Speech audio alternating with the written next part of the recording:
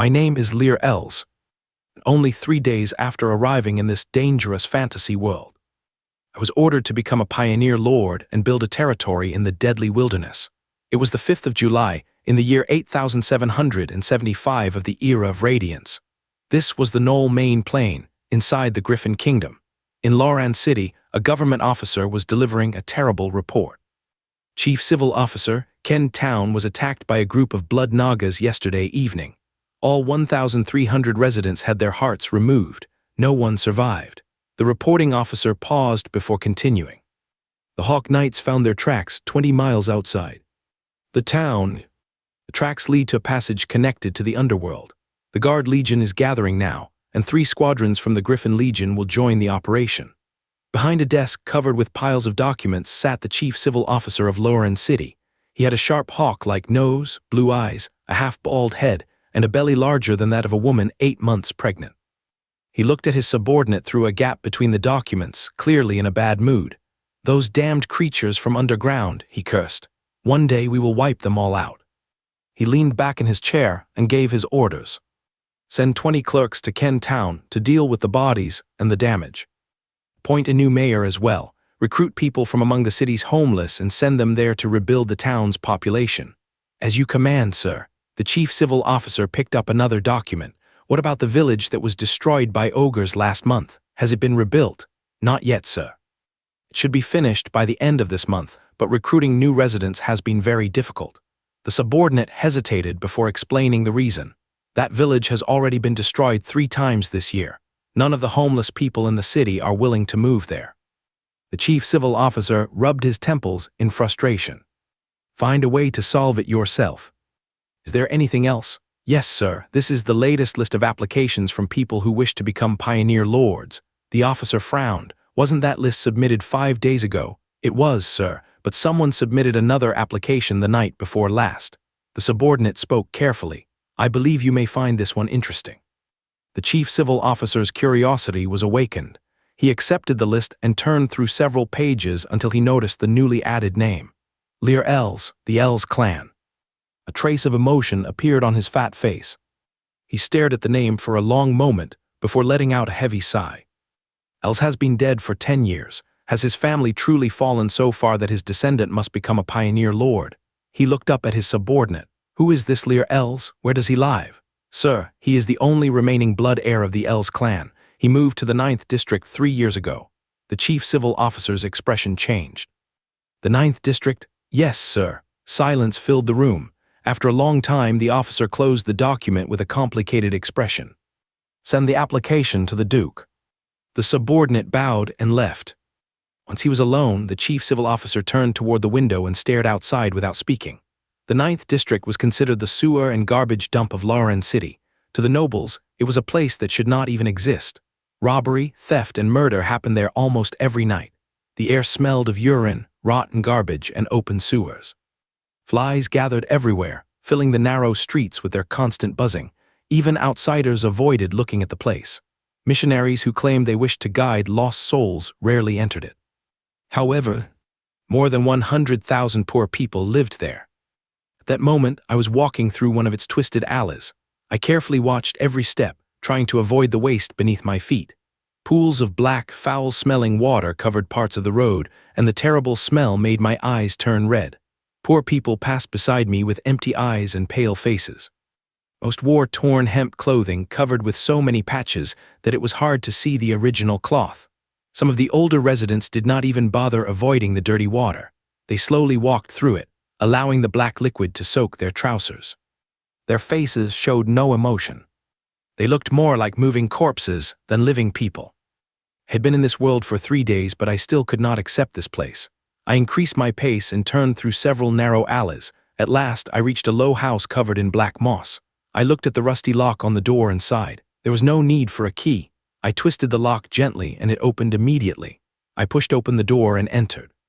The entire house was only around 12 square meters. There was no table, no chair, and almost no furniture of any kind. A broken low bed stood in one corner. 2 dirty and blackened covers rested on top of it. The words "bare walls" perfectly described this place. I sat down on the bed, but the moment I did, something underneath made me uncomfortable. I reached below the bed and pulled out 2 pieces of black bread. Each piece was about the size of my fist. They were as hard as stones and had deep bite marks on them. I stared at them in silence. Black bread.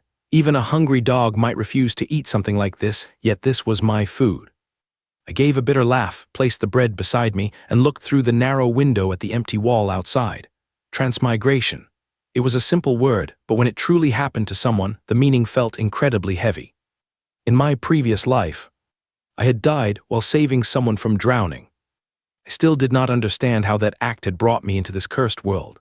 The civilization here was similar to medieval Europe, but this world also contained supernatural powers.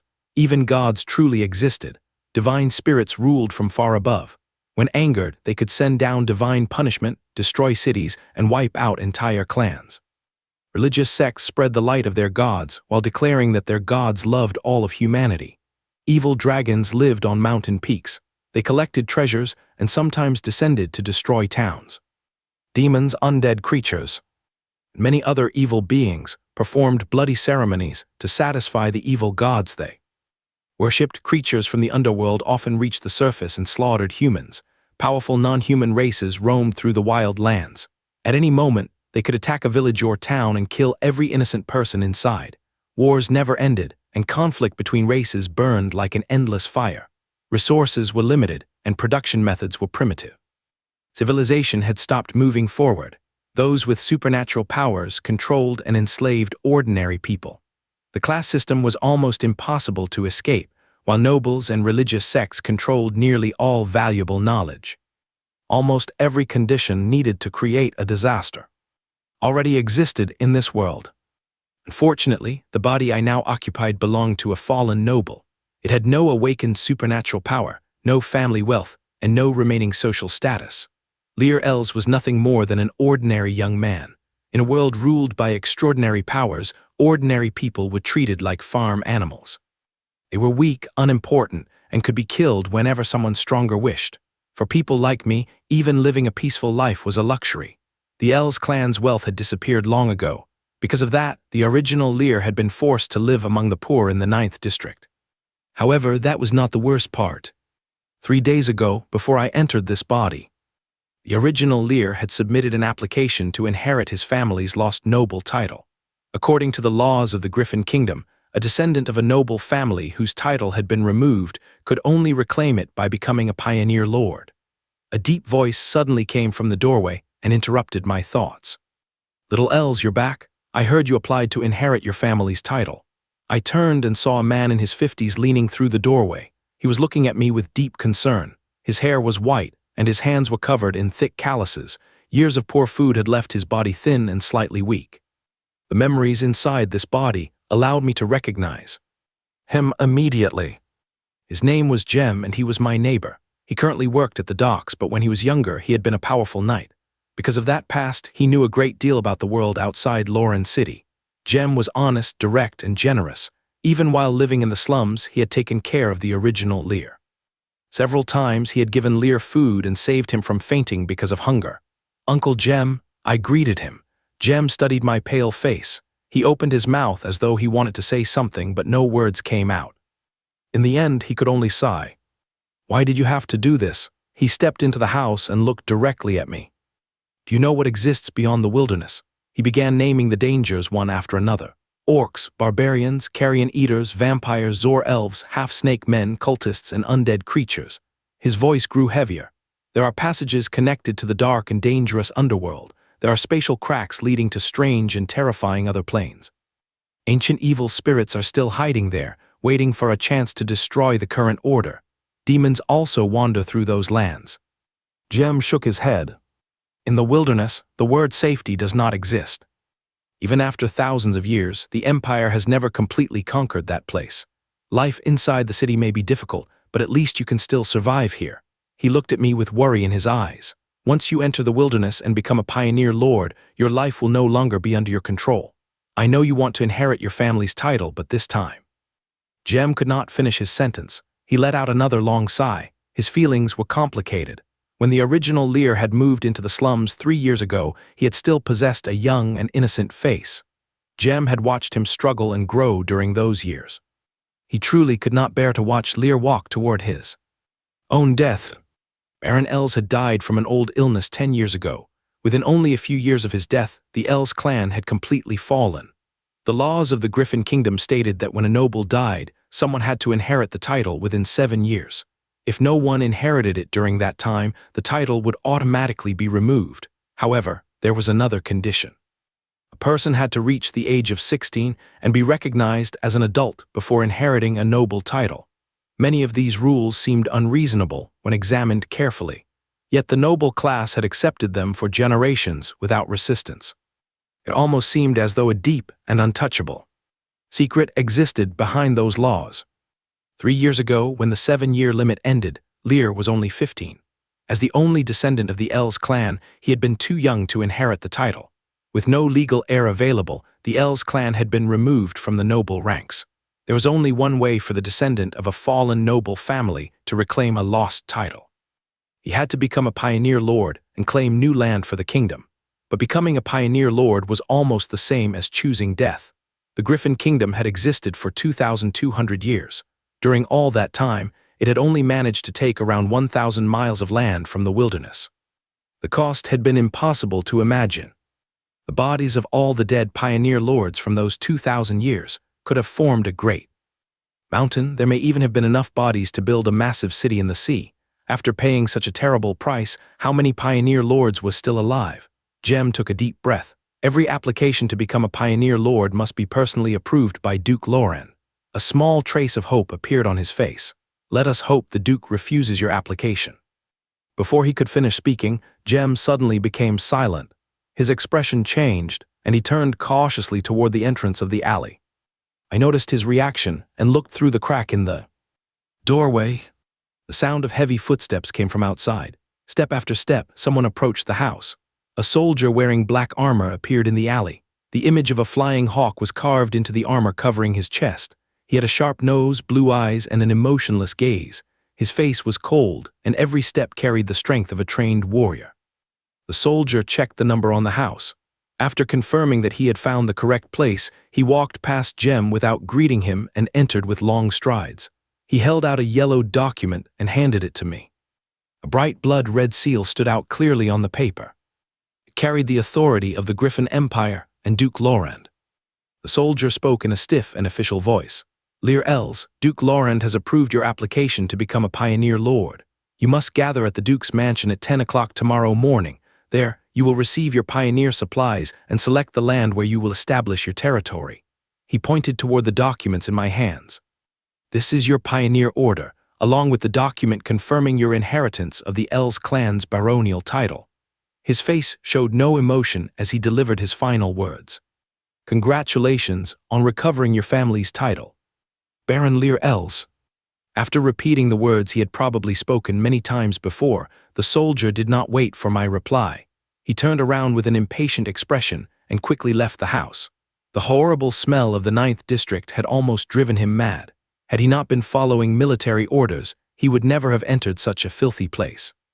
Inside his mind, the soldier cursed his assignment. He had traveled all the way into the slums simply to deliver orders to another foolish dreamer, yet he would receive no reward for doing it. There were always ignorant people who believed they could rise into the sky with a single jump. Did these people understand what the wilderness was truly like? The soldier himself was a level 10 high-tier knight, but even he did not dare enter the wilderness without careful preparation. Trying to build a territory and establish towns in such a place was no different from seeking death. After the messenger disappeared, Jem stared silently at the documents in my hands. I also had nothing to say. The original Lear had been crushed by years of poverty and hardship. He had seen no way to improve his life. He believed he would eventually die if he remained in the 9th District. Because of that, he decided to gamble everything. He would reclaim his title, leave the city, and search for wealth and power as a pioneer lord. However, before he could begin that journey, his weak body failed him. He suffered a terrible fall and died. That was when I entered his body. Now I would have to fulfill his dream of becoming a lord. I could not simply reject the order. According to the laws of the Griffin Empire, anyone who voluntarily applied to become a pioneer lord and then refused to enter the wilderness would be treated as a deserter, making excuses or refusing to follow the pioneer order would lead to the same punishment, death by hanging. This was a world filled with supernatural powers. Even escaping from the Empire would be almost impossible. I took a deep breath and looked at the documents in my hands. Many different emotions filled my eyes. Was it truly this difficult to do something as simple as staying alive? At that exact moment, a faint blue light appeared inside my mind. The light slowly gathered together until it formed a clear panel. The panel was covered with lines of text. I focused on the message written in front of me. Detected that you have become a lord. The intelligence system has automatically activated. Intelligence information can be refreshed. My eyes widened. An intelligence system. I immediately jumped to my feet. For the first time since arriving in this world, pure joy rushed through my heart. The intelligence system refreshes its information every 5 days. Today is the 5th, so the next refresh will be on the 10th, 15th, 20th, 25th, 30th, and then it returns to the 5th again. Each refresh updates 5 pieces of information, with values ranging from 1 star to 6 stars, from low to high. After 10 refreshes, there will definitely be 1 piece of information valued at 4 stars or higher. The information transmitted in his mind made Lear's heart overflow with surprise and joy. Hope, there is hope. Taking a deep breath, he looked at Jem with a worried expression. Uncle Jem, thank you for your concern. I'm okay. I need to be alone for a while. Jem gave him a deep look. Lear, I have some connections in the Adventurers Guild. If you ever need anything in this regard, just let me know. Saying this, he gently pressed the middle index and ring fingers of his right hand against his brow, then waved them towards the sky. May the goddess watch over you. Then softly closed the door and left the small, cramped house. Lear watched Jem's back disappear and took a deep breath. In this world, ordinary people can barely look after themselves, and it's so rare to find someone as loyal and helpful as Jem, who has done so much for Lear's former self. Quickly adjusting, he immediately looked at the blue panel in his mind. Following the instructions from the intelligence system, he silently recited the command to refresh the information. In the next moment, new text appeared on the panel. Since this is the first time refreshing information, the information value has received an additional boost. There will definitely be at least 1 piece of information valued at 5 stars or higher. Oh, an additional surprise. With eager anticipation, Lear watched as the blue panel in his mind displayed 5 pieces of information. 1. Dean, the officer responsible for distributing Pioneer Night supplies, after a night of consideration, plans to accept a 100 gold coin bribe from the Roar clan. Tomorrow, he will secretly apply for special Pioneer supplies to be given to the newly appointed Pioneer Lord, Oak Roar. Information value. 1 star 2. Tomorrow morning, a group of ogres will attack Windmill Town, 120 kilometers north of Wetland City, with their numbers exceeding 100. Information value. 1 star 3. At the 9th District Market, the 13th stall is selling red leaf tree seedlings, which are actually seedlings of the magic plant, magma fruit tree. Information value. 2 stars 4. The eldest daughter of the Laurend clan, Grand Mage Farina Laurend, who has reached level 16, is searching for the magic plant, blue crystal grass, located in a lily-filled valley 200 kilometers northwest of Laurend City. Information value, 2 stars. 5 refreshing. Altogether, there are 5 pieces of information, and 1 is still refreshing. Lear couldn't wait for the refreshing one and immediately started reading from the first piece. The first piece is about Dean, the officer responsible for distributing Pioneer Night supplies, accepting a bribe. Star, not highly valuable. Accepting bribes is quite commonplace in this nobility-ruled extraordinary world, and the other party is still in the preparation stage. Special Pioneer supplies are prepared for those noble families with a glorious history, and the Els clan is just a barren clan, which doesn't qualify, so this really holds no value for him. The second piece is about the ogre attack on Windmill Town north of Laurend City. 1 star value. Ogres are powerful creatures at level 6, generally over 3 meters tall and very fierce. This piece of information has limited value. He's never even heard of Windmill Town. The value of the 3rd and 4th pieces rose to 2 stars, immediately increasing their worth. The 13th stall at the 9th District Black Market is selling red leaf tree seedlings, which are actually seedlings of the magic plant, magma fruit tree. Magic plants are very rare in this world. Magma fruit is a primary material for alchemy potions, capable of quickly restoring magic power if consumed alone, and is priced high in the market. One of these can sell for 10 gold coins. An ordinary person working hard all year, without spending. can only earn 5 or 6 gold coins. Such magic items are unimaginable luxuries for ordinary people. Now they are selling such magic plant seedlings as red leaf tree seedlings. Red leaf trees are common outside the city, growing to maturity in 3 years with loose wood, only notable for being insect resistant. They're cheap, favored by the poor to build houses. The price difference between the two is astronomical. The potential profit is enormous. He decided to go there immediately to buy those seedlings, no matter what. Lear felt invigorated. The fourth piece of information is also very intriguing for Rena Lorand. The eldest daughter of the Lorand clan is searching for the blue crystal grass 200 kilometers northwest of Lorand City. Where is this? The largest city in the northern province of the Griffin Empire, Lorand City, and the Lorand clan is the ruler of this city, the sole sovereign. This city exists because of the clan. Verena Lorand, the clan's eldest daughter, who could she be? The flower of the north, princess of Lorand City, renowned magic prodigy of the empire. She became a level 16 grand mage at the age of 24, with the power to destroy cities, hailed as the Griffin Empire's star of tomorrow. One command from her can affect countless destinies. The intrinsic value of the magic plant suggested by the intelligence may not be high. But once a top aristocrat seeks it, its value would inevitably skyrocket. Lear pondered the potential value. If utilized well, this piece of information might procure enough funding for exploration. At that moment, the fifth piece of information quietly refreshed. Unlike the others, this information was glowing gold. Lear instinctively looked, and the 6-star symbol at the end made his heart stop abruptly. The highest value for information is truly 6 stars. This piece of information is a golden 6-star. After reading through it carefully, he felt a rush of blood from his back to his head. His eyes turned bloodshot. His 5 fingers tightened around the document. 5. A tomb raider gang has unearthed a cloudy crystal from an ancient tomb in the 9th District Black Market. It will be sold at the Black Market entrance, the 23rd stall, at sunrise on the morning of July 8th. This item is a broken divine format of the swamp god. By dropping blood on the crystal, one can control this part of the swamp divine format. Information value: 6 stars gold full star. Broken divine format of the swamp god. Lear saw this key information and felt dizzy. Gods are the most powerful and terrifying entities in this world. They are the world's rulers. Now such power is right before his eyes, within arm's reach. A 6-star golden piece of information, so terrifying, unimaginable. Lear took a deep breath, trying to calm his turbulent emotions. He couldn't have imagined that the intel this time would be so impactful.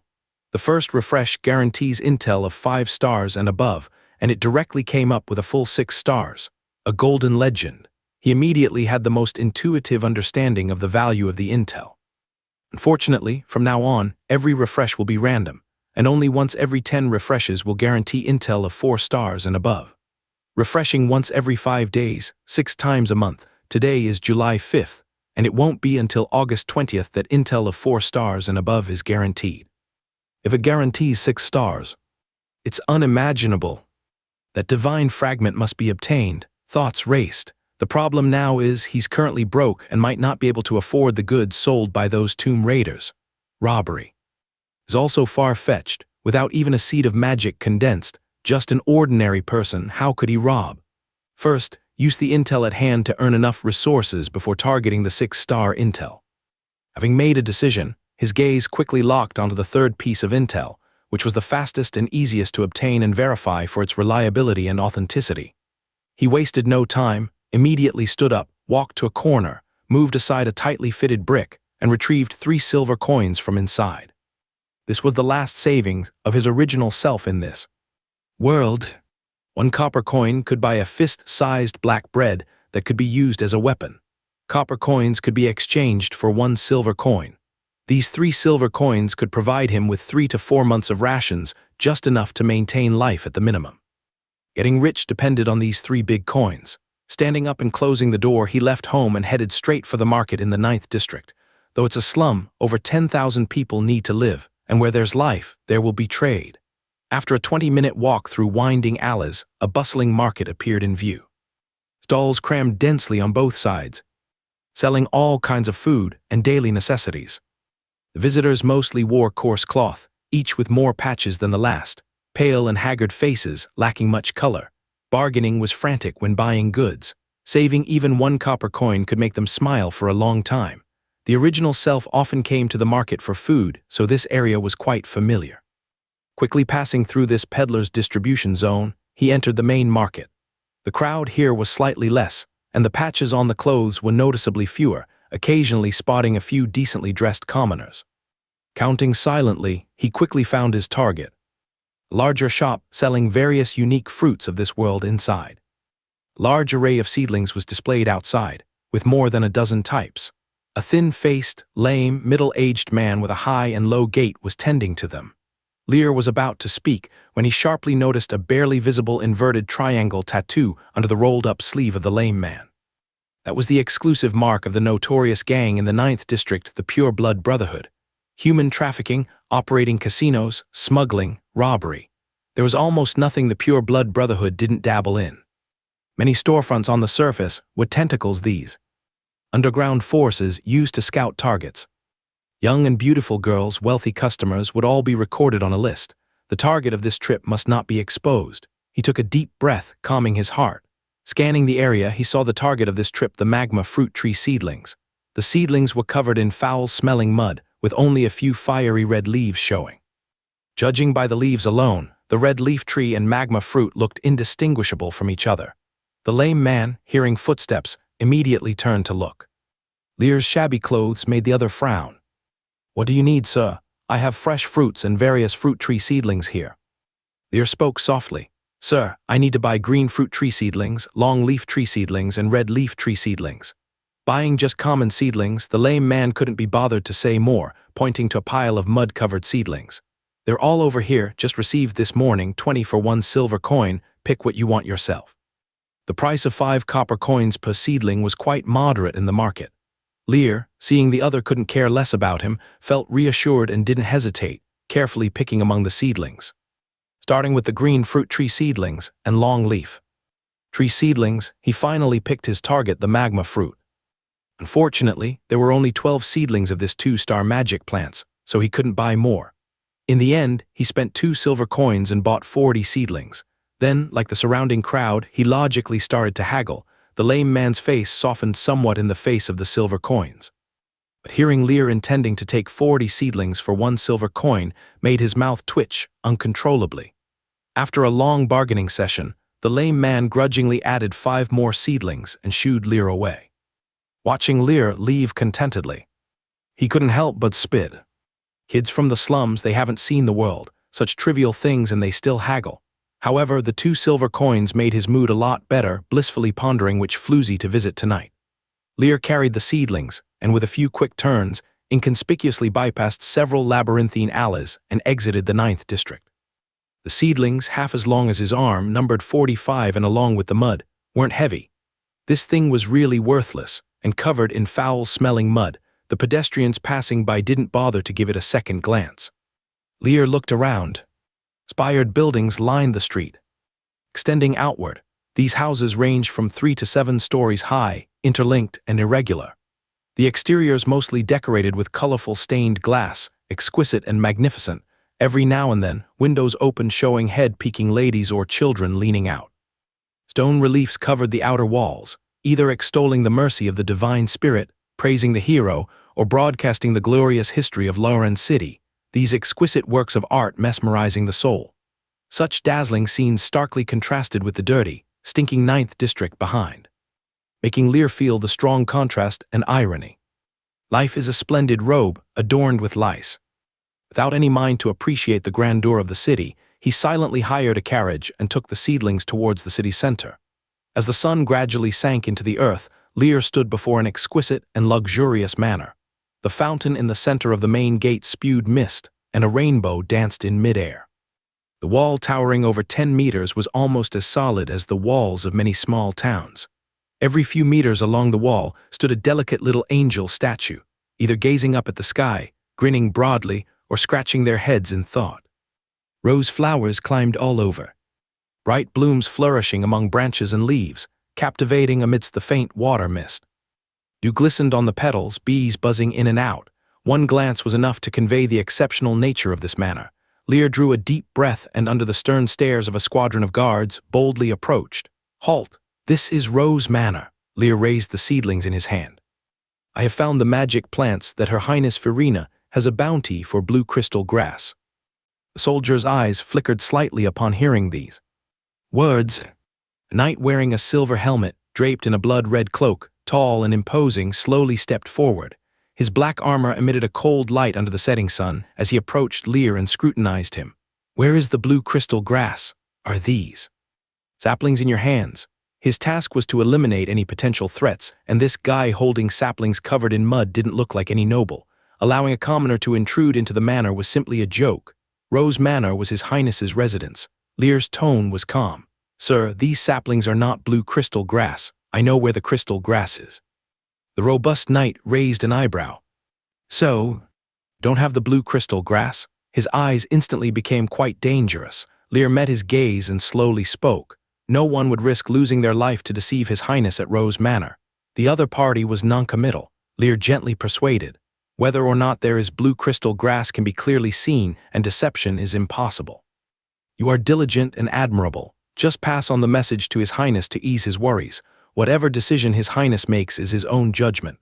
If there's any mistake, I'll take responsibility. At most, you'll be known for trying to help but not finding the right method. Perhaps His Highness will even commend you for your efforts." As these words left his mouth, the knight in the golden helmet's eyes flickered and his expression softened. Just as he was about to speak, a neighing sound echoed around. Lear instinctively turned to look. 7 pure white unicorns slowly pulled a flower-laden carriage, entwined with blooming roses as it came rounding the street corner. The wheels rolled over the cobblestone path, making a crisp sound. Where it passed, the plants on both sides of the street seemed to blossom in spring, instantly growing lush and verdant before the naked eye. The roses on the surrounding walls swayed without wind, as if they had come alive, cheering and rejoicing. Even the air was filled with a unique fragrance. The scene resembled the goddess of sprouting, driving her divine chariot. The 7 pure white horses slowly stopped before the manor gate, led by a blonde girl in a magnificent deep blue gown, whose looks were impeccable and presence remarkable. Even the daughters of some top nobles were only just comparable, yet such a stunning beauty was merely the carriage maid. She disembarked, slowly opening the carriage's rear door. The next moment, a tall, graceful figure elegantly stepped out. Her skin was as fair as jade, tender as a child of 3 or 5, with a flawlessly exquisite face, as if carved from pristine jade by a divine spirit, enough to be described as perfect. Her blue eyes were as brilliant and deep as gemstones, emitting a captivating glow that even a distant glance could enthrall mortals. Her long brown hair seemed to lose gravity, gently floating in mid-air. Her voluptuous figure was adorned in a pure black gown with rose-patterned dark floral ornaments, luxurious, noble, and elegant. Every gesture exuded boundless mystery and grace. Farina Laurent, the eldest daughter of the Laurent clan, the true princess of Laurent City, a magical prodigy who ascended to level 16 as a grand mage at the young age of 24. The pride of heaven, the jewel of Laurent City, the flower of the Northern Territory. The soldiers on guard now all placed their right hands over their chests, bowing their heads in the most humble posture. Even one more glance seemed to profane this noble and pure princess. Null World had 2 main extraordinary paths, knight and mage. By condensing the seed of life, one could become a knight, continuously enhancing the physical body and stepping into the extraordinary. This path further branched into professions like warrior, swordsman, thief, and others. By condensing the seed of magic, one controlled magic power and became a mage. Mage ranks were divided into mage apprentice, initial tier mage, middle tier mage, high tier mage, upper position mage, grand mage, and the more powerful crown mage and the supreme extraordinary mage. Each tier had 3 levels, so Null World had clear level distinctions. Levels 1-3 were mage apprentice, 4-6 initial tier mage, 7-9 middle tier mage, 10-12 high tier mage, 13-15 upper position mage, 16-18 grand mage, 19-21 crown mage. Level 22 and above were the world's top beings. Extraordinary mages. By initially awakening the seed of magic, one could become a level 1 mage apprentice, and as magic power grew, advanced to level 2, level 3. After reaching level 3, a breakthrough was necessary to rise to initial tier mage. Advancing every 3 levels was a hurdle. This pattern continued. The ultimate destination for most mages is the middle-tier mage of levels 7 to 9. Achieving levels 10 to 12 as a high-tier mage allows one to become a professor at the Griffin Empire's Royal Academy or a leader in the Mage Legion. And as a Grand Mage, one can cast powerful Tier 4 war magic, capable of destroying half a city given enough preparation time. It is a strategic power. At this moment, the Princess of Larand City is a level 16 Grand Mage. More importantly, Farina Larand is only 24 years old. She is recorded as the youngest magic prodigy in the history of the Griffin Empire.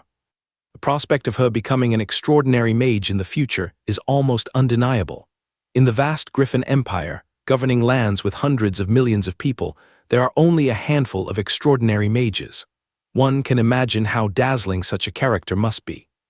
This flower of the Northern Territory not only enjoys great prestige in Larand City and the Northern Province, but also wields immense influence throughout the empire. Even without the title of the eldest princess of Larand City, she remains a figure who commands the respect and attention of the empire. After disembarking from the carriage, Farina Larand seemed to sense something. Her gaze fell toward Lear's location. Her eyes lingered for a moment on the sapling covered in mud. This is a sapling of the magma fruit. This seedling of a magic plant is indeed rare. The burly knight, noticing her gaze directed this way, immediately became excited. His eyes filled with fervor as he clutched his chest and bowed again. "Welcome, Your Highness." Lear watched as the man's hands trembled with excitement. His eyes narrowed slightly. He knew this flower of the Northern Territory was regarded as a saintess in Larand City. Everyone saw her as a divine maiden. Yet he couldn't help but feel a bit bemused. "Brother, is it really that necessary?" He gazed calmly at her, placed his right hand politely on his shoulder, and nodded slightly. He performed a noble greeting. "Greetings, Your Highness." This gesture shifted Farina's gaze from the sapling to him. Her eyes showed a hint of amusement. "I heard the air echoing your conversations. You know the location of the blue crystal grass." Air echoing conversations, Lear deeply felt the uniqueness of the extraordinary world. With such a thing, solving cases and catching adultery would be a breeze, wouldn't it? Of course, it's best not to eavesdrop in hotels. Staring into her brilliant blue eyes, he spoke evenly. "I inadvertently learned the location of the blue crystal grass. I heard that Your Highness offers a high reward." Farina paused and her expression turned somewhat peculiar. "You are after the reward?" Lear nodded naturally. "Your Highness, I have already inherited the family title, and in a few days I am to become a pioneer lord." Before he could finish speaking, Farina had already understood. "I need to brew a special magic potion which precisely requires blue crystal grass. It holds significant value to me." "What would you need in exchange, This Highness?" Perhaps she has never done business. She is quite direct. Lear spoke solemnly. Farina gazed into his calm, unflinching eyes that showed no fear or ulterior motives. She also glanced at his patched clothes, showing some intrigued interest. "It seems, sir, that you are a determined person with your own ideas. Might you tell me the location of the blue crystal grass first? Once retrieved, I will certainly give you a reward you will be satisfied with." Lear was straightforward as well. 200 kilometers northwest of Larand City, in a valley where the lilies bloom. The value of information lies in its realization. Selling messages to those in need reaps greater value. Seeing Lear's decisive manner, Farina was somewhat surprised. Her gem-like eyes stared at him with curiosity. "Aren't you afraid I might break the agreement? After all, I am the Princess of Larand City in your words, and if I break a promise, no one will believe your accusations." Lear stared unwaveringly into her eyes, glanced at the intelligence panel where the information gleamed gloriously with 6 stars, and calmly replied, "Not afraid. The cost of breaking the agreement perhaps you cannot afford." "Are you so confident?" Farina's eyes held a bit more interest. Lear smiled gently. "Your Highness's reputation is such that even the children of the 9th District sing praises. Why would you deceive me over a mere blue crystal grass?" Farina's sapphire-like eyes narrowed slightly. Of course, this was a lie, but what intrigued her was the unwavering confidence and determination in the other's eyes just a moment ago. It seemed as if, should she dare to break her promise, the other might actually do something. She chuckled, her gaze shifting to the silver-helmeted knight still in a state of excitement. "Raquel, take your men to retrieve the blue crystal grass. Depart immediately." The knight, receiving the goddess's personal order, instantly surged with an exaggerated spirit. He knelt on one knee, his gaze full of fervor. "At your command, your highness." The firmness and oath-like tone left Lear quite moved. For the people of this world, speaking a word with such an imperial lady of nobility was a great honor. However, for someone not in their ranks, he not only felt no honor but found it somewhat amusing. "Stand up just to leave." Her flaxen hair fluttered in the air, accentuating Farina's extraordinary mystery. Slowly, she lifted her gaze to the sky. She chanted a soft spell. The next moment, the clear cry of an eagle echoed through the sky. A massive shadow swooped down from the heavens, throwing a giant shadow on the ground. Whoosh, the air howled, the wings flapped, and cyclones swirled fiercely. The dark silhouette landed slowly on the ground. The head of a falcon, the body of a lion, with a wingspan of over 10 meters on its back. Ember eyes emitted an arrow-like sharpness, a sharp, hooked beak filled with ferocity. Griffin, the foundation upon which the Griffin Empire stands, the strongest force in Loren City. Every adult Griffin possesses the power of an upper knight, capable of reaching level 12. This is a rank capable of commanding a small unit in the Royal Legion. The Griffin stood on the ground, its shoulder height surpassing 3 meters, the lion's body brimming with explosive strength. Just standing before such a creature, one could feel its suffocating pressure. Faced with a 1-meter-tall, 100-pound wolfhound, one could feel the pressure of a beast. This fantastical creature, weighing 3 to 4 tons, exerted nearly unbearable pressure. Lear's eyes lit up with fervor. This might be the allure of this world extraordinary life that doesn't exist on Earth. He felt that riding a griffin soaring through the sky was far more fulfilling than riding alongside the goddess. Farina seemed to recall something, turning to look at Lear. She was surprised to find that this youth, yet to cultivate a seed of magic, was not trembling in fear under the griffin's presence. Instead, his eyes shone with a different kind of light, as if he saw a long-desired toy. Such a ferocious creature as the griffin, a killing machine on the battlefield, was being treated by an ordinary person as a toy. Her eyes narrowed slightly. She couldn't quite grasp where his confidence stemmed from. "Go, Raquel." The silver-helmeted knight raised his head high, like a triumphant returning general. Mounted the ferocious magical creature under the envious eyes of all the soldiers. The griffin's lion body pushed off the ground fiercely, wings flapping wildly. A cyclone erupted, stones scattered, and the trees and grass shook violently. The lift carried the massive creature swiftly into the sky. Chirp after a sharp eagle's call, it disappeared into the heavens. Farina looked at Lear with a hint of deeper meaning and spoke softly. "I have yet to know your name." "Lear Els, I greet your highness." Lear placed his right hand on his shoulder, once again indicating a noble's greeting.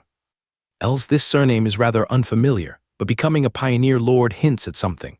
Surely his ancestors once shone, but as for now, his clothing says it all. Farina nodded slightly. "Lear, may I buy the magma fruit sapling in your possession? I have new research that requires it." It takes 20 years for a magma fruit to grow from a sapling to bearing fruit, requiring continuous cultivation along the way, and that's the shortest time. You can ask someone about it later if you like. After speaking, he added another sentence. "Of course, I will pay you adequately." 20 years to bear fruit. Lear's mouth twitched, thinking by the time it fully grows, the dailies would have withered away. Only time-honored noble families with thousands of years of heritage can afford to nurture something so slowly after all. "I naturally trust your highness. If needed, I will sell it together to you." With that, he directly took out 12 mud-covered magma fruit seedlings from the sapling. He handed them over. The surrounding soldiers turned green with envy upon seeing this scene. Farina was somewhat stunned at this sight as well. She smiled unconcerned and directly took the mud-covered seedlings. The contrast between her fair fingers and the mud-covered seedlings was striking. The next moment, the previously drooping seedlings seemed to be blessed by the goddess of sprouting and visibly perked up, teeming with vitality. Tomorrow morning is when the next batch of pioneer knights will choose their pioneer territories. After you've chosen your territory, Sir Lear, I'll provide you with the compensation. Is that okay? At that time, it will surely satisfy you. Lear narrowed his eyes slightly. Certainly. Agreeing, he then spoke softly again. However, I am a bit short of funds at the moment. Could I borrow 100 gold coins from your highness? The soldiers observing silently were now shocked, wondering if they misheard. This guy is asking the princess for money, this unknown, down-and-out noble who crawled out of the slums. just handed a filthy sapling to Her Highness and shamelessly dared to ask his princess for money. Such filthy deeds were being used to insult the princess. They felt as though their goddess was being defiled. Outrageous. Farina was baffled by Lear. As the princess of Lauren City, a level 16 Grand Mage, she's encountered many strange people, but it was the first time someone asked her for money. What kind of mind is this? Laughing helplessly, she waved to the maid behind her. Jasmine, fetch 100 gold coins for Sir Lear. Saying this, she gave him a half-smile look. Anything else you desire, sir? Lear was full of praise. Your Highness is generous, magnanimous, worthy of admiration. Farina couldn't help but laugh. As long as you are satisfied, sir, you can see me again once you receive the assigned territory tomorrow. Saying this, she looked towards the maid behind her. I'll make arrangements and someone will guide you into the manor when the time comes. Lear nodded. Then I thank your Highness in advance. Just then, the blonde maid named Jasmine stepped forward, retrieved a cloth bag from somewhere and handed it to Lear. Here are 100 gold coins. Lear reached out to take it, opened it to check that everything was in order and tucked it away. Seeing his unabashed demeanor, Farina smiled wryly. This guy. With the startup funds in hand, Lear didn't want to linger and, after a few polite exchanges, bid farewell and left directly. Farina and her maid watched as Lear disappeared quickly, feeling inexplicably that this guy might have just come for the 100 gold coins. They exchanged glances, amused, unsure how to describe their inner feelings. Standing before you is the eldest princess of Lauren City, and all you ask for is gold coins. Having achieved his goal, Lear couldn't care less about what others thought. The magma fruit tree seedlings, which he had inquired about the prices before coming here, could be sold for more than 30 gold coins elsewhere. Another piece of news was that the blue crystal grass could fetch 50 gold coins. He originally didn't expect Her Highness to offer any additional gains. These 100 gold coins were already beyond the budgetary income. Taking what's given, even if earning a bit less, was certainly not a loss. Wise gambler doesn't only rely on a perfect hand, but knows when to leave the table. The smartest don't even gamble, but right now, he had no choice but to do it himself. As for the supplies Farina promised him, they were considered an extra gain. The substantial profit earned from using two-star pieces of news filled his wallet within half a day. Could the 2 pieces of 1-star information be utilized? Lear shook his head. Without any channels, their value was indeed limited. In thought, his gaze fell upon the 5th 6-star golden piece of information. Swamp Divine Format. On the morning of July 8, the dragon shall ascend from all 4 seas.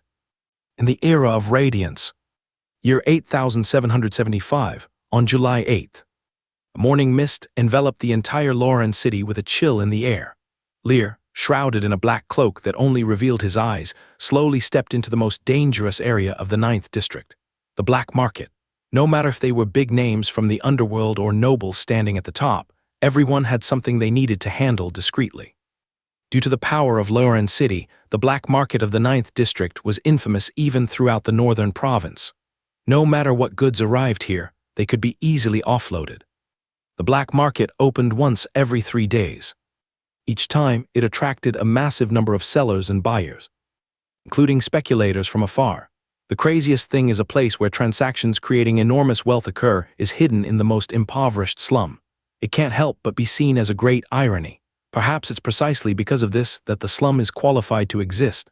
The black market was established amid ancient building ruins, with few buildings intact. Once the black market closed, it became an empty ghost town.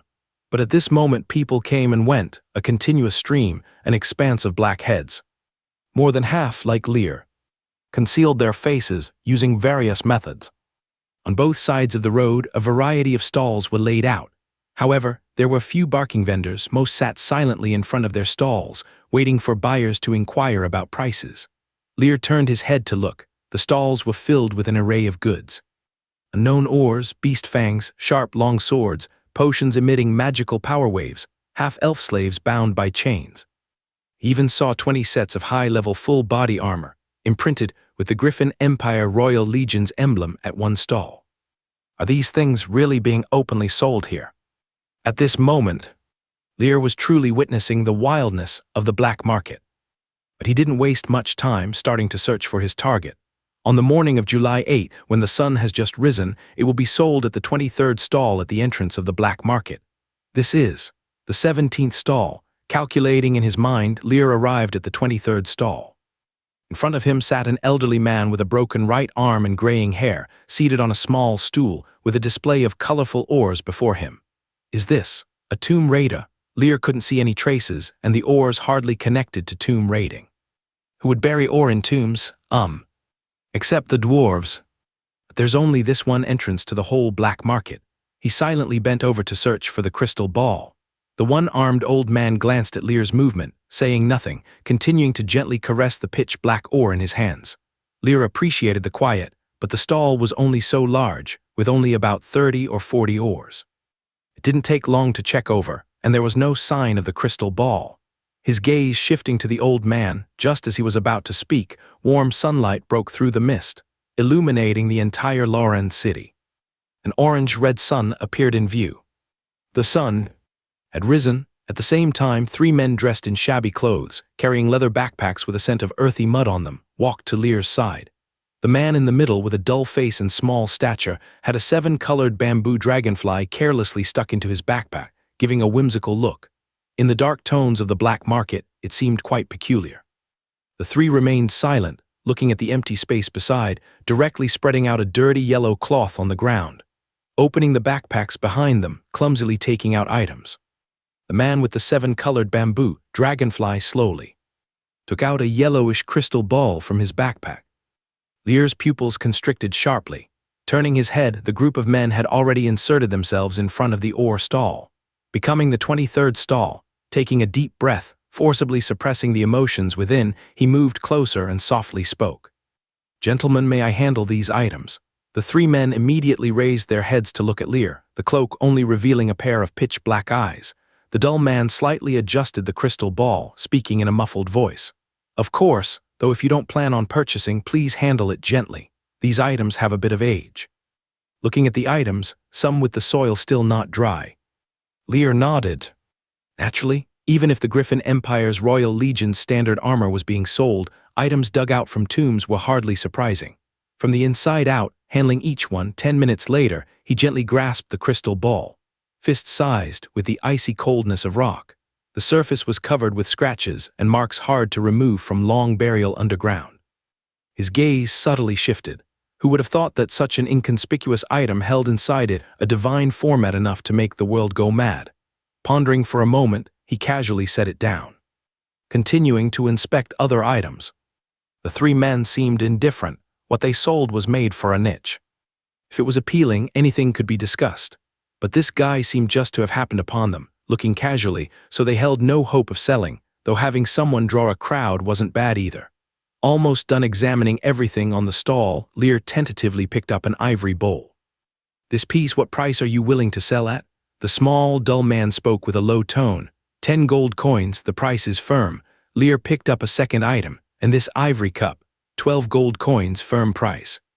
After inquiring about 7 or 8 items, he lightly pointed. "This crystal ball, 10 gold coins." At the price, Lear's eyes fixed. After asking about several more items' prices, he tangled over 7 choices, gradually putting back 4 of them, leaving 3. "Gentlemen, if I buy these 3 at once, could there be a small discount?" Seeing Lear genuinely intended to purchase, the man's face became a bit more expressive, no longer a deadwood appearance. Even the one-armed old man selling ore turned to glance. "These were obtained at great risk. We never change the price. But if you're sincere, then take these 3 for 28 gold coins." Lear's gaze stirred slightly, seriously. "How about 20 silver coins? Let's become friends." The man's face changed at Lear's offer. This wasn't just haggling, it was robbery. "Impossible, we risked our lives for these. Absolutely impossible at that price." With the act needing to be thorough, a series of intense price negotiations later, Lear purchased 3 ancient items freshly raided from a tomb for 20 gold coins. That yellowish crystal ball was included. Both parties were satisfied with the transaction. Only the old man selling ores felt a pang of regret in his eyes. Had he known Lear was this foolishly generous, he would have introduced himself. Who knew this guy was so easy to fool? Lear packed the items away, suddenly spotting the unique 7-colored bamboo dragonfly on the man's backpack. Hesitated, he spoke softly. "Sir, this dragonfly, is there any chance you'd part with it?" The man paused, then silently removed the dragonfly, revealing a faint smile. My daughter gave this to me this morning. If you'd like it, it's yours. Daughter, Lear remained silent. In this cannibalistic world, who doesn't have unspeakable situations? Thank you for your generosity. Holding the whimsically charming 7-colored bamboo dragonfly, Lear slowly exited the black market, his face calm, but his heart roiling with emotions. Swamp divine format, the most core item of a divine spirit, the world's most precious treasure now in his possession, something enough to drive anyone to madness. The corners of his mouth under the hood slightly raised, then gradually expanded until they became a wild grin. In merely 2 days, he already possessed the ultimate trump card. Lear walked out of the black market, and as he left the 9th district, the intelligence system in his mind suddenly stirred.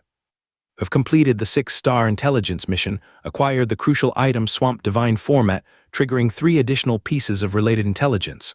Note: each time 4-star or higher intelligence is completed, additional related intelligence can be triggered. 1.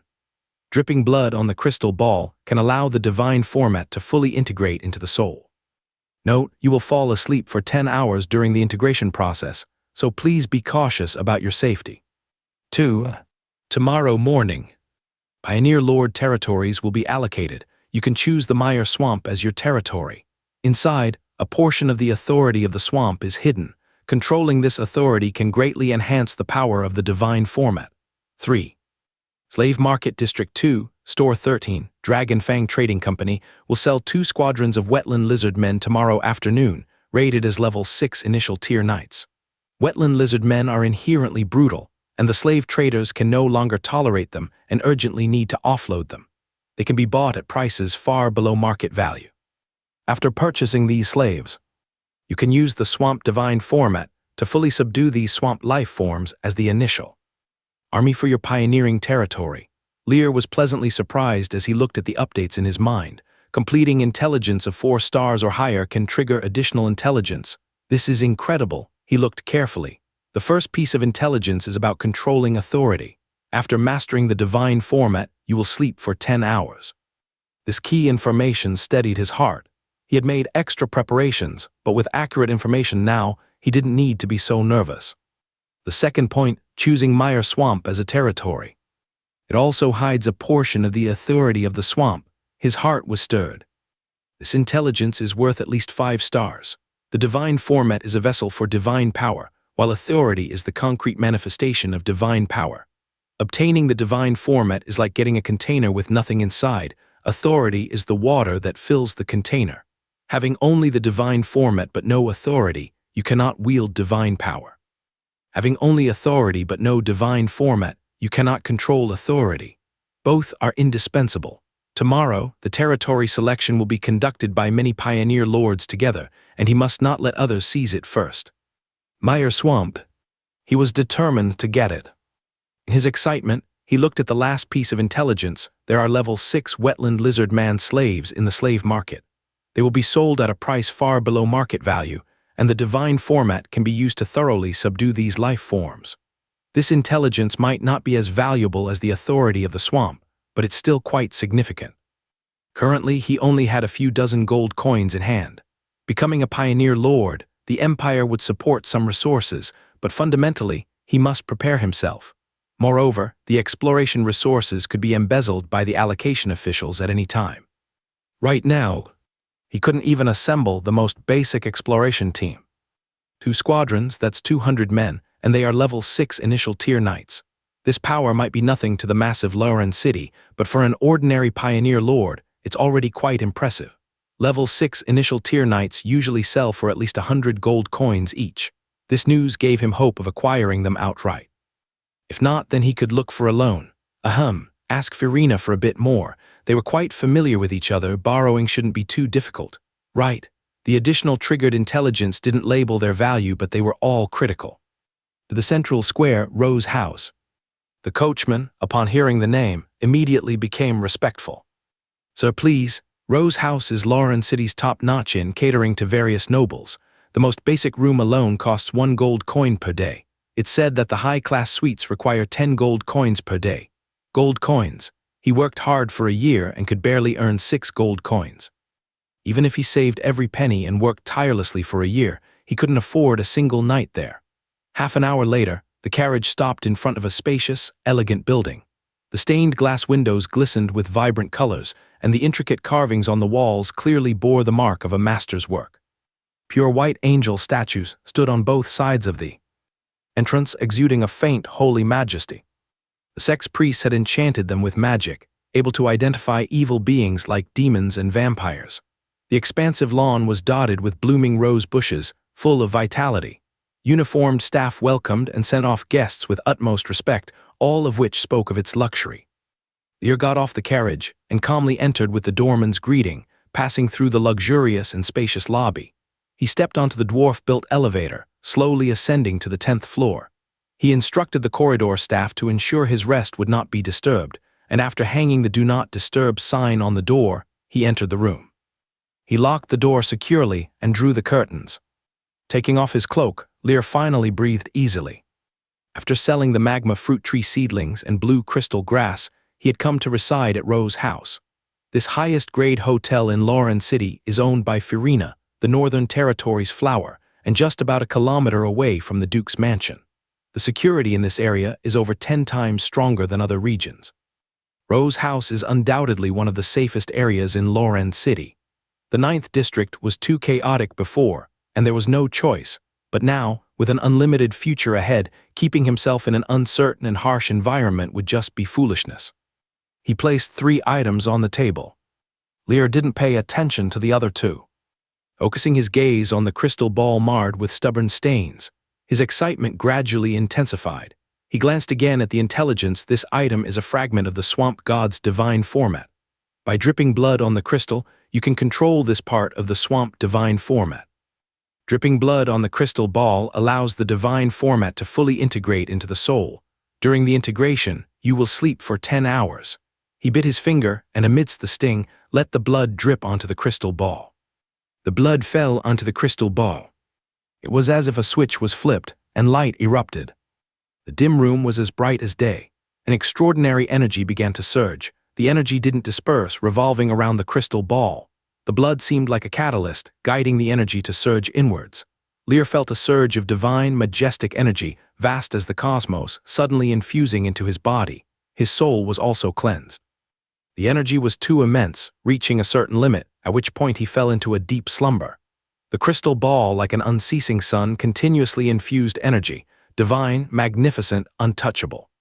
It lasted for a full 5 hours before slowly calming down.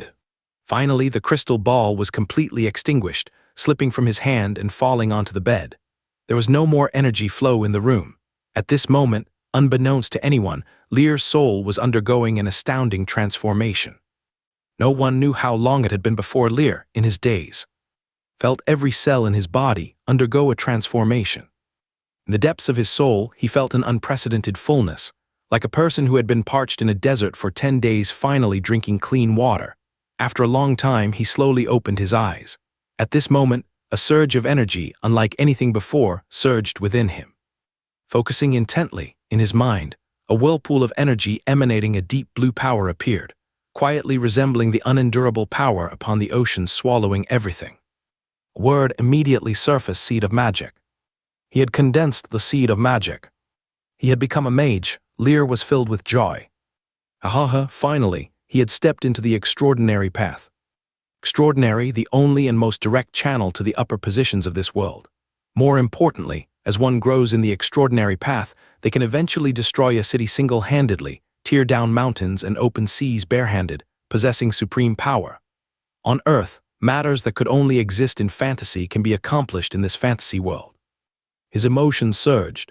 The seed of life is the extraordinary path for knights, condensing in the heart, whereas the seed of magic is the extraordinary path for mages, gathering in the mind.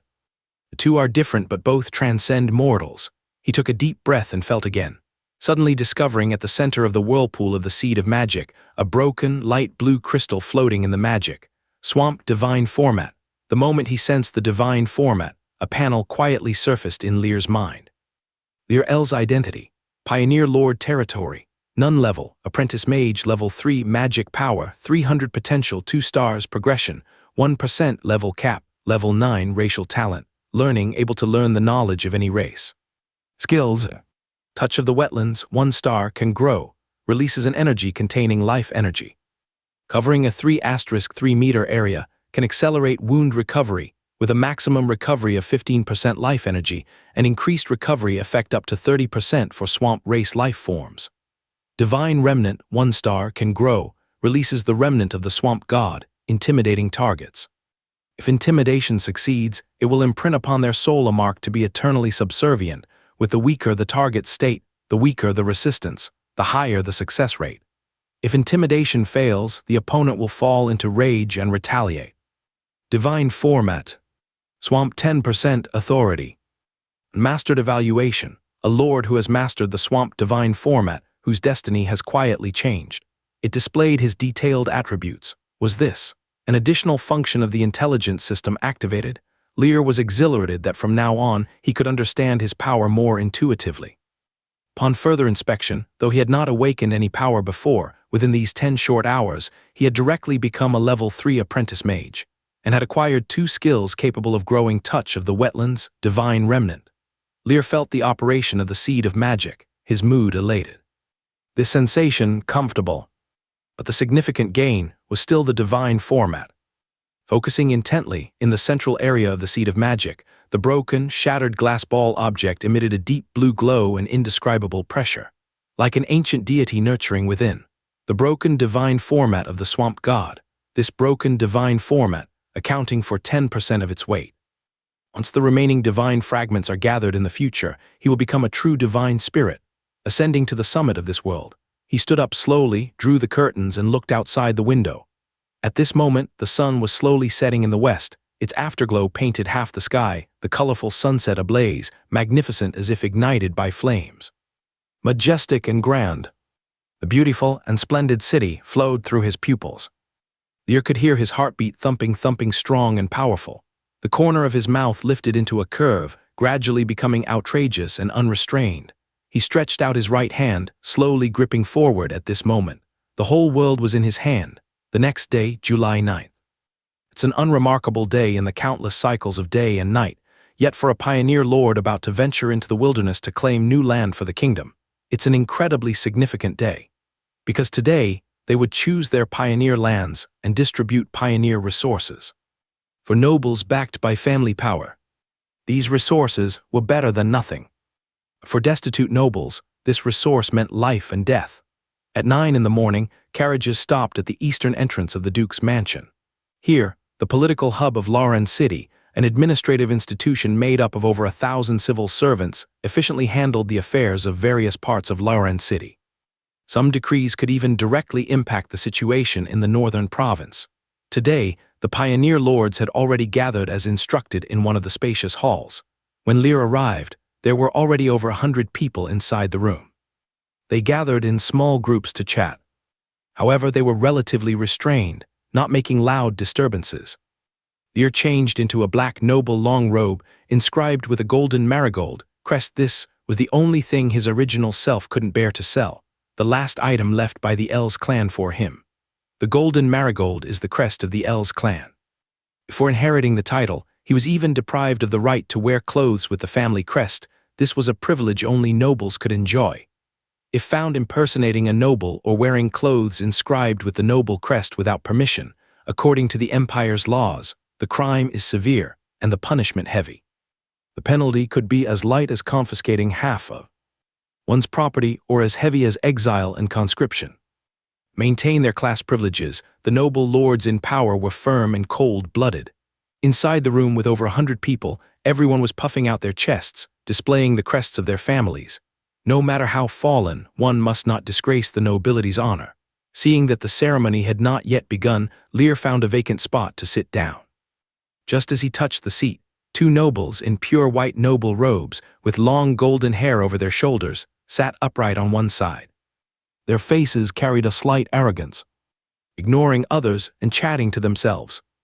The elder one spoke with some sentiment. Before the departure of the pioneer lord every year, the Duke would send confidants to bless and encourage, and even 5 years ago, the Duke personally attended. Truly enviable are those people who can meet such legendary figures as the Duke. He is the strongest extraordinary in our northern territory. 100 years ago, he killed an adult giant dragon barehanded, the younger one said proudly. When we build towns on the conquered wilderness, the Duke will naturally summon us. The other nodded approvingly. Indeed. However, it is said that this year Her Highness Farina might come to encourage the practice. As he spoke, his tone took on a fervor.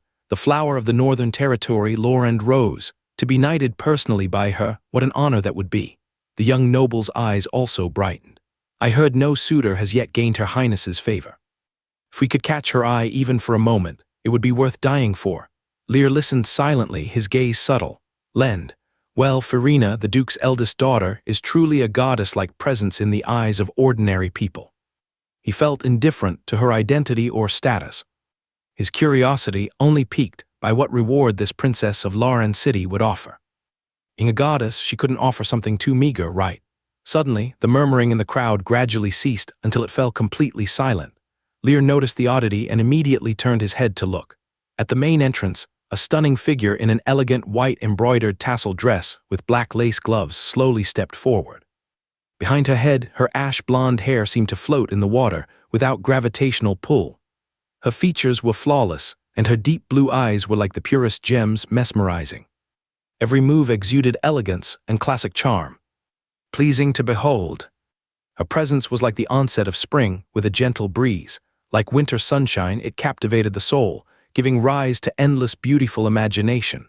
Her Highness Farina. It was now that these pioneer lords awoke from their dreams. One by one they thrummed their chests and bowed towards this flower of the Northern Territory, the Empire's star, expressing with the humblest posture their most genuine feelings. The two proud peacock-like noble heirs beside him were now blushing with excitement, suddenly kneeling on one knee, seemingly longing to climb up and kiss the path she walked. Their demeanor left Lear in awe. Step by step, the stunning figure moved through the crowd, her gaze landing on the composed Lear. Their eyes met. Lear gently placed his right hand on his shoulder and slightly lowered his head, a standard noble gesture of greeting. Farina's eyes revealed a slight smile, and she also gently touched her shoulder in return. For others, they merely received the etiquette of subordinates or even servants. As a reverend, she only needed to nod in acknowledgement. Peers were the only ones qualified to receive her return courtesy. Good day, Mr. Lear Els. Upon hearing her initiation, Lear also nodded lightly. Good day, Her Highness Farina. The two noble heirs kneeling on one knee, below suddenly, raised their heads to look at Lear beside them, their eyes filled with disbelief. Who is he who warrants a personal greeting from the goddess? Their solemn knightly salute hasn't even drawn her a second glance. They inexplicably felt like clowns from a circus, amusing and comic. The knightly etiquette symbolizing honor became extremely awkward. Farina's simple greeting made Lear's thin figure the focus of the entire crowd. But neither of them paid attention to the gazes of others. Farina, a level 16 Grand Mage, the pride of the Empire, Princess of Lauren City, was always the center of attention, the undisputed main character and focus wherever she went. The gazes of these pioneer lords held no value. Whether it was the intelligence system or the divine format, Lear had enough confidence. After fusing with the divine format, his mindset had transformed. Even the outstanding northern flower, Farina, couldn't stir his inner peace. Gracefully stepping onto the high platform in the hall, Farina's deep, gem-like eyes slowly swept over the crowd. Her voice was unhurried, growing from soft to powerful until it was strong and forceful. The Griffin Empire was built amidst ruins. It has been passed down for over 2,000 years. Our ancestors all made great contributions to the Empire. They have all shed blood for the Empire. Every one of them had a glorious past and left an indelible mark in history. No matter how long we have fallen, no matter how ancient and dilapidated, we will never forget those glorious days.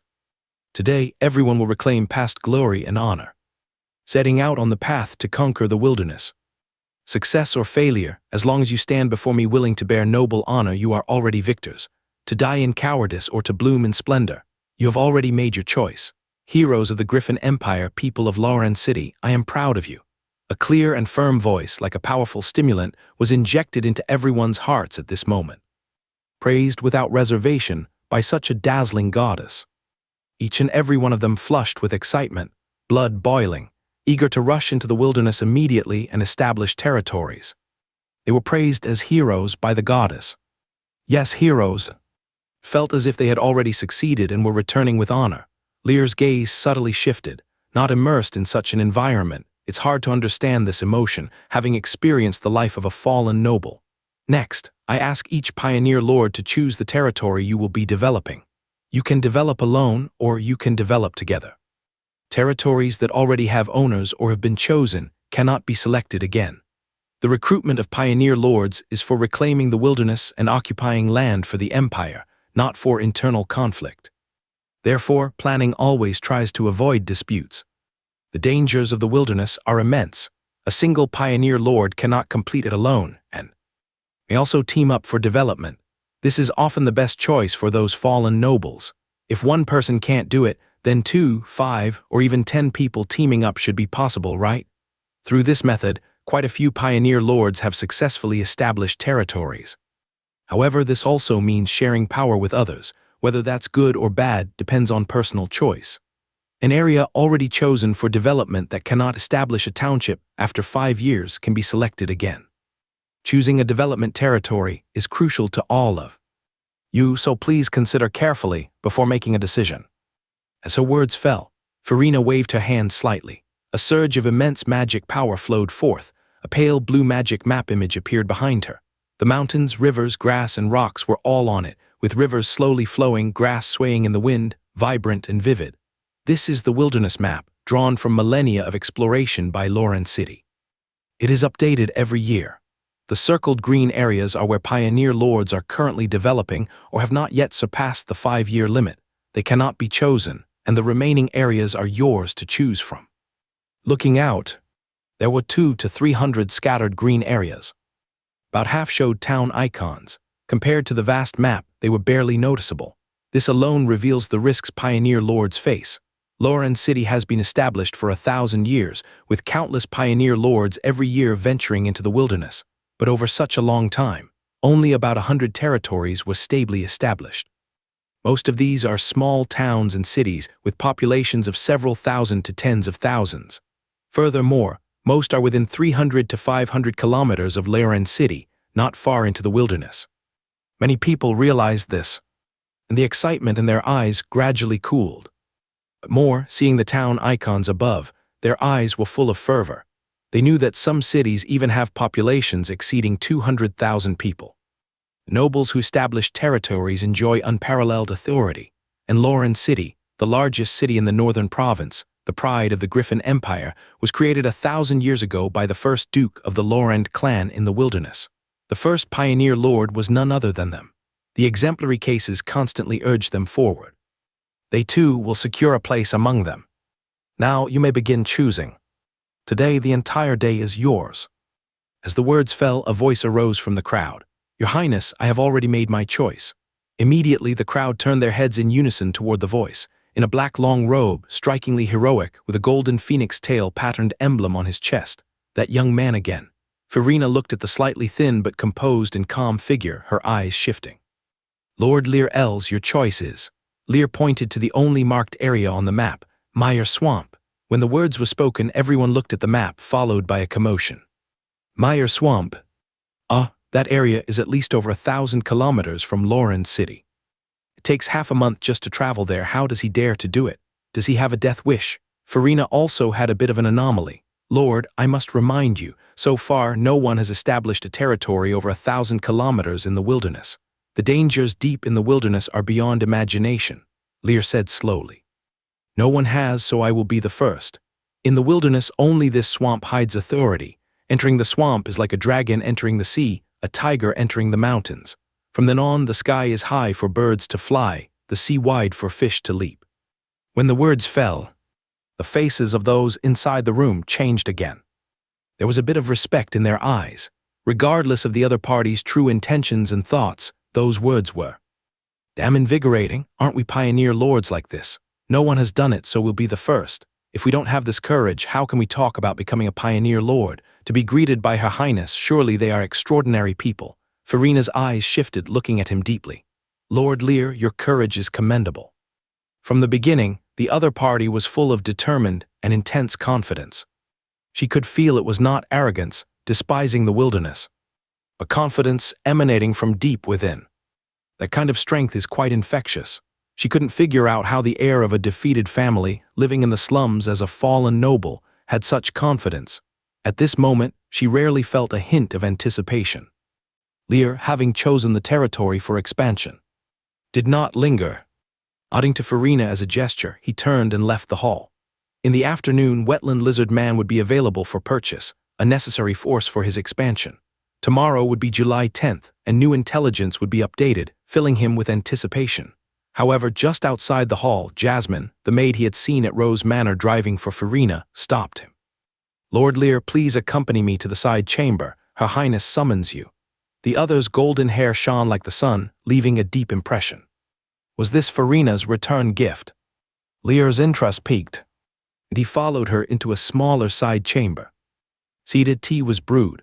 After a short wait, an elegantly poised figure gracefully entered, her auburn hair floating in the air, mysteriously enchanting. "Lord Lear, you've waited long enough." Lear looked at this person, admired by countless others as an earthly beauty. "Does your Highness have other matters to instruct?" Farina approached and gazed at him with interest. "Lord Lear, you're still owing me 100 gold coins, planning to leave without saying anything." "It's money I borrowed based on my skills." Lear justified himself with confidence. "We're all friends here. Once I've earned from the territory expansion, I'll pay you back double." "Friends?" Farina chuckled. "That would indeed be my honor." After exchanging light-hearted banter, she continued without waiting for his response. "Your choice of Mire Swamp was indeed unexpected to me. However, I believe it's a well-considered decision, so I'll refrain from saying much. Yesterday, the blue crystal grass was retrieved." Her face showed considerable gratitude as she spoke. "It's a magic plant essential for my advancement. You've done me a great favor." The item needed for advancement? No wonder the eagerness. Only then did Lear understand. However, the other party is already a level 16 Grand Mage, seeking advancement. Heading towards level 17, a genuine genius. Her Highness loaned me 100 gold coins, which also greatly aided me. I'd say we've settled our accounts. She obtained her advancement item and he did as well. What he gained was 100,000 times more. Farina smiled warmly. "Lord Lear, the account can't be settled like that. I took the liberty to understand your circumstances, so I specifically prepared some resources for your lordship. I hope they help you." Jasmine.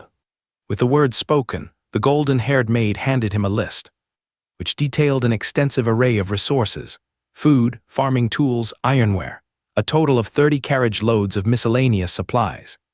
Additionally, the main highlight 1,000 gold coins in cash, 200 sets of Lauren City's Guard Legion's standard armor, along with 100 slave artisans.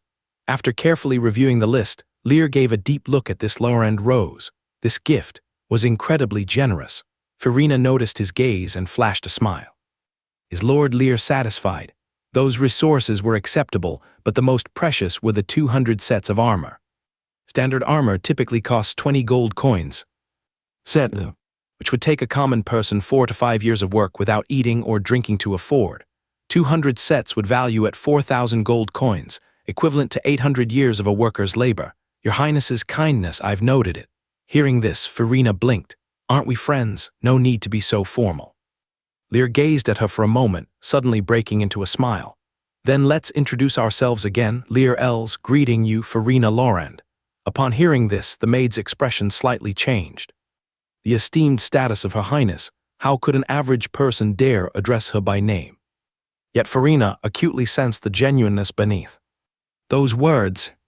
Inwardly, she unexpectedly felt a sense of honor. Have I gone mad? To feel honored by the acknowledgement of a fallen noble's descendant, such an inexplicable emotion, but her gaze softened. Farina Laurent, greeting you, Lear Els. Even she did not understand why the other exhibited such confidence. Since yesterday, he showed no trace of fear before her. Even while living in the 9th district, a slum. Yet the confidence emitting from him, inside and out, was not feigned, granting him a distinct aura and charm. She had encountered countless excellent individuals, unlikely to feel any trivial infatuation, yet looked forward intensely to his actions in the wilderness. Hope you'll reveal your ace, showing me what's sustaining your spirit. Do not disappoint me. As her thoughts wandered, Farina seemed to conjure something. Her hand waved. A small, exquisite wooden cage appeared in thin air. Inside was a plump, gray insect chewing on leaves, akin to a caterpillar. Handing the cage to Lear, her tone carried subtlety. Lord Lear, this is a peculiar creature I randomly acquired from an ancient ruin mire mudworm. This creature is well suited for the swamp conditions. According to legend, mire mudworms can prey on giant dragons when mature. However, it seems it has slumbered too long within the relic. Despite feeding it countless magic plants, its essence remains unrestored. Perhaps once it enters the swamp, it will recover. Mire mudworm. As a testament to our friendship, I give it to you. Lear extended his hand to accept, gazing at the small in size worm in wonder. That little thing could prey on giant dragons once mature. No wonder it's a fantasy world defying logic. As for her mention of insufficient nourishment, his lips curled slightly. Swamp divine format controlling all swamp life. Thank Her Highness for your graciousness. As he spoke, he searched in his pocket with slight reluctance and pulled out an item, looking earnestly at her. Since Her Highness is so generous, I cannot be miserly. This is my most cherished possession as a symbol of our friendship. Farina and the maid looked, finding a skewed, whimsically designed, 7-colored bamboo dragonfly in his hand. The maid was stunned. Just this? Her Highness gifted so much, yet you presented this trifle in return. Farina, however, sincerely accepted, gazing at the crooked 7-colored bamboo dragonfly, her smile like spring blooming, warming the winter sun, brightening the air, filling it with boundless grace. Earnestly storing it, she seriously remarked, I've received your lordship's gift. It's the first time anyone has presented me with such a special gift. With 3 slender, fair fingers gently placed at her brow, slightly turned skyward. May the goddess be always with you. She gazed deeply at the youth, slightly thin but exceptionally poised with profound eyes. May you return alive from the wilderness, my friend. An established novel with over 2 million words, Global Lord. Starting as a desert lord, offers even more excitement. Those fond of lord-themed literature can give it a try. After leaving the office area of the Duke's mansion, Lear got into the carriage by the roadside and headed straight to the slave market. The slave market was in another direction and would take an hour to reach. In the carriage, looking at the scenery on both sides of the road, he fell into deep thought. Just as he gazed at Farina, an attribute panel appeared in his mind. Farina level, Grand Mage level 16 potential. He could not only see his own attributes but also those of others. This made his heart tremble. The intelligence system was impressive, but the disparity in strength between them was too great, and he couldn't see more details. That blonde maid named Jasmine beside her was level 12, a high-tier knight. She could directly serve as a professor at the Griffin Empire's Royal Academy, truly remarkable. There was still a need to work harder. He refocused his mind on the intelligence. After completing the 6-star intelligence and receiving the divine fragment, an additional 3 pieces of intelligence were triggered, 2 of which had already been completed, integrating the divine fragment into his soul and choosing the Mire Swamp as his territory. Next was the 3rd piece of intelligence. 3. Slave Trade Market District 2, Shop 13, Dragon Fang Trading Company, will sell 2 squadrons of Wetland Lizard men tomorrow afternoon, level 6 initial tier knights. The Wetland Lizard men are inherently brutal, and the slave traders can no longer tolerate them, needing to sell quickly at a price far below market value. After purchasing this batch of slaves, you can use the Swamp Divine format to directly subdue these swamp creatures as your initial force for expanding the territory. Without a specific time, he needed to go there ahead of schedule. If someone else bought them, he would need to find another way to gather an initial force. It might not be as suitable. The resources Farina gave him amounted to 1,000 gold coins, which he carried with him, and the rest of the resources were delivered to the Rose House as he requested. Since it was an industry under her name, it was convenient. By noon, Lear had already arrived at the slave market. This extraordinary fantasy world, akin to medieval Europe in civilization, was not a place of kindness. The numerous races, strong demand, and rich profits, among other reasons, led to a thriving slave trade. The slave trade located in the 22nd district was the largest slave market in the Northern Territory. Slaves captured by slave traders in the wilderness would all be transported here for sale. Likewise, nobles in need would come here to purchase slaves. The scale and architecture of the slave market were much larger than the black market, operating day and night, and the flow of people exceeded that of the black market. He disembarked, paid the fare, and entered the market. A Gothic architectural ensemble exuding darkness appeared, like clouds covering the sun. Upon entering, the light on both sides dimmed. The hollow carved walls depicted magnificent scenes, night charges, demonic slaughter, angelic descent, heroic epics, all engraved upon them. The arched exterior walls with tall rose-shaped stained glass windows projected a dim light and endless mystery. The streets were wide, but the overflow of people made it seem extremely crowded. The air was filled with the humidity and smell of decay, mixed with body odor, sewage, feces, and other stinks that made one nauseous. It made one's eyes sting. On both sides of the street, there were shops run by slave traders, with rows of crowded slave cages stacked at the entrances like building blocks. These cages were woven from thick steel. The slaves within were scantily dressed, some even entirely naked. With sallow faces and weary expressions, most of their eyes gleamed with ferocity or anger. The variety of slave races was endless: beastmen, gray dwarves, banshees, half-elves, snake men, barbarian races, minotaurs. Some were warriors captured in war, some were civilians caught by slave traders, and some sold themselves driven by poverty and hunger. Lear looked ahead. The most numerous slaves were the beastmen most commonly found in the wilderness. These creatures, with fanged mouths and muscular physiques full of ferocity, strongly resembled the orcs from World of Warcraft, but 10 times more brutal. In the wilderness, they had always regarded humans as food. Now they had become slaves. These strong beings were also the most popular. With the ring of enslavement controlling them, they were the best tools, whether for the beast-fighting arena as guards or for labor. They were exceptionally useful. Lear didn't pay much attention to them. While beastmen were useful, their price was much higher than that of ordinary slaves. With the 1,000 gold coins he had, he couldn't buy many. Continued to follow the intelligence to search. With a clear target, he asked the market management staff several times and soon arrived at Area 2 of the slave market, finding the target of this trip, Dragon Fang Trading Company. The plaque, written in the common language of the continent, was enchanted with a 2-circle magic language comprehension. As long as one saw the plaque, regardless of literacy, they could instantly understand its meaning. This information was conveyed directly from the mind. It was quite marvelous. Enter the trading company. A merchant in his early 50s, sporting a large belly and wearing a gem-studded arched hat and luxurious blue robe. The kindly smile came out to greet. Honored guest, welcome to the Dragon Fang Trading Company. I am Mackin Roland, the chairman of the Dragon Fang Trading Company. How may I be of service? The smiling countenance left a pleasant impression. Chairman Mackin, I need to purchase a batch of slaves for developing a territory. The other's eyes lit up. At first glance, I could tell you have an extraordinary presence, clearly with a long family heritage, and it turns out it's true. We have ample slave resources here, which you can choose from as you wish. Currently, the best-selling ones are the beastmen and minotaurs, and they're not expensive, only 200 gold coins each. Lear spoke softly. Does your trading company have swamp race slaves for sale? Swamp? The smiling merchant showed a hint of surprise. You've chosen a swamp for your territory's development. That's quite uncommon. Seeing your confidence, you must have a long-term plan and will surely succeed in your development, establishing a new Lauren city. After applauding loudly, he began the introduction. We can offer you 3 types of swamp race slaves.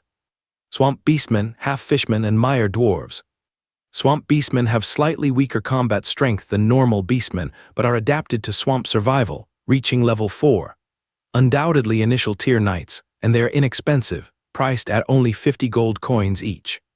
Half-fishmen with silky skin are swamp dwellers, very suitable for development but not very strong in combat, level 3 apprentice knights, priced at 20 gold coins each.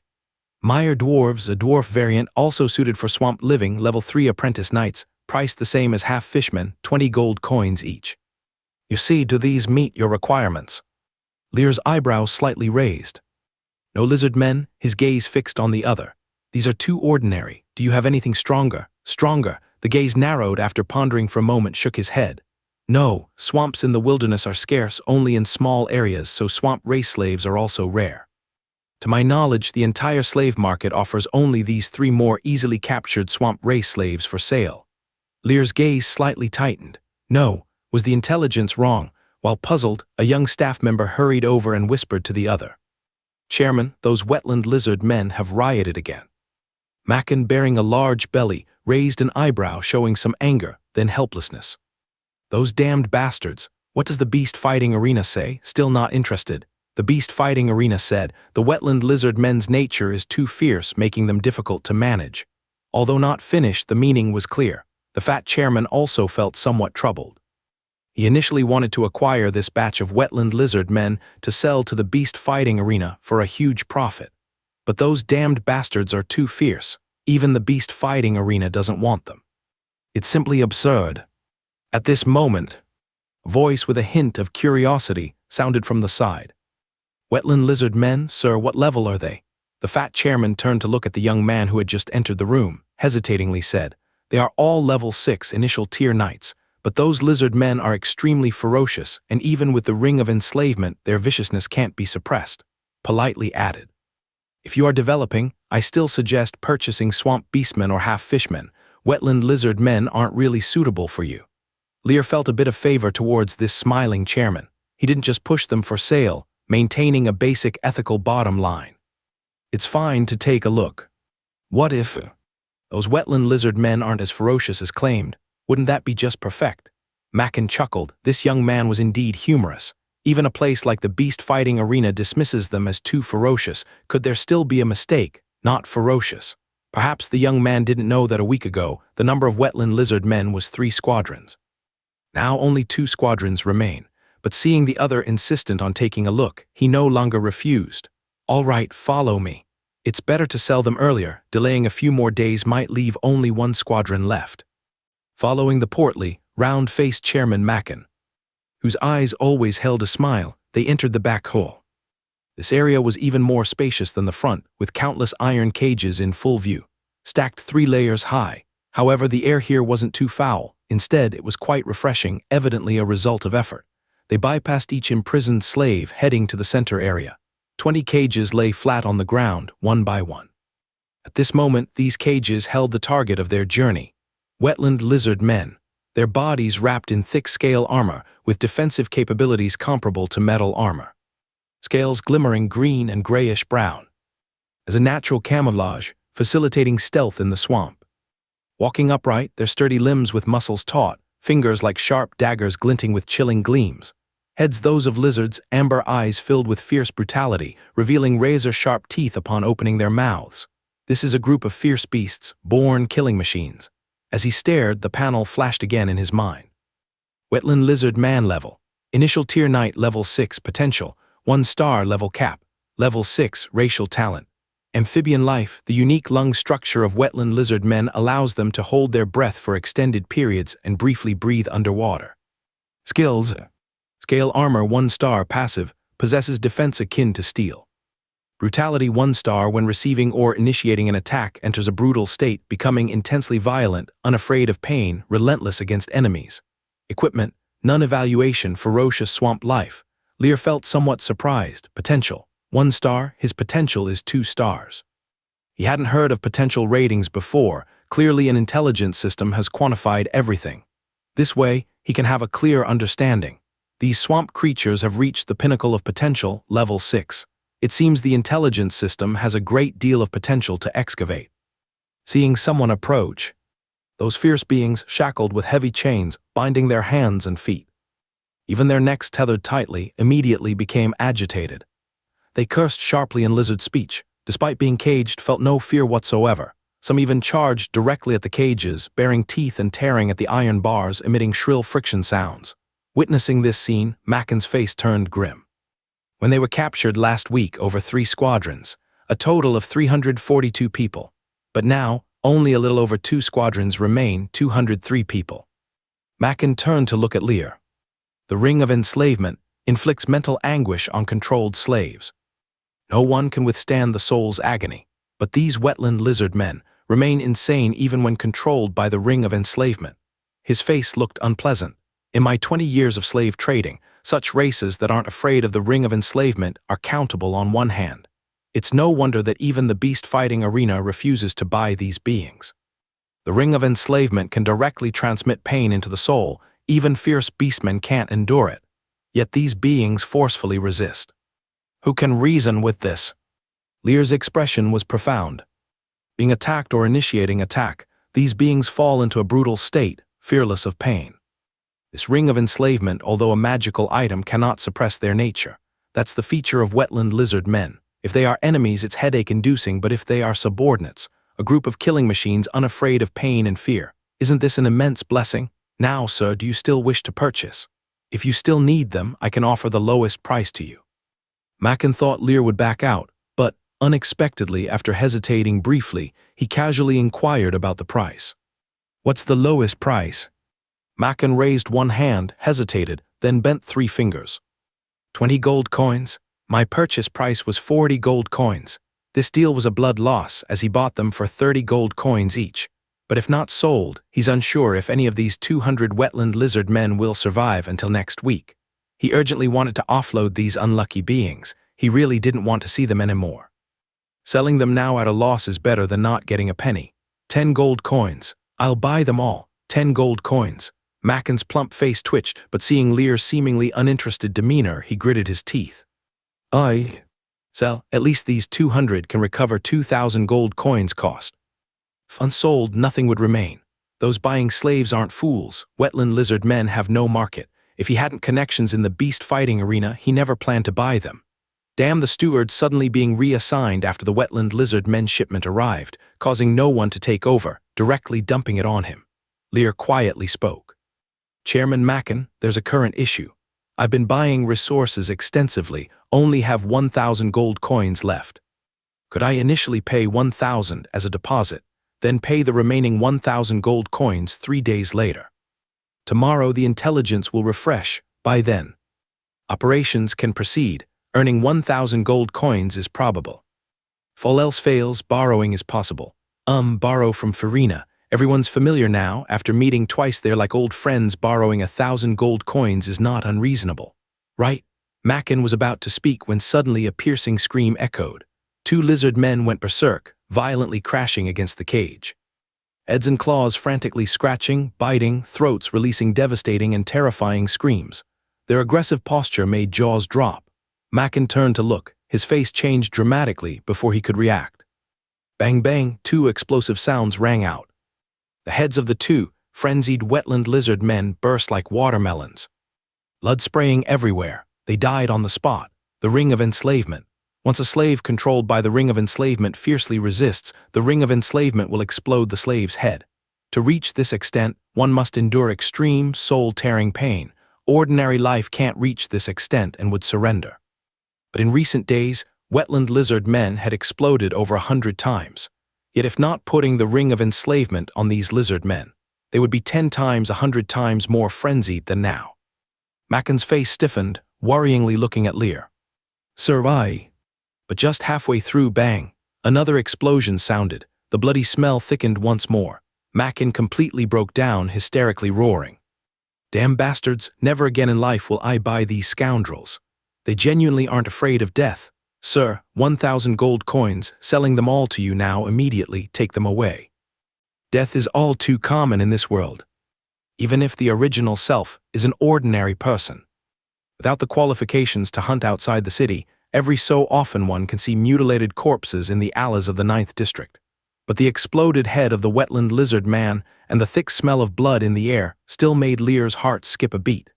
Honestly speaking, it was his first time seeing such a scene. But within a breath, he forcibly suppressed the emotions stirring within. In this world, there is no place for the weak to survive. In the future, such scenes would become routine. His gaze turned to the jumping Mackin. No wonder the intelligence said that the other party was eager to act. In such a short time, 3 had already died. When the other party said over 100 in a week, it was not an exaggeration. If anything, it was somewhat conservative. If this continues, there might only be a few left here when he comes back next week. Lear spoke softly. Chairman Mackin, pleasant cooperation. Mackin, with his big belly, gave a bitter smile. You have seen the brutality of these lizard men. If you purchase them back, I can't give you any guarantees. Even here, he couldn't guarantee them. Lear nodded. His gaze was on the swamp life that started to become restless after smelling the blood. Naturally, without hesitation, he took out a pouch filled with gold coins and handed it over. This is 1,000 gold coins, Chairman Mackin, please verify. Mackin took it, weighed it, and his complexion eased. Just as he was about to open it to check, he suddenly spotted a rose emblem on the pouch. His pupils contracted sharply. He looked up again at the calm-eyed youth. His expression had already changed. He cautiously handed the pouch to a nearby attendant, whispered a few words, and then waved a hand. You bring over the ring of enslavement scepter and have the gold coins credited. After the servant left, he spoke carefully. Sir, I just saw a rose emblem on the pouch. It is the exclusive mark of Her Highness Farina, rarely seen used by outsiders. Many use the rose as a family crest, but that unique rose emblem is exclusive to the flower of the Northern Territory. No one dares to use it unauthorized. Lear spoke softly. Chairman Mackin, your eyesight is keen. These 1,000 gold coins are a gift from Her Highness Farina. He chuckled. Chairman Mackin should also know that for pioneer lords like us, most are not wealthy. Receiving some gifts is also necessary. Mackin swallowed, giving a dry laugh. It makes sense. Not. That's Her Highness Farina, for goodness sake. For such a person to gift you gold coins as pioneering funds, you speak of it so lightly. And if it's for pioneering, this fund might be just a small part of it, right? What exactly is the identity of this young man? In an instant, Lear's young face became mysterious. Not long after, the servant who went down came back, handing over a scepter half an arm in length, whispering into Mackin's ear.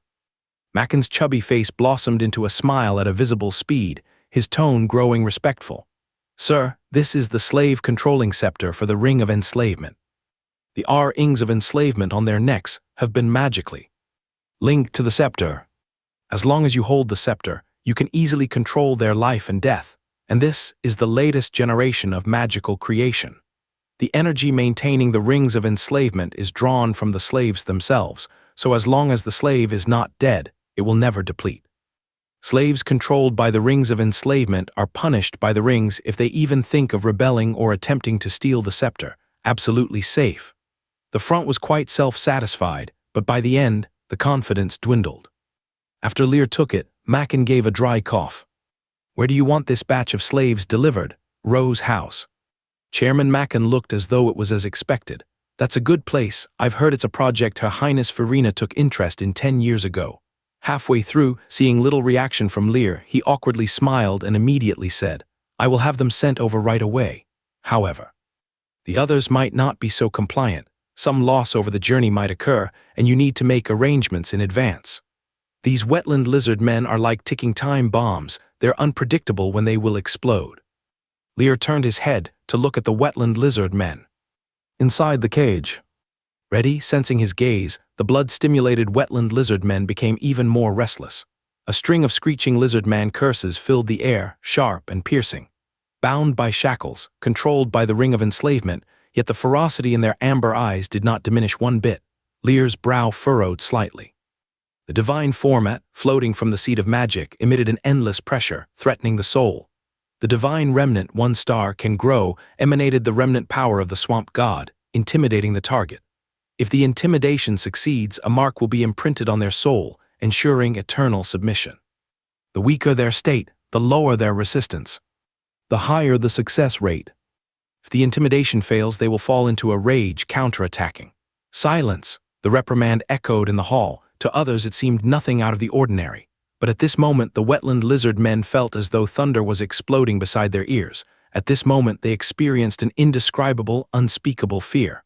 It was as if their God was watching over them. It was an inherent pressure, a fear from the depths of their souls. Captured and tortured during this time, denied water and food, imprisoned, and constantly on the brink of death. All these reasons had worn down the nerves of these wetland lizard men to the extreme. When a beast is injured, it becomes even more violent. Its anger is easily provoked, but their souls were already weakened. In just a few breaths, their bodies trembled uncontrollably, the ferocity in their eyes turning into boundless fear and shivering, each one bowing their heads, suddenly quiet. At this moment, Lear felt enlightened. His spiritual power seeped out, imprinting a mark within their souls. The moment the mark was imprinted, he could clearly sense that the hostility of these lizard men had turned into obedience and fervent worship. From now on, these swamp creatures would be under his control. Witnessing this scene, Mackin shivered, gulped instinctively. Just 2 words turned these ferocious beasts into obedient. Kiddies, these damn things are wetland lizard men. In the jail, even the cruelest torture couldn't suppress their brutal instincts, and they could endure the pain from the ring of enslavement that digs into the soul. And now, just a mere silence subdued them. He turned to look at Lear, his gaze changed. No wonder he was the one bestowed pioneer resources by Her Highness Farina. Unfathomable, truly unfathomable. Coordinate the arrangements, I'll take you back to the wilderness. A calm statement made the wetland lizard men inside the cage completely quiet down, the suppressed agitation vanishing without a trace. As if they had always been so gentle. Chairman Mackin, you can send them to the Rose House now. Only then did Mackin come to his senses. With a mix of amazement, he repeatedly instructed his attendant. Quick, immediately have them sent to the Rose House. Soon after, knights in heavy armor arrived, a full 2 squads. They opened the iron cage and escorted the wetland lizard men out. These heavy armor knights were all middle-tier knights, at level 9. Each middle-tier knight, with equivalent equipment, could easily overpower over 100 robust men who hadn't condensed a seed of life. Truly high-level combat power. Even within the Guard Legion of Lawrence City. Level 9 was considered the main elite force. These slave traders were not simple characters, but when faced with a group of brutal swamp creatures unafraid of death, these warriors found it a bit troubling. Killing them was simple, but escorting them was a nuisance. However, today was quite peculiar. These brutal swamp creatures, surprisingly, did not resist. Sir, can their shackles be removed? Otherwise, transportation would be quite troublesome. Looking at the now docile wetland lizard men, Mackin cautiously inquired. Previously, the thought of unlocking the shackles of a wetland lizard man would never cross his mind. It was simply outlandish. Lear nodded. You may. Upon receiving his answer, Mackin finally gathered some courage, attempting to have the soldiers remove a few shackles first. Remarkably, those lizard men, whom even the ring of enslavement couldn't control, obediently complied with the arrangements, as if their previous madness and brutality had been an illusion. His understanding of Lear's methods deepened. His gaze grew increasingly respectful.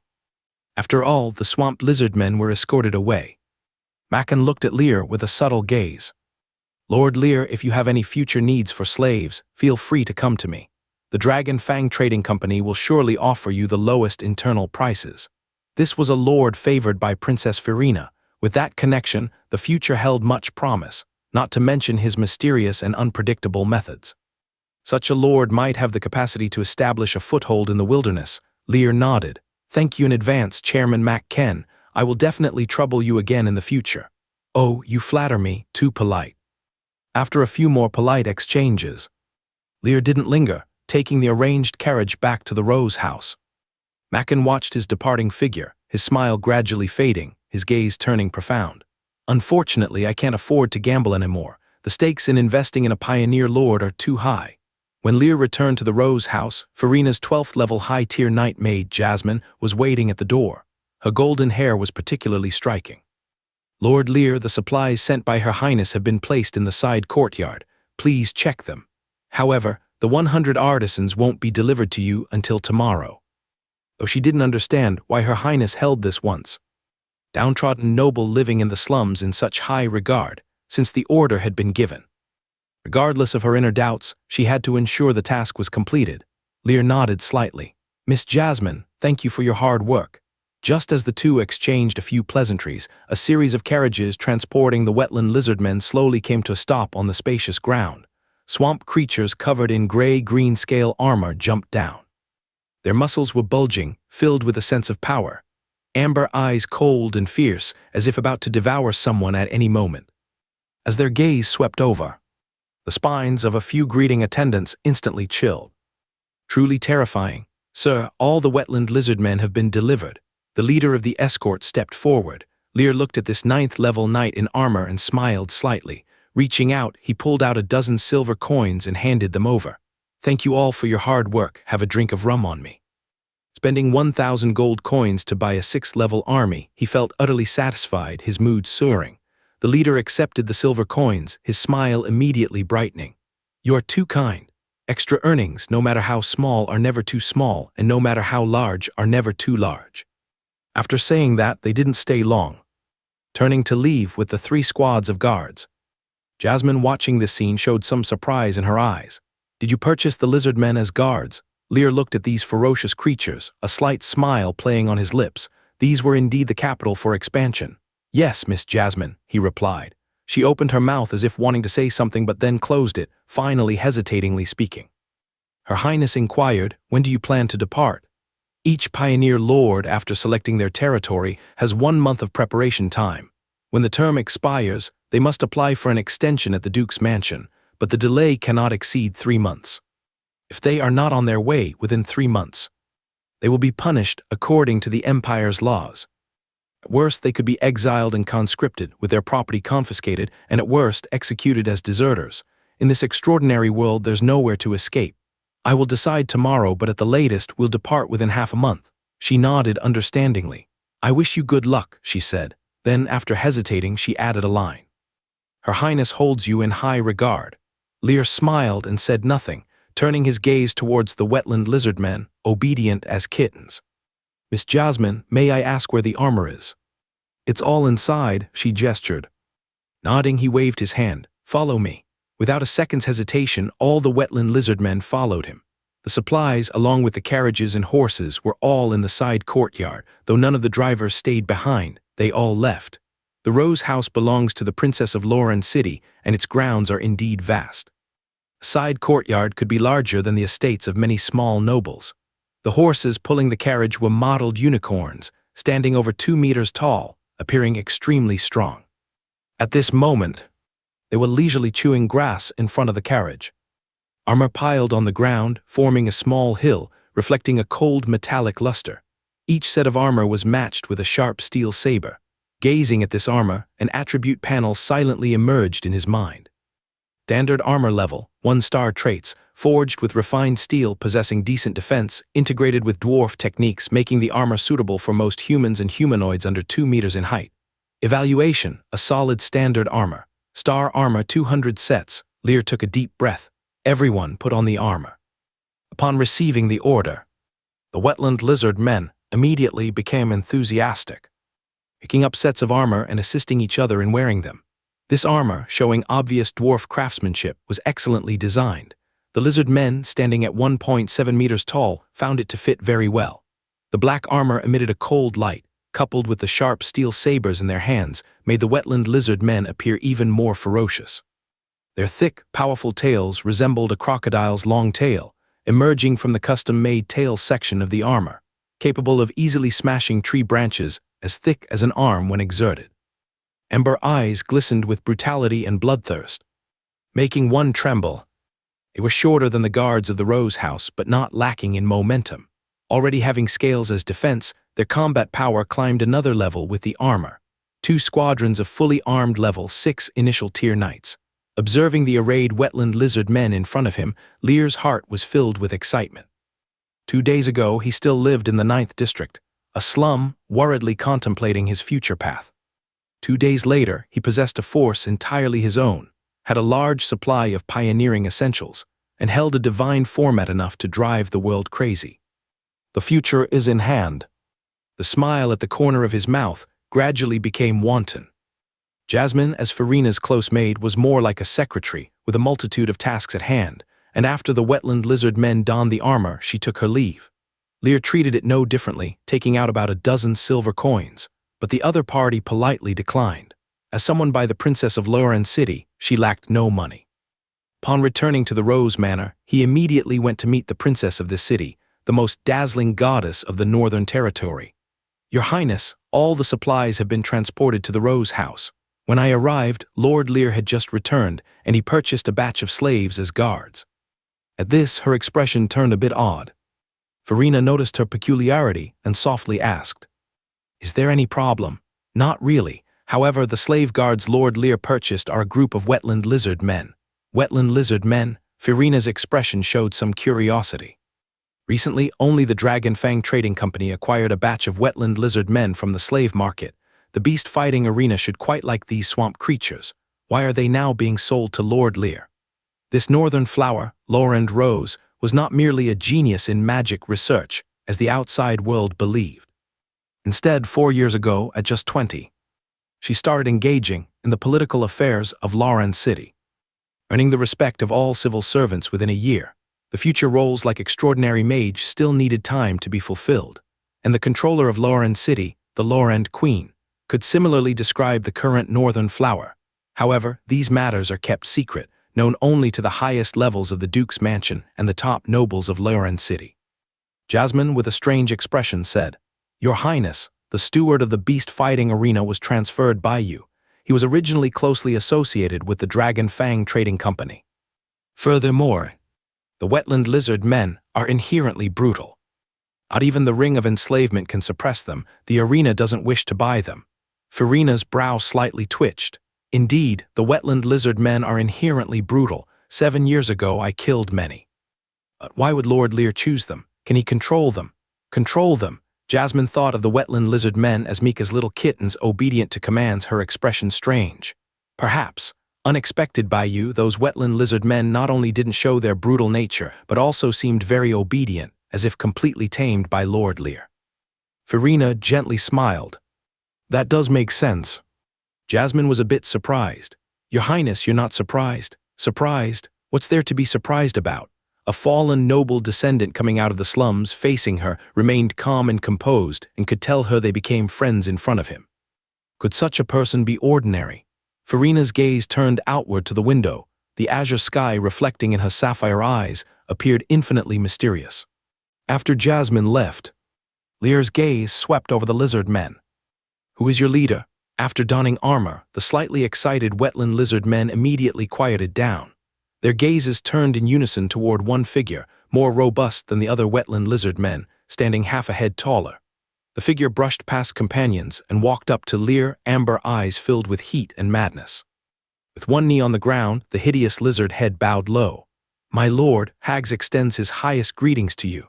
The other's usage of the common tongue was somewhat awkward, evidently not used often. The common tongue is mainstream, spoken by almost every intelligent race, though many races maintain their own languages. Lear nodded. Hags keep everyone in line. We still need to stay in the city for a few days. At this moment, anything he said was as though decreed in gold. The Wetland lizard men had not the slightest thought of defying. Their souls were compliant. At your command, my lord. Unfortunately, among these 2 squadrons of Wetland lizard men, there wasn't a single hero unit. Lear felt a slight regret. In this world, once one steps on the extraordinary path, there is a chance for a second transformation, ascending to become a more powerful hero unit. The transformation of a hero occurs during the process of leveling up. Like a squire advancing to an initial tier knight, an initial tier knight advancing to a middle tier knight, and so forth. Each promotion carries a chance of becoming a hero. The greater the potential, the higher the chance. The mark of becoming a hero is awakening the hero talent. Once the talent awakens, combat power will increase significantly, and under similar equipment and level, a hero can overcome 3 to 4 squads. A leader among leaders. However, the probability of becoming a hero is very small, reportedly only 1 in tens of thousands. Taking a deep breath, gathering scattered thoughts, Lear waved to summon staff from Roe's house to provide good food for the Wetland lizard men, then returned to his room alone. It was already sunset. Standing by the open window, gazing at the evening glow. The sky was filled with fiery red clouds, and the orange-red sun slowly sank beneath the city wall. The 2 matters of today were completed satisfactorily, and the gains exceeded expectations. First was the choice of territory. Here, he successfully took possession of Meyer Swamp. In the future, this wilderness-penetrating swamp would become his place of life and foundation. At the same time, the authority hidden within the swamp was invaluable, truly a treasure. Next, 200 initial tier knights, Wetland lizard men of level 6, were acquired for just 1,000 gold coins. This allowed him to amass sufficient strength for expansion. Lastly, furthering the connection with Farina Laurent, the flower of the Northern Territory. Lauren rose. This line of contact was significant in the early, middle, and even developed stages. The busy days lately have resulted in explosive gains. Currently, he still possessed over 70 gold coins, exploratory supplies in 30 carriages, including horses and vehicles. 200 Wetland lizard men in standard armor, level 6. Additionally, the soul had fused with the swamp divine format. His assets had suddenly become abundant. As the sunset gradually sank, Lear's gaze grew profound. It was night, early morning. Clang, clang, clang, the dwarf bell towers at every cross-street corner of Lauren City chimed 12 times consecutively. The entire city was enveloped in the crisp sound. Time transitioned from July 9 to July 10. Still waiting, Lear's eyes suddenly brightened. In his mind, the intelligence system panel emerged. The intelligence system has cooled down, capable of refreshing intelligence, refresh now. With surged emotions, he immediately silently commanded refresh. Upon confirmation, Lines of text appeared on the panel. 1. River Valley Town, 150 kilometers from Lauren City, will be raided by a group of harpies tomorrow morning. 1 star. 2. Princess of Lauren City Farina Lauren loves roses because in childhood, after a carriage was raided by bandits, she hid in rose bushes to escape danger and awakened a unique talent master of roses. 1 star. 3. The black market entrance, the 24th stall selling ores. The ore in the stall owner's possession hides an ancient magical beast crystal core. Though most energy is lost, it remains extraordinary, capable of being fed to the strongest wetland lizard man hags, enabling bloodline evolution, while other lizard men cannot endure the transformative pain. 2 stars. 4. In the 5th district of the slave market, the 19th shop Grey Mist Trading Company is selling dried earth dragon dung. Due to age, it's mistakenly regarded as earth dragon dung and has significantly lost its dragon's might. Soaking it in blood can revive the dragon's might, and in the wilderness, using the dragon dung can safely reach Mire Swamp without being attacked. 2 stars. 5. 500 kilometers in the wilderness. In 20 days, a riot will occur with numerous wilderness races clashing over a fractured relic. If not departing before July 15, the journey will be delayed by 7 months, while the authority of the Mire Swamp will revive within half a year. 3 stars. Lear perused it all, feeling a slight regret. No golden legend this time. The highest valued intelligence was 3 stars. If only every time he could get 6-star intelligence. He wouldn't mind at all. Calming down, he paid close attention to the details. First, another attack-related intelligence, River Valley Town, not even sure where it is. The Northern Territory is very vast with plenty of towns surrounding Lauren City, especially on the side facing towards within the Empire, overwhelmed with numbers. Such incidents are numerous, happening every day, not surprising. The second is about Farina's past. Didn't expect this flower of the Northern Territory to have such perilous encounters in childhood. Fortunate turned disaster into a boon, leading to becoming the magic talent now. The talent she awakened, Master of Roses, from the name alone can't deduce much, just know relates to roses. No wonder resides in Rose Manor with inns under as Rose House. The third. Black market stall, selling ores. Wasn't this next to the one-armed old man's stall when purchasing the divine format? Such good stuff there. Excellent, truly excellent. Heart stirred with excitement. Just lamenting on not having heroes, and here it comes, the intelligence system understands him. In truth, he's also missing a few dragon eggs. Several divine artifacts. The fourth, dried dragon dung. In wilderness, many buy earth dragon dung with faint dragon's might. Utilizing dragon's might can avoid many troubles.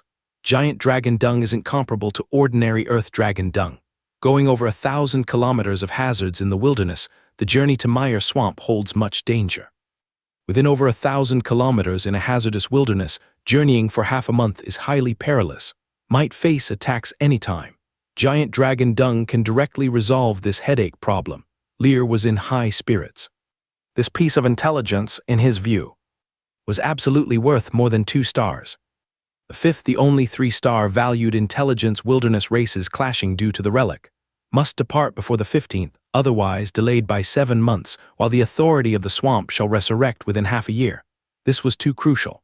Once the authority resurrects, it will inevitably cause a huge sensation. If delayed, can only cry in vain. He must prepare well and seize it. This is a power only the divine spirit can control, who can resist the allure of ascension. This piece of intelligence, having only a 3-star value, felt understated. And also uncertain how the intelligence system assesses the value. Lying in bed, Lear pondered on how to utilize the intelligence to accumulate heritage, and fell into a deep sleep. July 10th, early morning. Slave market. When Lear arrived, the sun had not yet risen. The light morning mist and high humidity suppressed the stench in the air. This put him in a somewhat better mood. Having been here once before, he was much more familiar today. He quickly arrived at the 5th district and found the Grey Mist Trading Company. This was a trading company much smaller in scale than the Dragon Fang Trading Company, with a storefront no more than 50 meters wide. Inside, there were no iron cages holding slaves, but rather a variety of strange items. A whole string of shackles of varying thickness and size, with dozens of types of chains. There were also neck collars, mouth gags, spiked whips. The Grey Mist Trading Company didn't sell slaves, but everything was related to them. On one shelf there were piles of dried dung looking like cow pats. Earth dragons are herbivorous magic beasts, similar to cows, whose dung doesn't have a strong smell. After processing, it has no odor at all. Upon seeing Lear, a man in a luxurious robe inlaid with gems, with a sharp beak-like face and a thin, dry body, approached to greet him. "What can I do for you, sir?" The voice was sharp, with a tone of pretentiousness. This tone made Lear frown slightly. His gaze swept across and landed immediately on the conspicuously placed earth dragon dung. It looked freshly dried, clearly different from the intelligence he had gathered. Just as he was about to speak, his eyes fell on a small, unremarkable area at the bottom of the shelf. The dried earth dragon dung was distinctly more desiccated, with dust still clinging to its surface. Clearly it has been there for some time. With a slight pulse of his senses, he could detect subtle differences from regular earth dragon dung, and his mind was stirred. An interface appeared in his mind. Giant dragon dung dried. Level 2 stars treants. When soaked in blood, it can reactivate the latent dragon's might within the dung, intimidating ordinary creatures who sense it, making them dare not approach. Good heavens, even dried dung is a 2-star treasure. Giant dragons, truly the hallmark of this world's might. What's the price for these? The shop owner, who was about to boast, froze as he saw Lear's indication. This was the garbage mixed in with the batch, and he got badly ripped off. He was considering tossing it away, but he held onto it by chance, hoping to sell it. Who knows, maybe some ignorant buyer would want it. His eyes twinkled, and he immediately shouted loudly. Earth dragons are typically level 10 creatures. But this is dung from level 12 earth dragons. We initially wanted to keep it for future sale, but we forgot about it due to long preservation, only remembering it today. Though it's far more valuable than ordinary dung, we sell it at the same price as regular earth dragon dung. If you need it, I can even give you a 10% discount. Lear's mouth twitched, treating buyers like fools, able to say anything. This guy was incomparable to the fat boss of the Dragon Fang Trading Company. No need to fake it, no one else wants this stuff. Just give me a real price. I'm not going far into the wilderness, as long as it has some effect. The sharp-beaked shop owner felt no embarrassment, grinning as he said, "I knew I couldn't fool a knowledgeable person like you. Regular earth dragon dung sells at 1 gold coin per pound. I'll give you a 50% cut on these. If you take them all, just 10 gold coins. Looking at the heap, there's at least 10 to 20 pounds. Buying a heap of giant dragon dung at this price is a stroke of genius. This is a 2-star treasure after all. Even if it's not a good story to tell, it's still from a giant dragon. 20 silver coins, take it all. Don't bother bargaining. If I weren't staying close, I wouldn't take it even for free since it doesn't have much effect. If you don't sell it to me today, who knows what the price will be next time, and can you guarantee its effects won't continue to fade?" This slash hit the main artery directly, but his few words made the shop owner, who was about to speak, shut his mouth. He had a point. This thing's been here for 3 months, and no one has asked about it. Its faint dragon's might is off-putting. Going into the wilderness means risking one's life. Buying this isn't wise. You said it, what else can I say? All right, let's be friends, they're all yours. He waved to the side as he spoke. Staff member quickly ran over, deftly bagging the giant dragon dung and tying several secure knots. Lear counted out 20 silver coins and handed them over, picking up the bag and leaving. From entering to leaving the store, the process took no more than 2 minutes, smooth as silk. This 2-star giant dragon dung was bought for just 20 silver coins. Lud profit. The sharp-beaked owner, once Lear's figure disappeared, proudly raised his head looking at his staff. See that? Doing business requires skill. I sold such inferior goods for 20 silver coins. You said we should toss them earlier, but I'll tell you, even trash can be sold at high prices. You should learn more. Yes, you're absolutely right. When it comes to business, no one is better than you, President. The man kept flattering. The next day, July 11th, at the entrance of the 9th District Black Market, an old man in a black robe with one arm sat in front of dozens of pieces of ore. He slowly rubbed the black ore in his hand, ignoring the people walking back and forth. With his years of experience in setting up stalls, acting like an expert with a nonchalant attitude made it easier to conduct business in the black market. He's out to deceive those who don't know better. Those in the know wouldn't even spare him a glance. These ores were all bought from the dwarf forge's garbage heap for a single silver coin. They're just worthless junk with little metal left in them. What ore could escape a dwarf's eyes? Unfortunately, if he hadn't been injured in a scam before, losing an arm, he could have been more dexterous. Now, in his old age, he could only wait for his prey to come to him. After a long while, he felt a bit tired from fiddling with the oar, so he stretched lazily and caught sight of a young figure approaching, his eyes lighting up. Isn't this the sucker who spent over 20 gold coins on a Tomb Raider stuff at the stall next to his a few days ago? He's back again. That day this guy stopped at his stall first. He spent so long at his stall and then went and bought stuff from the Tomb Raider. How rich could this guy be? As the person came closer, he cleared his throat. Sir, it's been a few days. I've collected some great stuff. Would you like to take another look? With strangers, acting like an expert is fine, but when encountering a fat sheep, one must make a move. Lear looked at the one-armed old man's greeting, his expression somewhat nuanced. Is this coming to my door? What kind of ore do you have? Let me see it.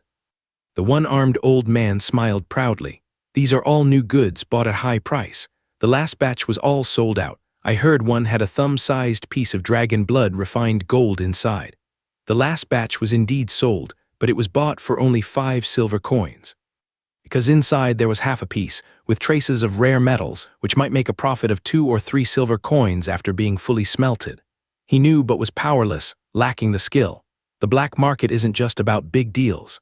People surviving on trifles like this also make up a significant portion of it. Dragon blood, refined gold. Lear chuckled. The exaggeration was sky-high. Seeing but not exposing, he quietly searched through. After going over everything, his eyes seemed to find something, looking at the one-armed old man. What is this piece in your hand? Can I take a look? The one-armed old man was taken aback, sincerely admiring. Sir, your eyesight is impressive. This ore is extraordinary. Among so many ores, only this one was picked up by himself by the riverside outside the city last month, kept because it felt nice in hand, something to fiddle with while showing off. The fact the other picked it out, such insight, truly remarkable. Such a fine fat sheep. Why let him get away last time? Going forward, a change in strategy is needed. Can't just keep pretending to be aloof. Clearing his throat, he introduced. It's a treasure I acquired at a high price from a dwarf artisan containing traces of mithril. Just a thumb-sized piece of mithril could buy an estate in the Lauren city center. So precious, then maybe it's not for me. I can't afford it. The one-armed old man squinted slightly upon hearing this. An expensive price naturally has its rationale. The ore below is cheap, sir. Surely you would appreciate it. That's true, but I'm out of money. I spent it all these past few days. Hell, moving too late. Others might lie about this, but he personally watched this man spend over 20 gold coins on junk a few days ago, as happy as could be.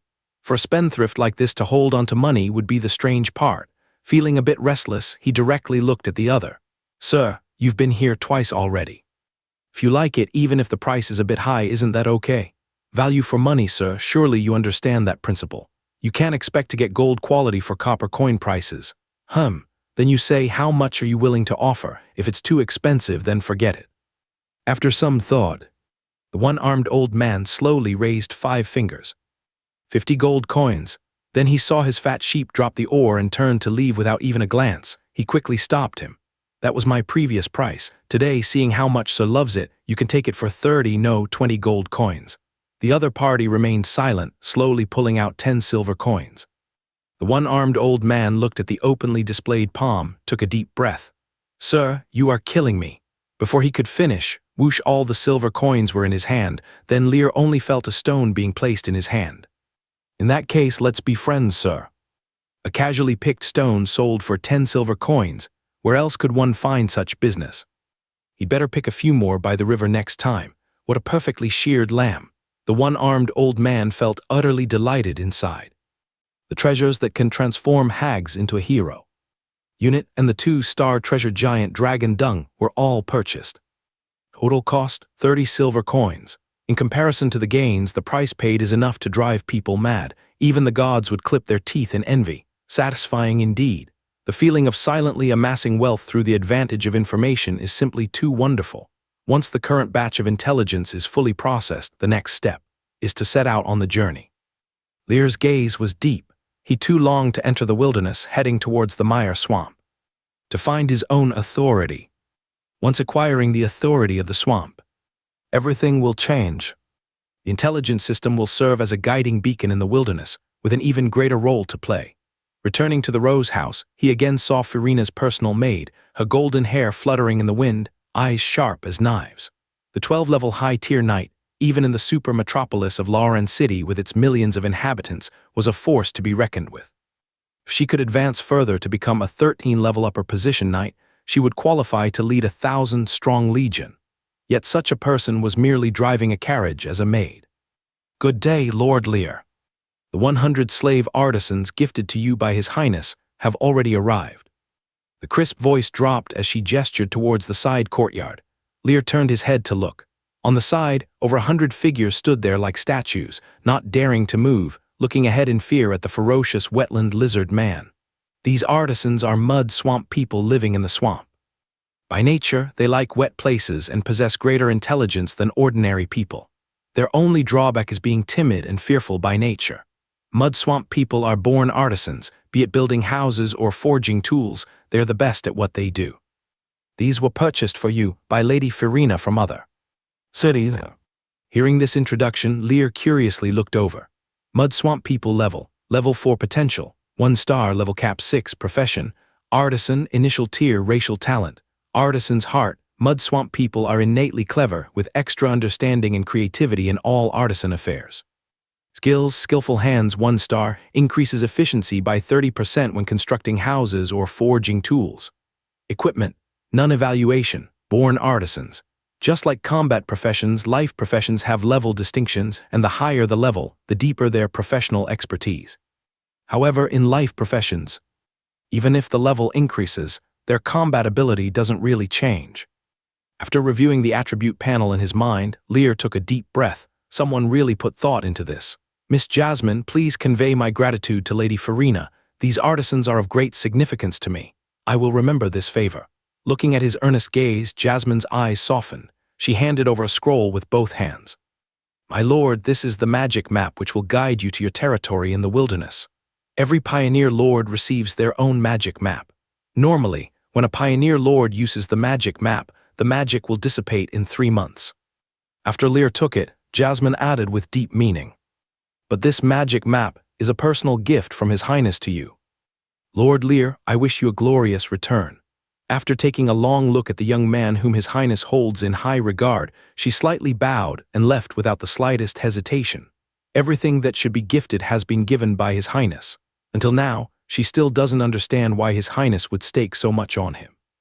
She doesn't know what the future holds. She can only hope that he won't disappoint His Highness's expectations. Lear silently watched her departing figure, feeling a subtle emotional shift within. Exhaling deeply, he calmed the fluctuations in his heart and opened the map in his hands. The images on it seemed alive, with mountains and rivers, streams and vegetation in motion. A striking hexagram target at the map's end drew his attention, instantly bringing a word to mind: Meyer Swamp. Another constantly flashing point marked in Lauren City is where he currently stands. Is this a fantasy version of GPS? Lear found it quite intriguing. With this item, the most difficult problem of navigation in the wilderness was instantly resolved.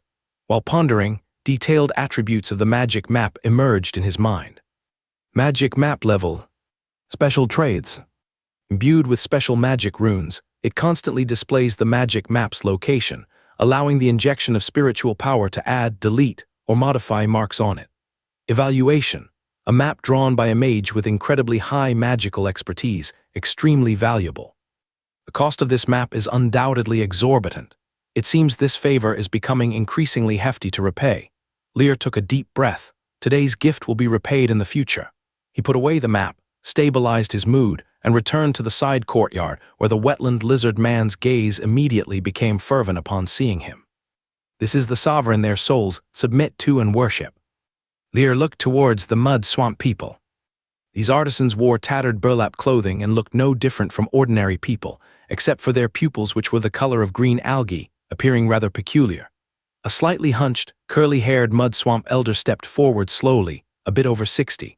With his right hand on his chest, he bowed deeply and greeted in the most humble manner. "Bane meets you, my lord. May the goddess protect you." His tone carried a hint of trembling and unease. Lear gave him a glance, showing a bit of surprise in his eyes. This turned out to be a hero. Bane hero unit level. Level 5 potential, 2 stars, maximum level 9 profession, initial tier artisan racial talent. Hero talent, construction with a unique and keen sense for buildings, capable of overall planning for large-scale construction, and able to save construction costs while enhancing the solidity of buildings. Skills, skillful hands 1 star. When building houses or forging tools, efficiency is increased by 30%. Planning 1 star. For overall planning of buildings, able to make the best use of terrain to build suitable structures. Equipment, none. Evaluation, a hero with planning abilities, suitable for building territories. Level 5 2-star potential hero, not bad, very good. Lear's mood was quite good. Moreover, the other's abilities were precisely what he urgently needed. As a pioneer lord, territory construction is always the core. Bane, set out with me to the territory early tomorrow morning. In the future, I still need your assistance and dedication. I will follow your orders, my lord. The timid mud swamp people had combat power even worse than ordinary humans, lacking any confidence or intention to resist. None even wore rings of enslavement around their necks. These guys were truly useless. Compared to the savage wetland lizard man, they were polar opposites. Lear glanced at the crowd, over 100 mud swamp artisans, along with 2 squadrons of heavily armored wetland lizard man. His current pioneering power was already quite exceptional compared to other pioneer lords. Even the offspring of nobles may not have so many initial resources. Merely a level 6 initial tier knight slave would normally sell for over 200 gold coins each. That 200 is 40,000 gold coins. Plus the whole set of armor, over 100 slave artisans, 30 carts of various supplies. If a more regular noble emptied their household, it might just be like this. Bane, go and check our supplies, see what's still missing. Buy everything today, tomorrow set out for the wilderness. Bane was somewhat flattered as his algae-green eyes turned excited. Yes, my lord. But his spirits just lifted a bit before he turned and saw the intimidating wetland lizard man, and his energy dropped again, looking at him with some awkwardness. My lord. Lear, feeling a mix of amusement and helplessness. In the future, all the wetland lizard men will be your companions. Their blades will only face the enemy. They are trustworthy companions who will guard you with their war sabers. Go ahead. With such a promise, Bane then mustered the courage to head to the cart for inspection.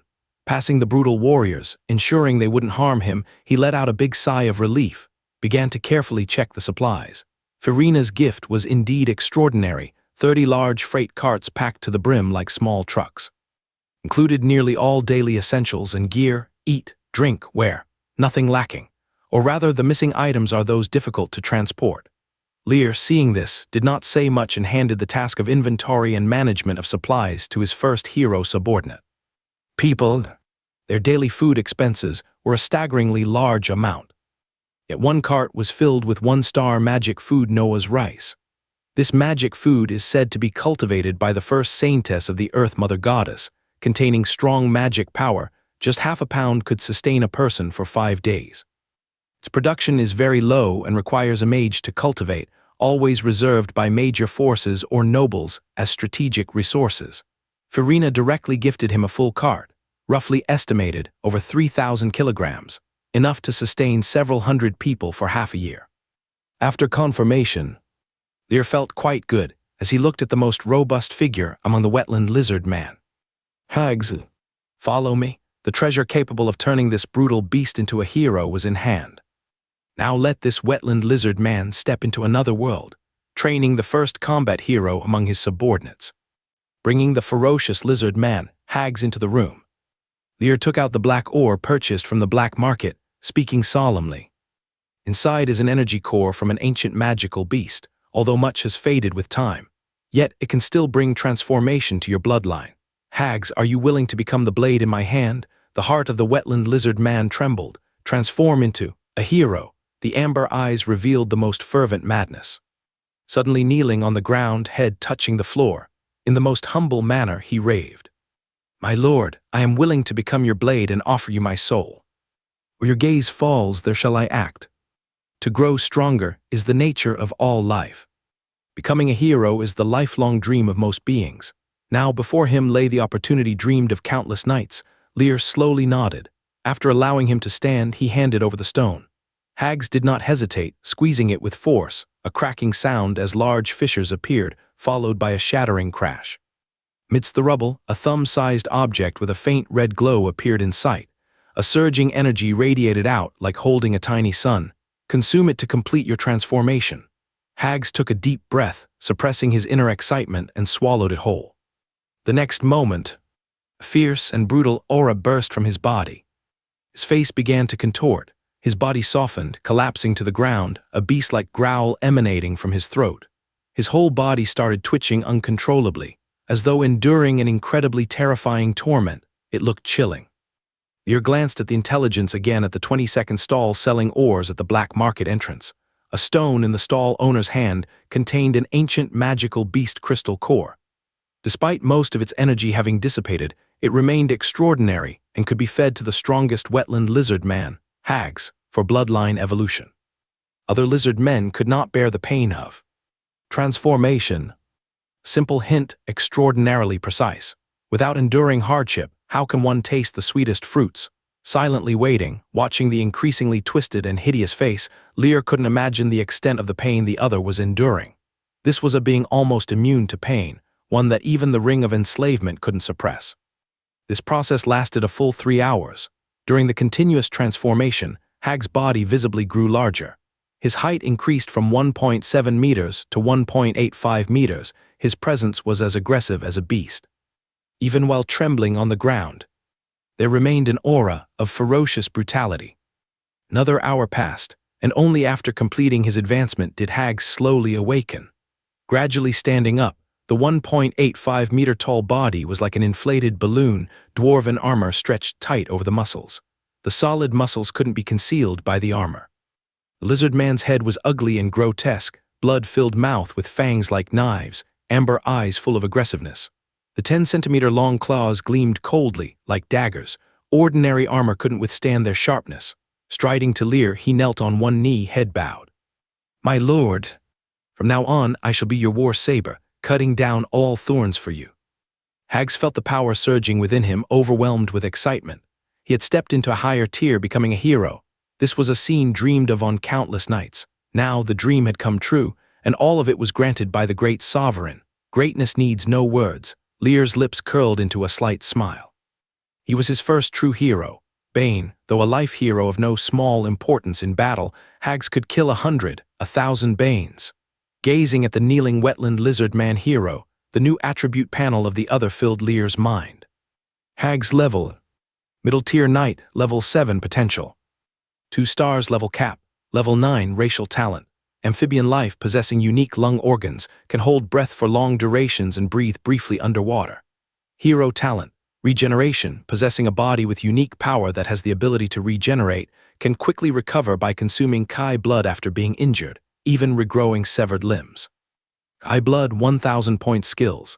Scale armor, 2 stars, passive scale armor possesses steel-like defense, reducing received damage by 30%. Brutality 2 stars becomes extremely brutal when taking damage or initiating an attack, increasing all attributes by 30%, fearing no pain and unrelenting against enemies. Blood frenzy 2 stars. After tasting the flavor of blood, body size increases by 20%. Strength increases by 40%. Equipment, none evaluation, ferocious swamp life. Lear's eyes glinted brightly. After the transformation, the strength surged significantly. The potential increased from 1 star to 2 stars, and the level cap reached level 9, with the original level 6 advancing to level 7. Meanwhile, he awakened a powerful hero talent regeneration. Can consume Kai blood for recovery after taking damage, and even regenerate severed limbs. This is definitely a skill of rebirth. In combat, the already ferocious and pain-insensitive lizard man gained the ability to recover quickly. The image of a green giant flashed in his mind. Isn't this the youthful version of a little green giant in the fantasy world? And the new attribute Hags gained, Kai blood, is unique to the Night Path. It can only awaken after becoming a hero. Kai blood can enhance skills, dealing extra damage. It is a symbol of advanced combat power. Only those with Kai blood can truly be called heroes. However, in contrast, mages possess magic power from the start. This is also why mages are called mage lords, because what knights need to be heroes to possess, mage apprentices can acquire. Hags's originally 2 1-star skills were upgraded to 2 stars, with a significant enhancement in attributes. Additionally, a new skill was gained, Blood Frenzy, also exceptionally fierce. Overall, with the promotion to hero, Hags's individual combat power skyrocketed significantly. Now, he could solo 2 to 3 squads of wetland lizard men with no problem. This is a hero unit. An infinitely charismatic hero unit. Heroes like Bane, oriented towards lifestyle, will only become subordinate for the same reason. Strong individuals can determine fate. Rise. Return to restrain your companions tomorrow morning. We set out for the territory. That will be the future home for all of us. Hags took a deep breath, lowering his head. As you wish. As Hags left the room, the intelligence system quietly revealed itself. You have cultivated a hero unit and received an extra piece of intelligence within the Mire Swamp, a magic plant. White flower longleaf grass grows, containing unique energy, and after Hags consumes it, his potential will increase to 3 stars. Lear was initially stunned, but couldn't help but smile after reading the new intelligence. This damn thing works too. There's even subsequent intelligence. White flower leaf grass can elevate Hags's potential from 2 stars to 3 stars. A 2 stars hero, though decent, has a level cap of only level 9. Rising to 3 stars, that would truly be a high-tier hero. Most directly, the level cap could increase to level 12. The overall increase in combat power is not just a simple addition. How satisfying. With the support of the intelligence system, it's not unlikely to cultivate Hags into a top-tier hero in the future. At this moment, Hags strode back to the side yard of the Rose house. Perceiving his aura, the wetland lizard men showed some confusion, and after careful sense, immediately became agitated. The aura emanating from Lord Hags, a hero. Upon confirming with Hags, they became even more uproarious. Their gazes turned scorching and frenzied. What did the sovereign bestow upon Lord Hags? How did he transform into a hero in just a few hours? Swamp god above. Could it be the sovereign was sent by the gods to save them? Bane witnessed this scene, filled with disbelief. Only he knew how much difficulty and hardship he went through to become a hero initially. Never thought hero units could be granted. For a moment, Lear suddenly became mysterious in his eyes. After resting for a night, on July 12th, Lear assembled the army in the morning and organized supplies. After settling the bill with the Rose House, he mounted the finest black horse in the convoy and had the mud swamp people catch up with the 30 wagons, heading slowly towards the outskirts of the city.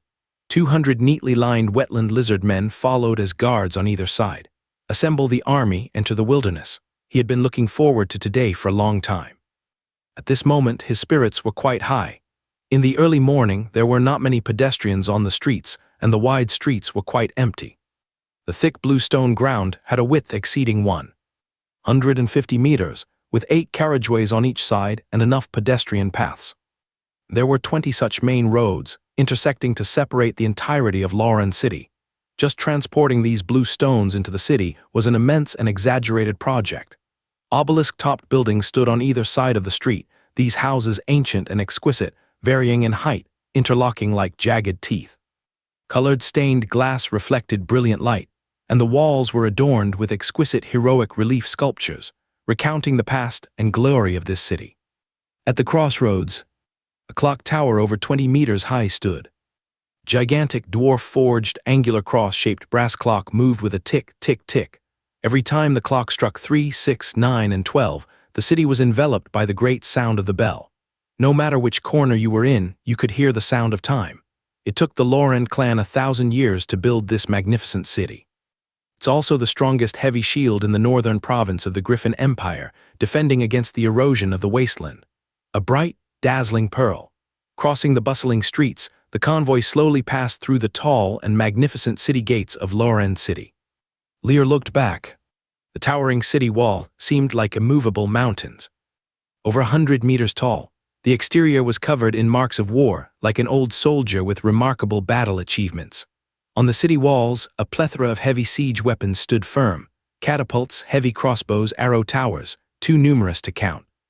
At the gate, 2 giant warrior statues standing 120 meters tall held heavy swords like a miraculous sight, with sword blades crossing in mid-air, like declaring to the outside world the insurmountability of Lauren City. These 2 statues have been rebuilt no less than 10 times following wars, each time taller than before. They are almost symbols of Lauren City. A sharp eagle cry made Lear subconsciously look up. In the sky, over 100 griffins, the emblem of the empire with wings spanning several meters, soared. These fierce beings formed an aerial defense line, ready to multiply their numbers tenfold or 100-fold if needed. Gazing deeply at this magnificent city, Lear felt a surge of grandeur. In the future, his territory should be like this too. No longer reluctant, he waved his hand, urging the army to speed up. Outside the city, vast farmland stretched out endlessly. Green wheat fields swayed gently under the breeze, offering endless beauty. After advancing over 10 more kilometers, Loran City gradually disappeared from sight. The magical world possessing magic power, even the inherently timid mud swamp people artisans were far stronger than Earth humans. The marching pace wasn't slow. Starting at dawn, they stopped to rest only after encountering a roadside well at noon. In several hours, they had already advanced 30 kilometers, but none of them showed much fatigue on their faces. Having eaten dinner made from Noah's rice last night, they wouldn't need to start a fire to cook meals for the next few days. It indeed saved a lot of trouble. Within 100 kilometers, around Loran City, belonged to the security zone. The Guard Legion patrolled daily, promptly eliminating any threats discovered, and the spacious roads built by Loran City, paved with bluestone, made it easy for people to travel quickly. With a splash of clear water on the face, fatigue dissipated. They continued their journey. As the sun set, they advanced another 40 kilometers before setting up camp. Covering 70 kilometers in one day, this speed was already considered quite fast. This gave Lear a new understanding of the strength of ordinary people in this fantasy world. Nighttime was highly dangerous and unsuitable for traveling. After reaching a small town, the convoy set up camp. The next day continued. Until noon, they finally left the straight and wide bluestone road. The road turned immediately into a bumpy mud road, and their pace slowed down. The area extending 100 to 200 kilometers from Loran City into the wilderness was a control zone. Every few days, the Griffin Legion comes to patrol. If monsters gather in significant numbers, they are eradicated on the spot to prevent them from forming a larger scale. However, a few wilderness beasts still remain. Currently, Pioneer Lords are forbidden from choosing this area. Because it is completely within Loran City's control zone, every year, officials are dispatched to establish villages and cultivate land. Penetrating 200 to 300 kilometers further into the wilderness leads into the vigilance area. Every half-month, Loran City sends patrols. If a large-scale gathering of wilderness life occurs, the army is immediately mobilized to prevent breaches into the control zone. This range is also the most chosen area by Pioneer Lords. Several sizable pioneering lands are established here, able to receive radiation from Loran City, and yet not face direct threats from the wilderness. It has the highest safety factor. 500 kilometers is the monitoring zone. Loran City monitors this area to a certain extent. Even if a large-scale monster gathering is discovered, no rash action is taken unless they intrude into the vigilance area. This is why the danger level starts to escalate sharply. Beyond 500 kilometers lies the true wilderness. Undeveloped, and Loran City will only occasionally send the Griffin Legion to patrol and prevent large-scale army gatherings over the wilderness. But when the Griffin Legion enters, losses often occur. Beastman, barbarian race, snake man, gray dwarves, undead. Nearly every race lurks in the depths of the wilderness. Their spheres of influence vary in size. It is said that a powerful ogre empire exists tens of thousands of miles beyond the wilderness. Its strength is no less formidable than Loran City. Only the distance is so great, severed by the wilderness, making verification impossible. Upon entering the control zone 100 kilometers away, Lear ordered Bane to take out several pieces of dried dragon dung and place them into a clay basin. Bane looked at the dry dragon dung, feeling somewhat uneasy. Master, if earth dragon dung is stored too long, it loses its scent. Its effectiveness greatly diminishes. His face showed some regret. He had briefly asked Lear while inspecting the supplies, and Lear said it was ready, so Bane didn't check thoroughly. Now it seemed he was careless. Without earth dragon dung, the monsters encountered will likely increase exponentially. The difficulty of this journey would soar. Lear looked at the hunched mud swamp people hero with a face full of wrinkles and laughed. No need to worry, this is not earth dragon dung. Hags drip blood into it. He waved his hand as he spoke. The Wetland lizard man hero stepped forward immediately. He grabbed a robust, plump rooster weighing over 10 pounds from a carriage. With a twist, he snapped its neck. The rooster's head broke off with a crack, its wings flapping madly as blood sprayed and soaked into the clay basin. In no time, those dried pieces of dragon dung were thoroughly drenched. In just a few breaths, the surrounding magic power seemed attracted by a black hole, flooding into the dragon dung crazily.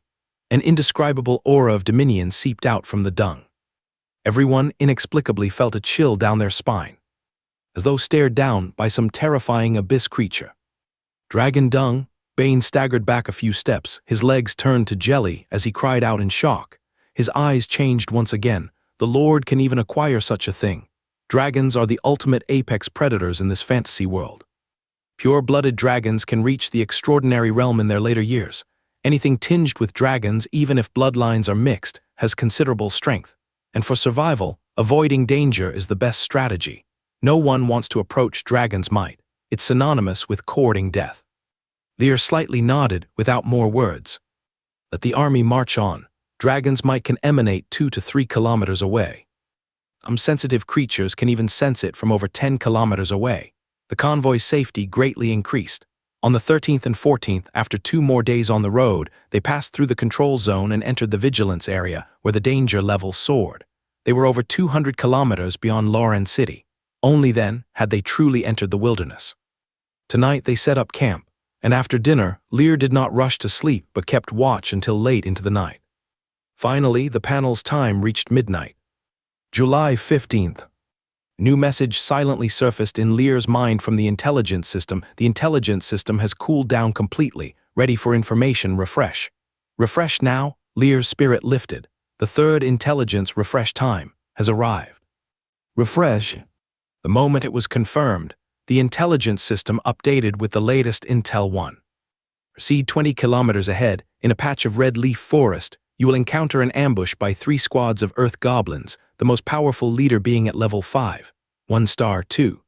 The chief civil officer of the Duke of Lauren's mansion is a comrade of your father's, and there is a strong bond between them, 1 star 3. Farina broke through level 17 a day ago.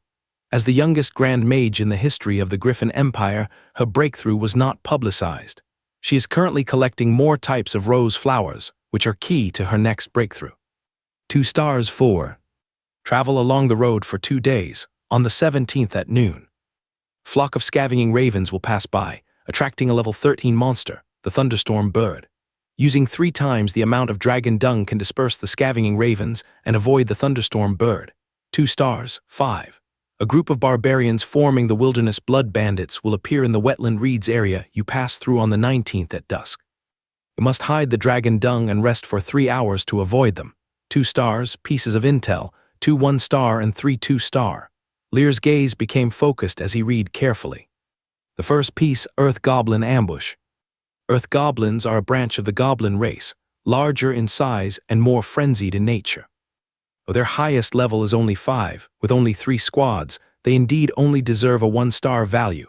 Even if the ambush succeeds, it's unlikely to cause much harm. The second piece is interesting. The chief civil officer of the Duke of Lauren's mansion is an old comrade of his original body's father. There's no memory of this in the original body. Looks like a visit should be made during the next return to Lauren City. This is quite an excellent connection and should not be wasted. The third piece. Farina broke through again, level 17. The youngest Grand Mage in the Griffin Empire, impressive indeed. Even with his cheat-like abilities, he could feel her outstanding talent. A true prodigy, the next breakthrough, level 18. Incredible at only 24 years old. Give it a few years, becoming an extraordinary mage is no question. Plus, the intel was intriguing, collecting more rose flowers for the breakthrough. Her talent as the Master of Roses is clearly closely related. Let's see if there are any rose flowers in the wilderness to send more back to her. Before she fully matures, this connection is more precious than gold. The fourth and fifth pieces are warnings of dangers. This also shows the savage nature of the wilderness. Scavenging ravens, thunderstorm bird, and a group of barbarian wilderness blood bandits. Needless to say, all formidable foes, without intelligent support if an encounter occurs.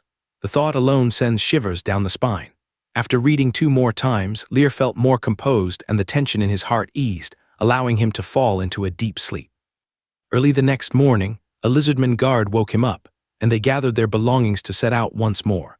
By midday, after traveling approximately 20 kilometers, a large area of red leaf forest appeared ahead of the convoy. Palm-sized crimson leaves danced in the wind, resembling flames. Alongside the green vegetation around, it exuded a vibrant feeling of life. But Lear's gaze sharpened. "Hags, I smell goblins. There are goblins hiding in the red leaf forest. Prepare for battle, everyone." Hearing this, the armored wetland lizard men became immediately excited. These swamp creatures were as obedient as kittens in front of Lear. Yet inherently, they were bloodthirsty and brutal hunters. Lear left a squadron to guard the convoy and led hags and another squadron into the red leaf forest. 10-man squad, 100-man squadron, 1,000-man battalion, 10,000-man legion. The military structure in this fantasy world was extremely straightforward. As a lord opening up the wilderness, blood and slaughter would be the main theme for a long time to come. Having lived in the modern world for so long without even seeing a chicken slaughtered all year, let alone brutal and bloody combat, the original body was merely a fallen noble descendant struggling to survive in the slums. Although he often saw bodies soaking in sewers, he hadn't experienced the cruelty of the battlefield. He needed to adapt to this insane world, and he had to. Let this battle mark the beginning. Lear's gaze deepened. Upon entering the red leaf forest, the wetland lizard men immediately became more spirited. Their amber eyes sparkled madness and brutality. Their noses twitched, and they collectively turned their gaze in one direction. "Sovereign, we found the lair of those filthy goblins." The wetland lizard men's sense of smell might not be as sharp as that of hunting dogs, but it was certainly far superior to humans. Lear nodded. "Hags, you will command the battle." He had two skills: Swamp Blessing and Divine Remnant. Divine Remnant wasn't a combat skill. Swamp Blessing was indeed quite powerful. A stream of energy infused with life energy is cast, covering an area of 3*3 meters, accelerating wound recovery. The maximum recovery of 20% life value, increasing the recovery effect to 30% when cast on swamp race life. Although it lacks destructive power, as a healer skill, it is incredibly powerful. The Earth Goblins only have 3 squads, but he doesn't want any accidents in the first battle. After leaving one squad to protect himself, he let hags lead the remaining 9 squads slowly into the depths of the red leaf forest. These life forms, clad in chilling armor, with vicious eyes, began their hunt. Not 200 meters ahead, hags, the newly evolved 2-star hero, wetland lizard man's eyes, became excited. On a small hill, dozens of green-skinned figures were lurking at the moment. Below the hill was the passageway through the woods. Earth goblins, a pair of pointed ears almost reached the back of their heads, mouths like open pincers full of fangs, triangular noses with hooks at the front, wide eyes with blue pupils, sturdy bodies almost all over 1.75 meters. Looking quite robust, compared to other goblins, they are complete big shots. Earth Goblins level. Initial tier Knight, level 4. Racial talent. Aggressive and brave, blindly arrogant and conceited, lose to no one. Reduce rationality by 60%, morale always in a high state.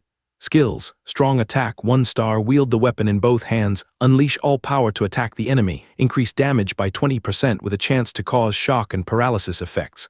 Evaluation, inferior life form. These damned stinking lives dare to play this game, still wanting to ambush them. Truly courting death, Hags gripped the steel saber in his hand, his voice chilling. "Kill!" With a low roar, the 9 squads of wetland lizard men shot out like arrows. The Earth Goblins, waiting for the prey to come, turned their heads instinctively upon hearing the sound. Ferocious lizard man warriors were charging fiercely, but these life forms with unique racial talents were not afraid. Instead, they roared, roaring back to counterattack. It was like the armor-clad wetland lizard man warriors were just lambs to be slaughtered. Hags saw the enemy advancing rather than retreating and became furious. He felt his dignity being trampled by them. How dare insects challenge the giant dragon, charged at the forefront, violently swinging the steel saber in his hand. At the front, Earth Goblin also roared and swung a wooden club. The instant of their clash, cracked the steel saber with terrifying power, directly severed the wooden club under the incredulous gaze of the Earth Goblin. Crack directly chopped onto the shoulder, splitting half of the body alive. Bones shattered, blood exploded, crimson scattered on the ground. Instant kill. Hags released some of his anger but continued the slaughter with the craziest stance. The Sovereign was still watching from behind. These trash all should die. The steel saber swung, not needing the unique Kai blood of the Knight hero path, just relying on his own brutality, chopping down Earth Goblins one by one. The wetland lizard man, warriors at the rear, saw the situation worsen, quickly picking up their pace any later. These earth goblins would be gone. Facing a group of frantic wetland lizard men, the earth goblins had no power to resist.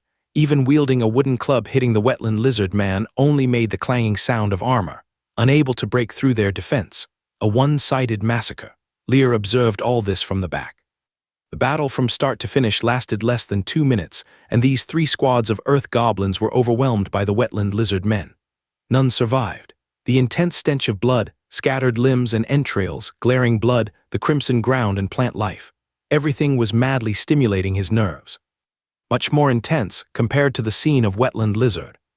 Men having their heads blown off in the slave market. Lear's heart trembled slightly, but he did not avert his eyes from the battlefield, stepping resolutely into the blood, passing through the scattered fragments and coming before Hags, covered in blood. He patted Hags on the shoulder with appreciation. "Well done, Hags." His voice was slightly hoarse but filled with determination. Turning his head, looking at the sinister battlefield and countless limbs, his eyes became profound. This is just the beginning. War, slaughter will accompany the development of the territory and continuously emerge. Hags inexplicably felt that his sovereign seemed to have undergone some peculiar change.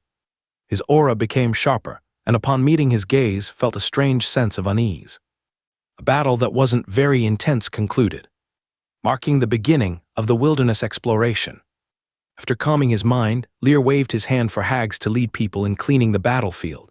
But these goblins, being so impoverished, survive in the wilderness without much to offer. After a thorough search, nothing was found, and they could only give up.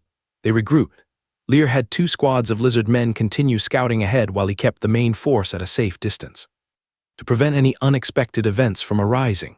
However, the dragon's might emanated by the 2-star-level dragon dung was sufficiently formidable. Even after venturing deep into the wilderness, no creatures dared to attack. If it weren't for the unusual racial talent of the earth goblins, these beings might not have dared approach the dragon's might. Continuing the journey on the second day, July 17th, when the caravan set out in the morning, Lear ordered the wetting of 3 portions of dragon dung. By noon, he increased the amount to 4 portions. Each portion of dragon dung could release 5 days' worth of dragon's might, which would then quickly dissipate. The 10 pounds of dragon dung were enough to reach the swamp. The overwhelming dragon's might released by 4 portions of dung sent shivers down the timid mud swamp people's spines. Even knowing it's just dragon dung, they still felt a strong sense of unease. From time to time, they turned back to glance at the clay pot. Even the fierce lizard men showed obvious agitation at this moment. Dragons, the apex predators in the food chain, their terror had long seeped into the soul of ordinary lives. Bane, the naturally cowardly mud swamp people hero, was restless, puzzled by Lear's orders, yet he dared not speak much, suppressing his inner doubts as he proceeded fearfully. By noon, a series of dreadful sounds came from the horizon, and Lear looked up, his heart skipped a beat.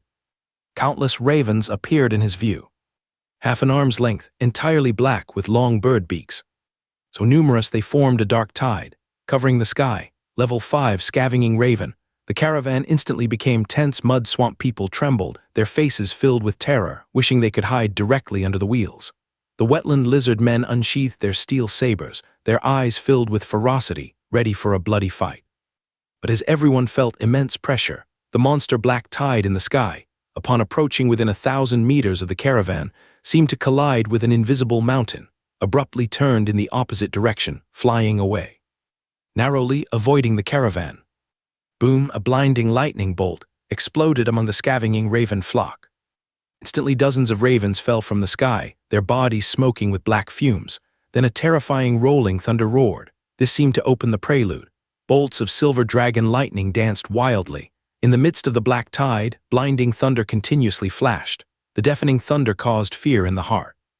Lear focused his gaze. A group of giant birds with a wingspan of 7 to 8 meters, covered in lightning, rampaged among the scavenging ravens, unrestrainedly hunting these level 5 beings.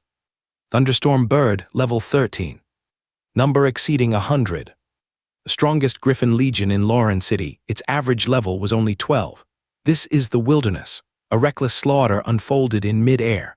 The thunderstorm birds wielded the thunder with abandon, casually massacring the ravens, the air filled with the smell of scorched feathers. if the flock hadn't avoided them. Even if those fierce thunderstorm birds were not targeting them, the terrifying aftermath would still impact the caravan. Flying creatures, with incredible speed, after several hunts, the scavenging ravens accelerated in frightful screams, gradually disappearing from view. Bane, initially puzzled in the morning, why Lear ordered to multiply the dragon dung quantity. His expression visibly changed now, looked at Lear, eyes full of fervor. The Lord seemed to possess some formidable power, able to foresee impending danger. In the wilderness, this was practically a divine skill. This sudden encounter not only didn't make him feel anxious, but it dramatically boosted his confidence in the future. To prevent accidents, after the raven flock left, Lear immediately ordered the army to quicken its pace. After walking for more than 10 miles, they finally returned to normal speed. Traveling across the perilous wilderness, the biggest obstacles besides fearsome monsters and wild creatures are the difficult roads. Fortunately, the horses from the fantasy world are sturdy, akin to small trucks with immense horsepower, able to forcibly pull the carriage along. Otherwise, just the journey itself could drive a person to despair. The long trek is tedious and dull. After 2 consecutive days of travel, as the afternoon of the 19th approached, Lear suddenly ordered the lizard men to dispose of the dragon dung and set up camp in a tall grassy area. No one understood why they stopped so early today. When Lear commanded everyone to be silent and the horses' mouths were bound, they realized something. One by one they tried their best to lower their breathing, until dusk, when the ground suddenly began to tremble as if a large group of cavalry was sweeping in another direction. The vibrations were slight, but the distance was only 2 or 3 kilometers. If the dragon dung had not been disposed of, it would have surely attracted attention from the other side. Though they were unsure who it was, anyone with a large cavalry unit in the wilderness is definitely not to be trifled with. Only Lear knew what they had avoided. Wilderness blood raiders, who ambush merchant caravans traveling through the wilderness by pioneering lords. They are extremely ferocious and terrifying. Wherever they go, only blood and bodies remain. The barbarian race is the primary source of wilderness blood raiders. These races, growing in barren lands, filled with tyranny and slaughter, love nothing more than pillaging. It's no wonder no one chooses to pioneer in the wilderness 500 kilometers away. A raid by the wilderness blood raiders could wipe out a lord who has just set foot in the wilderness. Everyone is here to expand territory, not to seek death. After averting a disaster, Lear relaxed a bit, sending the lizard men out to keep watch, allowing everyone else to rest peacefully. Travel by day, sleep by night, this is the routine journey. At night, the dangers of the wilderness significantly increase, necessitating caution. But Lear did not sleep, because dawn would bring the 20th, another intelligence update. The journey through the wilderness is filled with unknown danger. For most pioneer lords, just the journey requires a Herculean effort. Scouts might need to venture 20 or 30 miles ahead to monitor dangers, and could be attacked by wilderness monsters at any moment. However, for Bane, it has become somewhat tedious. Each day is just travel, travel, and more travel. The dragon dung ensures that most creatures dare not approach. From time to time, the Great Lord commands the army to either quicken their pace, rest in place, or hide in dense forests or grasslands. Thus, wave after wave of danger passes by quietly unnoticed. This increasingly convinces the mud swamp people that their lord must possess a heightened sense of crisis. They even imagine he might have the power to foresee the future. The latter is purely a wild imagination, but the former has been confirmed during these 2.5 weeks of travel. Within Bane's heart, Lear's position rises rapidly. In just these few weeks, it's already filled with frenzy and fervor. Following the strong is the innate nature of all life in Knoll World. In the wilderness, this trait is magnified to the extreme, and it's not just him, all mud swamp people and wetland lizard men feel the same. On the afternoon of August 4th, the team stops to rest. From the departure on July 12th to today, Lear has traveled through the wilderness for a full 22 days. Travel by day, rest by night. On the magic map, their destination Mire Swamp is only 30 kilometers away now. Seeing the hexagram pattern flickering close by, Lear's spirits rise. By this afternoon, they will reach their pioneering territory. Land cultivation, city construction, consolidation of authority, it all begins here. Pick up the pace, we will reach the territory before sunset. Upon hearing this, the group's morale soared. The pace of travel spontaneously increased. As the sun gradually sank below the horizon but temperatures remained scorching, a refreshing breeze suddenly swept in and their bodies felt instantly comforted. Lear felt invigorated. He looked up. At the end of his vision, a curved 7-color rainbow hung in the air, the sunset colors dazzling like a blaze, reflecting beautifully with the rainbow. The water vapor continued to evaporate upward due to the high temperatures. At the same time, on the magic map, his light merged completely with the hexagram pattern. Mire Swamp, he had arrived. We finally arrived. I can sense the swamp calling me. Is this where we will live from now on? This place seems bigger than the swamp we lived in before. Praise the goddess. Everyone was excited, the mud swamp people were dancing, and the wetland lizard men were barely able to contain their excitement. After a long journey of more than half a month, spanning over 1,000 miles across the wilderness, overcoming numerous hardships, they finally arrived safely at their destination. The excitement in their hearts was unparalleled. All their emotions were released. Lear was also in high spirits at this moment. We finally made it. His territory, the place where everything begins. That moment, the swamp divine format within the seed of magic floating in his mind suddenly emitted a faint glow. Lear instinctively looked towards the swamp obscured by the grass, feeling a faint presence of something he desperately longed for in the land authority, like a traveler in a desert yearning for fresh water.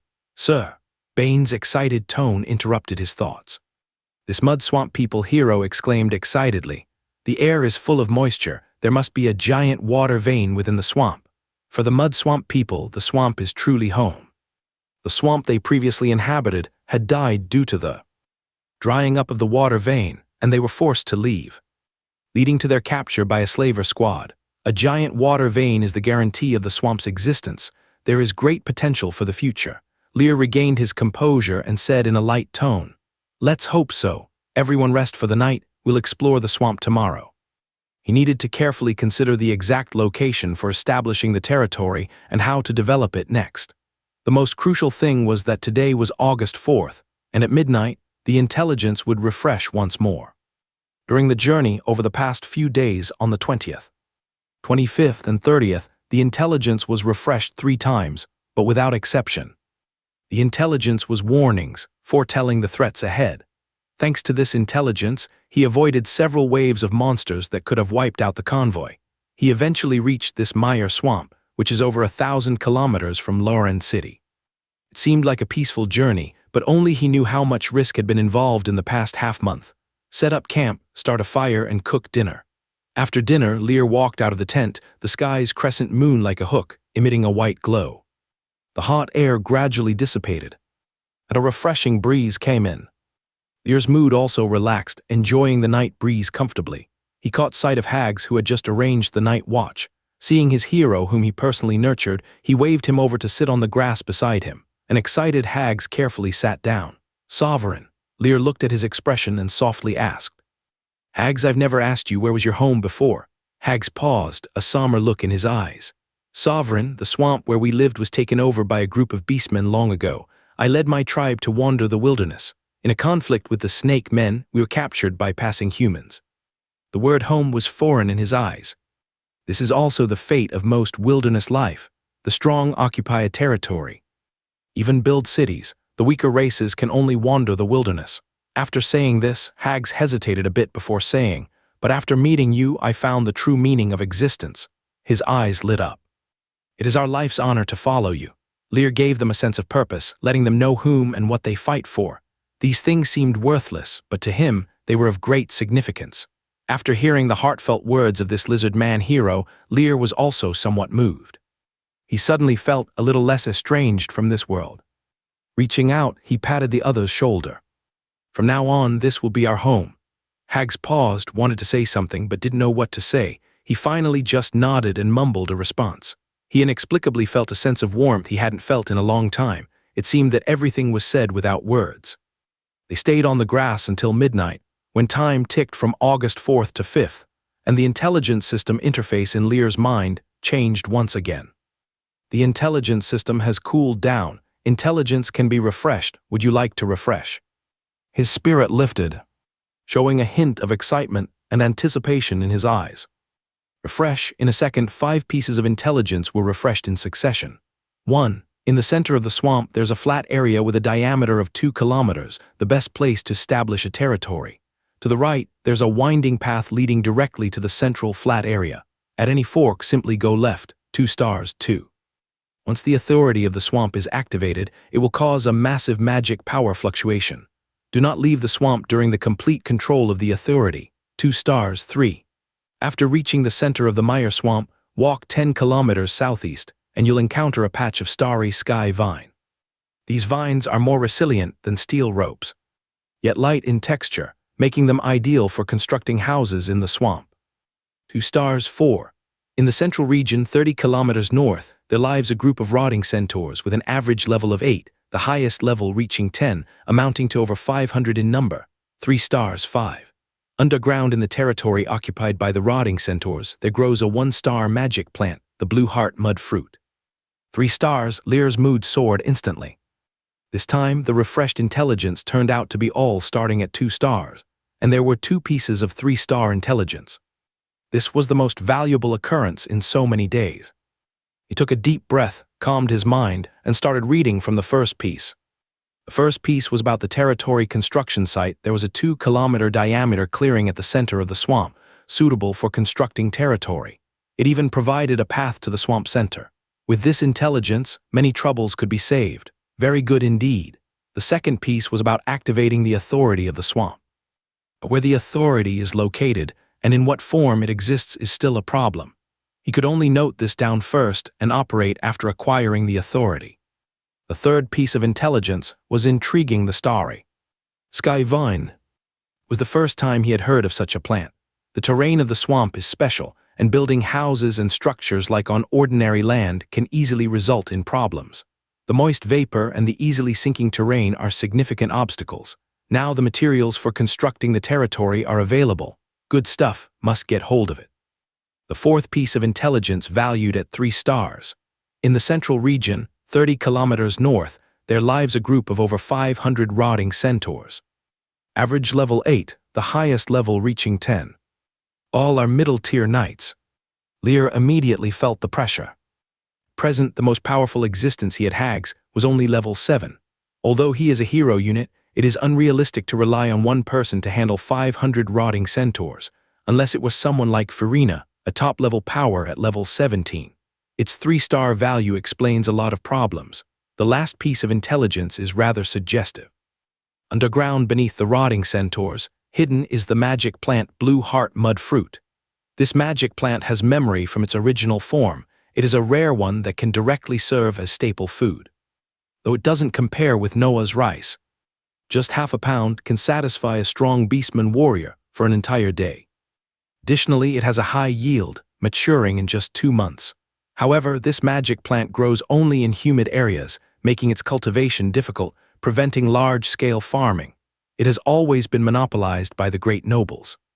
If he could obtain it, the food problem would be resolved. This is a strategic treasure concerning the territory's survival and future development. The growing conditions required by the blue heart mud fruit are not a problem for the swamp at all. A plant chosen by heaven. The 3-star value indeed bears significant weight. However, wanting to obtain this high-potential magic plant first, the threat of the rotting centaurs must be resolved. Lear fell asleep in deep thought. August 5th, early morning. Lear rose early, checked the quantity of dragon dung and gazed ahead at the swamp. Mud, murky water, decaying corpses, weeds, moss, solitary trees. All fit the minstrel's impression of a swamp. Short grasses grow in the muddy waters, and a few murky stagnant pools occasionally bubble, revealing half-concealed bones of unknown life forms in the water's surface.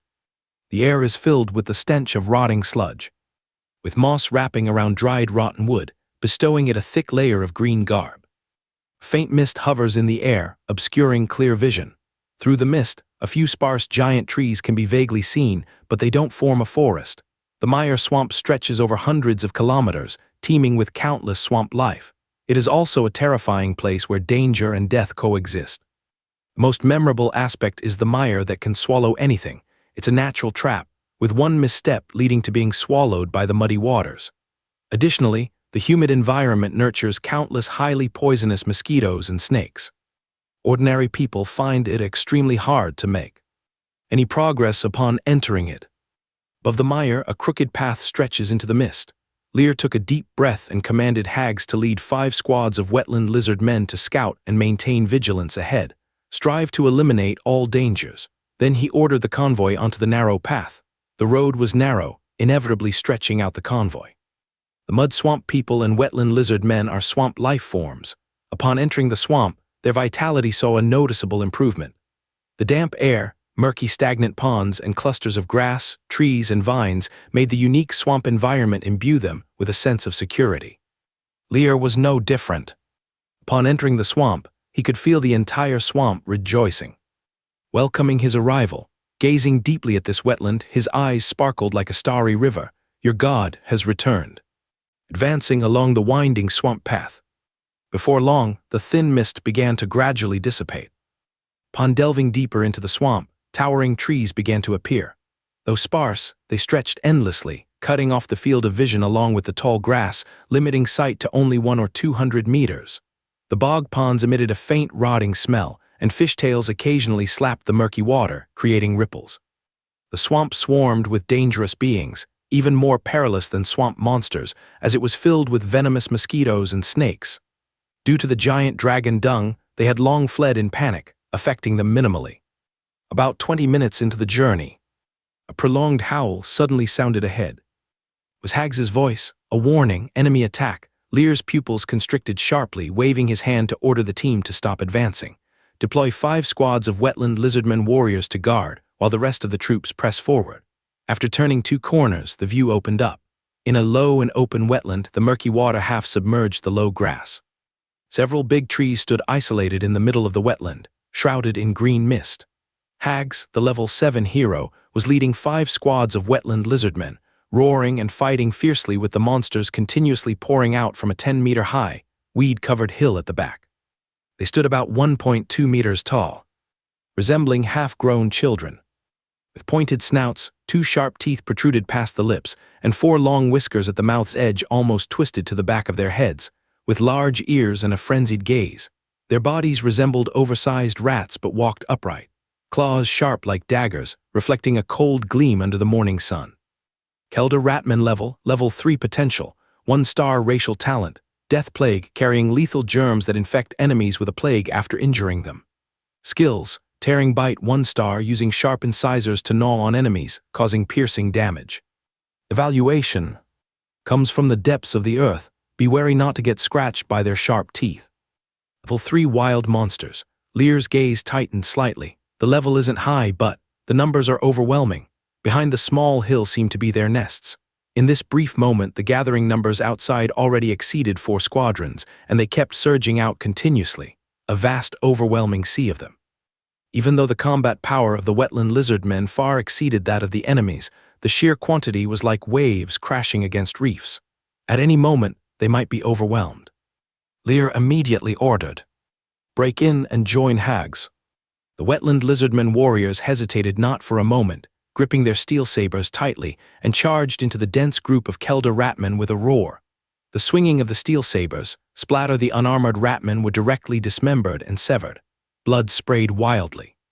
Yet the ferocious Ratmen showed no retreat, the smell of blood instead inciting their inner brutality, splitting into 2 groups, charging towards the 2 teams, leaping atop and clinging tightly to bite madly. Their sharp incisors like daggers, fiercely piercing through armor, tearing scales. The number of Ratmen was too extensive, and even a formation of steel sabers couldn't fully block them. The foremost 10 wetland lizardmen faced the initial assault, with frenzied Ratmen clinging onto them, biting fiercely at the gaps in the armor. Crack, the crisp sound of bones fracturing could be heard. The enraged wetland lizardmen swung their steel sabers fiercely, splattered directly severing the enemy's heads. But chillingly, even after decapitation, the menacing rat heads remained latched onto their bodies without loosening. Their grip even seemed to tighten. Their terrifying bite force caused many warriors' arms to be bitten through at the front. But after getting injured, the wetland lizard men went berserk, their amber eyes taking on a crimson hue. Growling lowly, they charged into the fray. Toppling a large group of Ratmen in front, they joined together with Hags. At this moment, there were as many as 15 squads of wetland lizardmen warriors on the battleground. Yet the count of Kelder Ratmen had risen from 4 squadrons to 7 squadrons. forming a sea of rats in the swamp. Yet from the overgrown hill in the rear, new ratmen continued to pour forth endlessly. Their bodies stood only at 1.2 meters tall, their strength average, and their defenses nearly non-existent. But their abnormality lay in their razor-sharp incisors. Incredibly lethal. Even one-star armor could be dented by their bite. Wetland lizard man scales would be penetrated directly. Though each bite cost them a life, their numbers were overwhelming. Exchanging life for injury, these ratmen did not regard death as anything significant. Watching those sinister, fearless ratmen, Lear standing at the center of the army formation felt the viciousness of the swamp for the first time.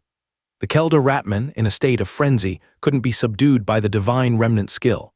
Taking a deep breath, his gaze turned dangerous.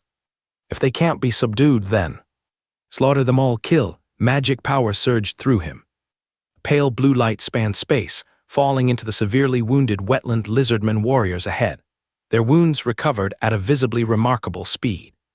Swamp Blessing, 1 star, growth possible, cast a life-infused energy covering a Threek's 3-meter range, accelerating wound recovery, yielding up to 20% life recovery, and enhancing recovery effects up to 30% for swamp race lives. It possessed no harmful skills, but powerful healing techniques. This was undoubtedly the divine skill the frontline warriors needed most. Several treatments later, the injured wetland lizardmen warriors became fierce once more. Fearless, waging battle against the enemy in the most brutal stance, the battlefield transformed into a meat grinder. Steel sabers hacked, sharp claws slaughtered. Face-to-face slaughter, blade cutting to the bone, skin and flesh blurred, the explosion of blood making one's heart shiver. But at this moment, amidst the battlefield atmosphere, fear was non-existent.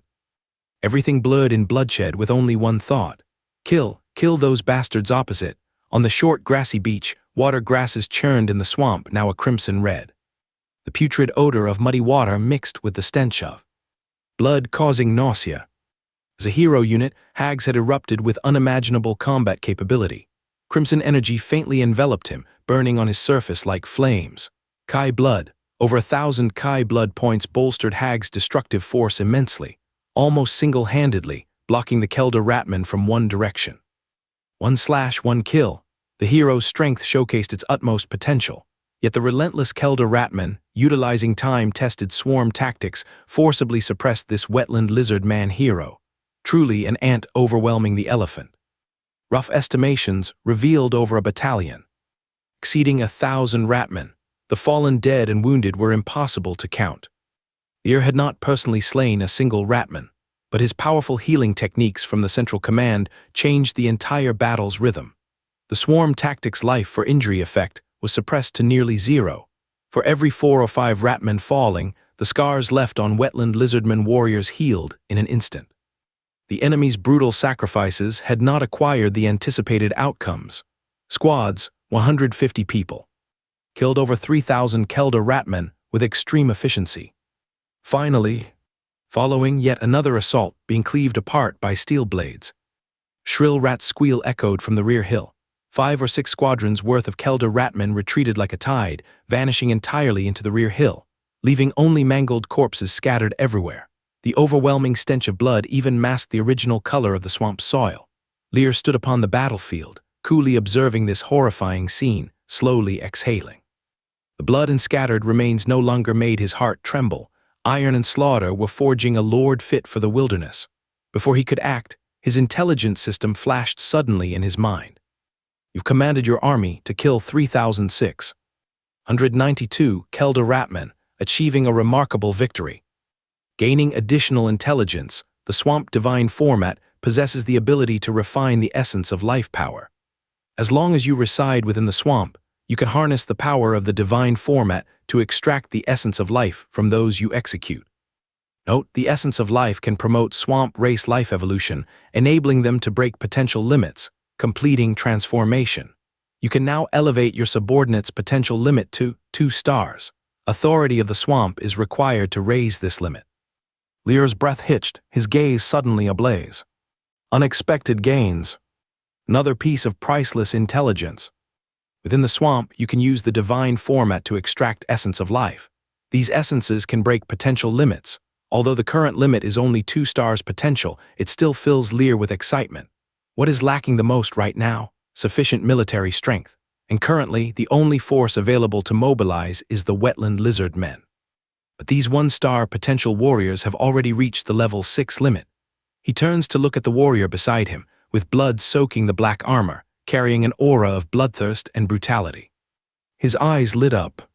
Gather all these ratman corpses together. With the order given, the Wetland lizard men disengaged from battle and immediately took action.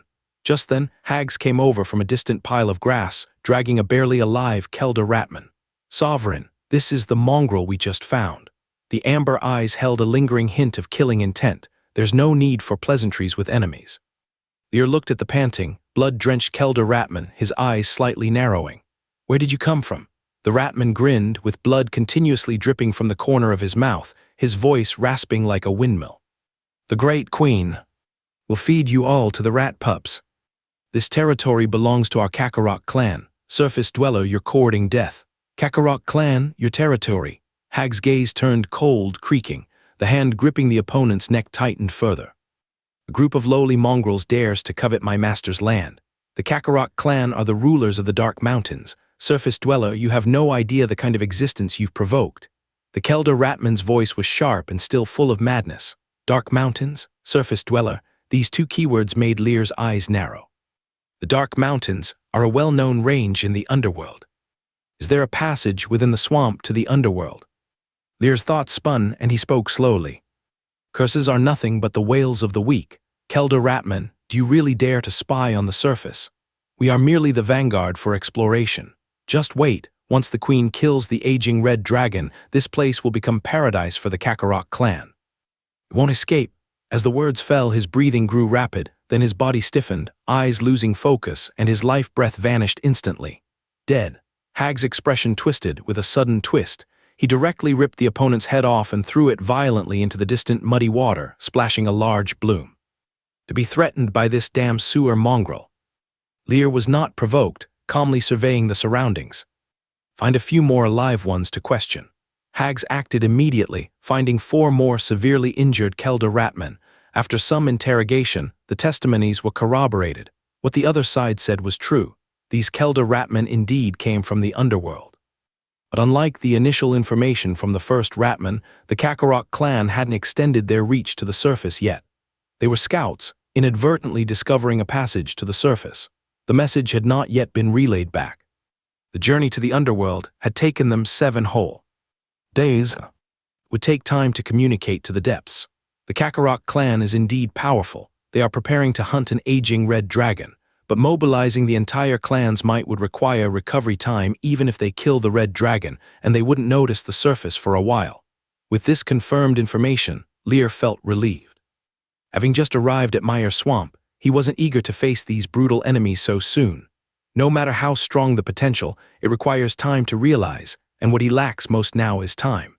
As he interrogated, the Wetland lizard men piled the corpses fished out from the crimson mud into a small hill. Over 3,000 gruesome corpses stacked together, creating quite a visual impact. Building a ghastly mound. Over the past half-month, after dozens of conflicts and battles, Lear had gradually grown. Such a bloody scene, though chilling, was no longer enough to shake his heart. One must get used to it. In this world, the weak have no right to survive. Taking a deep breath, he tried to inject spiritual power into the fragmented azure divine format in his mind.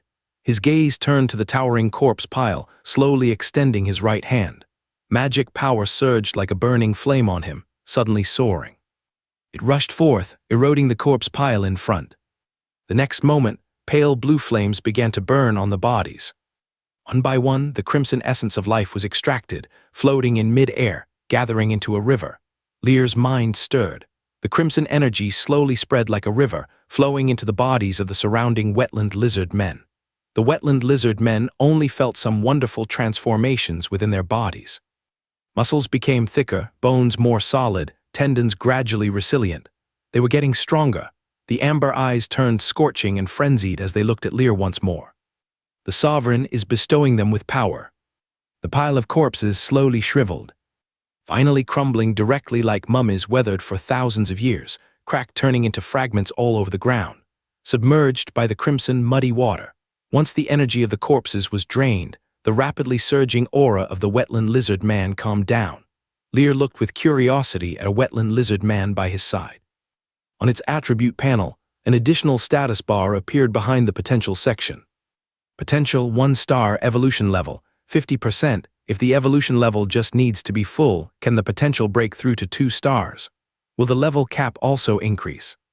The essence of life, from over 3,000 Kelder Ratmen. Helped these 15 teams of wetland lizard men reach halfway in their evolution. In other words, just over 3,000 more and they can achieve transformation. Not bad, very good. Lear was in a great mood. The divine spirit truly deserves to be the ultimate existence in this world. He only grasped a trace of its power, and it was already so extraordinary, if he were to completely control the divine format. It's unimaginable what kind of mighty power it would be. However, the pity is, currently, the maximum potential limit that can be raised is only 2 stars. Hags, the 2 stars hero, showed no change. After calming himself, Lear instructed the wetland lizard man to search around, especially the tunnels from which the ratmen fled. But as the interrogation information suggested, the passage leading to the underworld was winding and rugged. The wetland lizard man could not enter at all. They could only mark this location on the magic map for future exploration. The underworld, dark mountains, Kelder Ratman, the deceased red dragon, the mouse queen.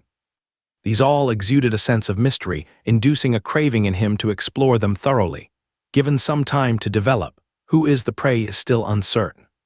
He organized the team and set off again. The winding path led through swamps, bogs, trees, and grassy fields. After traveling 2 or 3 kilometers, 4 branching paths appeared in front of them, heading in different directions. Lear waved his hand, signaling to move towards the leftmost path. Over the past half-month, he had established absolute prestige within the group. Even if it was unreasonable, no one would question it. Quite a few mud swamp people even began to regard Lear as the divine son who could listen to the divine spirit's will.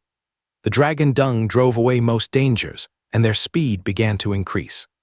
By noon, they had already traveled 20 kilometers. But at this moment, Lear suddenly waved his hand, instructing everyone to stop. His tone carried a hint of gravity. Destroy the dragon dung immediately, everyone get down.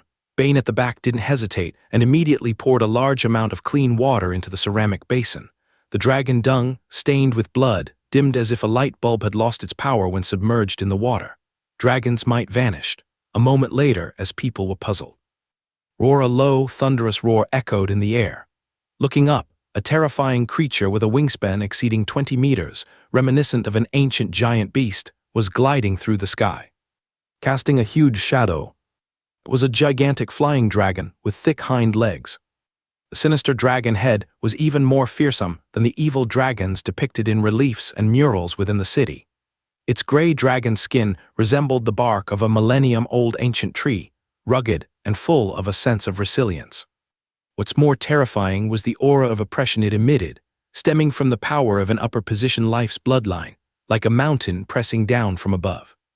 2-legged flying dragon level, 16 potential, 4 stars. The 4 stars potential limit is 15 levels, but this flying dragon actually had a level 16. It broke through the limit. Lear's eyes turned extremely sharp. Just one distant glance made him feel that soul-penetrating oppression. All the people in the convoy didn't dare to breathe heavily. The mud swamp people trembled, some even had their pants soaked.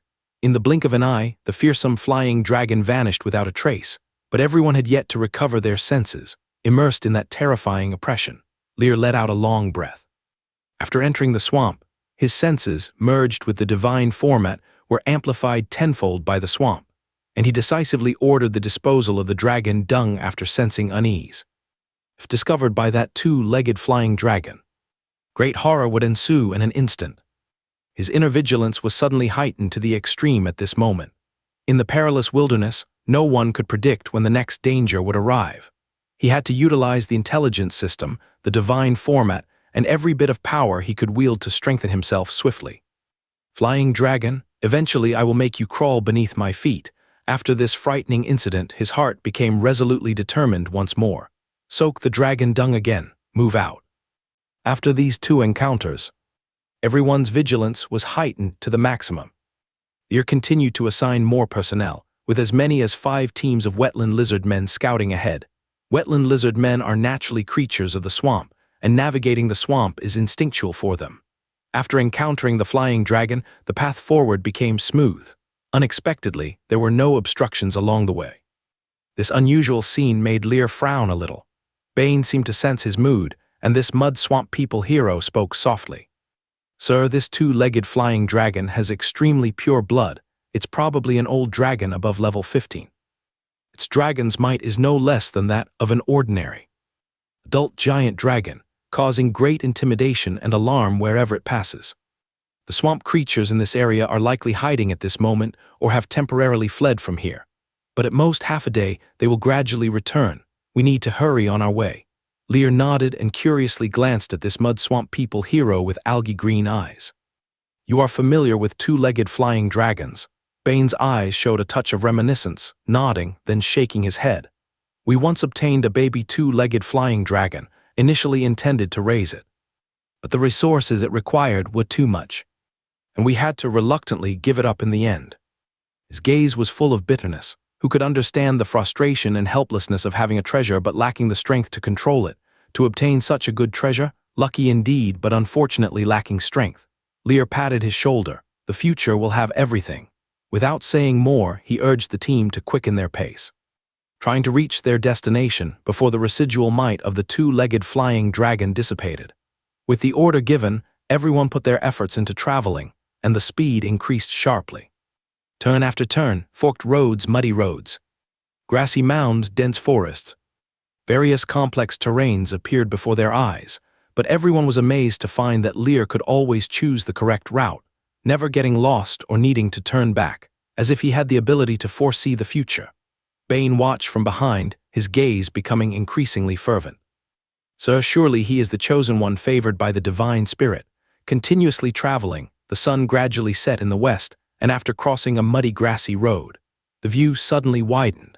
Ahead was a low grassland barely reaching the ankles, very spacious, with the horizon visible when looking far. In the center were a few sparsely growing trees. The green grass rose about a meter above the water's surface. The swamp mud water slowly flowed around. The lush, vibrant scene gave off a sense of peace and serenity. They had arrived. Everyone was exhilarated at this moment. Over 20 days, 1,000 kilometers, traveling day and night, they finally reached their territory, their future home. While everyone was excited, Hags approached Lear with a serious face, warily indicating the sparse 10-plus trees ahead that were over 15 meters tall with dense canopies. "Master, those are not trees, they are swamp treants." Lear's gaze slightly concentrated as he raised his head to look. The gray tree trunks were rugged and uneven, covered with large patches of moss. The thick branches and green leaves swayed in the wind, occasionally dropping some wilted leaves.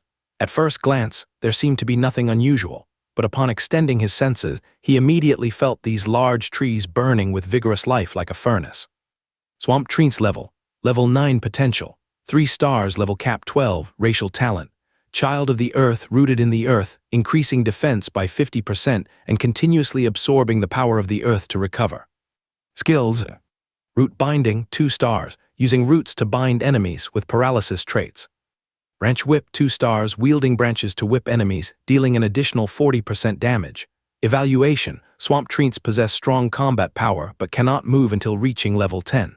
Star potential, level 9 swamp treants. Sovereign, please give your order. Hag's gaze was filled with determination. As long as Lear gave the order, he would lead the charge. Whether in front were treants or a giant dragon, Lear slowly shook his head. Although only 3 levels higher than the wetland lizard men, their combat power was more than double that of the wetland lizard men. Going head-on would be too costly. "No need for that. Follow me with your men."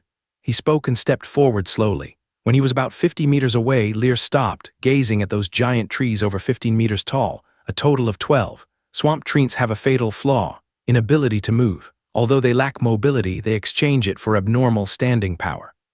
In the absence of long-range methods, trying to uproot these 12 swamp treants would undoubtedly require a hefty price. Fighting with a treant. The branches of the opponent, thicker than a steering wheel, would likely crush a wetland lizard man to pieces. Noticing the arrival of outsiders, the large trees ahead rustled their branches. A shower of leaves fell, revealing ugly faces on the thick, moss-covered gray trunks. Their mouths opened, emitting a sound as deep as distant thunder. "Outsider, this is not where you should be. Leave immediately." The ancient treant language, an advanced language conveying meaning directly without knowing the words, it directly transmits information to the spirit. Lear gazed at the foremost treant, but before he could speak, Hags was already enraged. "Outsider, treant, this is the sovereign's domain. You should kneel and worship." The usually slow-moving treants were immediately angered by these words. The faces on the trunks twisted slightly, about to unleash curses. Suddenly, they felt an indescribable, overwhelming pressure emanating from the human youth in front of them. Fear crept onto their faces. Divine remnant, this divine skill ensures eternal subservience and prevents betrayal from subordinates. However, the premise is, the opponent is in poor condition and unable to escape, forced to endure the divine authority. If the opponent is free and in good condition, it might even provoke them. Even a divine spirit descending would encounter numerous rebels. Expecting to sweep across the swamp with mere pressure is unrealistic. Truly powerful is still one's own strength, but at present the situation is different. The swamp treants cannot move. They must endure the swamp divine format's dignity, even if it is a broken divine format, even if the authority has not yet been activated. Yet a divine spirit remains a divine spirit, beyond mortal resistance. While the opponent can move and escape the region, unaffected by divine power, the swamp treants must endure it all. The 12 swamp treants immediately felt their souls trembling, wanting to prostrate and bow before the figure in front of them. The figure seemed to be the sovereign of their souls, a supremely majestic presence. "No, you demon, you won't enslave our souls." The swamp treants immediately went mad. Crack, the earth suddenly shattered. Countless root tendrils like steel whips tore through the ground, wildly thrashing like enraged dragons. Bang bang, the roots lashed the ground, sending splinters of mud and grass flying everywhere. This terrifying scene failed to change Lear's expression, who continued observing the treants with calm indifference. To enslave the opponent, one must completely subjugate them. At this moment, the opportunity was special. The 30-meter range was covered by the swamp treant. Roots. Lear stood 50 meters away, out of harm's reach. Spiritual power continuously infused into the ethereal blue divine format, unleashing even stronger divine power. The surging pressure, stronger than even the dragon's might of a two-legged flying dragon. Unhindered, it engulfed the souls of the swamp treants. In her unwillingness and anger slightly abated under pressure, their souls gradually adapting to submission and servitude. This alarmed the swamp treants. They began to plead loudly, but Lear paid no heed, maintaining the divine power. "Submit or be destroyed." The soul felt as if gripped by a massive hand, creaking under the strain. But the treants refused to yield. "No, demon, you will never enslave us. Never." In staunch resistance after a stalemate of half an hour, the life flames of these stubborn treants began to dim. Lear's face turned pale. Sustaining divine power for such a long time was a huge drain on him, but this was about endurance. Whoever couldn't hold out would lose. But now the initiative lay with him, time, place, and people, all in his favor. "What do you have to fight me with?" The foremost treant felt its soul already marked by large cracks. The desire to submit reached its peak, and the last bits of defiance were ground away in weakness. The branches slowly drooped, and the face on the trunk showed a hint of fear. "Great sovereign, master of the swamp, I am willing to submit to you." With one treant submitting, in an instant the remaining 11 treants, long unable to hold out, also bowed their heads. They obeyed soul and bloodline. Lear felt the respectful obedience coming from their souls. His spiritual power surged forth, easily leaving a mark on their souls. The pressure dissipated and his pale face regained some color. A slight smile appeared at the corners of his mouth. The eagle was tamed. These 12 treants instantly became the first guards of the territory. The original disadvantage instantly turned into an advantage. Hags, who witnessed all this from the side, felt his heart tremble. The mighty treants of the swamp, under the authority of the sovereign, had submitted. No need for battle at all. This is his sovereign, powerful and fierce sovereign. Bane was also extremely excited. The overwhelming divine power not only terrified the treants of the swamp, but made all the mud swamp people tremble. Lear didn't care about the thoughts of the crowd, and his gaze turned toward the carriage. Transport all the goods over here. With this as the center, build the territory. Bane, go explore the surroundings, and after determining the terrain, plan the future territory buildings. This is when the mud swamp people's hero can be truly useful. Bane nodded excitedly, but then seemed to think of something and hesitated. "Sir, what should we name our territory?" Lear replied meaningfully. Wailu City, Wailu City. Bane was initially stunned, then his eyes became extremely excited. Wailu City. But soon the first war of the gods erupted, the swamp god fell, and the construction of Wailu City became indefinitely delayed. The succeeding swamp god also never rebuilt the swamp holy city. From then on, the name Wailu City could only be heard in legends. This name is truly significant. They are to revive the glorious past of the swamp race, to reforge the broken sword. Where your gaze reaches, we follow to the death. Lear nodded slightly without saying much more. Letting them go to work, he himself came to the front of the treants of the swamp again. The roots of these large trees had already been reburied underground, leaving only a mess on the grassy area. This will take time to nurture anew. Is there anything around here that could threaten us? The foremost treant of the swamp replied in a booming voice. Sovereign, up arrow to the north, there is a group of wandering foul giant demons, their numbers unknown. Right arrow to the east, there are dozens of two-headed ogres. Foul giant demons, two-headed ogres. Lear raised an eyebrow. How strong are they? The foul giant demons are around level 9 and often come to this area to hunt. The two-headed ogres arrived 3 months ago with an average level of 10. His gaze sharpened slightly. Surviving in the swamp, there are no weaklings. These are two threats that must not be ignored. We have to explore and understand the specifics. After asking for a while, the treants of the swamp couldn't provide more information. These level 9 treants, although not weak in power, suffer from the fatal flaw of being unable to move, having to passively wait for others to approach. The foul giant demons and two-headed ogres have a relatively wide hunting range, so they are aware of each other's general location. For everything else, I'll have to rely on my exploration. With the level 9 treants of the swamp as the home's guarding force, plus 200 level 6 wetland lizardmen warriors wearing thick armor, there's no need to be overly anxious. Strong horses pulled the resources to the central area. They began unloading. One tent after another was set up, and all resources were moved inside. Watching the bustling crowd, Lear felt inexplicably touched. He would begin anew on this vacant land to establish his own territory. The feeling was rather wondrous. It was like playing a real-life farming game, but the feeling was incomparable to the game. Taking a deep breath, he reopened the intelligence system, looking at the 3 pieces of incomplete information. 3. After reaching the center of the mire swamp, head southeast for 10 kilometers. There is a stretch of starry sky vine, more resilient than steel rope, yet light in texture, very suitable for building houses in the swamp. 2 stars 4.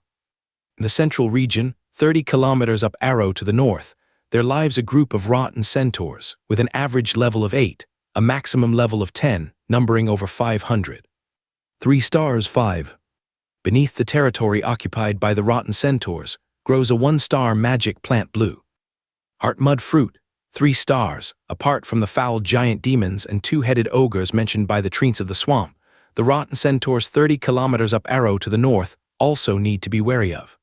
This is an advanced monster stronghold, and the wetland lizard men's potential and level need to be upgraded before attempting tentative exploration and conquest. While contemplating, his gaze fell on the 3rd piece of intelligence to the southeast, 10 kilometers out, starry sky vine. Lost in thought, Lear called Bane again. Do you know about the starry sky vine? This hero of the mud swamp people pondered for a moment before speaking softly. Sir, it said the starry sky vine is as hard as steel and very suitable for swamp growth.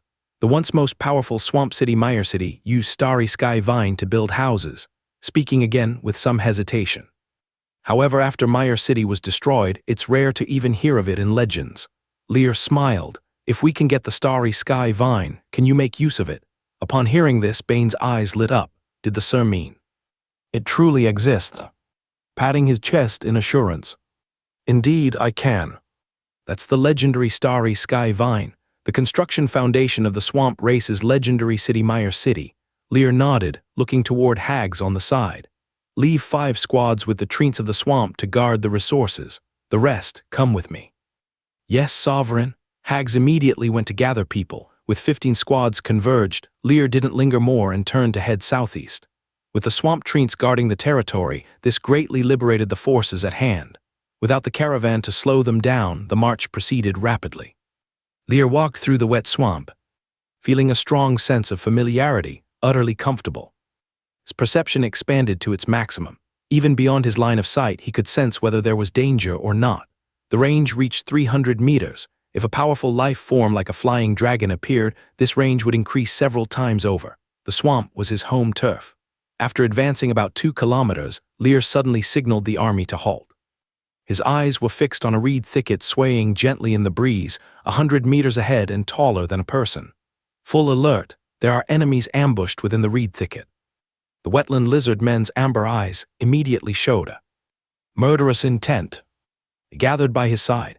Upon sensing their movements, curses echoed from the reeds with rustling movements. A group of ugly creatures about 1.5 meters tall emerged, glaring fiercely at them.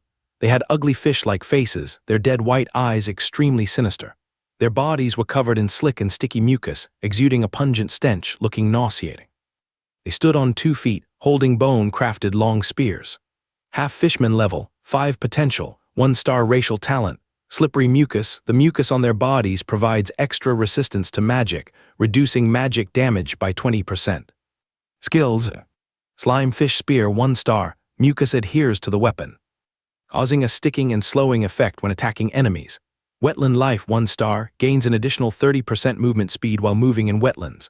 Evaluation, a common life form in swamps. In an instant, the number of half-fishmen exceeded 4 squadrons. Lear's gaze showed some displeasure. 1-star potential, level 5 wild monsters. What kind of nobodies dare to ambush us? Kill. A cold snort. Hags charged ahead decisively. With absolute brutality, he tore through 7 or 8 half-fishmen, plunging into the crowd. Blood dyed his body red, making this wetland lizard man, hero, increasingly frenzied. Brutality when taking damage or initiating an attack, he becomes extremely brutal, increasing all attributes by 30%, fearless of pain, relentless towards enemies. Blood frenzy upon tasting blood, his size increases by 20% and strength by 40%. All his skills were born for slaughter. Ordinary wetland lizard men might not be as fierce in combat, but they likewise massacred the half-fishmen. A wetland lizard man swung a steel saber in a chop, while the half-fishman it faced dodged nimbly by ducking low. The spear in its hand thrust fiercely into its abdomen. A crack, the bone spear broke directly, only leaving a white mark on its armor. The wetland lizard man sneered and swung its arm forcefully. Its sharp claws like knives, swoosh pierced through the chest directly, a bloody claw emerging from the half-fishman's back. With a powerful wrench, the body was ripped apart, thrown aside like garbage. The slaughter efficiency was not much slower than that of level 3 Kelder ratmen. Ordinary wetland lizard men individually were stronger than these half-fishmen. With the advantage of equipment, they immediately exhibited their ferocious side. Although the half-fishmen were also fierce, the weapons in their hands couldn't even pierce the armor of the wetland lizard men. Swoosh, one after another half-fishman was slaughtered. The number of 4 squadrons dwindled at an alarming rate. Soon, there were less than 3 squads left on the field. These swamp creatures finally collapsed. The terror in their eyes could no longer be concealed. Trembling hands dropped their weapons and they turned to flee. But to guard against their escape, Lear had already preemptively dispatched several squads to block the reed thicket. The sneering wetland lizard men began the final cleanup. The steel sabers swung in unison. Swoosh, swoosh, the sound of long blades entering flesh. The ripping of blood, flesh, and bone echoed in the sky. Blood stained the haystacks. The 4 squadrons of level 5 half-fishmen were all slaughtered, and the price paid was over 30 wounded, all with no exception lightly injured. About 30, all without exception lightly injured. Lear originally wanted to keep a few alive, but in the end, there wasn't a single one that could catch a breath left. Obviously, they had overdone it. He didn't dwell on it, looking at the corpses all over. His eyes no longer showed any peculiar emotions, and his tone rather carried a hint of satisfaction. Gather them all together. These corpses were all rich spoils of war. Having experienced that with the Kelder ratmen, the wetland lizard men immediately became excited. Nimbly, they moved the bodies to form a corpse pile, then stood expectantly to one side. Lear chuckled, without a word wasted. Magic flowed through him, enveloping the surroundings in a pale blue glow. Scarlet life energy floated out from the shattered bodies of the half-fishmen, pouring into the bodies of the surrounding wetland lizard men. As these corpses turned to residue, the evolution level on the panel rose from 50% directly to 70%. Taking a big step forward to break the limit and evolve into 2-star potential. This made Lear quite delighted. The level 5 half-fishmen provided more life energy than the level 3 ratmen. Obviously, the higher the level, the richer the essence of life. The battles and hunting to come also turned into something delightful. Hags had his men search around, but they could not find the half-fishman's habitat. Seeing this, Lear didn't waste any time and continued onward. After passing through an area of reeds, a stretch of aquatic plants lay ahead. The green aquatic plants extended long strands, with pure white flowers blooming at the top, floating on the water's surface and swaying gently with the swamp's current. A gentle breeze blew by, causing the white flowers to dance, releasing a refreshing fragrance. Seeing this scene, Lear felt a slight sense of relief. Just then, a wetland lizard man ahead let out a cry of surprise. He quickly approached. In the muddy water, several enormous three-toed footprints, broader than a millstone, led deeper into the swamp. An unidentified creature had passed through here. Judging by the footprints, it was undoubtedly a monstrous entity. Lear's heart skipped a beat, even though there was no immediate sense of danger. His internal alertness had heightened once more. The swamp was fraught with countless dangers, never to be underestimated. He glanced in the direction the creature had left, quietly noting it for future exploration. Perhaps due to the lingering presence of the flying dragon, aside from the earlier half-fishmen, few swamp creatures were seen around. Proceeding unimpeded, Lear felt a thrill as he emerged from a dense forest. Before him stretched an area filled with low grass mounds. Muddy streams flowed ceaselessly between these mounds. These foot-high grass mounds rooted deeply into the swamp, anchoring patches of earth, forming stepping stones floating atop the swamp. They were a common feature in the swamp. Stepping onto a mound, Lear suddenly felt the area around him become dry and refreshing. The typically swampy, humid air felt as if it had been drained of moisture. Gazing ahead, in the center of this swampy grass mound area grew a large cluster of vines, about 20 meters wide. The thickest parts of the vines were as robust as thighs, while the tender branches at the top were thumb-sized. What caught one's attention were the glimmering dots on the vines that, under the sunlight, shimmered brilliantly, as though a starry sky flowed through them, imparting a dreamlike quality. Starry sky vine. Lear's eyes lit up instantly. The appearance truly lived up to its name, a starry sky.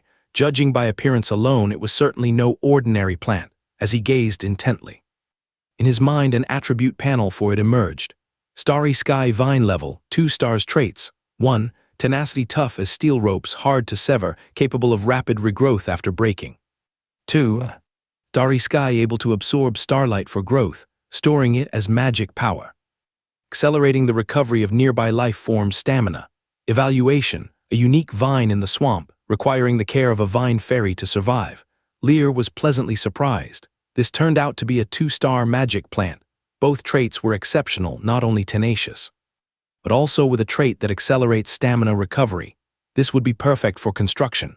However, the evaluation puzzled him slightly. What kind of creature is a vine fairy? In his curiosity, he caught sight of a fist-sized, peculiar creature zipping through the vines. It had intricately woven green wings, dispersing tiny green sparkles with each flap. Its skin was white and smooth, its face plump and round. She clad in a little vine dress. Wearing a thorn crown on her head, she resembled a small princess. Landing on a vine, the peculiar creature frowned at a white grub munching on the vine, feeling distressed. With a wave of her hand, the starry sky vine expelled a shower of light dots, sending the grub flying far away like a spring-loaded projectile, landing on a grass mound.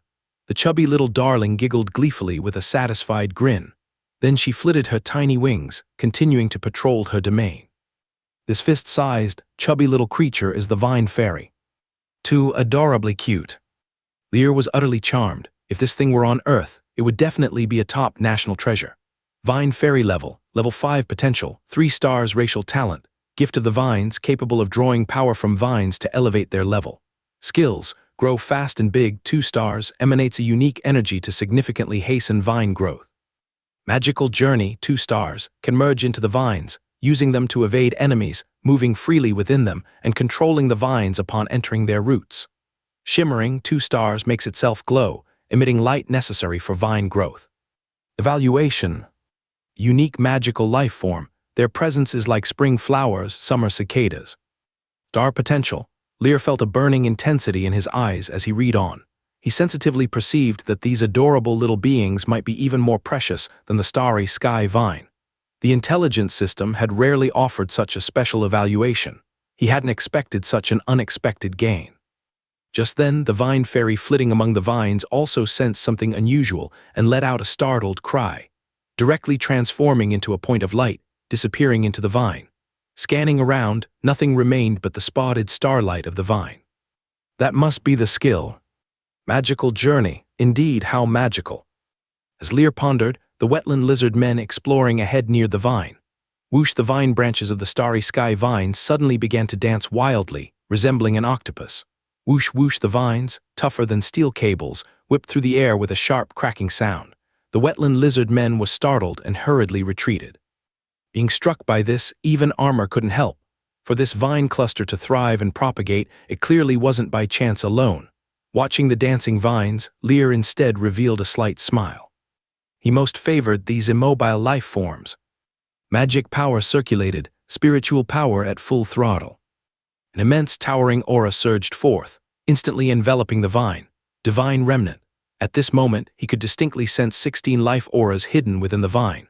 Surprisingly, sensing the divine power, the vine fairies didn't continue hiding, but rather revealed their forms one by one with a bit of excitement. Peeking from within the vines, they looked at him with nervous, excited, yet somewhat incredulous eyes. "Father God, you have returned. We thought you had forgotten us. Are you really the Father God?" "Father God." Their excited and enthusiastic voices left Lear, who had intended to use power to command.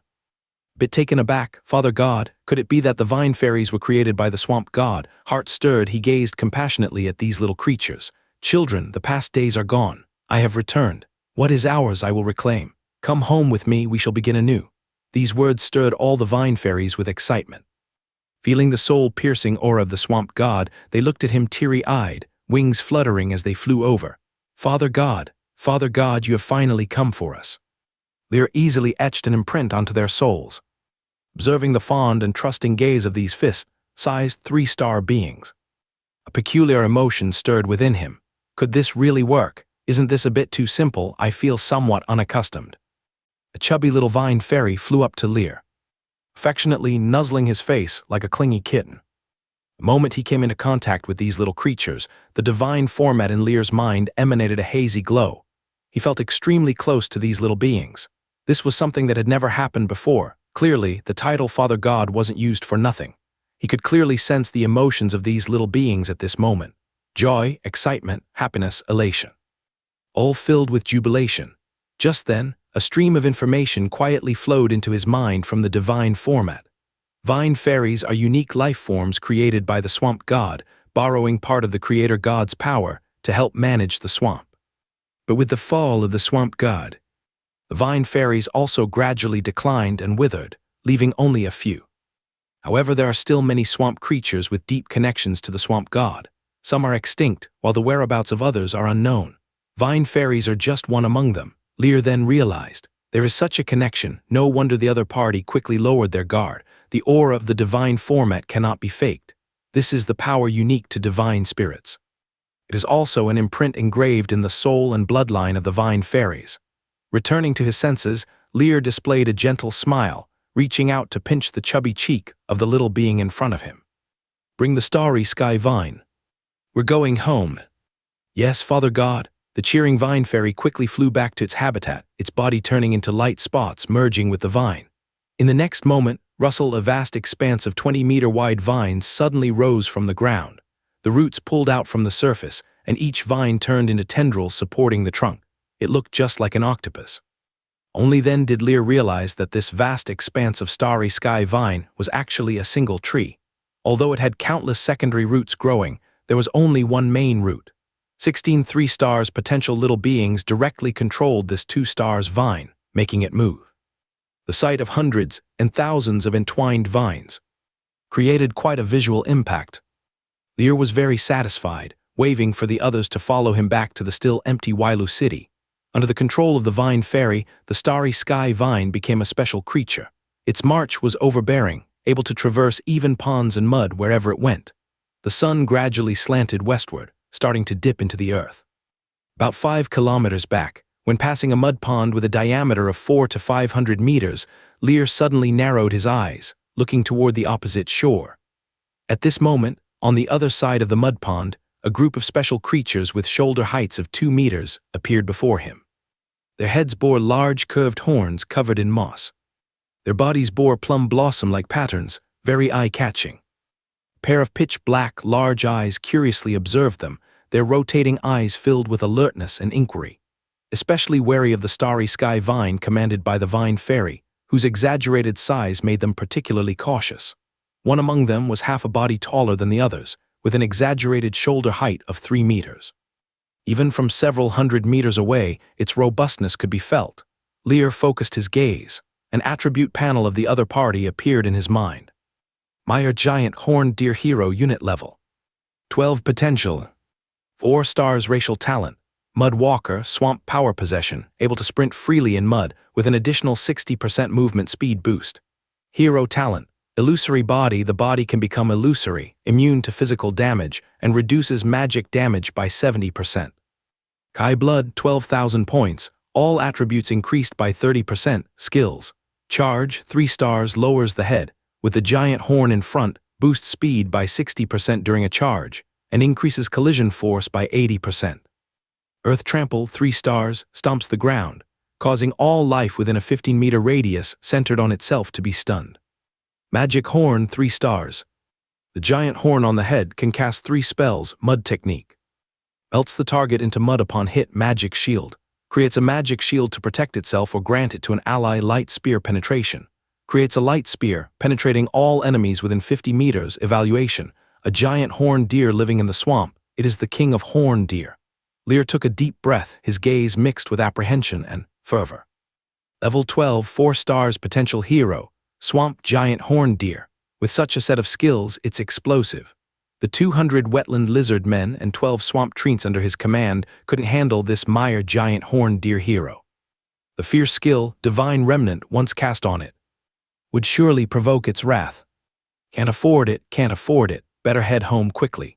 Silently withdrawing his gaze, he signaled the wetland lizard men to hasten their pace, and the vine fairy also sped up the starry sky vine. Soon, this impressive group of life forms disappeared from sight. Lear marked this area on his magic map for future revisit when stronger. Known giant 3-toed footprints, Meyer Giant Horned Deer. Further exploration of the swamp is needed. The return journey proceeded without further incidents. Arriving at Wailu City just as the sun set into the swamp, the sky was left with a lingering afterglow. The territory was bustling with activity at the moment. Some of the mud swamp people were stacking the transported materials neatly to the side. Others were clearing the ground and setting up tents. A wagon stood nearby, with a sturdy unicorn leisurely grazing on the grass. 12 9th-level treants of the swamp had returned to their peaceful demeanor, their leaves swaying with the breeze. It appeared rather harmonious. Seeing Lear return, Bane, the mud swamp people hero who was tirelessly busy, immediately came forward to greet him. "My lord." Though he saluted, his eyes were locked on the still writhing starry sky vine. The radiant appearance, like the starry sky, made it easy for him to recognize the vine. "My lord, did they really bring the starry sky vine back? By the swamp god above, my lord must have received the god's blessing. This is the legendary magic plant used to build the most powerful city of the swamp race, Meyer City. Although that city has long collapsed in the War of the Gods, a reforged sword is even more glorious, isn't it? However, why is this vine alive? I've never heard of the starry sky vine being like a treant." Seeing the confusion in Bane's eyes, Lear spoke softly. "Within the starry sky vine, there is a hidden vine fairy. They will be responsible for cultivating the starry sky vine in the future. Communicating with them is necessary if you want to use it to build houses." Indicated the spacious grassland before them. "Find a suitable place to settle it. From now on, this will be the growth area of the starry sky vine." "Vine fairy?" Bane's eyes lit up. "Do those legendary beings really exist?" Curious, he glanced at the octopus-like vine, but finding no specific form, regretfully withdrew his gaze. "My lord, why not temporarily settle in the north of the territory? With the vine fairy, moving it wouldn't be too troublesome." Lear nodded. "You go ahead and arrange these things." After saying this, he added a reminder. "Complete the territory planning as soon as possible." "Yes, my lord." Watching the exhilarated Bane, Lear waved towards the starry sky vine. "Go with Bane from now on. This will be our home. Wailu City will rise under our hands." Bane patted his chest in assurance. "We will certainly resurrect the glory of the swamp." But after speaking, he showed slight regret. It's just a pity that the number of starry sky vines is too few to support the construction of the territory requirements, only enough to build core structures. The amount of vine needed to build the territory is definitely astounding. Right now, it can only construct a couple of houses. Hearing this, the little ones in the vine immediately panicked. A surge of spiritual power came forth. Father God, we can make the starry sky vine grow faster. We have ways, Father God. Leave it to us, we won't disappoint you. After all, they are vine fairies. How could they let Father God be troubled by such matters? Sensing the emotions of the vine fairies, Lear glanced at their skills, intrigued. He began detailed communication with these little ones. Finally, the vine fairy informed him that the current size of the starry sky vine was not due to slow growth, but because they were too lazy to cultivate it. If needed, they could significantly increase the growth speed, making the starry sky vine grow 1 meter a day. If the vine fairy's words were true, using the starry sky vine for construction would be entirely sufficient. He felt his mood lift. He immediately instructed Bane to have detailed communication with the vine fairy. He knew nothing about construction, and the specific building process had to be carried out by Bane, the artisan hero. The writhing form of the starry sky vine attracted everyone's attention. Moving towards the north of the territory, its roots seemed to slowly burrow into the ground. The vine quietly settled by the water. Its natural look made it seem as though it was originally a part of this area. After the starry sky vine settled, streams of light flowed and fist-sized vine fairies appeared among the vines. With wings woven from green vines flapping, delicately small, topped with a thorn crown, and dresses made from woven vines and leaves. Together with their chubby cheeks, they possessed an indescribable cuteness. Curiously but timidly, they hid within the vine, poking their little heads out to cautiously observe the outside world. At the sight of strangers, they shyly retreated. Upon seeing these little ones, Bane was instantly charmed, a kindly smile breaking over his wrinkled face. Excitedly and curiously sizing them up. Is this the vine fairy, the legendary magical life said to be created by the swamp god using the creator god's power? The gods are favoring the Lord. The incredibly cute vine fairy immediately won everyone's affection. No one could remain uninterested in this chubby little darling. The mud swamp people, having finished their tasks, gathered around curiously to observe. Their eyes were filled with amused smiles. Sensing the goodwill from the crowd, combined with Lear being nearby, these timid creatures were not afraid. With a touch of shyness, they peeked their heads out from the vines, curiously observing the crowd. Soon, they grew bolder, venturing to the edge of the vines to interact with the mud swamp people. Ultimately, they confirmed these people wouldn't harm them and began fluttering their wings and weaving through the crowd like playful children. However, they always maintained a distance from the people, never becoming as close as they were with Lear. Some people wanted to pinch them curiously, but were met with fierce, glaring eyes from these little fellows. It amused everyone greatly. Bane had yet to recover from his excitement, for only he knew what the vine fairy signified. This was a life created by the swamp god, infinite potential. With a stern expression, Bane dispersed the onlookers and approached these adorable creatures to communicate alone. Seeing this, Lear no longer paid them any mind, sitting somewhat wearily on the grass beside him. This journey over the past half-month had exhausted him, even though he had reached the metamorphosis level. Now that he had reached his destination and gained the starry sky vine and the vine fairy, he felt a great relief. A wave of fatigue swept over him. After taking a moment to regain his composure, he couldn't help but fall into thought. The Noah's rice he currently had could sustain the current population for 5 months. But the issue of food needed to be proactively addressed. There were 30 carriages of basic supplies, enough for initial use. The biggest challenge for the territory was actually constructing houses.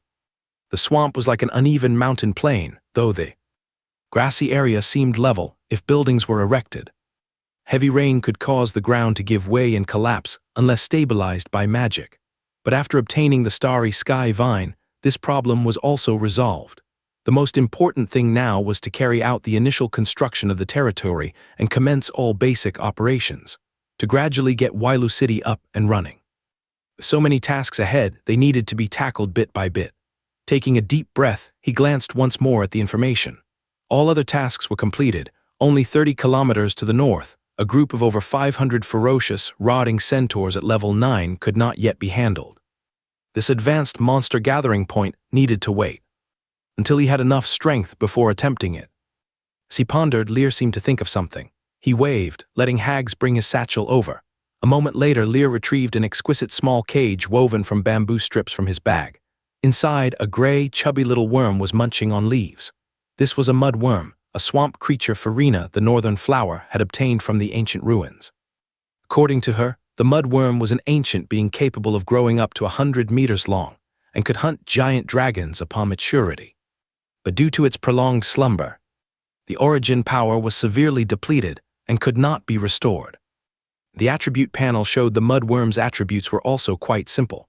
Mudworm level 1 potential, origin damaged, and then nothing more. The attributes were so simple they left one baffled. He had researched it several times during these days but found nothing, and the divine format did not react to the mudworm either. This worm seemingly was just an ordinary caterpillar, only knowing how to gnaw on leaves. At this moment, the vine fairies communicating with Bane seemed to have discovered something, fluttering their wings in a large circle around Lear. Their big dark eyes, with a hint of pity, looked at the little worm in the cage. "Father God, this little guy is so pitiful. I can hear it calling for help. It's dying." A vine fairy flew to Lear's hand, clinging to his arm with a pitiful demeanor. "Woo-woo, Father God, save it. The mudworm is calling for help," Lear spoke in a deep voice. "Can you hear it speaking? Ask it what it needs." The vine fairy clinging to his arm immediately lowered its head, muttering a few words in front of the cage before excitedly saying, "Father God, it needs to eat mud." Lear was taken aback. "Eat mud? So the mudworm really eats mud? Are you sure?" "Of course." The vine fairy was very proud. The more magic energy the mud contains, the faster it enhances, but for now it just needs to eat mud. Those leaves are entirely useless. They merely prevent it from starving to death. Lear was speechless. No wonder Farina, the talented mage, didn't know how to help it recover. Given its status and the fact it was a treasure obtained from ancient ruins, one would never think to feed it something like mud. Priceless and nurtured daily with magic plants, who would think of that? Without hesitation, he picked up the small cage and went to the edge of the grassy area, carefully uncovering the cage. Taking out the mud worm. Chubby, it felt like cotton when pinched. He tentatively placed it on the mud. This little gray, soft creature about the size of a pinky emitted a joyful cry immediately. It pounced onto the mud and began voraciously devouring it, as if it hadn't eaten in half a month, gobbling it up eagerly. The faint, rustling sound resembled silkworms munching mulberry leaves. It devoured the large clump of mud in front of it, stabilizing the semblance of life flickering like a dying candle. Burp now and then, it raised its head to burp. Its belly became swollen, clearly larger than its body. This dull gray little worm seemed somewhat adorable at this moment. As Lear pondered, he infused his spiritual power into the divine format. The next moment, the divine format's pressure surged and enveloped the mud worm. Earlier, the creature's life force was too weak for Lear to risk any mishap. Now he could take action. The gray mud worm that was lying on its back regained its spirit, turned to look at Lear, and squirmed its body. A wave of happiness transmitted into his mind, devoid of any resistance. Lear felt a ripple in his heart. He sent out comforting emotions. Within its soul, he imprinted a soul mark. Henceforth, no matter how fierce the mud worm became, it would be under his control, eternally loyal to him. Yet for such a little pudding to grow over 100 meters long, hunting giant dragons, it was quite astounding. He relocated the mud worm to the region in front of the starry sky vine, instructing the small creature to feed on mud there and not stray from this area. He also dispatched 2 wetland lizard men to keep watch, preventing any unforeseen incidents. It was already late in the evening after all was said and done. As night fell, Lear lay on the expansive grass, gazing up at the dimly lit night sky with scattered stars. The air was filled with the calls of frogs and insects. Oddly relaxing, surrounded by darkness without lighting torches or candles. In such dark settings, having light wasn't necessarily beneficial. Those around possessed night vision capabilities, so there were no worries of inconvenience. Everyone gathered around the treants, lying down calmly to sleep. These towering treants made for the finest sentries. Tents were used for storing supplies. Until they built houses, they would have to live like this. Deep into the night, a sudden breeze dispersed the clouds in the sky, revealing twinkling stars, spreading stars across the night sky. A twinkling sight, dreamy and ethereal. Wake Lear suddenly noticed twinkling spots of light to the north. Sitting up, he looked over with curiosity. In the starry sky vine region, Particles of light gathered in the air, slowly merging into the vines. Simultaneously, fist-sized glowing bulbs traversed the vines, significantly speeding up the starry sky vine's absorption of starlight. The fresh shoots grew at a visible speed. The vine fairies were cultivating the starry sky vine. Early the next morning, the mud swamp people woke up and began a new day's work. Many were surprised to find that the vines that had rooted at the edge of the territory and stretched about 20 meters last night had increased their coverage to 22 or 23 meters today. It had clearly expanded a circle. When Lear arrived, Bane excitedly said, "Master, the speed at which the vine fairy is cultivating the starry sky vine far exceeds my expectations. Today, we can start building houses." "Building today?" Lear raised his eyebrows slightly. "How's the planning coming along?" Bane replied with a touch of pride. "Master, I completed the preliminary planning under the starlight last night." Saying this, he pulled out a piece of paper filled with patterns from his chest. Lear took it, looking at the densely packed patterns and strange markings on it, his eyebrows raised slightly. "Let's hear it." Bane acknowledged and began explaining in detail, pointing to a corner of the map. "Up arrow to the north, I plan to designate as the residential area, with water from the swamp flowing down from here, ensuring the water won't be polluted in the future. Right arrow to the east, as the military zone with the army stationed here. In the future, it should be separated from outsiders, prohibiting entry so our military secrets won't be exposed. Down to the south, as the industrial area of Wailu City, where the blacksmith shop, weapon shop, alchemy workshop, tailor shop, so on can be set up. Left arrow to the west, connected to the outside world, the path into the swamp extends from here and can be designated as the commercial area for now. When Wailu City grows, it will inevitably communicate with the outside world, and having a commercial area can limit external spying on the territory, also enabling centralized management. The central area is your residence, also the administrative center, responsible for handling all territorial affairs. Saying this, he asked a bit apprehensively, "These are just preliminary ideas, and there's a lot that's not perfect yet. You see anything that needs to be added?" Looking at the planning map, Lear fell into thought. Indeed, it's quite rudimentary, but at least it distinguishes the various functional sections of the territory. It's far from being perfect, but it's a solid foundation for an empty territory.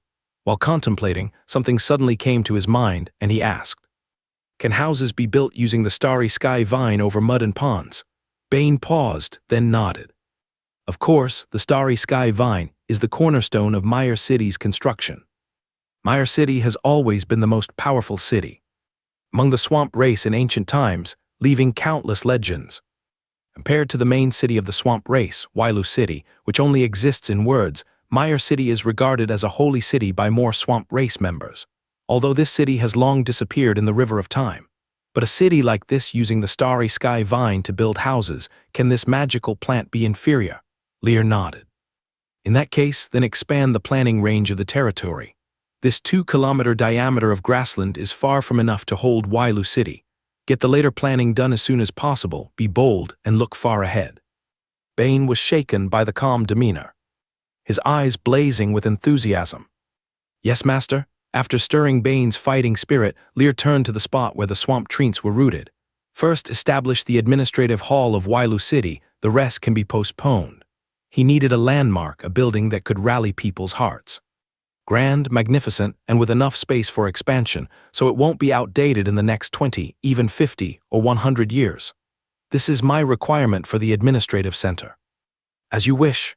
At this moment, Bane's ambition was ignited, eager to immediately demonstrate all he had learned. While the two were communicating, sensing Lear's presence, the vine fairies, who were lazing around inside the starry sky vine, bounced out one by one.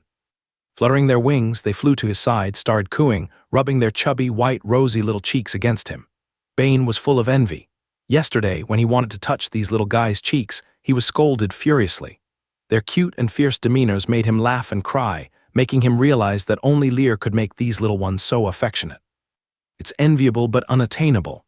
Today, cooperate with Bane to establish our first building. Do your best. Encouraged by Lear, the vine fairies perked up immediately. Each one thumped their chest in assurance to him. "Father God, I can make the starry sky vine grow very quickly, you will definitely be pleased. Father God, I can make them grow very strong, stronger than anyone else's. Father God, Me too. Looking at these adorable little ones, Lear burst into laughter. He praised them repeatedly, making all the vine fairies happily go off to build with Bane. This mud swamp person was truly an artisan hero. Immediately, Bane recruited 20 people from the mud swamp people, took out a blueprint, and began instructing carefully. Then, he earnestly directed the vine fairies to plant starry sky vines at each point. Entering the working state, his face was all serious and focused. His demeanor significantly changed, losing the usual cautiousness of the mud swamp people. It was said to be planting, but it was also quite magical. The vine fairies broke off segments of the vine from the starry sky vine and planted them into the ground. Then they emitted a faint starlight from their bodies, shining onto the vines. In the next instant, the vines seemed to fast forward dozens of times, rooting and sprouting at a speed visible to the naked eye. In the blink of an eye, they grew into a small clump of vines. With the 16 vine fairies weaving back and forth, within less than half an hour, all the points Bane had marked were planted with vines. Seeing this scene, Lear also became interested. Bane didn't intend to use the existing vines to weave a house, but to use the power of the vine fairies to grow a building directly from the vines. Thus, this building, with the presence of the vine fairies, could be constantly adjusted and expanded. If it's unsuitable, it can be reconfigured.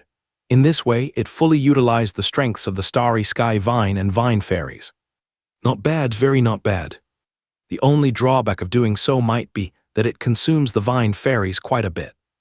These little ones worked through the morning, sweating profusely. Accelerating the cultivation of the starry sky vines was quite a consumption. Fortunately, vine fairies don't need to consume food. Their energy source is the starry sky vines themselves. By noon, under the scorching sun, the vine fairies burrowed into the vines for a good nap, and in the afternoon, when they woke up, they had already recovered and continued to use their grow fast and big skills. Under their cultivation, the starry sky vine was growing at an exaggerated speed. At this rate, perhaps by the end of this month, a magnificent building could rise from the ground. Moreover, this building was a living entity. Even if enemies invaded, the vine fairies could control it to resist the enemies. Where to find such perfection to reason with? It's perfect. The vine fairies planted starry sky vines at a total of 60 points, covering a range with a diameter of 200 meters. Through the efforts of these little creatures, by sunset, the vines that had just been planted had grown to the height of a person.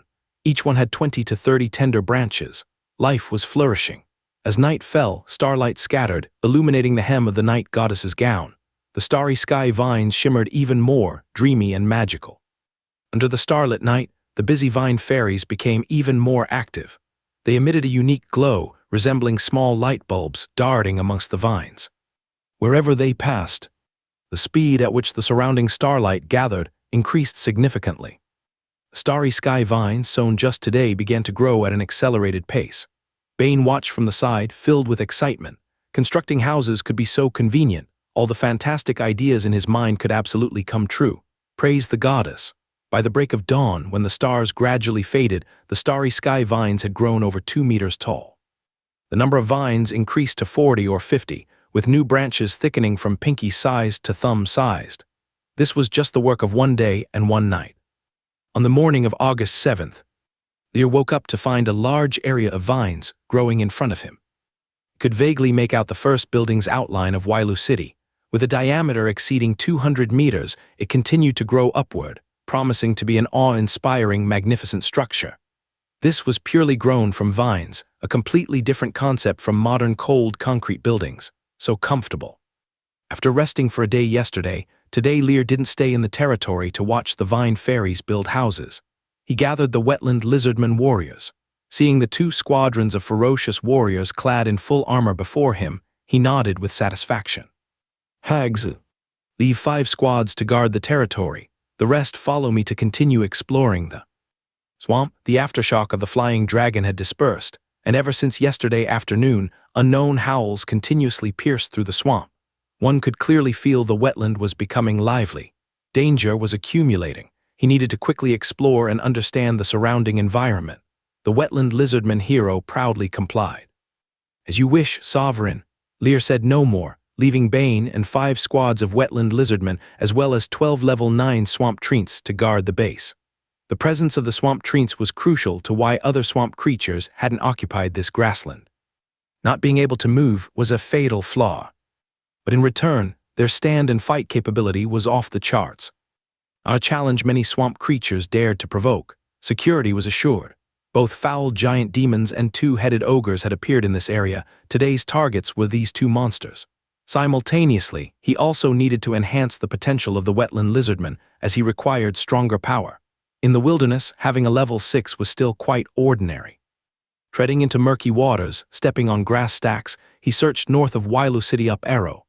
3 squadrons of wetland lizardmen acted as scouts, pairing up in twos to pave the way, preventing any dangers. Lear led 12 squadrons to press on from behind. With the swamp divine format, the swamp was his home ground. The damp environment not only didn't hinder his steps, but made him feel quite comfortable, and even the operation speed of his magic power inside his body increased several times more than outside, which was quite exaggerated. Less than 10 minutes after leaving the territory, a warning came from the front. A low growl, inconspicuous in the swamp, yet piercing enough such was the way lizard men conveyed messages. Even within the swamp, the transmission could reach up to 2 kilometers. Bees had pheromones, ants had antennae. Every kind of life had its own way of transmitting messages and surviving. Wetland lizardmen were more suited to the swamp. Hags's eyes suddenly lit up with excitement. Sovereign, there's a huntable enemy ahead. If confronted with insurmountable danger, the lizardman's roar would take on another sound. Lear nodded, instructing the troops to quicken their pace. Soon, they entered a thicket over 2 meters tall, with leaves resembling saws, very sharp. The armored wetland lizardmen shielded Lear, silently slipping inside. The 2 lizardmen who had spotted the enemy were already waiting there. Upon seeing Lear, they immediately reported. Sovereign, outside the thicket, lies a group of corrupted beastmen entrenched. Their levels are around 6. Moreover, these corrupted beastmen seem to have suffered attacks as many have injuries. Corrupted beastmen? Lear's gaze shifted slightly, signaling for them to lead the way. After advancing about 100 meters in the tall thicket, the leading lizardman pointed forward and gently parted the grass in front of them. Through the gap, Lear peered ahead, and his view suddenly widened. In this thicket, there was a piece of dry, hard ground overgrown with weeds. Within were 50 to 60 figures. They had green faces, tusks, emerald eyes, hairless heads. Skin covered with large patches of moss. Clad in gray beast skin skirts, they emitted the stench of mud and decaying plants. They were tall, almost universally over 1.8 meters, with bulging muscles like bodybuilders filled with a sense of power. Yet most bore swollen wounds on their bodies, like being bitten by some ferocious insect. Some of the swollen red lumps are even larger than fists, with 7 or 8 lifeless corpses laid out in the peripheral areas. They too are covered in fist-sized swollen lumps. Quite gruesome. The wounded, corrupted beastmen were emitting low, painful groans, making the scene even more terrifying. Corrupted beastman level 6 potential, 1-star racial talent. Frenzy, enters a frenzy state after sustaining heavy injuries, all attributes increased by 40%, rationality decreased by 70%. Skills, roar 1-star, after roaring, strength is increased by 20%, lasting 5 minutes. Explosive fury 1-star, bursts out all power, next attack strength increased by 30%. Evaluation, beastmen living in the swamp, inherently brutal. Level 6 wild creatures. Lear looked at those 2 lizardmen, voice low. Are these beastmen all there are inside? Yes, Sovereign, only these corrupted beastmen are around here. Lear nodded, his sharp gaze fixed on the wetland lizardman hero. Hags, it's up to you to lead. Exterminate them. Hag's amber eyes instantly turned fierce. Your will is supreme. The Sovereign's gaze determined their path forward. With a wave of the hand, the surrounding troops quickly and silently gathered at the edge of the grass. In an instant, preparations were complete. Kill! With a loud shout, the wetland lizardman warriors pounced like hungry wolves, charging at the low morale, heavily injured corrupted beastmen. The corrupted beastmen did not expect an ambush, and with severe injuries, they weren't even on guard. By the time they reacted, the wetland lizardman warriors had already stained their steel sabers with blood. In the center, an exceptionally robust beastman was enraged. Damn bastard, madly roaring. Enemy attack, counterattack, counterattack. Panicked, the rotten beastmen stood up, hastily counterattacking the wetland lizardmen.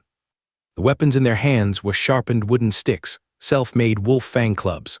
The fully armed wetland lizardmen not only had an absolute advantage in equipment, but also morale was high. Status was peak, and numbers were several times greater. The moment the sides clashed, the broken, corrupted beastmen were instantly torn apart.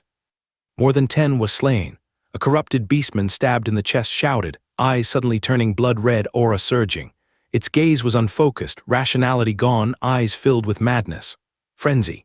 But in the next moment, the wetland lizardmen, aware of the enemy's movements, cast cold glances. Swoosh 7 or 8 steel sabers swung violently, slashing exaggerated blood gashes on the flesh. The frenzied beastman was slain before it could explode. The wetland lizardmen warriors wielding steel sabers were pure slaughter machines. They gave the enemies no room to retaliate. With sudden assault, numerical superiority, high morale, and excellent status, all combined advantages overwhelmed the already low morale corrupted beastmen. In less than 3 minutes of battle, only 2 small squads were barely holding on. The numerical advantage further expanded. Not even frenzy could withstand the steel sabers. Hags watched the ferocious corrupted beastman leader at the front line. Grinning wickedly, he burst forth with a scarlet aura, charging forward. The corrupted beastman leader sensed danger, eyes instantly blood red, trying to retaliate. But the hero's strength was unparalleled. Brutality 2 stars. When receiving damage or attacking, becomes extremely brutal. All attributes increased by 30%, fearless of pain, undying against enemies. Blood frenzy 2 stars. After tasting the flavor of blood, body size increased by 20%, strength increased by 40%. With the attributes from 2 skills and the additional blood Kai attributes, the steel saber slashed across. In its frenzy with rationality diminished, it actually tried to grasp the steel saber with its hand. Swoosh, the hand was forcibly severed, blood splattered. Hags pressed the advantage, the blade twisting, swoosh, a large head flew high into the sky. Thud, the headless body and head fell to the ground. Simultaneously, the corrupted beastman leader dead. The strongest resisting force was slain, the remaining corrupted beastmen immediately defeated, and under the uniform slashing of steel sabers, not one remained standing. This sudden outbreak of battle lasted less than 5 minutes from start to finish. Watching the scattered beastmen corpses, Lear's gaze was indifferent. In the wilderness, to establish a territory, only steel sabers and blood are needed. With the battle over, the wetland lizardmen began skillfully gathering the corpses. Before long, Hags approached with 2 near-dead beastmen in tow. The fist-sized red swollen lumps on their faces were more conspicuous than any wounds on their bodies. "My lord, we found 2 survivors." Upon seeing this, Lear immediately grew curious as to how these beastmen ended up in such a state. Beastmen truly live up to their name. They can rightly be called thick-skinned. One of them had his neck half severed, yet he could still breathe heavily. But what caught his attention the most was the red swelling on the opponent's face, resembling a peach. Lear curiously asked, "What happened to the swellings on your body?" The 2 decayed beastmen glared at him spitefully, initially intending to say nothing, but upon hearing this, their eyes suddenly flared with red blood veins. "It's all those damned mire wasps," the beastman with the half-severed neck rasped. "The mire wasps have birthed a queen bee." "Human, do you know the role of the mire queen bee?" "Eating the queen bee can enhance potential and activate hero talent. We were hunting the queen bee when those damned bugs killed our clan members." Speaking with a hint of satisfaction, he pointed behind him. "Do you want to activate your talent? Go find the mire wasps. They are just half an hour's journey in that direction." As he spoke, he let out a H-low, H-low, H-low, a laugh like air escaping from his throat, and then his body froze, his eyes wide open as he died. The remaining decayed beastman heard this, seemingly understanding his companion's idea, sneering repeatedly as he looked at Lear. "That's right. The queen bee of the mire wasps is a coveted treasure by everyone. If you want to take it, go find the mire wasps.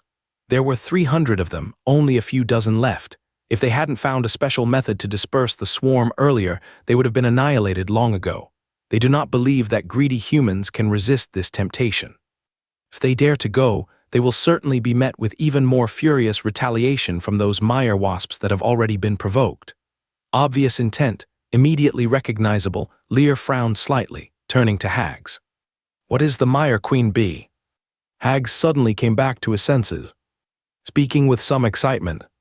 "My lord, mire wasps are extremely fierce insects in the swamp, normally hunting and living alone. They don't nest. It's only with the birth of a queen bee that they gather together. The queen bee of the Mire wasps is their leader, possessing extremely special power. Most extraordinary of all, they can enhance the potential of life, allowing people to activate hero talent. Even if they have already awakened one talent, they can awaken a second. Speaking to this point, his face was full of excitement. This is not just a legend, but has been verified by many. Finishing his sentence, he added, "After the birth of the queen bee of the Mire wasps, they become extremely dangerous. Not only do their numbers rapidly increase, but they become fiercer and more powerful. I have heard of swamps completely overtaken by Mire wasps, outsiders unable to set foot. These decayed beastmen are attempting to lure us." Lear nodded slowly. Looking at the decayed beastmen showing a smile of revenge, he smiled. Using a borrowed knife to kill, these guys have started using their brains. Continued interrogation, but besides information about Mire wasps, the beastman said nothing. Watching the opponent's breath gradually disappear, Lear didn't waste words, waving a hand for hags to deal with it directly. Mire wasps, the decayed beastmen and hags with such expression indeed piqued his curiosity. Awaken a second talent. He looked at his own blank hero talent plunging into silence, speaking of which he is still a level 3 mage apprentice. Potential only 2 stars, although there is an evolution level behind it, it's always been at 1%, with no other movements. Divine Power Remnant and Swamp Blessing are skills acquired after fusing Divine Format, not his own talents. He is currently still not a hero unit. Feeling slightly awkward, the potential of this body is clearly limited. If not for acquiring Swamp Divine Format, he might never be able to condense the seed of magic in his lifetime, stepping onto the extraordinary path. Quite a distance compared to a true genius like Farina. If later he collects all the divine formats and authorities, he might be able to make up for it. For now, awakening a talent of his own, becoming a hero unit, is undoubtedly valuable beyond words. Even if he can't use it himself, nurturing a hero or reinforcing hags once more would suffice. As he pondered, the bodies had already been gathered together. Lear's eyes grew profound. The divine format emitted a faint pressure, ghostly blue energy enveloping the bodies. Strands of life energy were extracted, dispersing towards the surrounding wetland lizard men. These 50-plus decayed beastmen turned into residue, their evolution level raised from 70% to 75%, increased by 5%. The higher the level, the higher the life energy obtained. These beastmen evidently were stronger than the half-fishmen and Kelder ratmen by more than a notch. 25% more, the wetland lizard men can complete their advancement. At this moment, hags excitedly approached with a blood-stained bundle, handing it over. "Sovereign, in here are all gold coins." Lear took it with some surprise. The beastmen still stored these things, opening it up, a vast expanse of gold brilliance. Scooping it with his hand, the unique sensation of metal transmitting, at least 1,000 gold coins in this bundle. Where did these guys snatch it from? Anything else discovered? Hag shook his head. Nothing else. Heavy gold coins in hand, Lear's mood improved even more. These decayed beastmen became trophies themselves, not to mention contributing over 1,000 gold coins. Not bad, very not bad. If all the monsters in the swamp were so accommodating, the construction of Wilo City would be easy. After cleaning up the battlefield, continuing exploration outward, eyes watching the direction described by the decayed beastmen, letting the wetland lizard men ahead scout this direction first. Regrettably, the intelligence system still needed to refresh by the 10th. Had there been any related intelligence on Mire wasps, it would save a lot of effort. Continuing deeper, traces of beastmen retreat in this direction remain, soon discovering a wild area slaughtered by decayed beastmen. It's a group of previously encountered half-fishmen, roughly 50. Lear accepted the scattered corpses wide-eyed, allowing the evolution level to increase by another 1%. Few are few but accumulating slowly, eventually reaching a full state. Passing through the fishman area, a marshy clearing with a pile of over 40 beastmen corpses appeared, their bodies covered in huge lumps, quite eerie. Lear's face lit up with a cheerful smile. Gosh, it's more like surveying the swamp than treasure picking. Collect the bodies, extract life energy. In one combo, the evolution level increased once more, 80%. One step away from evolution. Who doesn't love freebies? Comfortable. Continuing along the path, 10 minutes later, the front wetland lizard men sounded an alert. Lear promptly ordered everyone to restrain their breath, reduce their steps, cautiously advancing. A moment later, passing through a haystack swamp area, an immense 70 to 80 meter tall tree appeared at the horizon. Around this enormous tree, the buzzing hum of countless wings was heart-wrenching. Each body length exceeding 30 centimeters, bodies with slender waists, venomous stingers, black and yellow hues, giant wasps swirled around the tree. The densely packed numbers formed wave after wave of dark tides, impossible to ascertain.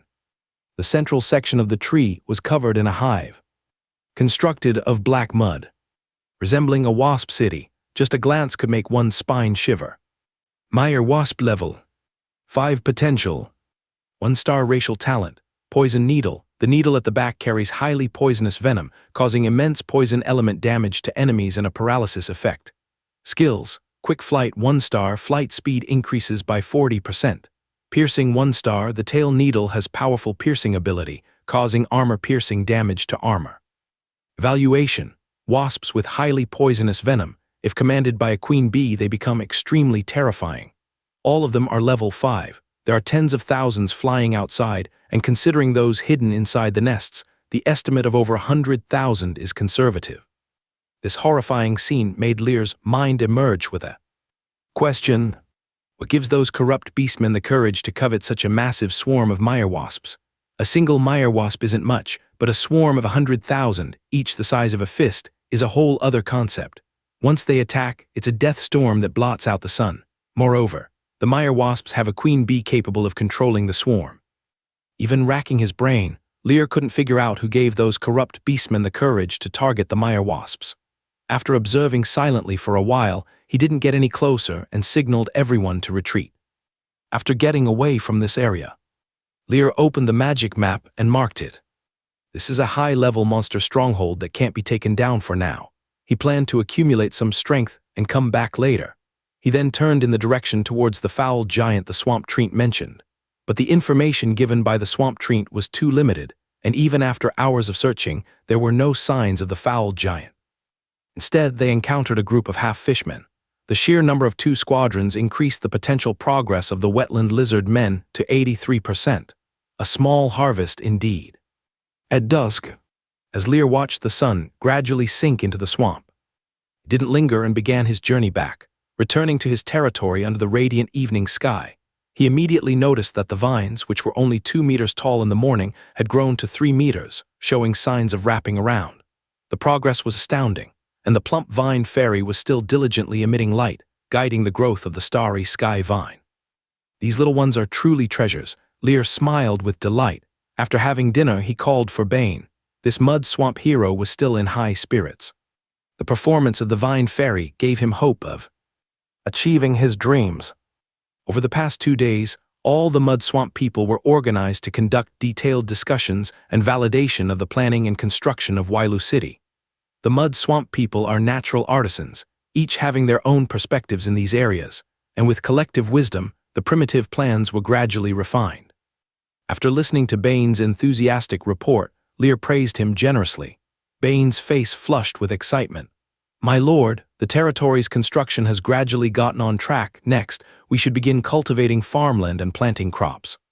The Noah's rice we brought can sustain us for 5 months, and the fastest maturing swamp wheat takes 3 months to mature. We need to allow for some buffer time." After venturing deep into the wilderness, beyond the lurking dangers, the more important issue is the difficulty in maintaining trade connections with the outside world. Relying entirely on purchasing food from outside places too many constraints. While the population is still small, it's manageable, but if it keeps growing, the logistics alone make this option impractical. Cultivating farmland is an essential choice. I had people survey the surroundings. Down Arrow downstream to the south, 5 kilometers away, there's a large area of silt accumulation which can be developed into farmland. The soil in this area is very fertile, coupled with the supply of marsh mud and water from upstream. Surely will yield a bountiful harvest.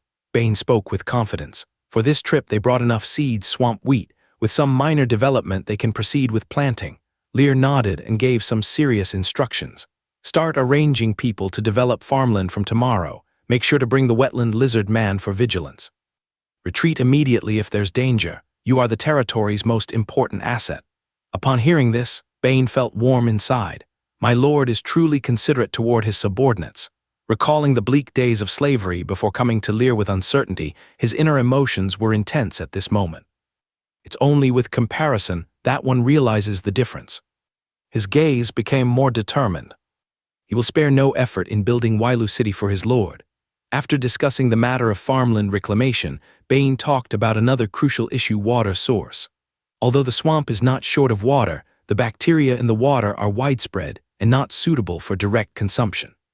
As you mentioned before, boiling it before drinking has reduced instances of diarrhea and illness among the people, but the swamp water tastes too foul and is not suitable for long-term living. More urgent than farmland reclamation is the need to find a clean water source. Hearing Bain's serious words, Lear's gaze slightly tightened. Without food, hunting and fishing are options, but without a clean water source could be deadly. In these days of exploration, I will focus on searching for a water source. Is there anything else that needs solving? Lord, the manpower we currently have is barely enough, but if the territory expands, it will be far from sufficient. The mud swamp people number only 100, and wetland lizard men as warriors cannot participate in production. With such a vast territory, only 100 laborers, it is definitely not enough. Lear nodded. I'll make arrangements for this matter. With the divine skill divine remnant, there is a way to solve the manpower issue, but with races like the half-fishman, covered in slimy foulness, it's truly nauseating. He looks down upon them. After finishing the conversation, watching Bain's departing figure, Lear took a deep breath. An empty Wailu City lacking everything. Comrades must continue their efforts. Calming his mood, he stepped out of the tent, and stars were already gleaming in the sky. Unconsciously, he turned his gaze to the central area. One by one, the vine fairies lit themselves up, becoming lights manipulating the power of starlight, accelerating the growth of starry sky vine. This has already become a site of Wailu City. After instructing hags to arrange personnel for guard duty, he returned to his personal tent for a deep slumber.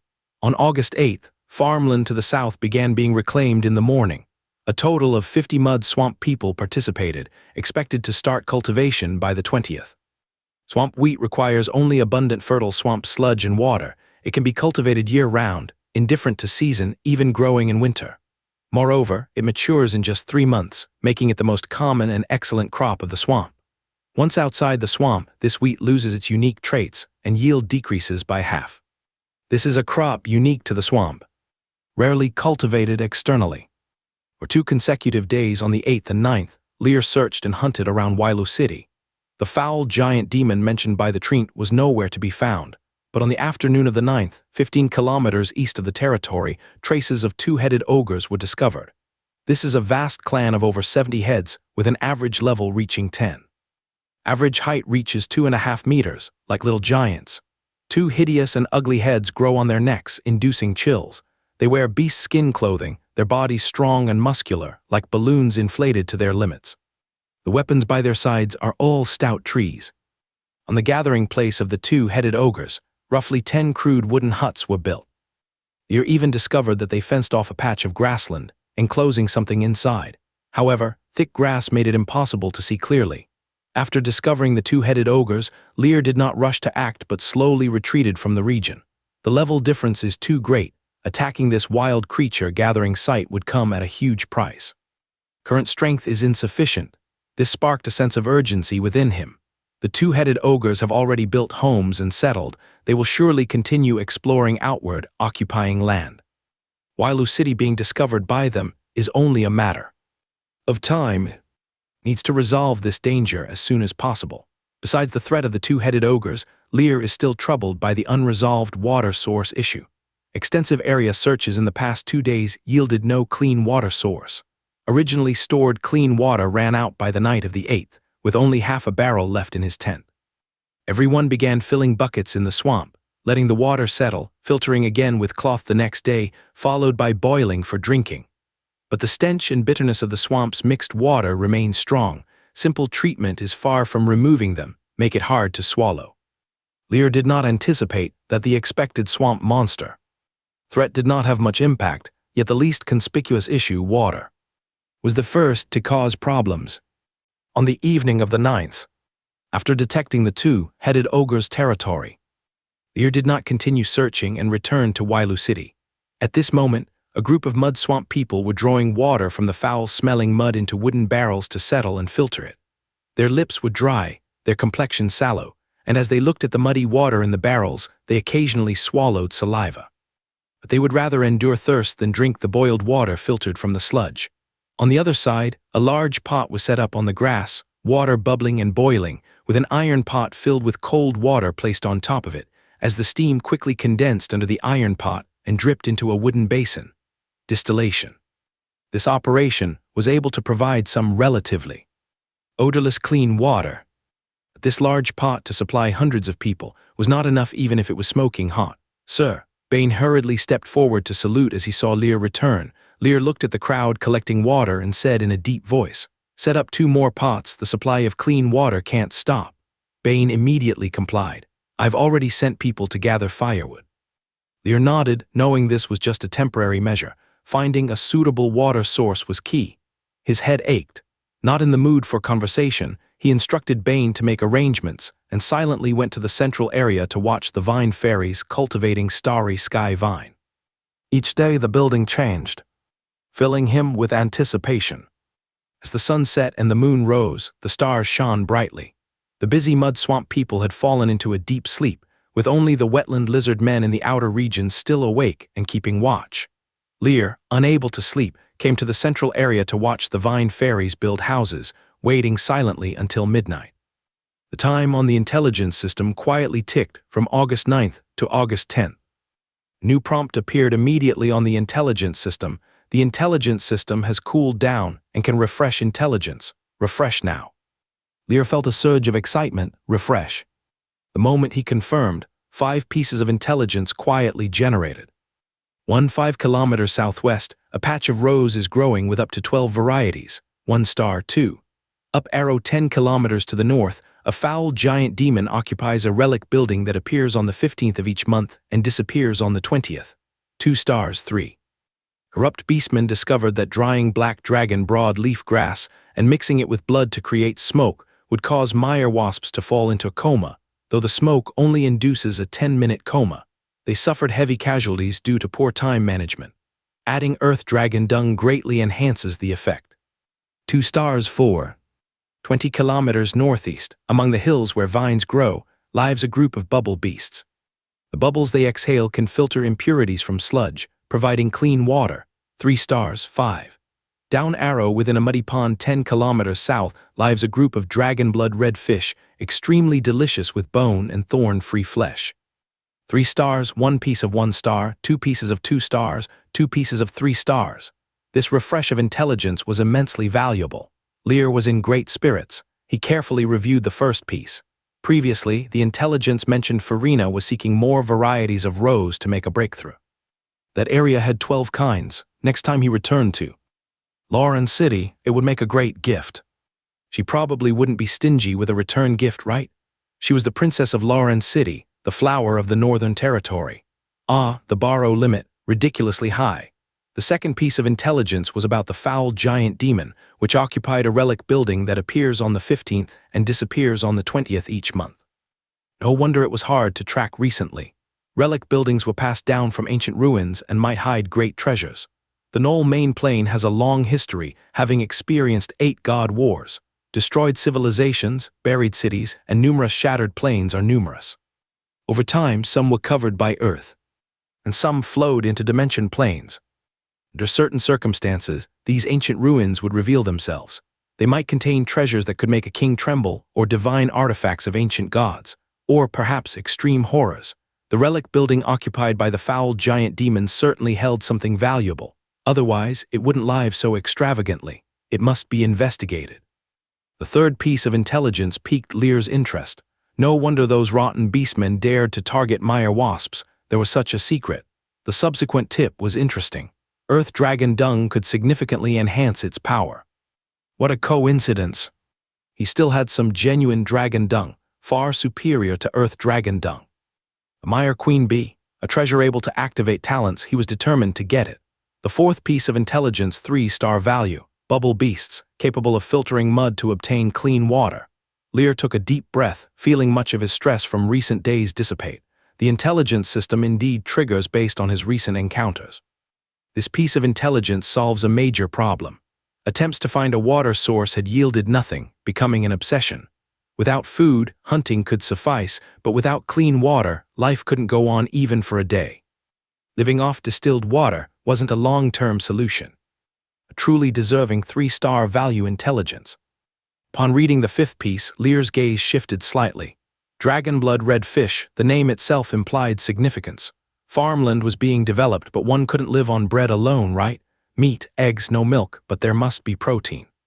The swamp lacked potable water, but not water itself. Catching some fish might allow attempts at farming them. The intelligence value is as high as 3 stars. These dragon blood red fish are clearly not ordinary goods. This time, a huge gain, so satisfying. A satisfied Lear returned to his tent and slept soundly. The next morning, he gathered the army and searched northeast. Today's target is the bubble beast. Everything else can be postponed, but there's no way to go without water. Distillation can quench thirst, but there are too many people and not enough wood around to use as fuel. According to intelligence, the bubble beast lives on a small hill growing with vines. Just in case, he brought along 5 vine fairies, perfectly suited for the task. Stepping into the swamp, the morning carries a light mist. The air is very moist and feels quite comfortable. The 5 vine fairies flap their green, vine-stitched wings buzzing around Lear, occasionally rubbing against him or resting on his shoulder. Their giggling was constant. With him around, these little ones feel secure even away from the vines. The fierce wetland lizard men, upon seeing this warm scene, softened their gazes. About 10 minutes after leaving Wailu City, the wetland lizard man scouting ahead let out a piercing scream. Enemy attack! Lear's eyes sharpened, and he quickly led his people forward. After moving forward about 200 meters in a sparse forest, a squad of wetland lizard men stared viciously ahead. Lear focused, and in his sight appeared more than a dozen robust figures. Gray-brown skin, hair as dense as a forest, human-like faces but with eyes filled with ferocity and savagery. Standing over 1.8 meters tall, draped in clothing made of leaves, holding hardwood spears and stone warhammers. These figures give a primal impact, as if stepping out from primitive, savage lands. This moment they controlled 2 unconscious lizard men, and the wetland lizard men also held a captive whose features were indistinct. Barbarians level, middle tier knight level 7 potential, 2 stars racial talent, barbaric physique possessing a robust body, enduring far beyond ordinary people, strength increased by an additional 35%. Skills: battle cry 2 stars, shouts exude a heartening effect before an attack. Boosting one's own strength by 20%, if the number of those shouting reaches 10, strength gets an additional 20% boost. Beast instinct 2 stars, possessing an innate intuition, can sharply detect impending danger. Evaluation: they are the hunters on the wilderness. Stars potential level 7 middle tier knight barbarians. Barbarians are different from another common race on the wilderness, the barbarian race. The barbarian race's civilization is more advanced, owning numerous wilderness territories and towns. Barbarians roam the wilderness like primitive people. The number of barbarians is generally small, even 300 to 500 is rare. More commonly, they form small groups of 10 to 20 people. However, judging by their appearance, they had just entered the swamp. Seeing Lear's group approaching, the barbarians' expressions visibly changed. But upon seeing the wetland lizard men holding their unconscious comrade, they suddenly became restless again, speaking in a barbarian tongue unfamiliar to outsiders. Wetland lizard man whispered, "Sovereign, we just arrived here and discovered traces of these barbarians. They directly launched an attack on us. Fortunately, our companions hadn't dispersed. We forcibly captured the unconscious barbarian they were protecting. This barbarian seems to have a high status and position. After we captured him, they dared not attack us further." Lear glanced at the unconscious barbarian, not noticing anything different, nor any difference in attributes. Hearing their discussion, the strongest barbarian leader stepped forward 2 steps and spoke in a somewhat awkward common language. "Human, please release our companion. I am willing to exchange him for yours." At his side, the level 7 hero Hags's gaze turned cold. "Sovereign, barbarians are never trustworthy." Hearing this, the barbarian leader rebuked angrily. "Lizard man, do not compare the Hisham clan with other barbarians. The chieftain taught us that keeping promises is a virtue barbarians must possess. I can swear on behalf of the Hisham clan for you. Moreover, we're here to seek territory in the surroundings and establish trade, not to make enemies." Chieftain, Hisham clan, and establish trade, this guy wasn't lying. After merging with the divine format, Lear has an extraordinary perception of others' emotions. Whether someone is lying, whether there's malice, one glance and he knows. He curiously sized up these figures. Barbarian clad in leaves wanting to establish trade. He felt an inexplicable sense of absurdity. Shahim clan. How many clan members do you have? Have you also established a territory in the swamp? The barbarian leader was taken aback, seemingly not expecting Lear to ask this question. He hesitated for a moment and then spoke slowly. Humans, we have already established a territory with thousands of barbarians. It's just 3 or 4 days' journey from the swamp. He then threatened further. If you kill my clan members, the Shahim clan will certainly retaliate against you. Lear showed no interest in his threats. Instead, the mention of their territory made him thoughtful. A barbarian territory with thousands. For a colossal city like Luran City, it's nothing noteworthy, but for the usually scattered barbarians, this scale is quite significant. More importantly, this is the wilderness, far away from human civilization. At this moment, the intelligence system suddenly displayed a new piece of information. The first wilderness tribe, the Shahim clan, has come to visit and seeks to open trading relations. Additionally, triggering intelligence, a chieftain of the Shahim clan has gained extraordinary wisdom, aiming to unite the barbarians and construct their barbarian main city in the wilderness, thus seeking to trade externally. They have seized a unique mining area, abundant in gold and various rare ores. Trading with them will not only earn the friendship of the barbarians, but also access to a large quantity of rare ores. Seeing the intelligence while in thought, Lear's eyes lit up. These barbarians, they are serious. The thoughts in his mind immediately began to change. As he remained silent, the barbarians suddenly realized that the Wetland lizard men gathered around them. They were completely surrounded. Hundreds of fully armed warriors stared at them coldly, and the pressure was overwhelming. The barbarian leader gritted his teeth. Humans, what do you want? Seeing the situation, today would not end peacefully. Lear withdrew his thoughts. Staring directly at the other party, he said slowly, I am very interested in your Shahim clan. My territory is newly established and might possibly establish a trade relationship with you, maintaining distant alliances and gaining local advantage. Trade is always the best way to prosper a territory. Even without the intelligence system's prompt, Wailu City would inevitably have to trade with the outside world. The barbarian leader was evidently bewildered, establishing trade, with some hesitation and caution. Humans, are you truly willing to open trade with us? The current situation really doesn't seem like the state for discussing such matters. Lear nodded. Right now, your lives are in my hands. What benefit do I have in deceiving you? The barbarian leader was left speechless. Lear didn't wait for him to speak and continued. The precondition for opening trade is meet each other's needs. My swamp is rich in resources, lacking nothing. I need to know what you can offer and what you need. Although the intelligence had provided a prompt, the necessary questions couldn't be skipped. This made the barbarian leader take things more seriously. We need a large amount of food, salt, which we can exchange for gold, ores, or slaves. He then added another sentence. If you can provide weapons, armor, and iron tools as well. These supplies are basically the essentials that are scarce in the wilderness. In this jungle, where the law of the jungle prevails, the human lifestyle is too extravagant for life in the wilderness. Environment stable enough to provide such a lifestyle is the rarest here. For example, food, hunting, and gathering are the most common means of acquisition, with hunting taking the lead. But hunting is unstable and carries a high risk of fatalities. To maintain a large force, relying solely on hunting is very difficult. For a barbarian territory like this, the daily food requirement for thousands is an enormous burden. Most races in the wilderness cannot establish territories to develop city-states due to very practical reasons. Lear's gaze slightly shifted. Gold slaves, ores. He thought of Earth's age of exploration trade in the Middle Ages. Exchanging glass beads for gemstones, that was real profiteering. If this barbarian territory has this potential, it would be a huge benefit for Wailu City. He slowly nodded. Whether what you say is true or false still needs verification. Please follow me to the territory for a stay of 2 months. Once I'm done with current matters, I will visit the Shahim clan to discuss opening trade. The other barbarians was somewhat agitated, their eyes burning with anger, but the leading barbarian waved his hand to calm the crowd. Master, I promise you, but if your will changes, I plead with you to let my companions leave.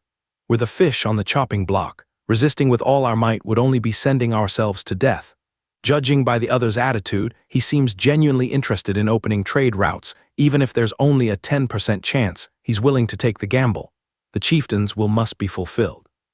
That is the light of the barbarians. The gaze became resolute. He turned to glance at his companions behind him and shouted a few words in the barbarian tongue.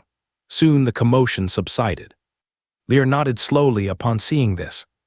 As long as you don't do anything against me, my promise will undoubtedly be fulfilled.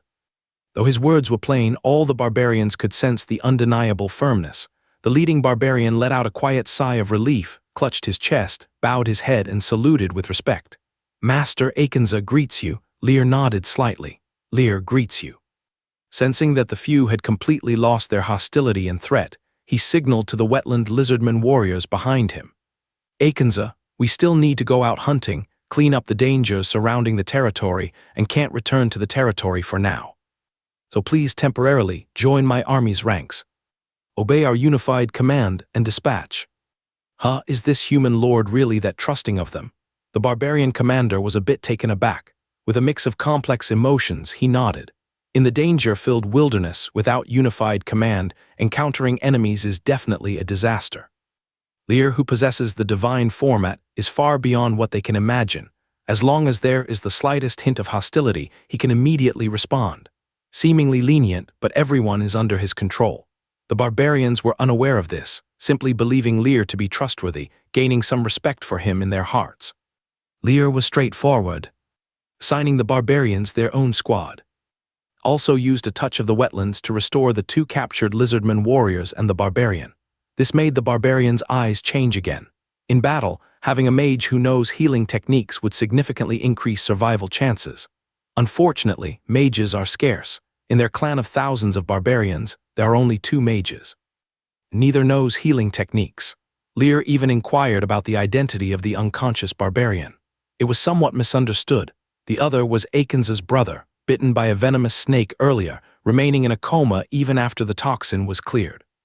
Now, good news, he's awakened directly, which made the barbarian's attitude towards Lear improve noticeably. The army continued forward, 3 wetland lizardmen squads paired up, beginning a broader exploration. After 2 days of fighting, the upgrade progress for the wetland lizardmen had already reached 95%. They only needed 1 more battle to meet the upgrading requirements. But today, the anticipated battle hadn't occurred. They marched for 2 hours straight without encountering any swamp monsters. Though there were plenty of animals along the way, sensing the approaching large troop, they fled from afar. Relying on the wetland lizardmen's hunting instincts, they only managed to hunt a few swamp wild boars to add to dinner, but barely quenched their thirst. Lear was quite resigned, having no choice but to expand the search range. After marching for another half an hour, the lizardmen ahead relayed the information they found the destination. When Lear reached the front, he saw a small hill standing tall in the swamp, spanning hundreds of meters and over 30 meters high. Dense vines grew over the hill. These vines are common plants in the swamp, appearing lush and full of vitality. What was surprising was that, at the foothill where the vines rooted, the typically murky muddy water was crystal clear. Many dark green fish swam in the water. Even more than a dozen large fish, over 2 meters long. As the people approached, the large fish wagged their tails, weaving into the naturally formed hiding spots within the vine roots. 100 meters away from the hill, the slowly flowing muddy water remained as stinky and unpleasant as before. The stark contrast between the two was evident. Lear was pleased to see this scene. Akenza, the barbarian leader, looked at the sprawling vines and fish in the water, feeling a bit envious. The food in the swamp was so abundant, and the water here was exceedingly clear. Unfortunately, if it were near the tribe, the problem of water scarcity and food shortage could be alleviated. Lear ignored the barbarians and waved his hand backward. The vine fairies, hidden among the wetland lizard men, flapped their green vine-woven wings, fluttering to his side.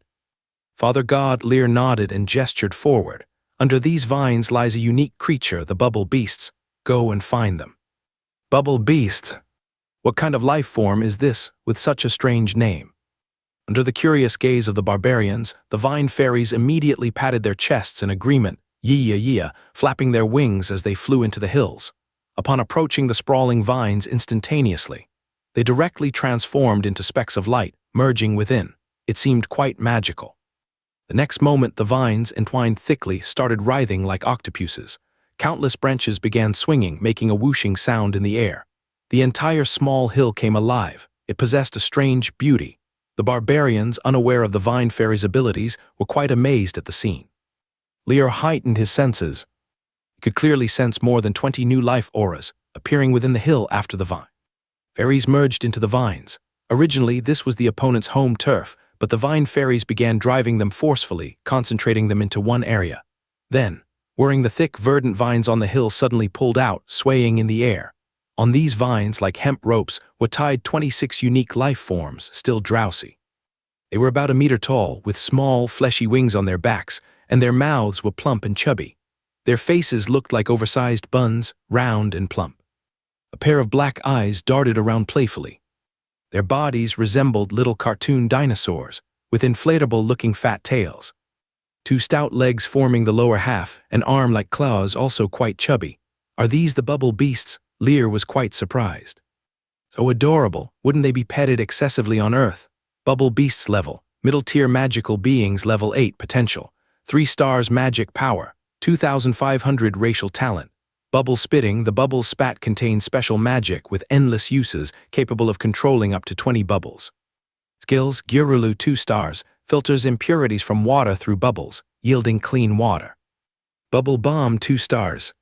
Compresses clean water or air within a bubble, exploding instantly. Dealing massive damage to enemies within 10 meters. Bubble prison 2 stars, imprisons enemies inside a bubble, rendering them limp and powerless, unable to muster their internal strength. Evaluation, a rare magical life form that even needs bubbles to reproduce. Star potential level 8. With up to 3 skills all rated 2 stars, Lear was in high spirits. The plump bubble beasts were still a bit dazed, unsure of what was happening. They were sleeping soundly, only to be hoisted up by the vines. And tightly bound, unable to move at all. Lear didn't wait for the bubble beasts to snap back to reality. He focused his gaze. Channeling the divine format in his mind, an immense pressure surged forth, directly enshrouding these magical beings. The next moment, without any resistance felt, he directly imprinted traces into their souls, so smooth it made him wonder if he was hallucinating. The bewildered bubble beasts instinctively turned to look at Lear, their shiny black eyes revealed intimacy. Master, a chorus of clear calls emerged. Their attitudes changed so quickly it left the barbarians too stunned to react. How did they become the master? Lear was taken aback, his expression turned a bit subtle. He had expected a fierce battle, mentally prepared for certain casualties. Unexpectedly, it was so simple he began to doubt if something had gone wrong. This had a 3-star value, crucial intelligence regarding the survival of Wailu City. And this was it. Clearing his scattered thoughts, he waved his hand, signaling the vine fairies to release the little fellows.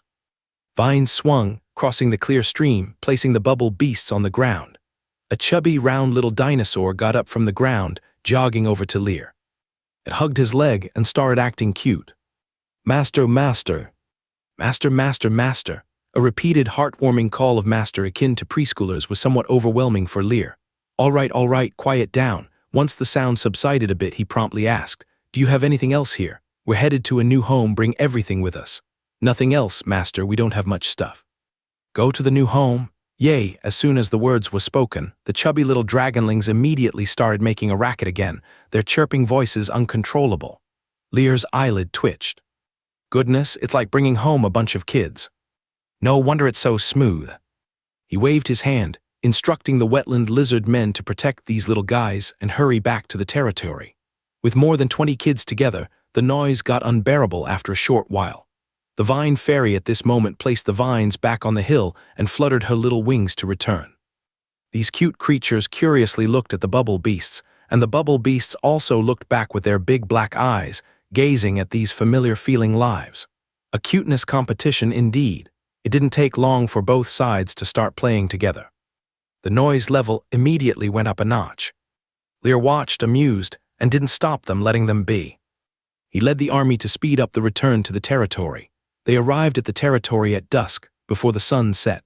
Seeing Wailu City for the first time, the barbarians looked silently at the blank territory for a long while.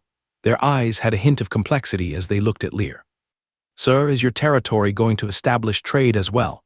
Meeting these gazes, Lear said meaningfully, Everything in Wailu City is just beginning, and it's precisely the time for friends, if we were already powerful. Why would we need to cooperate with barbarians? Akenzo was speechless. The reputation of barbarians above the wilderness wasn't great, otherwise. They wouldn't need to go out of their way to find a territory to establish commerce. 2 months. Stay in Wailu City for 2 months and you will witness everything. You 10 or so, going back to the Hisham clan would just add a few more hands for labor and hunting. Stay here, work for me for 2 months, and you'll gain a powerful territory as a trade partner. This deal, trust me, your chieftain will be satisfied with your choice. Choice it was called, but was there really a choice? Akenza felt somewhat troubled. Yet said no more, only hoping this human lord would keep his word. The weak never have control over their fate. Lear didn't waste words, waving his hand to have someone take the barbarians to rest. At the same time, he gave secret orders to hags to secretly monitor their activities, just in case. After a brief arrangement, he summoned the busy Bane. This hero of the mud swamp people with algae green eyes was immediately drawn to the chubby bubble beast like a puffball. His face lit up with a bright chrysanthemum-like smile. Sir, these are bubble beasts, Lear introduced with some delight. The bubbles they spit can filter mud and sand, providing clean water. From now on, they will be the water source for Wailu City, and they are a mobile water source. These creatures are so magical. Bane was greatly excited. In recent days, the water scarcity had been troubling him greatly. The taste of swampy mud water was so fishy and foul, even after several rounds of boiling and filtering, it was still difficult to swallow. The distillation yield was also small. He hadn't had a sip since waking up that morning. He'd rather be thirsty than taste that dead mouse in water flavor again. Lear didn't waste time, leading a group of bubble beasts to the swamp bank. Little ones, filter the muddy water in front of you into clean water. Upon hearing this, over 20 bubble beasts eagerly rushed forward.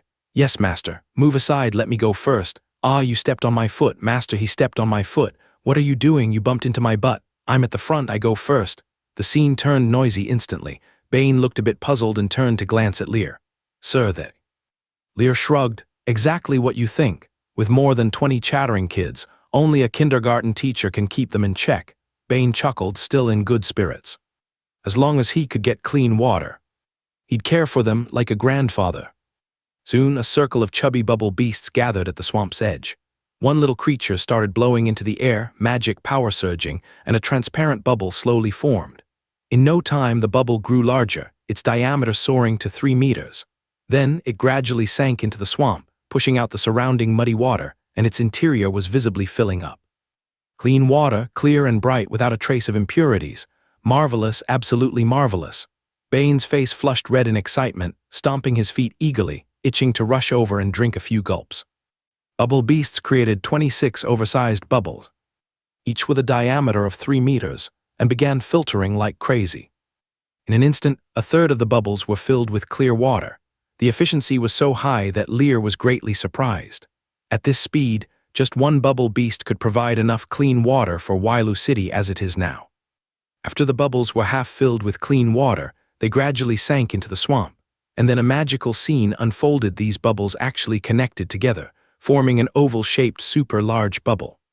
This large bubble isolated the mud outside and filtered the water at an even more exaggerated speed. No time at all, it formed an oval-shaped clean water source.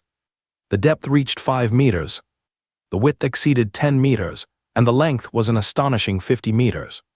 The bubbles blended into the water, becoming completely invisible, even undetectable with magic power perception. Looking around, one could only see a clear oval water channel among the mud, and right next to it, the murky and smelly muddy water was still flowing slowly, forming a stark contrast between the two. Wonderful treasures. Lear looked at these extraordinarily fierce little guys, feeling very pleased. Stepping forward, he crouched down and tested the water with his hand. His hand passed through the bubble and felt a slight coolness but no obstruction. He cupped some clean water and took a gentle sip. A sweet and refreshing taste filled his mouth, invigorating his entire being. After being filtered by the bubbles, the water felt like mountain spring water. Compared to the previously foul-smelling, undrinkable swamp water, the difference was worlds apart. Bane, standing by, took a few sips and found it hard to contain his excitement. He exclaimed with delight, "My lord, this is just wonderful. He had never expected that the troublesome problem plaguing him would be solved in such a peculiar way. Lear smiled, gazing at the bubble beasts, giving them generous praise. "Well done. You are the pride of Wailu City." He lavished compliments on these little creatures. Finally, he asked, "How long can bubbles of this scale be maintained?" Looking at the little plump dragons chattering again, his gaze landed on a particularly steady-looking bubble beast. "You tell me." The bubble beast that was called out immediately raised its little head with pride, receiving envious gazes from all around. "Master, if just used for water filtration, it doesn't consume much magic power. I can maintain it myself. Previously, we used to take turns maintaining the bubbles, each taking charge for a month. One person can maintain it." Lear was quite pleasantly surprised. No wonder the large water source near the small hill is so clear and bright. These little guys are truly treasures. Given this large bubble's filtration efficiency, it's enough to support the daily consumption of Wailu City, even if the population multiplies several times over. From now on, arrange one person on duty every day to maintain the water bubble here. He added another line, "I will establish a water company in Wailu City. Whoever is on duty here will be the chief executive officer of the water company, with other bubble beasts assisting." Upon hearing this, all the bubble beasts' eyes lit up. Being the chief executive officer of the water company sounded impressive. Having other bubble beasts assist, it was like little children in kindergarten getting a gold star, and their enthusiasm surged instantly. "Master, let me. I can maintain it continuously. They were slacking before, and I managed the bubbles for 3 months by myself. I also want to be the chief executive officer of the water company." Master Lear couldn't help but laugh as he watched a group of little guys start acting spoiled. "Who was your leader before?" A group of bubble beasts instinctively looked toward the figure Lear just named. He immediately understood.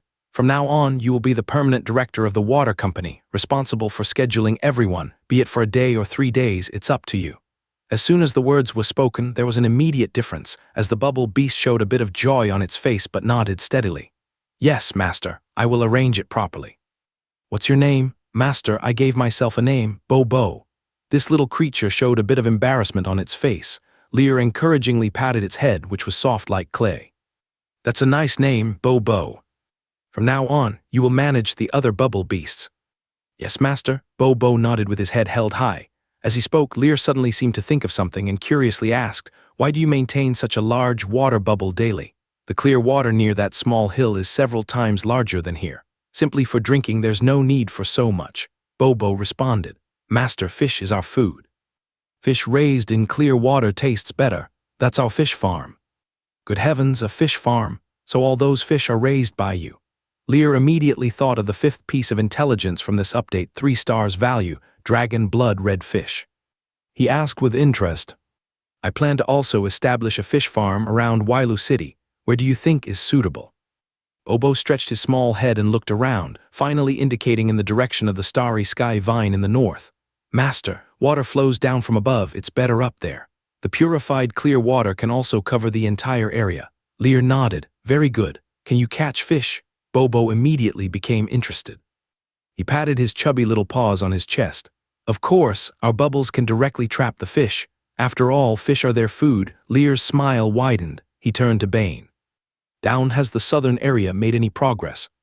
Before setting out today, he informed Bane of the dragon blood red fish's news and asked them to send someone to investigate first. "Sir, the water depth in that area reaches 7 or 8 meters, and there's thick mud at the bottom. We haven't found anything. The fishing nets are ineffective." Lear was not surprised. A treasure valued at 3 stars wouldn't be that simple. "Bo-Bo, tomorrow morning, take 10 companions with me to hunt outside. The others will stay in the territory and maintain the bubbles. Bane, you're responsible for arranging their living and accommodations." After some more communication, the sky darkened. The army dispersed, and the mud swamp people began to light fires and cook. Today they hunted 2 swamp wild boars, and tonight they can enjoy a lavish feast of pig slaughter. Thankfully, there's Noah's rice, otherwise this meager food wouldn't be enough for the consumption of these 300 people. The night fell. The stars twinkled, and the vine fairy started her daily work. Grow fast and big, continuously letting the power of starlight nurture the starry sky vine, causing these 2 stars' magic plants to grow rapidly. The barbarians, having finished their dinner, was suddenly drawn in, curiously coming to the central area. Immediately, they saw the previously rough vine structure, only with a basic frame, grow visibly. Gradually weaving together, faintly forming the shape of buildings. They were deeply shocked. Akenza watched for over an hour and calculated tremblingly at this construction speed. This blank territory will soon be able to construct a large area of magnificent buildings. What the human lord said is not false. In 2 months, they can establish trade links. Humans, profound and unfathomable, truly unfathomable. The next morning, August 11th, Lear woke up and first checked the construction progress of the Wailu City Administrative Hall as usual. Though massive, with the Vine Fairies' unlimited effort, the construction progress was 1/3 complete. Perhaps in around 10 more days, his first building will be initially completed. Moreover, given the building's traits, it can continue to expand based on it. The potential is limitless. After a simple wash, he immediately gathered the army, took 10 bubble beasts, and headed south to catch dragon blood red fish. The 10-kilometer journey was neither long nor short, but without errors along the way, it would be midday before they could return. As he prepared to set out, he was quite surprised to find the barbarians' attitude had changed greatly. Previously, there was vigilance mixed with resignation. But now everyone's face carried anticipation. Their gaze toward him was full of goodwill and respect, their enthusiasm greatly enhanced. After a brief chat, he discovered that the other party seemed to highly praise the rapidly growing vine structures. Understanding its meaning, Lear smiled, patted Akenza, the barbarian leader, on the shoulder, not saying much more. Just starting now. With him here, Wailu City's future will make the whole wilderness tremble. Calm his mind, set out to fish 5 down arrow south of 10 kilometers in the muddy pond, a group of dragon blood red fish, extremely delicious meat, no bones or thorns, 3 stars. Leaving the territory, heading south. A 10-kilometer journey isn't far, but in the swamp, one must always be wary of danger. This also results in a slower pace, taking more than 2 hours even at full speed. The barbarians follow along, mainly as a precaution. Halfway through the journey, while passing through a waist-high reed field, a buzzing sound like muffled thunder came from the sky. The sound approached quickly, and everyone felt as if a heavy stone had been placed on their hearts. Lear looked up and saw a massive black cloud blocking the sky. Mosquitoes, countless mosquitoes. Their numbers were overwhelming, forming a terrifying black tide that blocked the sky. Their wingspans exceeded 20 centimeters, and their bodies were about the size of 1/3 of a fist. With black and white spots, their sharp mouthparts resembled steel needles. Shockingly, these mosquitoes were carrying a 10-meter-long brown spotted giant python, swiftly sweeping across the sky. The sight sent chills down one's spine. Blood mosquito level 3 potential, 1-star racial talent, bloodthirsty and carnivorous with an extreme craving for meat, capable of devouring meat with their mouthparts and bringing it back to their lair. Skills: paralysis 1-star, attacks with mouthparts incapacitate enemies, causing them to lose consciousness. Valuation: an unbearable insect. The attributes of a single blood mosquito are quite ordinary, but in such exaggerated numbers they become extremely frightening. Mosquitoes, unlike wasps, are not social insects and do not form groups to build nests, but now it seems anything is possible in this fantasy world. When the mosquito tide that passed from the flank disappeared from sight, Lear took a deep breath. The pressure in his heart quietly increased. Although Wailu City now had some foundation, the swamp was fraught with peril, and it needed more development to truly stand firm. Flying dragon, mire wasp, 2-headed ogre, rotting centaur, foul giant demon. Now there was also the blood mosquito, all sources of danger. The territory seemed stable at the moment, but a crisis could erupt at any time.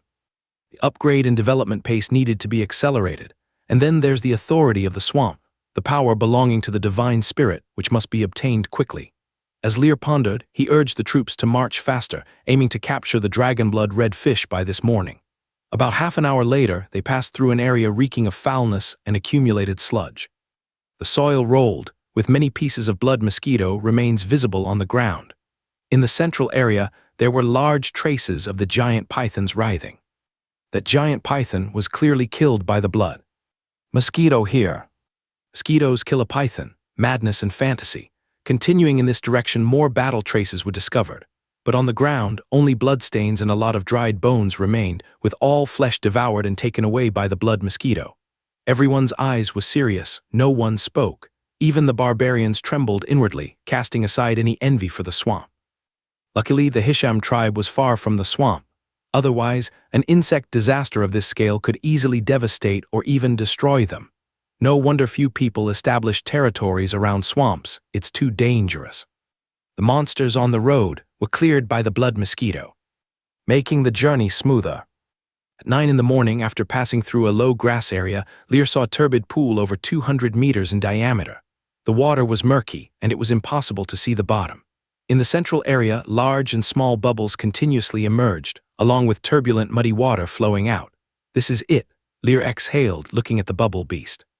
Bobo, the dragon blood red fish, is hidden in the water, but we currently lack the means to capture it. Do you have any ideas? Bobo puffed up its chest and responded in a childish voice. Master, we can use bubbles to isolate the mud and water, driving the fish to a small area. Then we can capture them. Having fish as food gives them unique methods. Lear petted the little creature's head, encouraging it. Bobo looks quite formidable. Come on, scoop out those dragon blood red fish. He's also curious, what makes the 3-star value fish special? Encouraged, Bobo became excited and led other bubble beasts to the edge of the murky water. Whoosh began blowing bubbles into the air. In a blink, a 3-meter-high bubble was inflated by them, then appeared a magical scene as the bubble beast stepped forward, entering directly into the bubble. And the bubble didn't pop. Gurulu, the bubble, rolled down directly into the water. These little creatures sailed like tiny boats, riding the bubble toward the pond center. Lear was a bit stunned. Is that even possible? After reaching the center, the bubble beasts cheerfully began blowing bubbles one by one. The bubbles expanded to a 3-meter diameter, dropping into the water like stones, sinking quickly to the bottom. Each bubble beast could control up to 20 bubbles. These 10 bubble beasts meant 200 bubbles, a significant number indeed. Successive bubbles dropped into the water, moving like a fishing net. With sharp eyes, Lear saw a bubble capturing a group of fish as it swept through an area. The bubble contracting like a sunken net, trapping the surrounding fish inside. Inside, the fish struggled to escape as if trapped in a steel cage, their efforts futile. Lear was amazed. Such a method of catching fish so dazzling. The bubbles multiplied, connecting underwater into a mass, gradually driving the fish from left to right. Bubbles fully operational.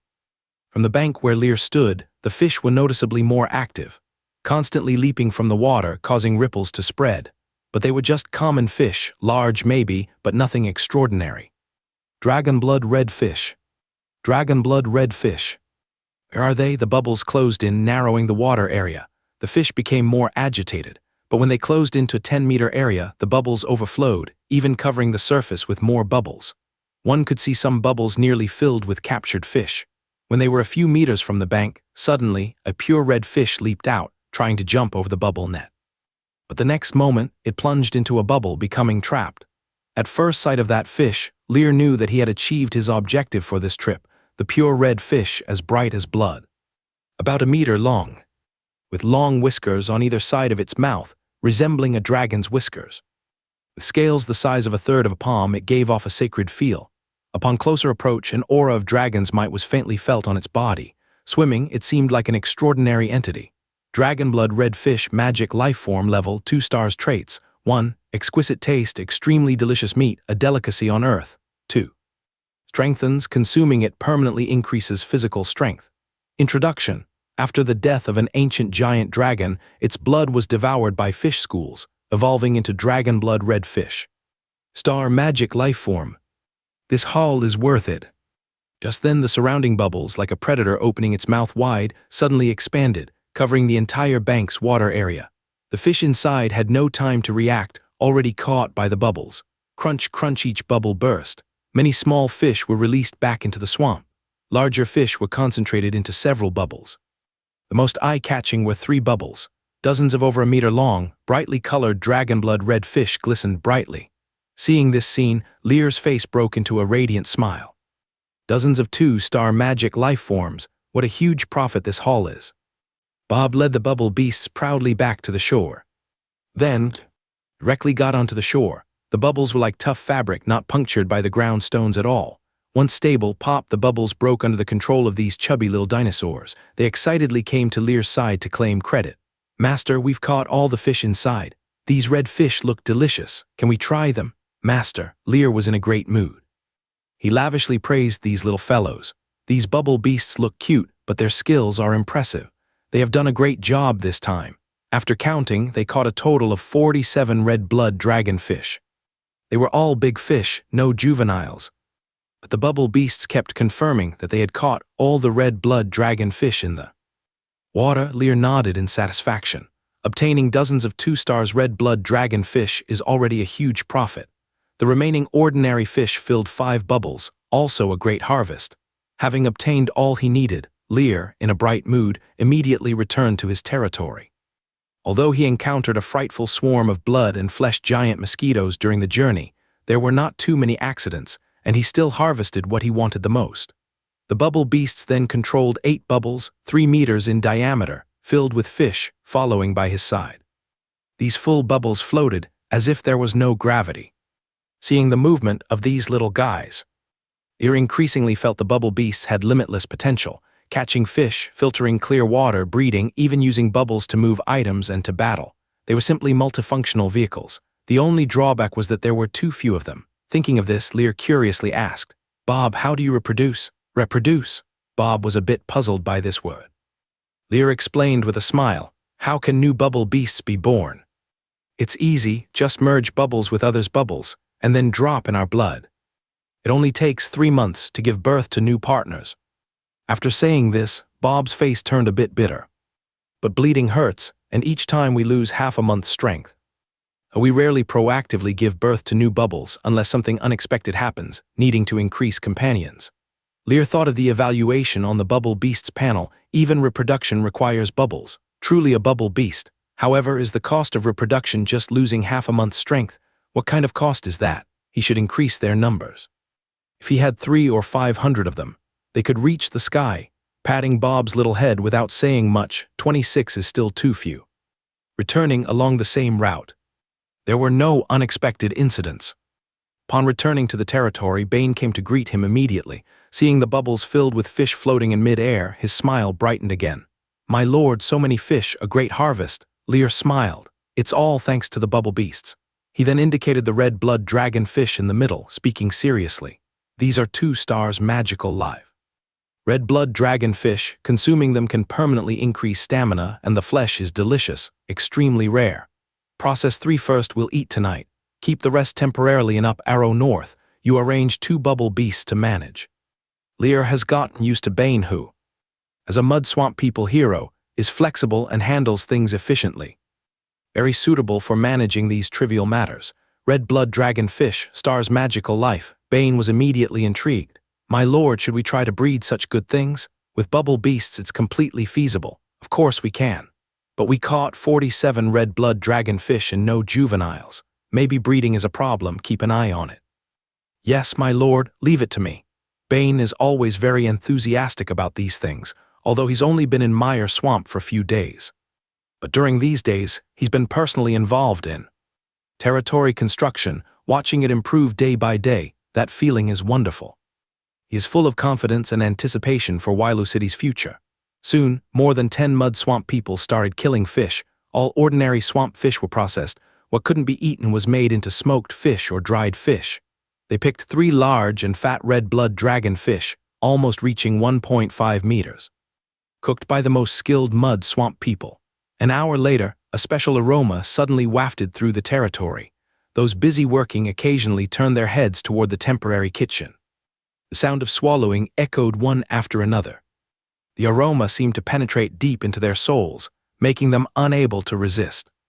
The bubble beasts were even reluctant to blink, drool almost soaking their bellies. Finally, after being cooked over a roaring fire, the mud swamp people chefs together brought out 3 large pots of food prepared with red-blood dragonfish. The largest pot was given to Lear, 1 pot belonged to the bubble beasts, and the remaining pot was enjoyed by the Wetland lizardmen warriors. The mud swamp people enjoyed a sumptuous fish feast, but red-blood dragonfish, such a treasure, was temporarily out of their reach. On the wooden table, Lear looked at the large pot of clear broth, red-blood dragonfish stew before him. The aroma so enticing that he couldn't help drooling, so tempting.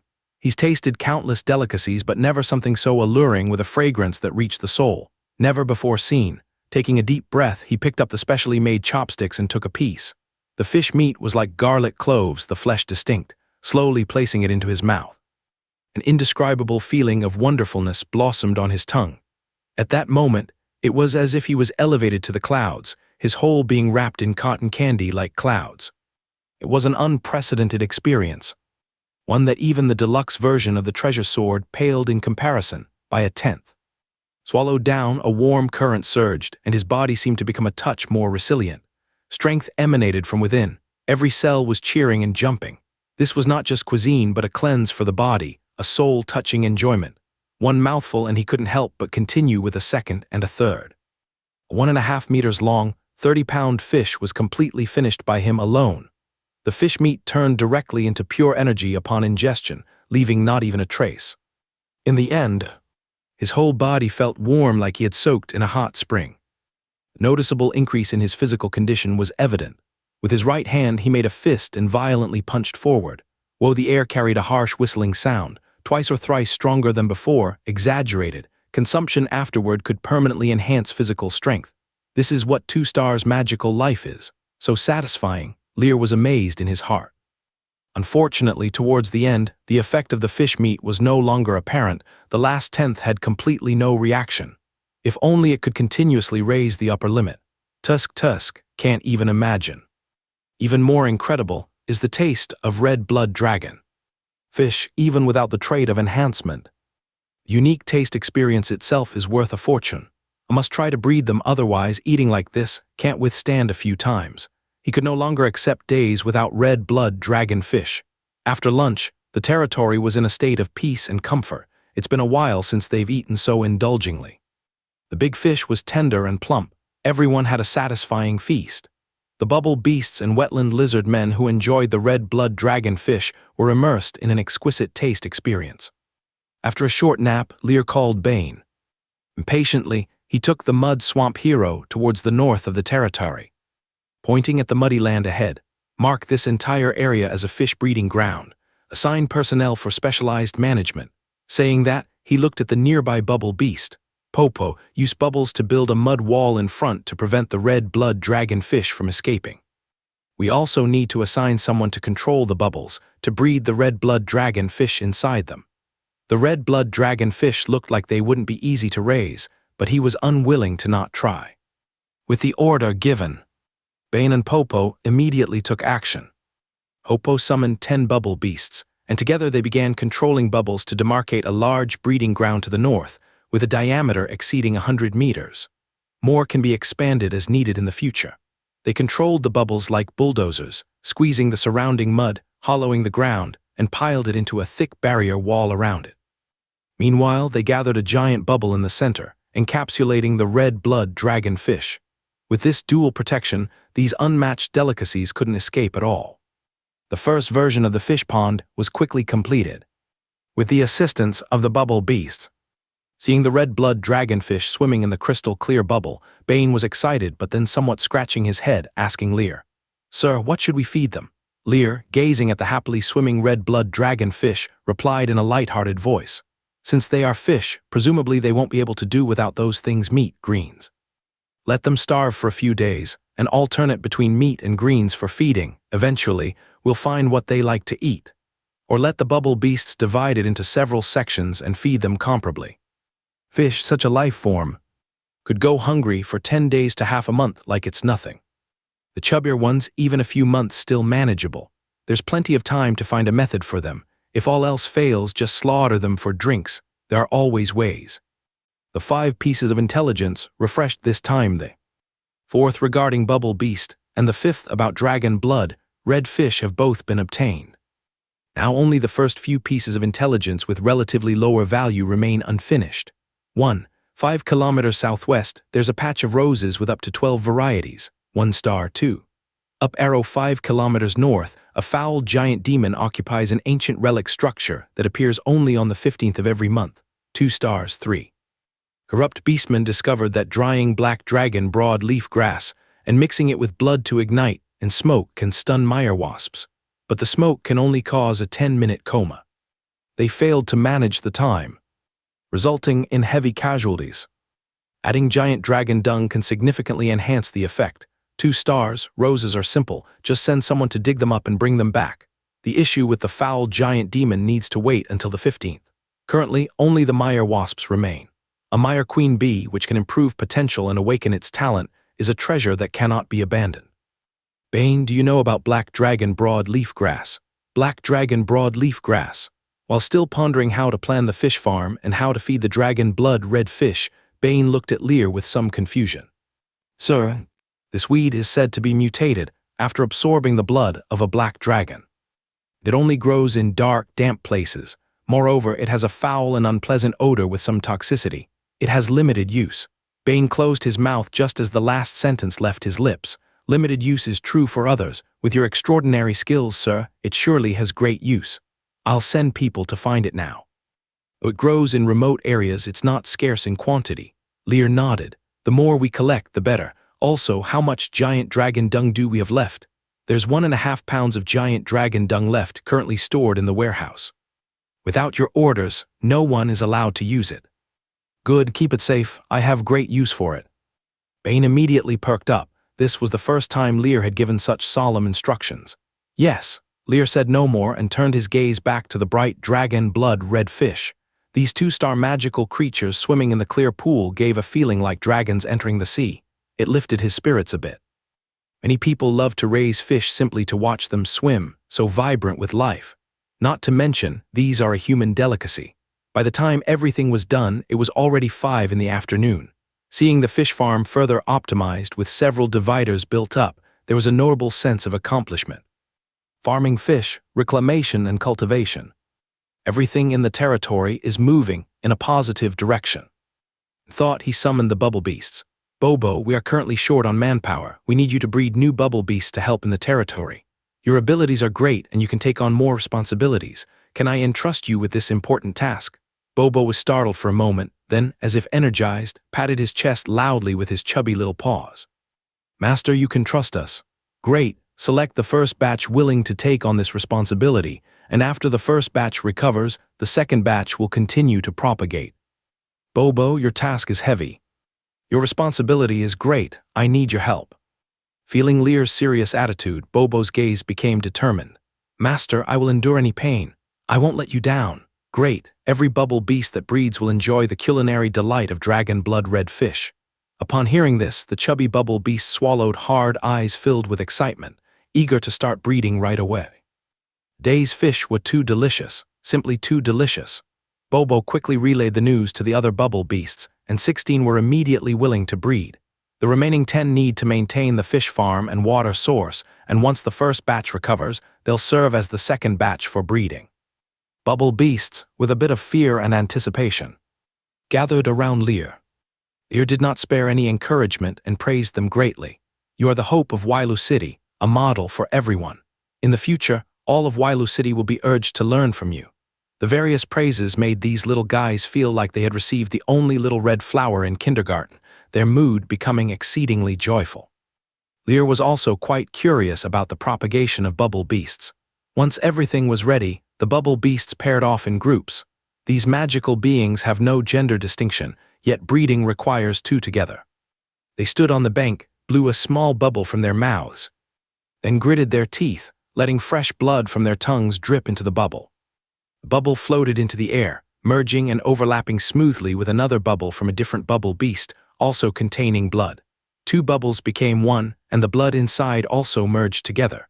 The next moment, the second bubble inflated. 3 bubbles were blown in succession, and their aura withered as speed visible to the naked eye. After all had fused, 24 blood-stained bubbles remained in the sky. The bubble beasts were so exhausted that even breathing was difficult, using their last bit of strength to slowly guide the bubbles to the edge of the muddy shore, arranging them like fish eggs, half buried in the mud. In 2 months, as long as they are not disturbed, new companions can be born. Bobo looked at this scene, feeling a bit sorry for his little companions, but also joyful for the tribe members that were about to be born. They hadn't allowed new tribe members to be born for a long, long time because they were afraid of pain. Lear was also somewhat surprised, not expecting to reproduce 24 bubble beasts at once. There were still 10 more bubble beasts that hadn't bred yet, making up 5 pairs, with 15 more potential offspring. In total, that's an increase of 39 bubble beasts at once. If they all hatch, adding the original 26, the numbers could soar to 65. How comfortable. The bubble beasts may look cute and childlike, like children aged 4 or 5, but they are a strategic force. Like the vine fairies, they are of high value to Wailu City. Speaking of which, how do vine fairies reproduce? Need to ask later. 16 vine fairies are indeed too few. Recently building houses has been somewhat strenuous. When the territory expands, there will be more buildings, and a dozen or so will be far from enough. Instruct Bane to take care of the deflated bubble beasts, and have the kitchen prepare a blood-red fish cooked with dragon blood to nourish them. And once again praise them.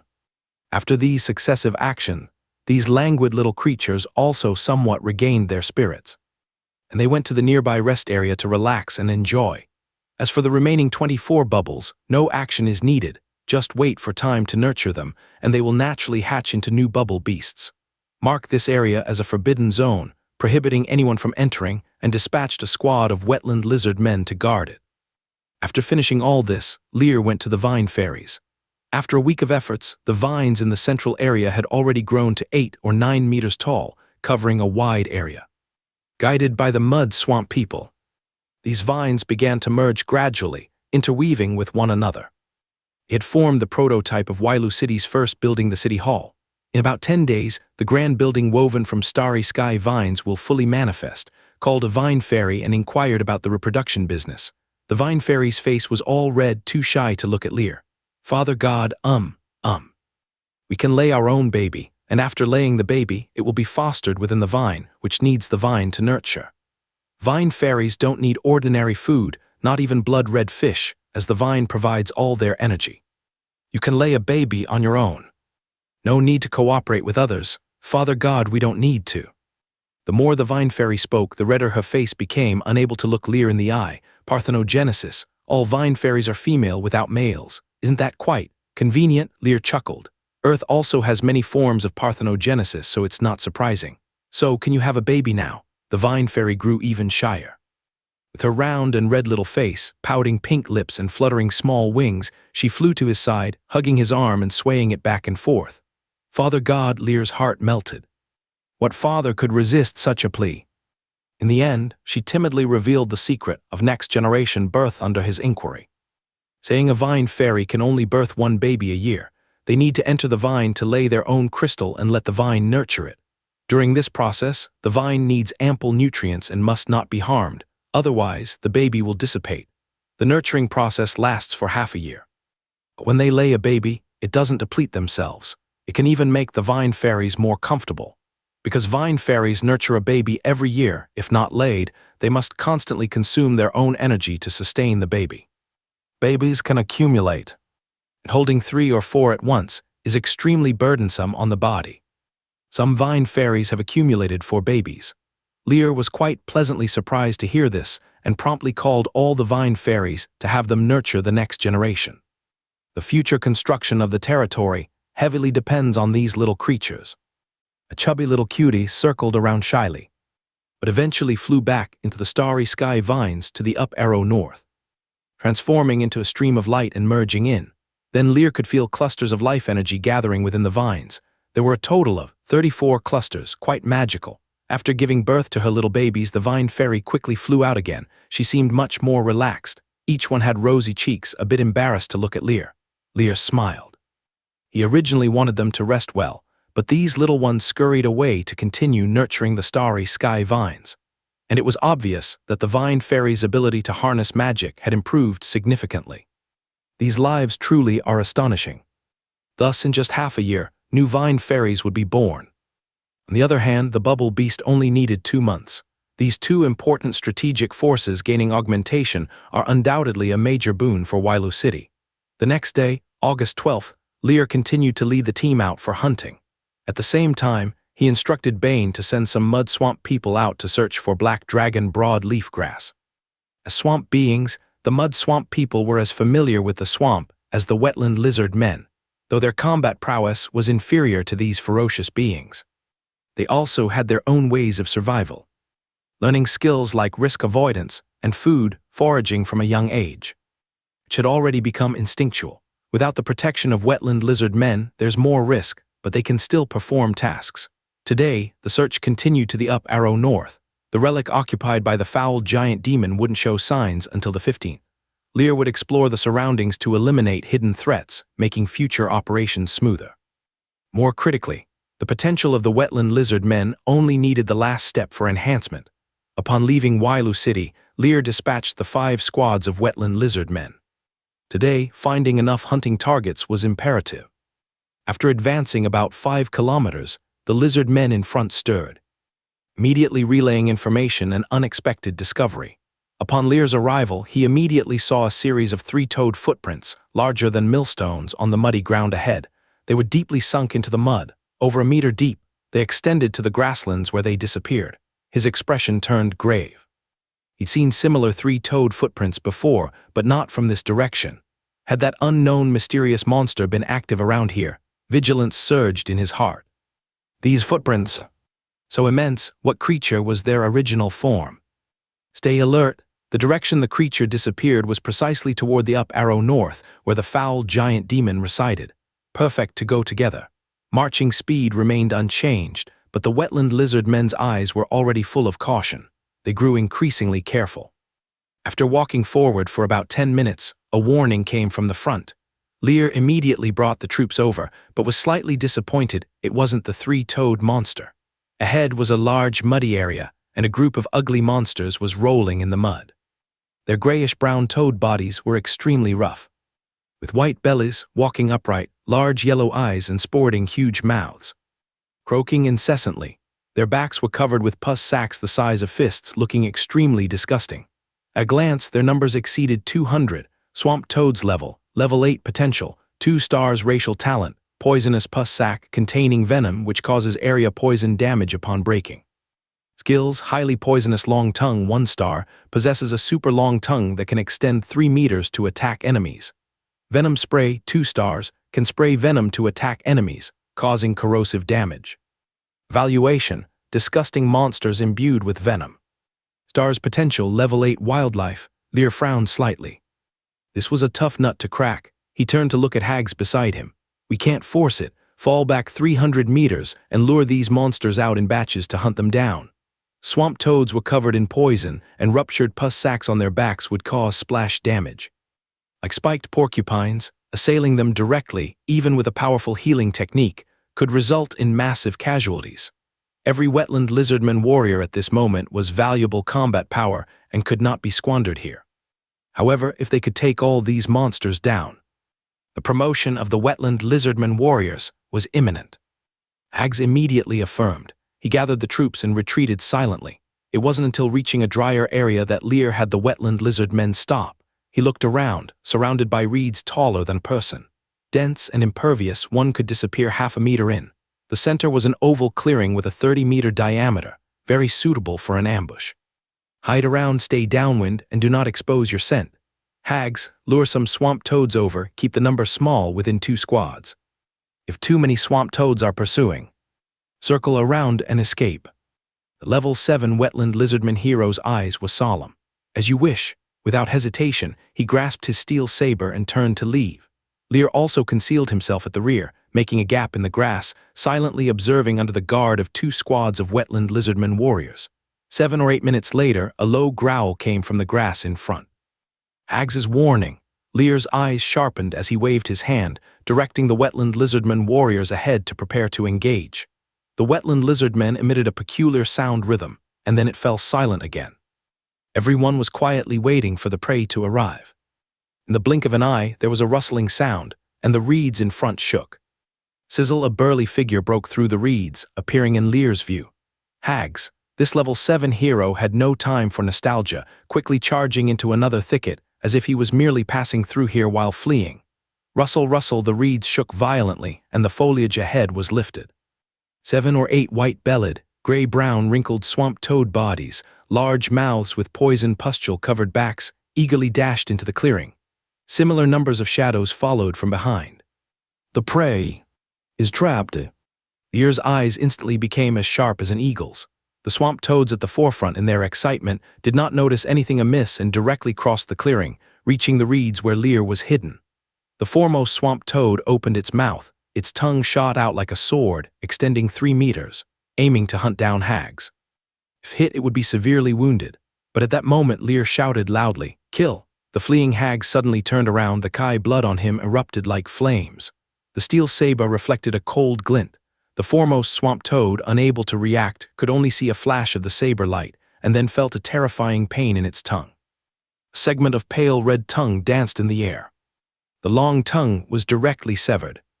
The swamp toad, just about to act, saw the lizard man who had been fleeing suddenly approaching.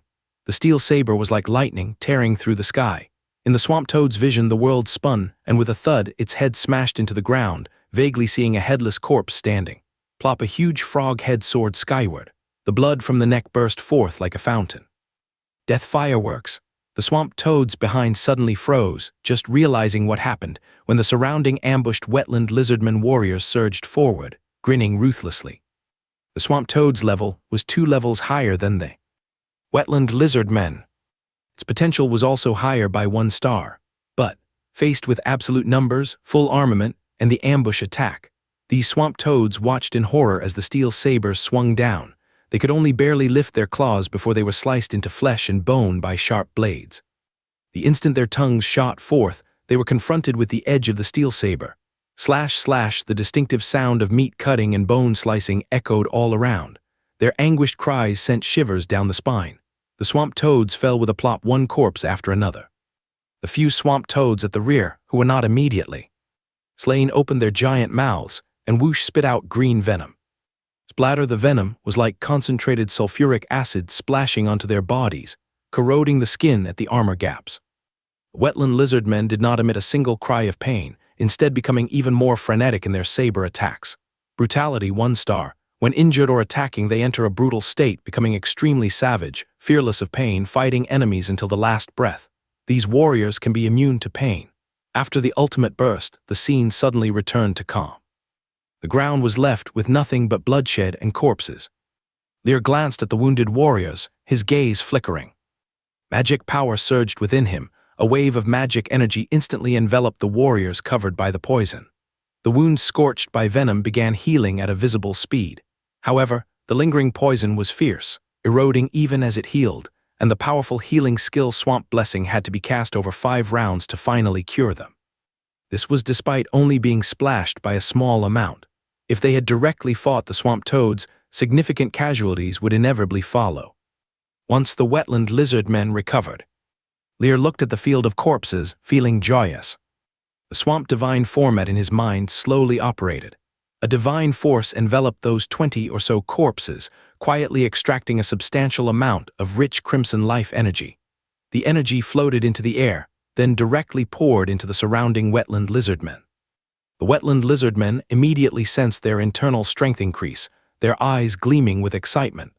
Their evolution rate on the dashboard rose from 95% to 96%. The level 8 swamp toads, containing 10 times more life energy compared to the Kelder Ratman hunted when first entering the swamp. Lear's lips curled into a slight smile. With such tactics, just a few more times, and 2-star potential warriors would be nurtured. He glanced toward the direction of the swamp toads.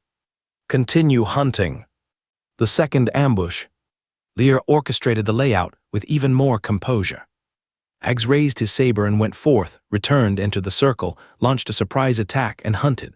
A series of steps left the swamp poison frogs with no chance to fight back. Wave after wave of ambushes proceeded smoothly. But after the 4th wave, when the swamp poison frogs saw their numbers halve, they suddenly realized what was happening. Their vigilance heightened to the extreme. No matter how hags provoked them, they were no longer lured in. When hags returned to report, Lear saw that the evolution level of the wetland lizard men had reached 99%, and he fell into deep thought. Just one last wave was needed to boost the potential of these 15 teams of wetland lizard men to 2 stars. No need for much. The corpses of 2 teams of swamp poison frogs were enough. Increasing potential by 1 star would double their combat power, and now the enemy's numbers were just over 100. Their numerical advantage had already been erased. A dangerous glint flashed in Lear's eyes, gradually becoming sharp. Hags. Sovereign, focus your strengths, hunt down some swamp poison frogs, I want their bodies. Hag's eyes immediately turned ferocious. As you wish, not a single one of these frogs will escape. The repeated trips ignited a strong desire for strength. Within this hero, if only he were stronger, the sovereign wouldn't have to be so cautious. In the end, it was because their strength was insufficient, requiring concern for casualties. 5 fingers clenched tightly into fists. If they don't come out, then we'll flatten them directly. The wetland lizard men will never disappoint the sovereign. Under Lear's will, the army quickly gathered. Soon, Hags appeared once again in front of the swamp poison frogs. With a low roar, he charged alone towards the swamp poison frogs. These swamp creatures were first startled, then became furious. So this damn lizard man was actually just by himself. He had come to provoke them so many times just now, but now he dared to scorn them like this.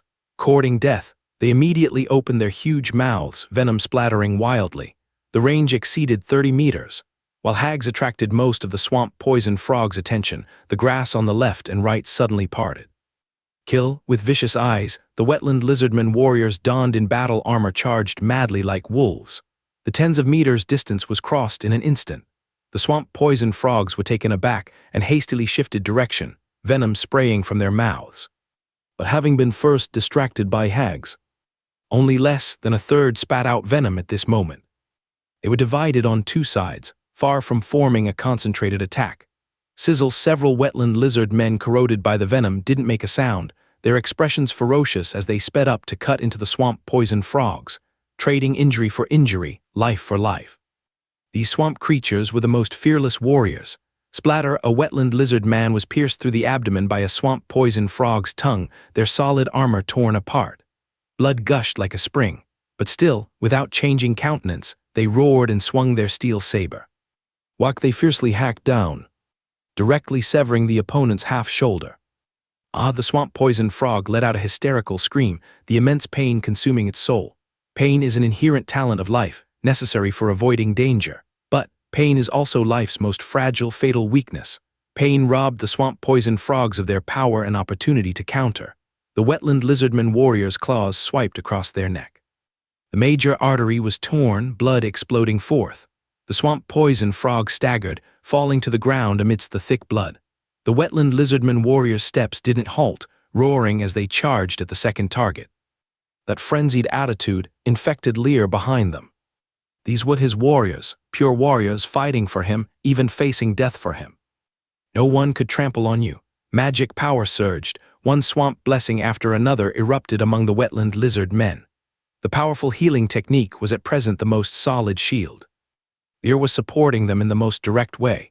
The battles were most intense wherever the healing technique focused, using maximum ability to ensure no deaths. Each clash carved to the bone. Under his powerful healing, the wetland lizardman warriors suffered only dozens of minor injuries and 17 or 18 serious injuries, but none were killed. And their desperate assault, in exchange for life, took out more than 3 of the enemy squads. Seeing this, Lear decisively activated the swamp divine format suppressed within the seed of magic. A mysterious, dark, and sacred aura surged forth. It enveloped the corpses of the swamp toads. Streams of life energy were extracted and merged into the bodies of the wetland lizard men beside him. These fierce warriors immediately felt their internal power surging.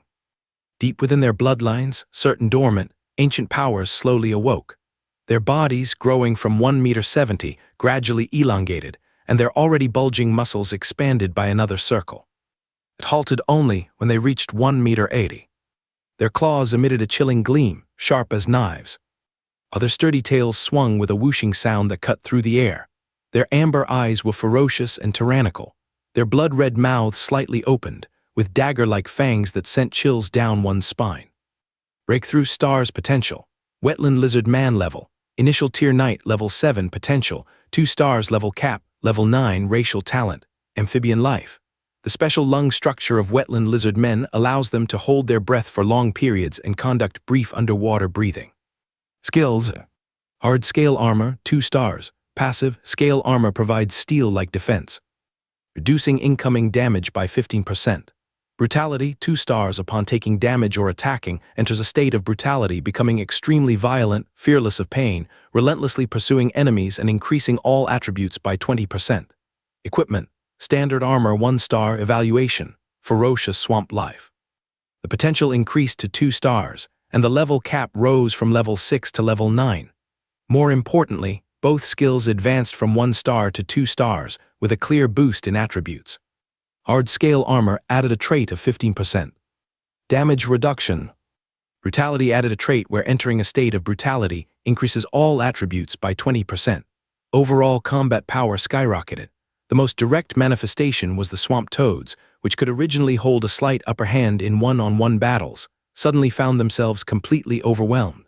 The previously deadlocked situation crumbled. The wetland lizard men frenziedly charged into the swamp toads. The opponent's tongues, which could pierce through bodies, now penetrated the armor but was stopped by the scales. Unable to break through the defense. With their surging power, a single swing could even directly sever a swamp toad in half. Those severely injured wetland lizard men, after their life potential was boosted, saw their injuries rapidly heal. Combining that with Lear's healing, they came crawling back from the brink of the death god's grasp, rejoining the battle. The number of swamp toads was gradually compressed, decreasing rapidly. It was as if, on the chessboard, the opponent's pieces were being captured one by one, while Lear, relying on powerful skills, was able to preserve his own pieces. Hags was also on a killing spree, single-handedly taking out 2 to 3 squads of swamp toads. This wetland lizard man once again displayed his hero-like strength. Under successive onslaughts, the outcome was decided. Although the swamp toads raged and resisted, it was to no avail. Splurt, the last swamp toad's head was chopped off, finally declaring the end of this arduous battle. At this moment, the wetland lizardmen warriors, covered in blood, stood amidst the scattered corpses. Gazing around, there were no enemies left. An indescribable aura of ruthlessness and ferocity. An ordinary person would tremble at the knees from a glance, swallowed by nightmares. Seeing this, Lear felt inexplicably dazed for a moment. This was the result of his training a warrior with 2 stars potential, achieving level 7. No one could stop their advance. No one. A sense of accomplishment rose in his heart.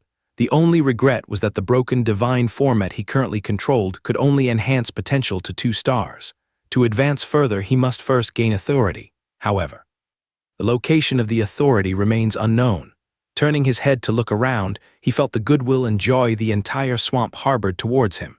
He could also sense what he needed was within the swamp, but he was unable to find the entrance, to push open that shrouded door. It seems an additional opportunity is needed to trigger. Calming his mind, he waved his hand to regroup the army. Ignoring the scattered remains of corpses, his gaze was directed toward the territory. These wetland lizardmen warriors were rotating on the battlefield, and the 5 squads stationed in the territory had already reached the 95% critical point of evolution. The gains from this hunt would allow the remaining 5 squads to be cultivated. Lear showed a faint smile. This wave of hunting was satisfying. This area is about 5 kilometers from the territory. So Lear ordered 5 squads of injured wetland lizard men with poor status to return and replace the guards in Wailu City. After resting for an entire hour, the army had fully recovered to their peak status. Coincidentally, the 5 squads of wetland lizardmen warriors from the territory had also arrived. Without hesitation, he extracted the essence of life from the gathered bodies of swamp-poisoned frogs and granted it to these wetland lizardmen warriors. Their potential immediately increased. As a result, he now possessed 2 full squadrons of 2-star potential, level 7 warriors. Taking this step doubled the combat power. Lear looked at the fierce warriors in front of him, all standing at a uniform height of 1.8 meters, with muscles bulging out their armor, and nodded in satisfaction. This hunt yielded good results. If he gains the authority of the swamp, continuing to raise the training limit in the future, 3-star, 4-star, or even 5-star potential can be anticipated. And even a giant dragon could be hunted. Calming his emotions, he continued to lead the army to search in the direction of the foul giant demon. After advancing for about 20 minutes, the ground turned into a vast field of grass, with mudwater underneath. Stepping down, the grassland caved in, and a large amount of mudwater surged out. White spider webs wound around in circles on the grassland. The further they advanced, the denser the spider webs became, until finally the ground was entirely covered with webs, looking like a layer of white gauze. Lear's eyes narrowed slightly. He ordered the army to stay vigilant. It was obvious something unusual was going on. Proceeding through the webs for approximately 200 meters, the leading wetland lizardman suddenly gave a low growl. Enemy detected. Lear raised an eyebrow slightly. He immediately ordered the army to advance faster. During this period of search, he and the army had developed enough tacit understanding. He had become familiar with the warning sounds of the wetland lizard men for attacks, alerts, enemy detection, retreats, etc. He could respond immediately. Moving within over 100 meters, the leading wetland lizardmen quickly approached to report. "Sir, a large number of red spot spiders have been spotted ahead. Their number exceeds a squadron." Red spot spiders. Lear's eyes narrowed slightly, and he immediately followed to investigate. Crossing the muddy grass, they approached an area covered with vines. Looking ahead, hundreds of meters around were covered by vines of varying sizes. The sticky white spider webs spread across the whole area. The green vines were completely wrapped in spider webs, from the roots to the top, leaving no gaps. It looked like a kingdom of spiders.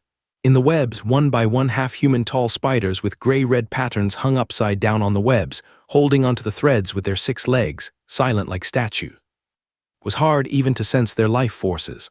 On the heads of these creatures, a red tumor stood out.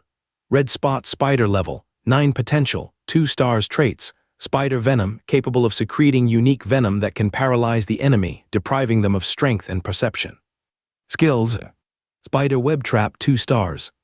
Creates a trap arranged with webs. Any life stepping in will be eroded by the highly poisonous silk, losing perception. Spider cocoon, 2 stars, weaves a cocoon of silk to wrap the enemy, with threads as tough as steel rope, reducing the opponent's strength by 40%. Quick movement, 2 stars, increases movement speed by 60% on the silk threads. Valuation: poisonous creatures that love to spew out large amounts of silk in their territory. These harmless silks are merely bait, beware of falling into their arranged webs. Level 9 wild monsters. Lear's eyes narrowed slightly. Looking around, their numbers already exceeded 100, and this was their home ground. Judging by their appearance, using the same tactic that worked against the swamp poison frogs might not be effective. So many spider webs, how about setting them on fire? Lear was intrigued and was preparing to try it when Hags approached. "Sir, I didn't expect there to be so many red spot spiders here." Lear was a bit curious. "Why do you say that?" Hags spoke softly. "The venom secreted by red spot spiders is very terrifying. We often hunt them to smear our blades. But in the area where we used to live, their numbers were extremely rare, and we wouldn't encounter them even once in several months." Could they be used like this? Lear was intrigued. "Do these spiders have any weaknesses?" "How did you hunt them before?" Hags replied in a cheerful tone. "The temperament of the red spot spiders is extremely volatile because the poisonous tumors on their heads constantly irritate their bodies, usually relying on secreting spider silk to disperse the venom. The places they like to live in must grow a unique wild grass that can suppress their toxicity. Once the wild grass is burned and turned into smoke, it can directly ignite the tumors on their bodies. Once the tumors rupture, they fall into a critically injured and dying state. Capturing them at this time is very simple. Do the spiders live next to the wild grass that suppresses their venom? Lear found it quite fascinating. Mysterious causality. Within 7 steps there must be an antidote. Go find those wild grasses. Yes. Hags immediately led people down to collect the wild grass, and before long they found a big bundle. The leaves were dark green and the grass roots were slender. They looked no different from the wild grasses by the roadside. Lear opened the attribute panel for a look, and the attributes were very simple. Curled leaf, flowerless grass level, none traits, can inhibit the venom secreted by the red spot spiders. It truly is a nemesis for red spot spiders. We'll use this then, but still, it's a pity that this fire couldn't be set. Thought he looked around. After a slight observation, he confirmed the upwind direction was right arrow east and gestured for Hags to move east. He then took out a firestone, struck it a few times, and ignited the reeds and fluff just collected. The fluff ignited instantly, causing the seemingly unremarkable wild grass to emit waves of smoke. The smoke wasn't thick, but rather carried a fragrance, flowing directly with the wind and covering the entire vine area. The red spot spiders hanging in the webs like statues suddenly convulsed and then started letting out shrill screeches like knives scraping glass. They plummeted down. Lear clearly saw that after the smoke rose, the tumor on the head of a red spot spider seemed to be squeezed by something and popped open with a crack, spraying green venom everywhere. It was like a biochemical fireworks display, grotesque and bizarre. After the rapid fire sounds ended, the aura of the red spot spiders visibly weakened. The red spot spider in the center of the smoke lay on the swamp, its body trembling, frothing at the mouth. The effect was even better than Hags described. Lear marveled in amazement. After gaining control of the situation, without hesitation, he waved for the wetland lizard men to step forward. The web-footed feet stepped into the spider web, skillfully avoiding areas with more webs and traps. Experienced, looking at the weakened and wailing red spot spiders on the ground, the steel saber swung. Splat one by one, the heads were directly severed. An efficient killing machine, the fallen red spot spiders wanted to resist but struggled in vain. In no time, the hundreds of level 9 red spot spiders were completely slaughtered. The battle ended efficiently. Hags looked at the corpses strewn about, feeling a bit emotional. "Sir, this swamp's life is indeed abundant. Before we were roaming, finding a red spot spider in the swamp was quite challenging." Then he grew excited again. In the mouths of these creatures, there's an organ that stores venom. Containing the most lethal venom, applied to weapons, it still possesses great lethality even after 2 or 3 years. Lear smiled with satisfaction. He gestured for the eager hero to go collect the poison sacs. These swamp creatures skillfully retrieved one fist-sized white venom sac after another from the spiders' mouths. Each one was full of venom, plump and taut.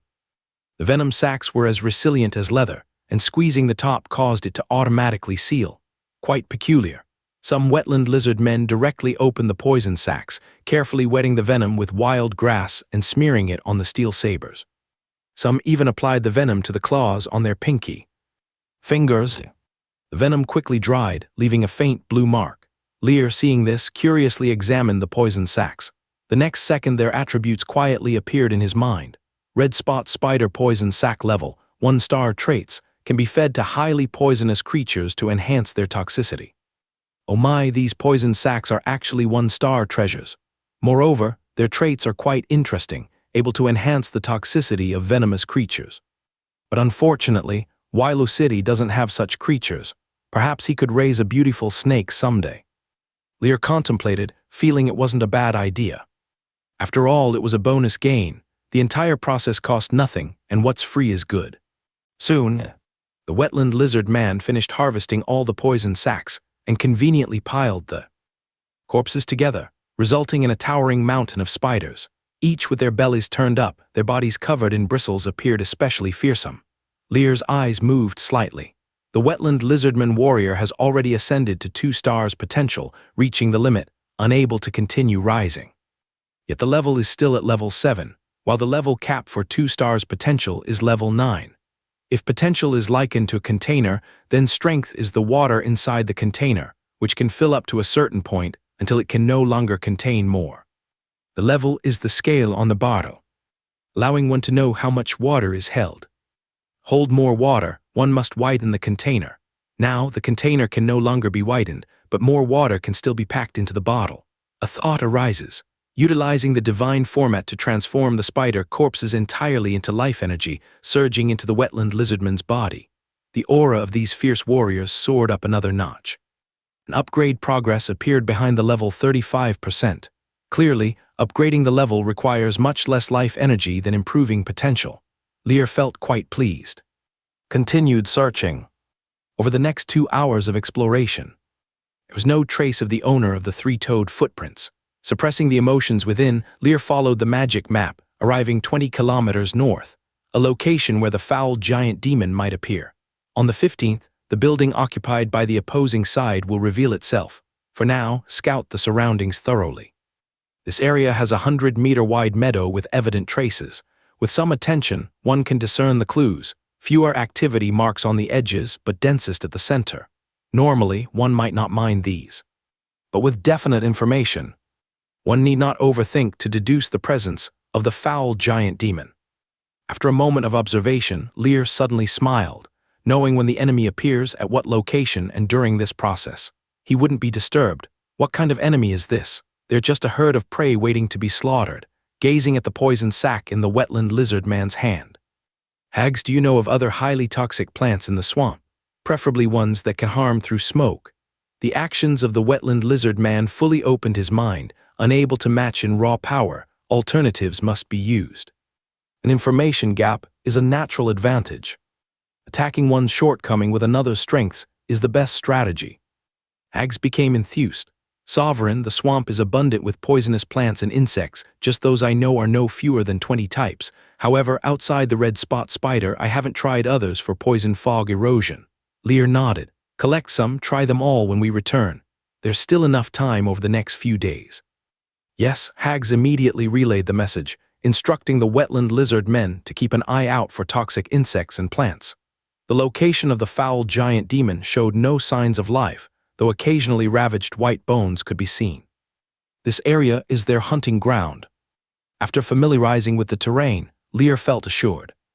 Glancing at the sky, it was already afternoon. With a journey of 20 kilometers, returning to the territory would be after dark.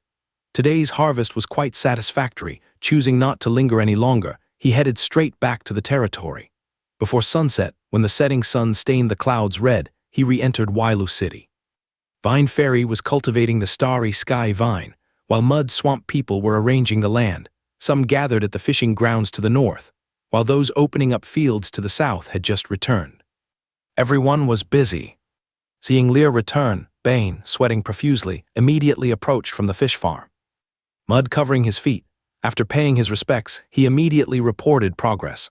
Sir, the fish farm has been divided into 4 small fish ponds with dragon bloodfish evenly distributed for breeding. We've prepared fodder, meat, worms, and other fish feed, starting attempts to feed and raise. But the dragon bloodfish have been overly frightened and so far haven't started eating. Lear nodded. Good, take good care of them, possibly they'll become an important specialty in our future. If dragon bloodfish can be successfully bred, it could definitely become an inexhaustible gold mine. Bane patted his chest and spoke loudly. Sir, rest assured, the task will surely be completed. Lear nodded slightly, continuing. Have the barbarians made any moves today? Today's hunt didn't include them. Bane shook his head. I've divided the barbarians into several groups, opening up fields, dividing fish farms, leveling land. Also having people secretly monitoring them, no unusual activity observed. Lear was very interested in the barbarian territory, but since Wailu City had not yet developed, it was a bit early to talk about trade. So just keep these guys in soft confinement for now. But they can't be fed for free. After all, they are strong labor force, and not letting them work would be too wasteful. Now is the time when manpower is lacking, and the mud swamp people aren't as strong as these folks. Let them toil for a few months first. Right now, he's unwilling to let them go. Sir, we're too short on hands right now. If we could capture some slaves, that would be great. Bane sighed. The territory has nothing. Everything needs construction and development. The wetland lizard men are responsible for security and can't participate in production. The mud swamp people are the main labor force. But there are too many matters to handle, and these 100 or so people simply can't manage. Lear nodded. This indeed needs consideration, but it requires finding suitable candidates. With the divine remnant skill, loyalty wouldn't be a concern, but inside the swamp there don't seem to be many fit for enslavement. He looks down on the foul-smelling half-fishman, who also isn't suitable. Species like the mud swamp people and wetland lizard men align more with Wailu City's positioning and future development. Thinking this, he also felt a bit of a headache. A blank territory lacking everything. He could only keep an eye out later. Temporarily setting this aside, Lear informed Bane about the foul giant demon affair, and finally said, Do you know of anything highly poisonous in the swamp? Having already witnessed Lear's various mystic feats, the mud swamp people hero wasn't that shaken inwardly. He found nothing strange about why Lear knew of structures hidden in the void. How could he imagine the prowess of the sovereign? With a hint of thought, he said, Highly poisonous things. The swamp is not lacking, I know not fewer than 20 kinds. But for using smoke to create poison mist, that will require some experimentation. Sir, when I have them collect black dragon broadleaf grass, I'll also have them gather those poisonous flowers and insects, Lear said in a deep voice. If an ambush can be set in advance, they will be prey ready for slaughter. On the 20th, the foul giant demon's structure will become hidden again. To hunt again, you'll have to wait until next month. He felt a sense of urgency within. The swamp isn't safe. He needs to clear as much of the nearby dangers as he can. The foul giant demon is too close to Wailu City. Once it appears, it will inevitably discover Wailu City. No one knows what will happen then. The danger must be nipped in the bud. Yes, after a brief communication, Bane finally left. There was plenty to do, he couldn't stop. Lear then turned and headed to the central area. At this moment, the vine fairy, having given birth to a baby, was happily weaving through the vines, accelerating the growth of the starry sky vine, weaving these sturdy plants together. Looking from the outside, a building 7 or 8 meters high was thriving, growing upwards. A diameter of 200 meters doesn't feel different on flat ground, but now that it's taking shape, it immediately seems grand. Though by this pace, the top won't be completed until around the 20th, it's already starting to show its splendor. Moreover, this building is alive. The only pity is that the baby of the vine fairy takes half a year to hatch. Otherwise, with 40 or 50 vine fairies working simultaneously, the construction speed could practically reach the heavens. He's quite looking forward to this sight. On the next day, August 13th, there were 2 days left until the next intelligence update and the emergence of the foul giant demon. In the morning, after waking up and a simple freshening up, Lear gathered the army for hunting. As the army was gathering, Bane, with a nest of disheveled hair, approached with a serious expression. "Good morning, sir." After bowing with a hand over chest salute, he said solemnly, "Last night a mud swamp person who was cultivating farmland did not return." Lear's eyebrows slightly arched. "Have you sent someone to search?" "At dawn this morning, we urgently sent someone out but just received a report. Still no trace of him." Lear's tone became serious. "What's the reason?" "Sir, companions who returned with him said they heard the mud swamp people's courtship song at sunset. That kid's expression was a bit off at the time but was stopped by elders. When he returned, he lagged behind. When they got back to the territory, they realized he was missing. It was thought he'd return by himself at night. But there was no sign even until midnight." Bane's tone became heavy. "Sir, the mud swamp people's courtship song isn't for this season. November is the mud swamp people's breeding and courtship season. This clearly has a problem." Lear's voice grew grave. "Any other information?" Bane was also a bit troubled, smiling wryly. "Sir, nothing more. Courtship, this matter was all right for the older mud swamp people, but for those young, hot-blooded, half-grown lads, it was an enormous temptation. Who could withstand such a test? But the problem was, there weren't any mud swamp people in the vicinity. Everything about this matter felt off." Lear nodded. "Ensure that the mud swamp people going to cultivate the farmland form teams of 5, so this doesn't happen again. Find the mud swamp person who heard the singing yesterday and lead the way. I'll immediately take a team to investigate." "Yes." Soon, 2 mud swamp people cautiously came to report. Lear wasted no time, taking them and the 15th squad of Wetland lizardmen warriors to set off. The farmland is the root of the territory. Anything can go wrong, but not here. No unexpected events must happen. The stock of grain on hand, including the hunting yield, could barely last for 6 months. In the short term, there's no lack of food and drink, but it can't be endless. And if the territory wants to expand, the most basic food needs must be secured. The farmland is just 5 kilometers from the territory, reaching there briskly in about 40 minutes. It's a vast, irregular, muddy field, the terrain flat. Its diameter exceeds 2 kilometers, and the entire area size is over 1,000 acres. The ground is fertile, dark silt, with large areas already structured. The yield of swamp wheat is about 600 kilograms per acre, maturing in 3 months. Moreover, it can grow vigorously regardless of the cold or the heat. It can be planted all year round.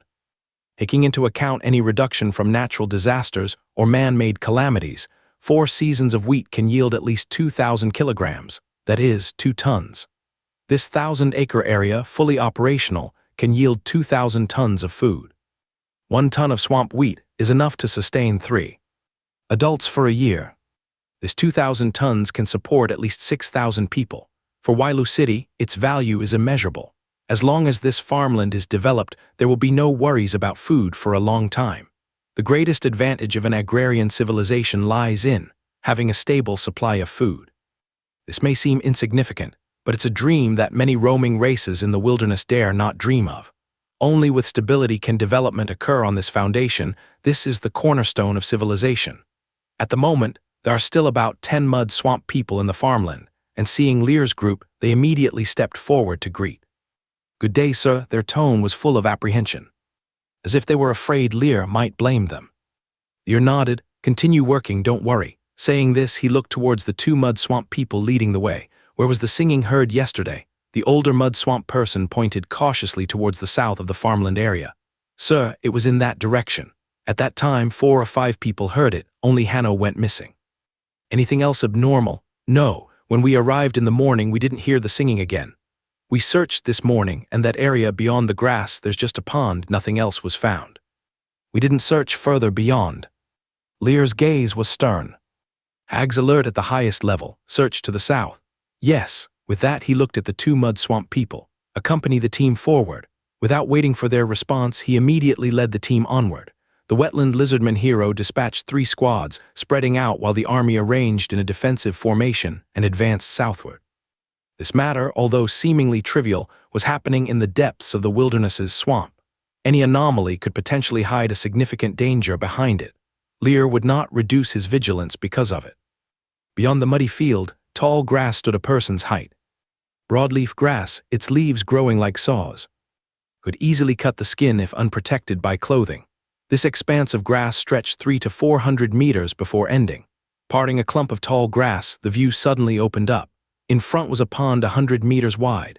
The water quality wasn't clear, emitting a scent of vegetation and algae. While slightly fishy, it wasn't unpleasant. There were signs of searching left by mud swamp people around, but aside from that, there was nothing out of the ordinary. Lear turned his head, looking around, trying to find some clues. But all around was silent, with no traces left by wild monsters. The clues seemed to end here. At this moment, Hag stepped forward 2 steps and reported softly. "Sovereign, there are no residual auras around. The lizard man's nose isn't as keen as a hound's, but it can still detect prey's scent. However, here, there's nothing but the smell of grass and muddy water." Lear frowned slightly. If that mud swamp person was lured farther away, the difficulty of the search would greatly increase. He calmed down and extended his spiritual power, covering an area of 200 to 300 meters around. In the next instant, he suddenly looked down at the calm pool ahead. His gaze sharpened. Nothing seemed different around, but when his spiritual power extended underwater, it was like probing into an abyss with no response at all.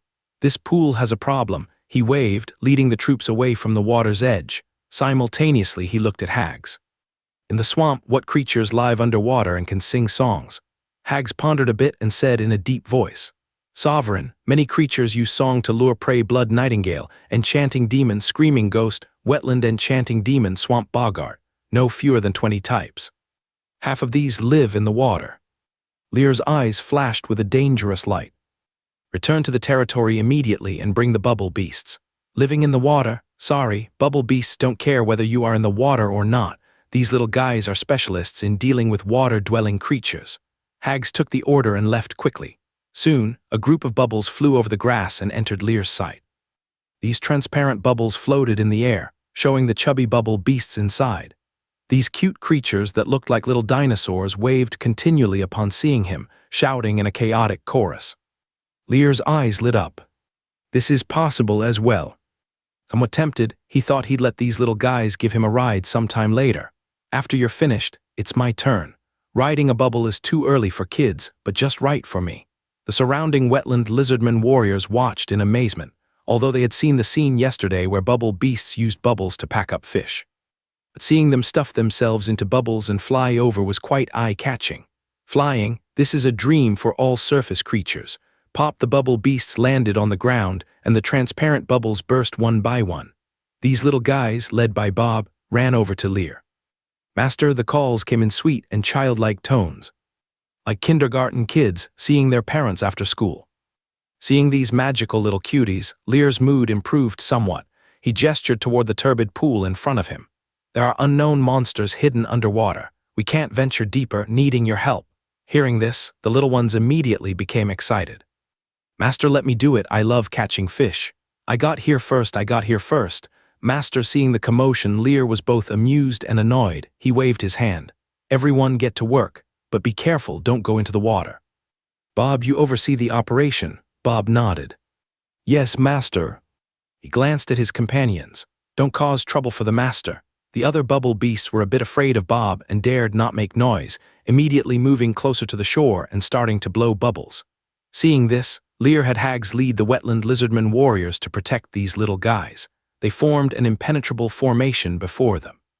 Steel sabers gripped tightly, armor gleaming brightly. Anything moving from underwater would have to get through them first. The bubble beasts emitted bubbles one after another, which caught the wind and expanded to 3 meters in diameter. Plop plop like rolling stones.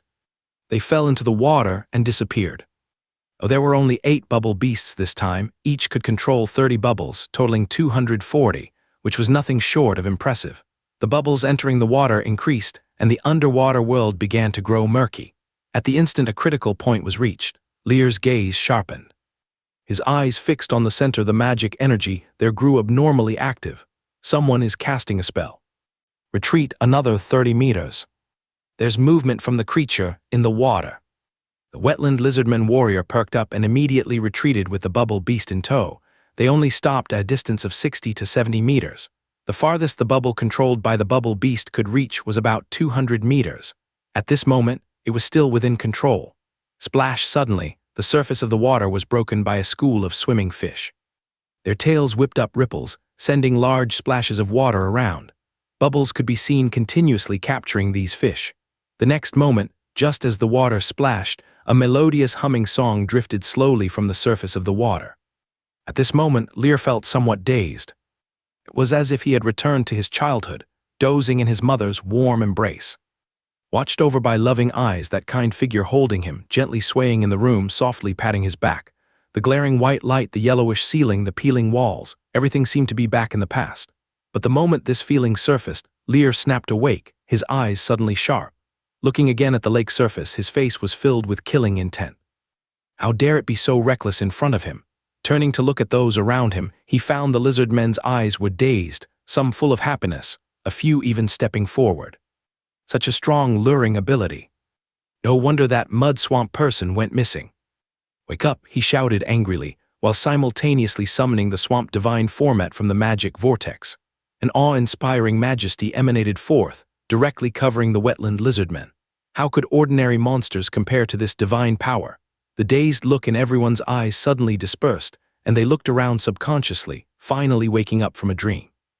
Then their expressions turned extremely ugly. Damn it, how could they be embarrassed right in front of him? The sovereign was watching from the side. However, the bubble beast was unaffected, as if those songs didn't exist at all. These little creatures continued manipulating their bubbles stirring in the pond. Noticing that the wetland lizardmen warriors had broken free from the lure, the melodious song from around became all the more apparent. Yet, the divine power radiated by Lear was an insurmountable mountain. No matter how powerful the lure, it could not withstand the majesty of a divine spirit. Just then, the rustling of the grass behind him caught his attention. Lear turned to see over a dozen mud swamp people approaching with dazed eyes like zombies in stiff steps. His eyebrows raised.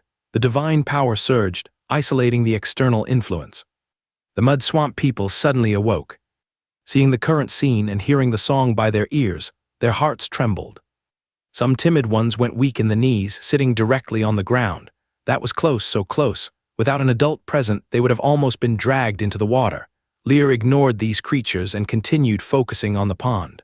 Continue searching. They won't escape. The bubble beast immediately started making excitable sounds, increasing the magic input to control the bubbles for a more intense search. One large fish after another was caught by the bubbles and thrown onto the shore to avoid disrupting the action. Large number of fish on the shore flapped their tails, their bodies covered in grass and mud. The bubbles created a huge net in the water, searching into the mud without leaving any gaps. Splash! Soon the bubbles gradually shrank, herding all life in the water into a small corner. Snap! Several bubbles suddenly burst, bringing up large bubbles from the surface. The bubbling instantly thrilled. Master, we've found them. The surrounding bubble beasts simultaneously controlled the bubbles to surge down, covering that part of the water. But the bubbles closing in continued to burst, bringing up boiling like bubbles. The more bubbles that burst, the more energy the bubble beast could draw, concentrating its magic on the fewer bubbles. The remaining bubbles' robustness skyrocketed. Finally, when the number of burst bubbles reached a certain limit, no more bubbles burst. Whoosh! The remaining bubbles all surged upward. Then, like a fishing boat surfacing, they floated into the air. Lear concentrated his gaze. Within the bubbles, 3 extremely distinctive figures appeared. Those swamp lives with light blue long hair flowing in the water. Their appearance resembled young human girls of 17 or 18, incredibly beautiful, almost flawless. Their black eyes were like the starry sky, mysterious and inviting. Exposed legs as white as jade under the light, pristine and fair. Garments woven from water plants covered key parts of their bodies, exuding a primitive yet unique beauty. Their bodies were exquisitely curved, absolutely top-notch. Was this the so-called monster in the water? Lear was greatly amazed. Upon careful observation, an attribute panel emerged in his mind. Swamp Boggart level 3 magic life potential, 3 stars level cap, 12 magic power, 1000 racial talent. 1. Melodious voice, possesses a unique voice, capable of singing songs that reach deep into souls. 2. Motion food, provokes emotions through song, feeding on them to enhance power. Skills, enchanting sound, 1 star, the song makes one hear the voice they most want, see the most deeply imprinted scene in their soul. Tempting sound, 1 star, the song fascinates perception, causing one to become engrossed in it. Evaluation, soul singers of the swamp, possessing power comparable to sirens. These were a 3-star potential magic life form with 2 racial talents, quite exaggerated. After taking it all in, Lear chuckled in wonder. Put these swamp boggarts on Earth, and they'd spark the biggest fires in the top list. And he had personally experienced their ability. Even with a divine format on his side, he faltered for a moment. While others became almost irretrievably immersed, the influence they could exert at just level 3 was enormous. What would it be like reaching the max level of 12? Moreover, intriguingly, these beings fed on emotions, able to devour them to boost their power. Utterly fascinating. In the bubble filled with water, the swamp boggart with algae green hair pressed against the bubbles, trying to break free. Milky white glistening skin stood out under the clear water, purified by the bubbles filtering out the mud. That tender face appeared pitifully innocent, like a naive, youthful girl yet to experience the world. Not only could their voices deceive, but so could their looks. Just then, a new piece of intelligence was triggered in Lear's mind. You have captured an exceptionally unique life in the swamp. Swamp Boggart, gaining an extra piece of intelligence. The Swamp Boggart's song can calm inner turmoil, helping you better control the authority of the swamp, and you can enslave them with the divine format to sing for you when merging with the authority. Lear's eyes sparkled with insight. Swamp Boggarts had such attributes. In Laurent City, he had once updated vital intelligence. The authority of the swamp would appear within half a year.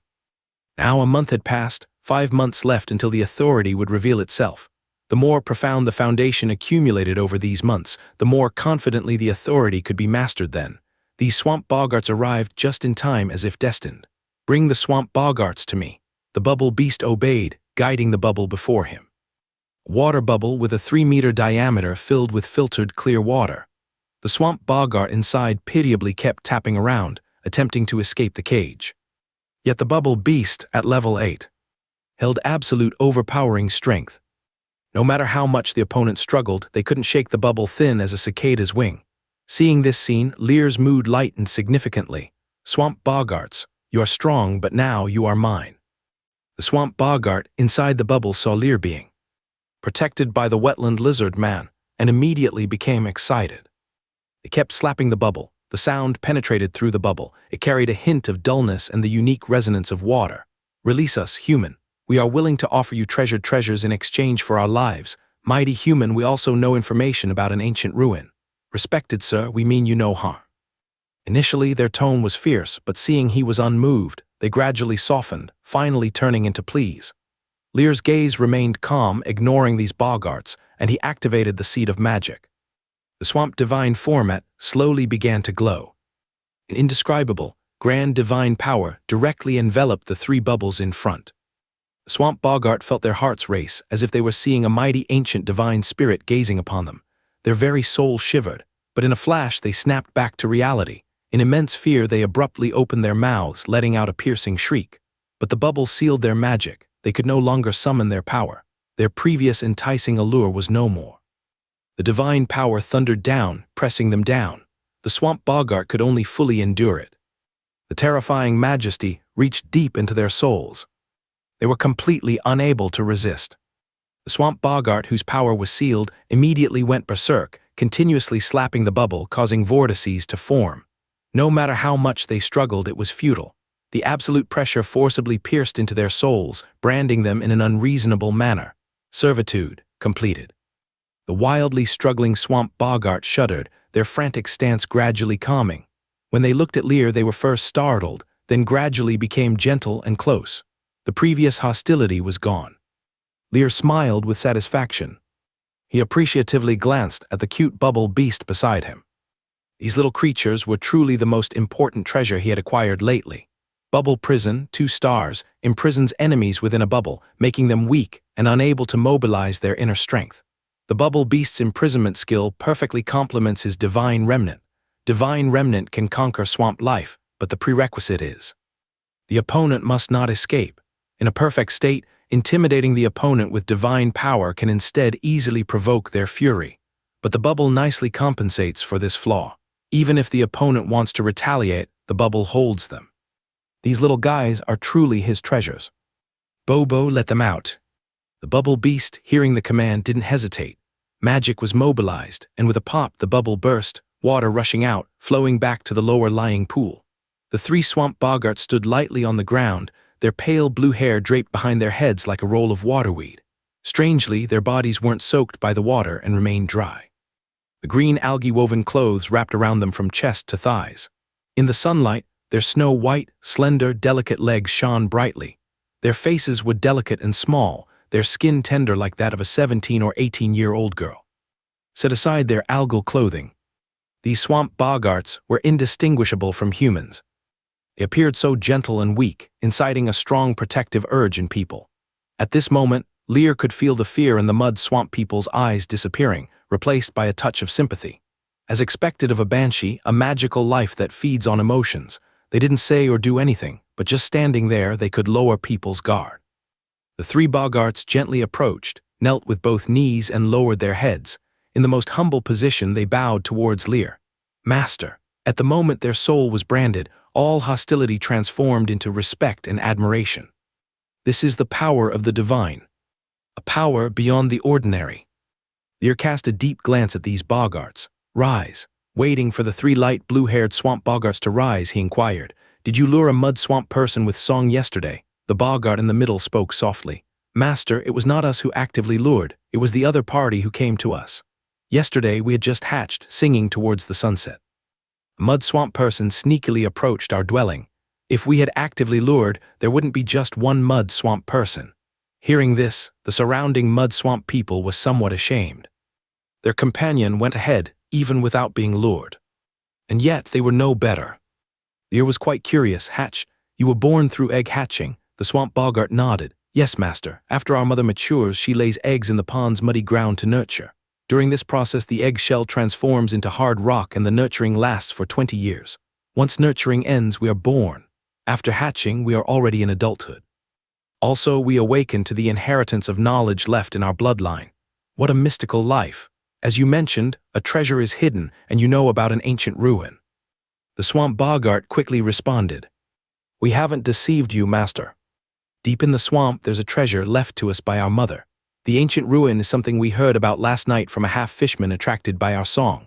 Lear's interest grew stronger. He signaled to the person on his left, "Retrieve the treasure from the pool." Then he looked at the swamp boggart in the middle. "Tell me, where is that ruin located?" The pointed boggart swiftly responded, stepping forward with her bare, snow-white feet, wading into the pool, the muddy water gradually covering her snow-white form. There was a sense of defiling purity. She disappeared from sight.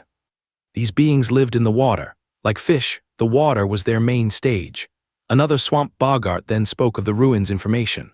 "Last night, the half-fishman lured by our song told us that their kin found an ancient ruin, preparing to open it, but he didn't know any specifics." "Where is that half-fishman?" "Same as the mud swamp person, we placed him in the bushes on the other side." "Were you able to find out where the ancient ruin is?" Lear held a high interest in this information. The swamp boggart softly replied, "The exact location of the ruin is 20 kilometers to the south. Those half-fishmen only discovered where the ruin is, without having explored how to open it. This area is 5 kilometers from Wailu City, which means it's 25 kilometers south of Wailu City." He had some sense now. "Where is the half-fishman's gathering point?" "To the west, 6 or 7 kilometers away." "How many are there?" "Over 600, led by a level 10 half-fishman hero." A level 10 half-fishman hero. This key information made Lear's eyes narrow slightly. This is crucial. The combat power of a hero unit is not comparable to ordinary life. The presence of 6 squadrons is also a troublesome point. "Is there any other information?" "No, we didn't interrogate much more." Lear nodded. It's best to personally question that half-fishman. In a moment, the boggart that dove underwater surfaced again, stepping ashore. Astonishingly, once out of the water, her body didn't have a single water droplet on it, completely dry. Is this a racial talent? The swamp boggart stepped forward boldly, her hands presenting a fist-sized snail shell. Master, this is the treasure our mother left us. Lear curiously reached out and took it. The treasure, resembling a snail shell, felt as light as a feather in his hand. Shell of Echo's level, 2 stars traits. 1. Echo reverberation amplifies one's own voice, allowing it to be heard within a 3-kilometer radius centered on oneself. 2. Voice of charm transmits sound through the shell, increasing sound effects by an additional 40%. Valuation, a treasure made from the shell of an echo snail, it greatly enhances the charm of one's voice. 2-star treasure, it's a good item, but this is obviously specially crafted for the swamp boggart. Lear reached out and handed it back. Keep it with you, don't lose it. Only in your hands can it truly shine.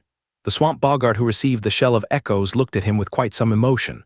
Master, thank you for your gift. Lear's mouth twitched. This was originally yours. These newly born swamp boggarts seem a bit gullible. He continued to observe these banshees. They feed on emotions which can enhance their strength. Quite fascinating. Isn't it easier to sustain them than growing things in the ground? With their voices and charm, teaching them a few songs upon returning, arranging rehearsals for grand performances or dances like dress-up performances, or putting on dramas like Romeo and Juliet. Filling the mental void of Wailu City, wouldn't they reap emotions to their heart's content? Null world spiritual life is extremely lacking.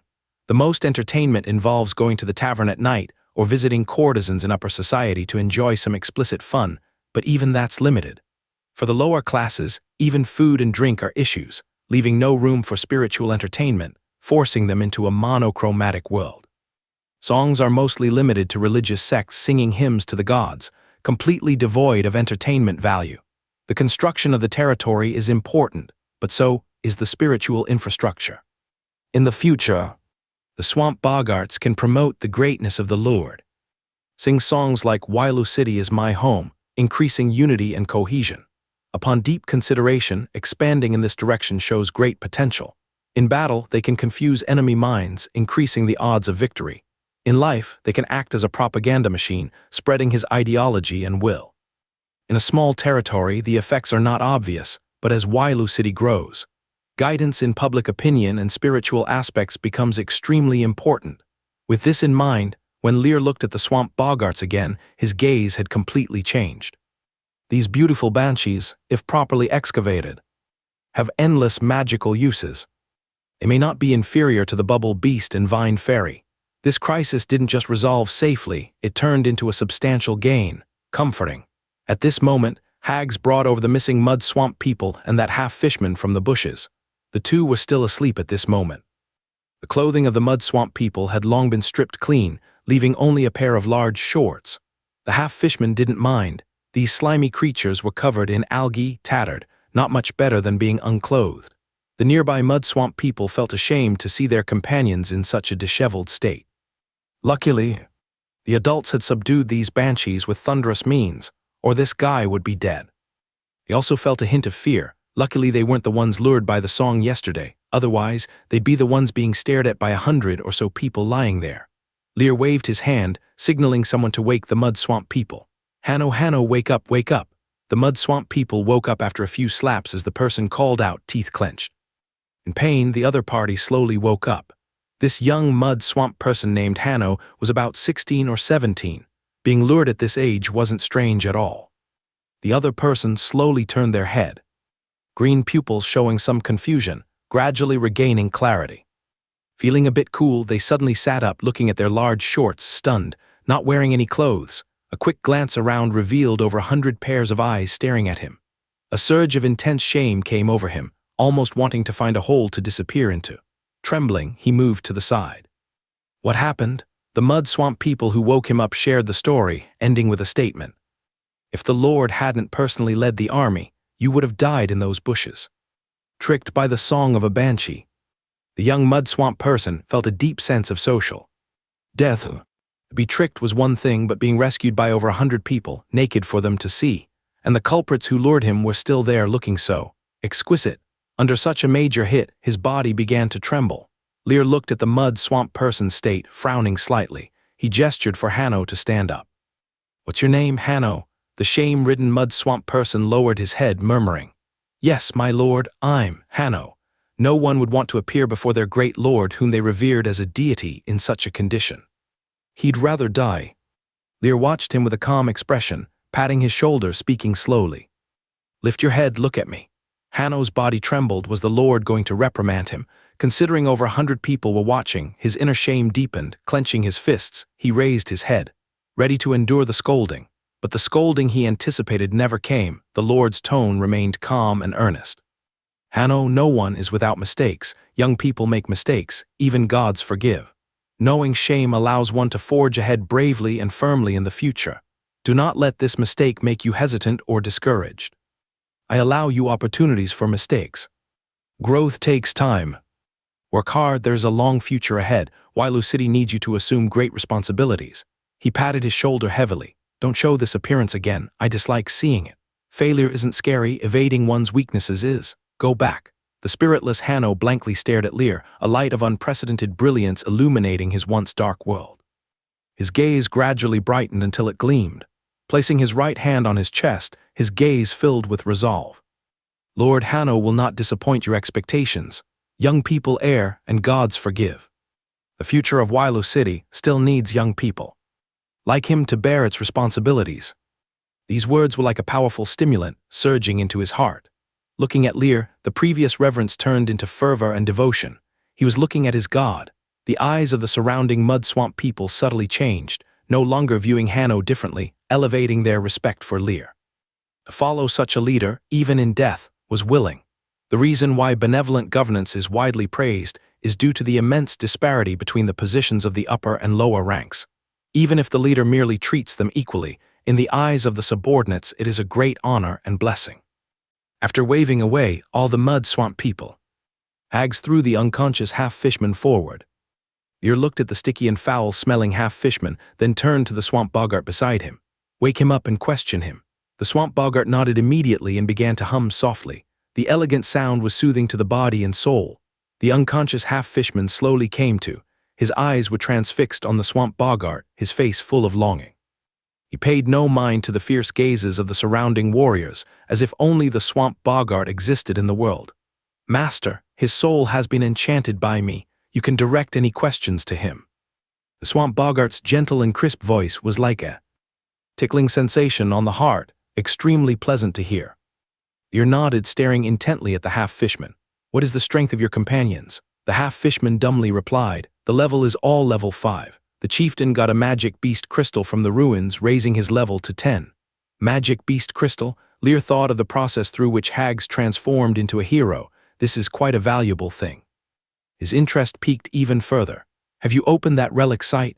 "No," the chieftain said. "It was divine guidance from the Father God that allowed him to obtain it from the relic's periphery." The half-fishman's voice was stiff, carrying a touch of dullness. "Father God, the half-fishman god?" "Yes, the half-fishman god fell 1,000,000 years ago and you can still hear his guidance. Father God never fell, just fell into slumber. He's been guiding us all along." His face showed a devotee's unique piety. Lear slightly raised an eyebrow. The fanaticism of believers has always been like this. But this requires additional attention to prevent the legendary revival of gods from happening. In this fantasy world, anything is possible. After asking a few more questions, the outline gradually became clear. A few days ago, the half-fishman suddenly discovered an ancient ruin. Though they haven't found a way to enter yet, they've gained quite a few benefits from the outside. This half-fishman held a low status, always standing guard outside, and was not privy to more specific details. After obtaining the key information he wanted, Lear casually asked another question. "Is there any other danger around here?" The half-fishman's face showed a bit of resentment. 20 kilometers from us, there is a group of Dark Naga who have always wanted to enslave us." Dark Naga? Lear was somewhat surprised. This was another piece of information.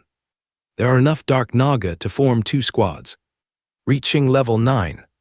We used to be over 1,000, but last month the Dark Naga launched an attack on us. We lost over half our people." After saying this, he grumbled unwillingly. "When our god returns and the great half-fishman rises, we'll surely enslave those damned Dark Naga completely."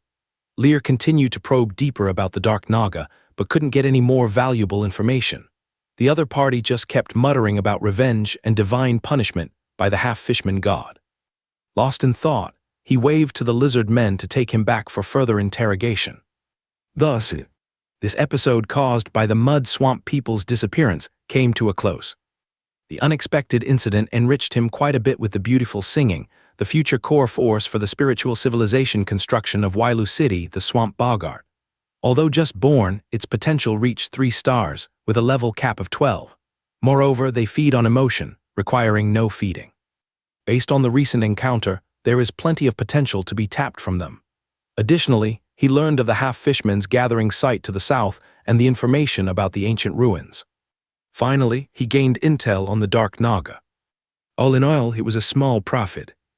In a good mood, Lear didn't linger by the pond and headed straight back to the territory with the Swamp Bogart. He informed Bane of the reason behind the mud swamp people's disappearance.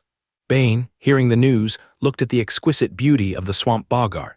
His expression was quite complex as well. Looking at the returning Hanno, he didn't hold back and gave him a severe reprimand. The young people's minds are unsettled. Having been tempted, there's really nothing else to say, but those who should face consequences will not escape. Once the young mud swamp people left, Bane glanced at the Swamp Bogart and hesitantly asked, "Master, how should we settle them?" Lear smiled. The rise of a city can't just rely on material life to satisfy its residents. It's said that in the elf capital, you can hear the elves' wonderful songs every day. Since the elves can do so, why can't our Wailu City? He looked at Bane meaningfully as he spoke. The Swamp Bogarts are not just for singing. In the future, they will be the main force in singing, praising, and chanting the glory of Wailu City. They may even become a banner for our territory. According to his plans, these Swamp Bogarts could be a trump card for Wailu City. Of course, how they will develop in the future requires careful orchestration.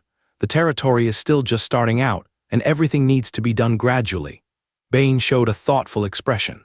But, as an indigenous resident of this fantasy world that had not been exposed to modern information, he didn't delve into the deeper meaning. He vaguely felt that he had grasped something, but couldn't quite articulate it. Could Swamp Bogarts represent Wailu City and become a flag? His mind filled with questions, which he quickly suppressed. Whether he understood or not wasn't important. What mattered was that these were orders from his master. He just needed to absolutely execute his master's will. The gaze of the master is far beyond his reach. After some communication, Bane left deep in thought. As the construction of the territory gradually proceeded in an orderly manner, the administrative duties increased, keeping him busy from dawn till dusk. However, just as he hadn't gone far, he spotted a thin young figure in his line of sight, the other's lips pale, appearing somewhat frail. "Hanno," Bane sighed. "Are you all right?" The young mud swamp person shook his head, his light green eyes focused on Bane, speaking seriously. "Lord Bane, I'm fine. I came to look for you because I wanted to know how I can repay Lord of the territory." This statement amused Bane a bit. Want to repay the master, focus on growing stronger. Not even a hero yet, why think about so much? They, the mud swamp people, are too insignificant on this perilous land. As a hero himself, he dared not say he could be of help to the master. Patting the other's shoulder, he was about to leave. "Lord Bane, then how can I become a hero?" Bane looked at this rather frail mud swamp person and chuckled. "That requires enduring a lot of hardships." Halfway through, seeing the earnest eyes of the other, a touch of complexity infused his tone. "It took me 10 years for this process." Although his tone was calm, it carried a deep sense of wistfulness. Becoming a hero is not easy, and nobody knows what he sacrificed for this step. Others may not care about it either. An ordinary mud swamp person wanting to stand out without sufficient talent, background, or family requires a do-or-die determination. If you're not harsh on yourself, how do you deserve to stand out? Bane's gaze was deep. "Go back. Those hardships are beyond you." With those words, he turned and left directly. If one can't even withstand the temptation of a banshee, how can such fragile willpower endure the rigorous training? However, in the next moment, that skinny boy fell to one knee, eyes filled with unshakable resolve. "Lord Bane, the master saved me. Only by becoming a hero can I offer greater assistance to the master. I wish to become a hero. I'm ready for it." He spoke each word with determination. "Even if it means giving my life for it." Bane suddenly turned back. The boy kneeling on the ground seemed like wild grass battered by fierce wind, already weather-worn yet stubbornly rooted in the earth.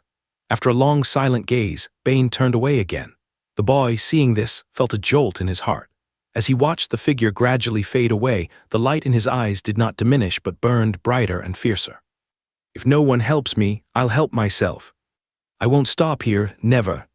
After resting for a moment, Lear stepped out of the tent, looked at the glaring sun, and took a deep breath. Further he explored, the more he felt the pressure from all around. The enemies that have been identified so far are the foul giant demon and the two-headed ogre. Up Arrow North, 30 kilometers away, over 500 decaying centaurs with a level of 9. Unknown dangers, unidentified giant three-toed footprints, and a fleeting glimpse of a flying dragon. Now he has also discovered a half-fishman gathering place and a territory where the dark Naga reside.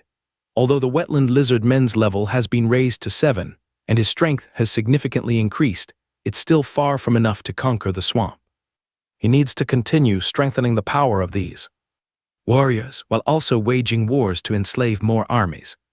Swamp boggarts, bubble beasts, and vine fairies were all conquered through external exploration. Though they are strategically significant, they are different from the wetland lizardmen warriors who engage in direct combat.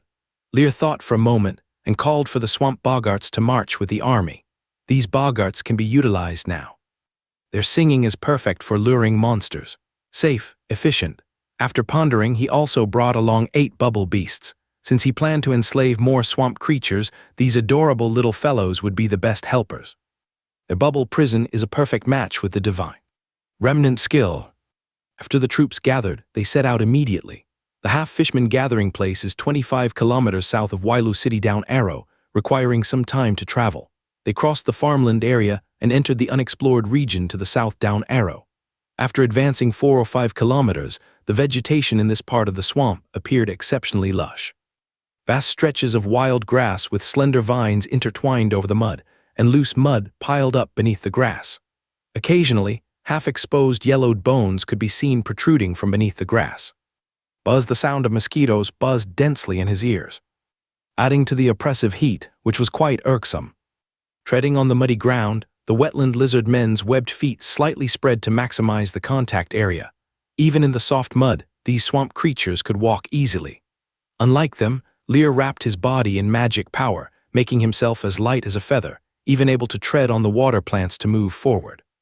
In the swamp, his magic power recovery speed was more than 10 times that of the outside, allowing him to maintain it for an extended period. Suddenly, a shrill scream abruptly halted the army's advance. Lear turned his head to see a wetland lizard man falling into the mud, face contorted, clutching his foot and rolling around. The painful wailing was particularly unsettling. The body trembled uncontrollably, oblivious even to burying the head in the mud. Hags with a dark expression quickly stepped forward, examined him, and immediately raised his head to report. Sovereign, he was bitten by a black spot red blood worm. Lear frowned deeply. Poisonous insect. Hags's eyes were heavy. Yes, Sovereign, we cannot be immune to the pain caused by the black spot red blood worm. These poisonous insects possess intense venom and tend to inhabit large areas as their hunting grounds. I'm afraid this place is now infested with black spot red blood worms. They dwell underground in the mud and retreat to the depths at any surface disturbance. Their tunnels can extend hundreds of meters deep, making them extremely difficult to deal with. With giant dragon dung depleted, it's impossible to carry it constantly on hunts outside. Without the deterrence of dragon's might, poisonous insects lurk in the swamp, ready to emerge at any time. 2 wetland lizard men carried the injured comrade over, and Lear looked down to see an exaggerated swelling at the gap in the leg armor. The scales were bulging, with blood seeping through the gaps. Swamp blessing. Magic power surged, and a healing technique slightly alleviated the wetland lizardman's pain. Easing his facial expression somewhat, "Come closer to me."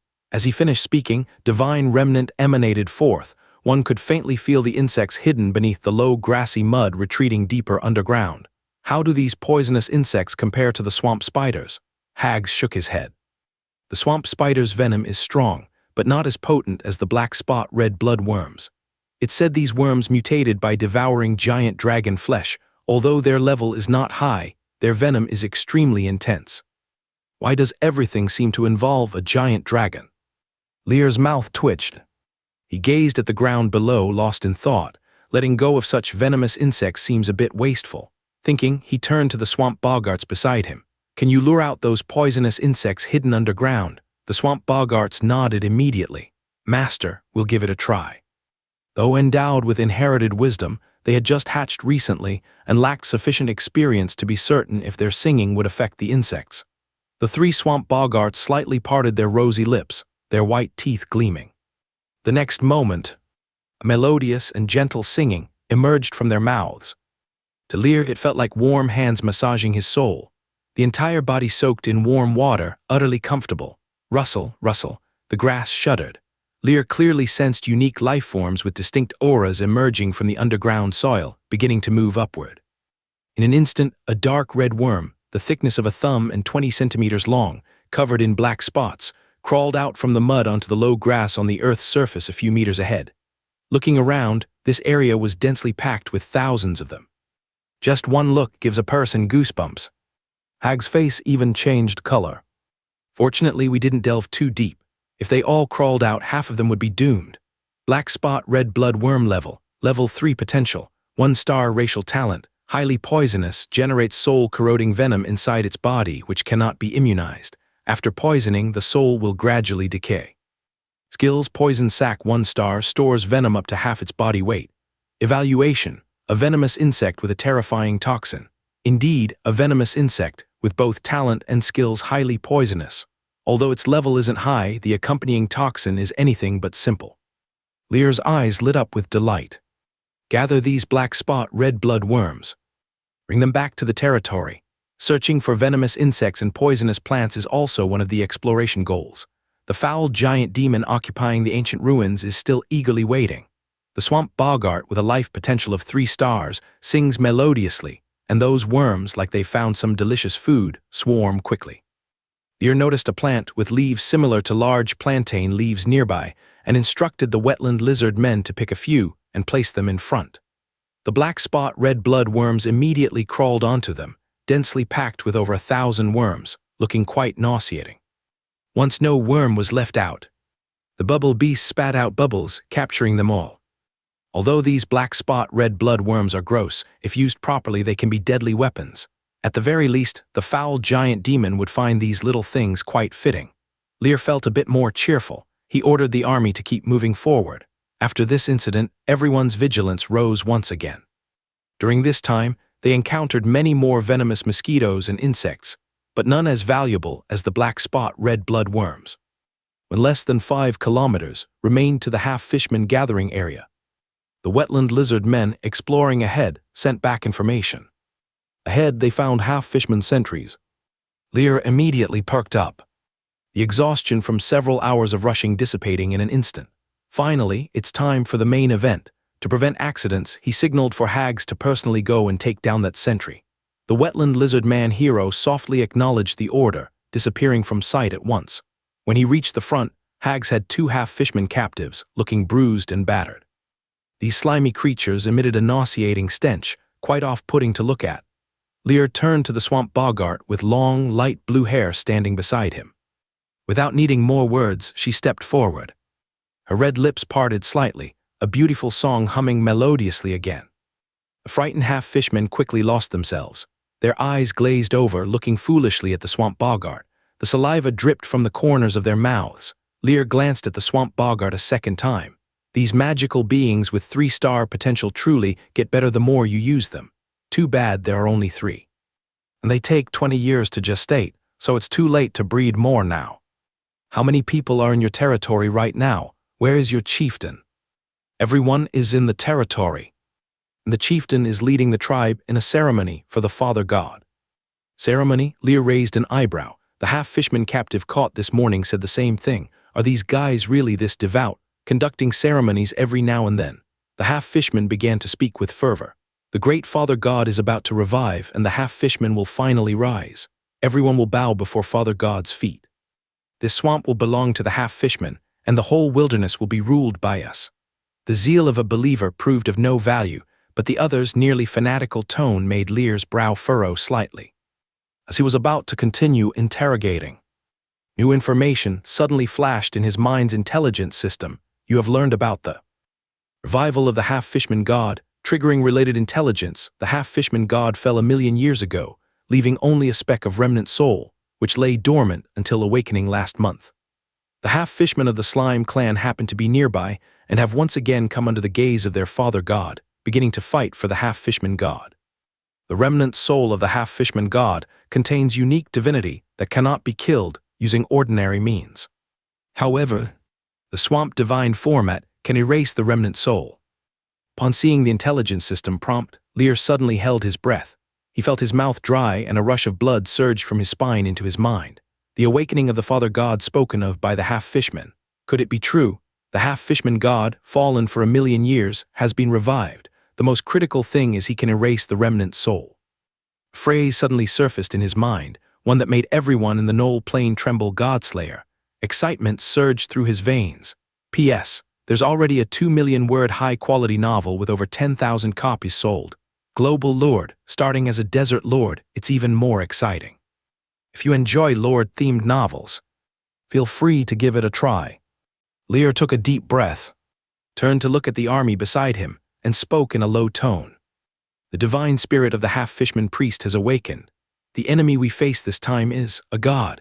This statement caused the Wetland lizardmen warriors to fall silent abruptly. A god, awakening. No matter how brutal, all life harbors a deep-seated reverence for the divine spirit. For that is the sovereign of this world, an unparalleled existence above all beings. But in an instant, these warriors regained their composure, their amber eyes firmly fixed on Lear, awaiting orders from their sovereign. What of a god? As long as the sovereign commands, they dare to draw their blades. The will of the sovereign is above all. Feeling the change in the gazes of the Wetland lizardmen warriors, Lear felt somewhat gratified. This is inherent in their race. If it were the cowardly mud swamp people, their loyalty might not waver, but they would still cower and retreat in the face of a divine spirit. The degree to which they could muster combat power would depend on luck. Lear scanned the surroundings, his voice carrying a hint of madness. I have the means to slay the half-fishman god. Today, I lead you to slay a god. The calm tone was like a mountain collapsing into the sea, stirring massive waves. All the warriors' eyes instantly blazed with fervor, their hearts surged with emotion. God-slaying. These two words filled with taboo also carried endless allure. Even in various myths and legends, God-slaying is regarded as the bravest feat and ultimate taboo. Lear, seeing the warriors' surging momentum, suddenly waved his hand. Move. The army immediately followed him. Guided by two bewildered half-fishmen, they quickly approached the half-fishman gathering site. In just over half an hour, they traversed a few kilometers.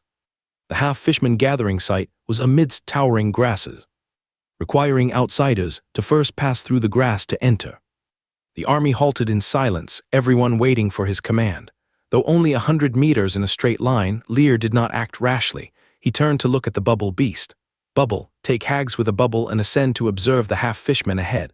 Bubble's eyes immediately lit up. Working for the master gave these little ones a sense of fulfillment in being needed by their patron. He promptly patted his chest in agreement. The mouth opened slightly, and with a bow sound, a bubble was gently exhaled. The bubble gradually enlarged, floated upwards, and engulfed the Wetland lizardman hero in front. The next moment, the bubble began to float like a helium balloon. Hags felt each side, intrigued by the rubber-like texture. Looking down at the gradually diminishing ground, his face paled a little. Flying too high didn't seem to be a good thing. When the bubble ascended over 10 meters, the view suddenly widened, and Hags carefully observed the situation behind the grass. A moment later, he waved to indicate to the bubble beast, and the bubble descended again. Hags passed through the bubble to stand before Lear, his amber eyes filled with grave intent. Sovereign, those half-fishmen are performing a sacrificial ritual around a skeleton altar. His tone carried a subtle nuance. Smoke encircles the altar, and those half-fishmen have fallen into a state of madness. Lear raised an eyebrow slightly. Madness? What do you mean? Every time the half-fishmen perform a ritual, they like to ignite mist grass, dispersing their consciousness, entering a state of madness. It is said that this allows them to receive the guidance of the half-fishman god. Mist grass? Lear immediately thought of the foul giant demon. This thing also seemed quite suitable for an ambush. How many are there? Over 600. Hag's tone turned fervent. Sovereign, my steel saber thirsts for blood. Please give the order. No matter who the enemy is, he shall become the war saber of the sovereign, cutting through all obstacles. Just as the oath he made when the sovereign bestowed him with heroic power in Loren City. Lear narrowed his eyes slightly. He could deal with the half-fishman god, but the number of wetland lizardmen was too small. Facing 15 squadrons against 6 half-fishman squadrons, outnumbered several times, plus the opposition has a level 10 hero in charge. It's unnecessary. It's not like there's no other choice. He turned to the swamp boggart beside him. Woo-woo-woo in the half-fishman gathering site within the grass, these slick and foul-smelling beings surrounded the altar made of white bones, chanting madly, continuously making woo-woo excited sounds. All around the ground, large bundles of mist grass were set on fire, the smoke dispersing with the wind. Smelling the dense smoke, the half-fishman would become even more frenzied, maintaining a state of madness. Because their great father god, the half-fishman god, held sway over madness, dampness, and the authority of half-fishmen. The sovereign most enjoys when the followers, in their madness, offer sacrifices to him. What drove them mad was the sleeping god has returned. During a ritual last month, they received a divine prophecy. The great being personally ordered them to conduct a ritual every other day. The god will lead the half-fishmen back to greatness. Praise the Father God. Amidst the frenzy of the rituals, the half-fishmen on the outer circle vaguely heard a series of melodious songs, bringing a hint of daze in their eyes. They seemed to hear the gods calling. No one else should enjoy the god's grace. This thought suddenly emerged in their minds, and murmuring to themselves, they slowly withdrew from the frenzied crowd circling the altar. They disappeared into the grass behind them. The half-fishmen was still in their madness. The loss of these 20 or 30 individuals didn't attract the attention of others. A melodious and gentle song sounded again, and the second wave of half-fishmen exited silently. They disappeared beyond the smoke-shrouded altar, again and again. Unknowingly, in the central area, the half-fishman chieftain hosting the whole event suddenly realized that the sound seemed to have weakened significantly. Waking up slightly from his trance, he turned around and suddenly discovered that about half of the crowd was gone. He suddenly woke up with a start. Where is everyone? Where are our people? How the hell did half of them disappear mysteriously? The half-fishmen, still in their madness, ignored his scolding, still chanting and circling around the altar. The half-fishman chieftain was furious. These idiots. Suddenly, a melodious song slowly came to his ears. Half-fishman chieftain's eyes flashed a hint of daze, instinctively moving away from the altar, walking outwards. But just as he reached the edge, about to step into the grass, a sense of terror rose in his heart. Suddenly waking up, turning his head, he found he was already far from the altar, and the scattered tribesmen were even clearer. A chill ran down his spine. Enemy attack! A hysterical roar echoed. The next second, a more terrifying sense of danger surged in his heart. Suddenly, the mud on the ground swelled high, then emerged at his feet. He keenly saw bubbles expanding. His pupils shrank violently. Before he could react, he saw those expanding bubbles suddenly bursting. The half-fishman chieftain's heart was gripped with fear. The burgeoning magic energy suddenly erupted.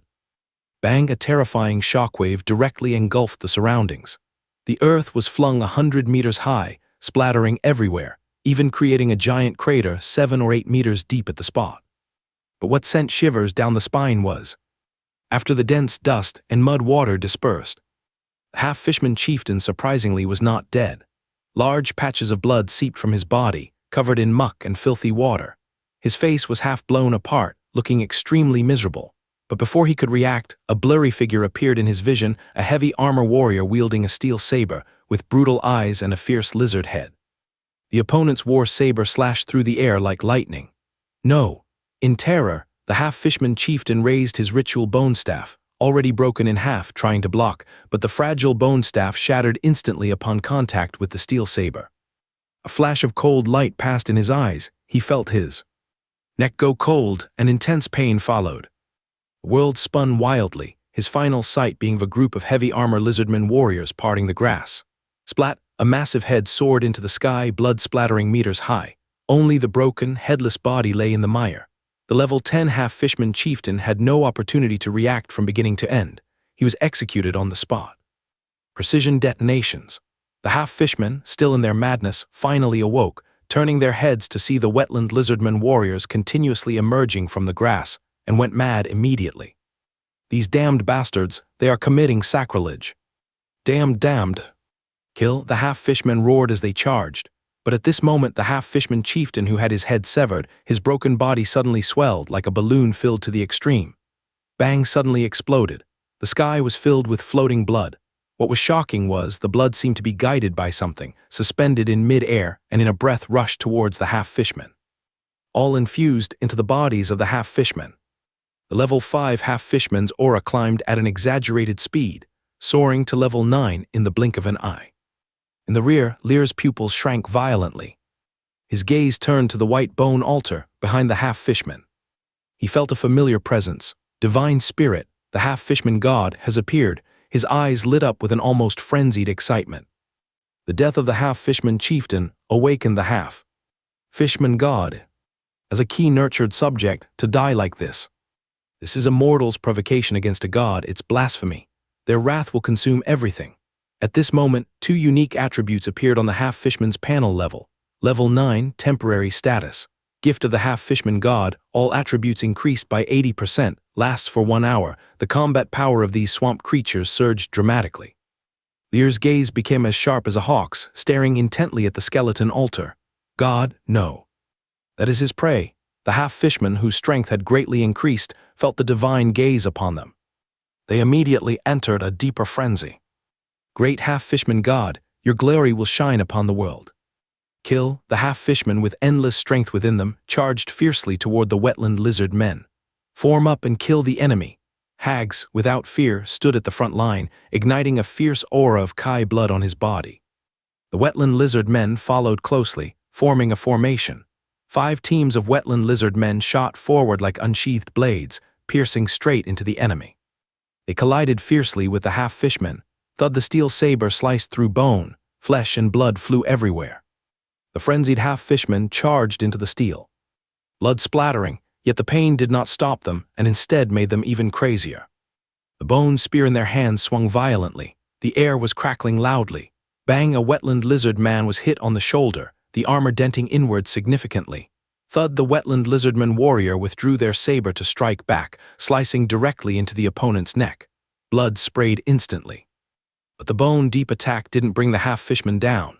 Instead, roaring, it jumped up, embracing the wetland lizardman warrior, and fiercely bit down with sharp teeth. Crunch, the armor was bitten through by the sharp teeth, penetrating the bones. The pain instantly enraged the wetland lizard man, whose sharp claws tore into the opponent's abdomen, causing the half-fishman's entrails to gush out. Yet before the victorious lizard man could savor their triumph, they suddenly felt a sharp pain in the neck. Something rushed up from their throat, splat, blood uncontrollably spurted from their mouth. From the corner of their eye, they saw a straight bone spear stabbing into their neck, the crazed half-fishman grinning grimly, gripping the spear tail tightly. Gasp, wanting to say something. But the wetland lizardman warrior found themselves unable to speak, eyes wide with anger. As they collapsed to the ground with the half-fishman clutching them, never to speak again. Wetland lizardman warrior, deceased. With the divine spirit's gift and an 80% boost to all attributes, the half-fishmen, numbering twice as many as the wetland lizardmen warriors, immediately inflicted significant shock on them. O'Lear's swamp blessing in hand never ceased. More of his focus was still on the skeleton altar. The brutal melee between both sides was too severe. Even fatal wounds like those that pierced hearts and shattered skulls could not be healed by the intense healing skill of swamp blessing. The frenzied half-fishmen ignored casualties completely. After a significant increase in attributes, their combat power skyrocketed several folds. Luckily, Lear was in the rear as a healer, continually applying the swamp blessing. As long as it wasn't a fatal injury, it could be saved. Nonetheless, even so, as the killing reached a fever pitch, the wetland lizardman warriors still sustained losses exceeding 2 squads. Lear's gaze grew colder.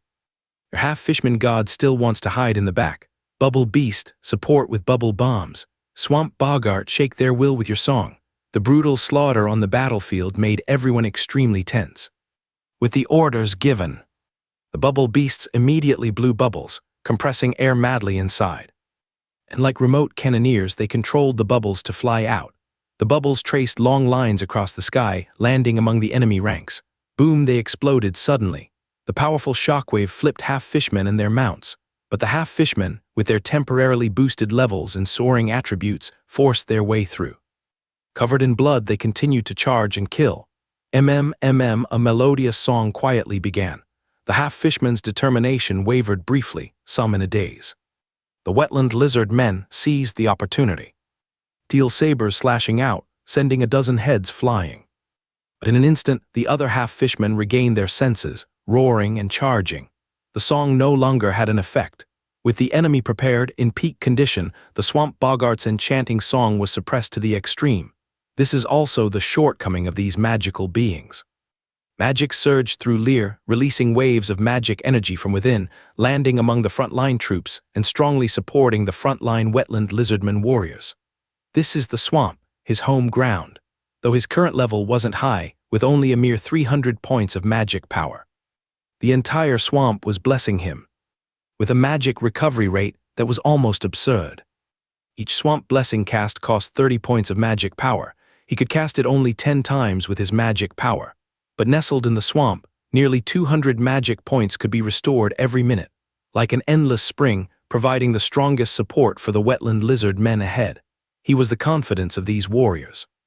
The remote support of the bubble beasts disrupted the half-fishman's rhythm, gradually allowing the wetland lizard men to control the battlefield. With the wetland lizard men's frenzied massacre, the number of half-fishmen dwindled. After the wetland lizard men lost 4 squads, the number of half-fishmen finally dwindled to less than 100. With a numerical advantage, they began to press step by step. Constant encirclement and annihilation. The half-fishmen seemed to realize they were about to face extinction, launching an even more frantic counterattack. But before the advantageous wetland lizard men, they were forcibly suppressed. Their numbers decreased rapidly until only the last 2 squads remained. At this point, the remaining half-fishmen in the rear could no longer sit still. A compelling pressure emanated from the skeleton altar above. The entire sky seemed to darken at that moment. The shattered bodies and flesh on the ground surged rapidly, gathering in one direction. In just a few breaths, the flesh merged and formed a terrifying stitching monster over 3 meters tall. It had no head, and its arms, legs, and torso were forcibly melded together from broken limbs. It gave off a sense of eerie and terrifying impact. Blood continued to seep from the seams of the limbs. The grotesque, bizarre stitched flesh monster faced Lear. "Vile mortals, you are courting death."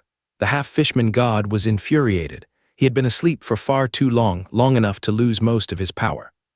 It was not easy to awaken and find his followers again, but in the blink of an eye, these damn bastards had killed them all. They were the foundation of his revival. Bastards. If it weren't for the loss of most of his power, he could destroy these damn swamp beings 100 times, 1,000 times, with just a glance. Without a head, but the voice brimming with dark anger thundered through the sky. "Even the great deities you dare to desecrate. Kneel, bow, submit, offer your soul." Like the screams and howls of thousands, as if the most painful punishment was being applied to the body, that voice penetrated deep into the soul and bloodline. Divine power. The ultimate existence in this world, merely a reprimanding language. Seemed like it was going to crush everyone's soul. No escape, nowhere to hide. Lear's gaze sharpened. A sacred majesty emanated from him as well, isolating that soul-shaking pressure. "You think you're a god?" The broken, stitching, headless, distorted flesh body suddenly looked towards Lear. Even without a head, it gave him a terrifying feeling of being stared at by 2 large eyes. The half-fishman god suddenly became excited, and the blood on his body surged wildly. "You possess the aura of the swamp god's divine format." The voice that echoed around was filled with endless delight, like a hungry beggar smelling freshly baked sweet bread covered in honey. "Lowly human, you think you can touch divine power? Offer your soul. Divine format, divine format. If he could obtain the swamp god's divine format, his power would be greatly restored. And with this in the future, further progress is not impossible." At this moment, he felt like the creator god was blessing him. As soon as he awakened, he encountered such a good fortune. Ha ha ha, devour it, devour it. Then the half-fishman god was puzzled to find that the other party not only did not dodge or retreat, but instead rushed towards him. What was happening? The half-fishman god was stunned for a moment, then became even more excited. Prey was going to offer itself to him. He suddenly drove away the remaining 2 squads of half-fishmen in front to allow the other party to approach him more conveniently. With each step forward, he could feel that power he craved so desperately growing stronger. When he was about 20 or 30 meters close, the half-fishman god could no longer hold back. majestic, terrifying soul orb surged out of the stitched flesh body, rushing directly towards Lear. The wetland lizardman in front instinctively raised a knife to intercept. But that dark soul orb passed directly through their bodies. Their bodies suddenly stiffened, and they lost their life signs. Touch it and die. More than 2 squads was stripped of life. Too fast, nobody had time to react before that dark energy had already surged into Lear's body. Hags beside him suddenly felt a chill in his soul, and his whole body trembled. The soul of the half-fishman god had invaded the sovereign's body. Contrary to his fearful mood was the half-fishman god, who was in extreme excitement. It was as if he saw the scene of himself mastering the swamp god's divine format, transforming into a powerful divine power deity. Lowly scum, that divine format is mine. What is this? The half-fishman god who rushed into Lear's mind saw the sacred object floating in the seed of magic, and a sense of unease instantly arose. His heart was incredulous and shocked. You fused the divine format. A mere mortal, an ordinary person with a common bloodline, only a level 3. Can merge a divine format into their soul. He felt disbelief and absurdity. That was a divine format with supreme power. Even if a divine spirit came, it would take a great cost to refine it to make it their own. How could a mortal possibly erode divine power? Lear's expression now was extremely strange. He was somewhat worried the other party would escape, but now it delivered itself.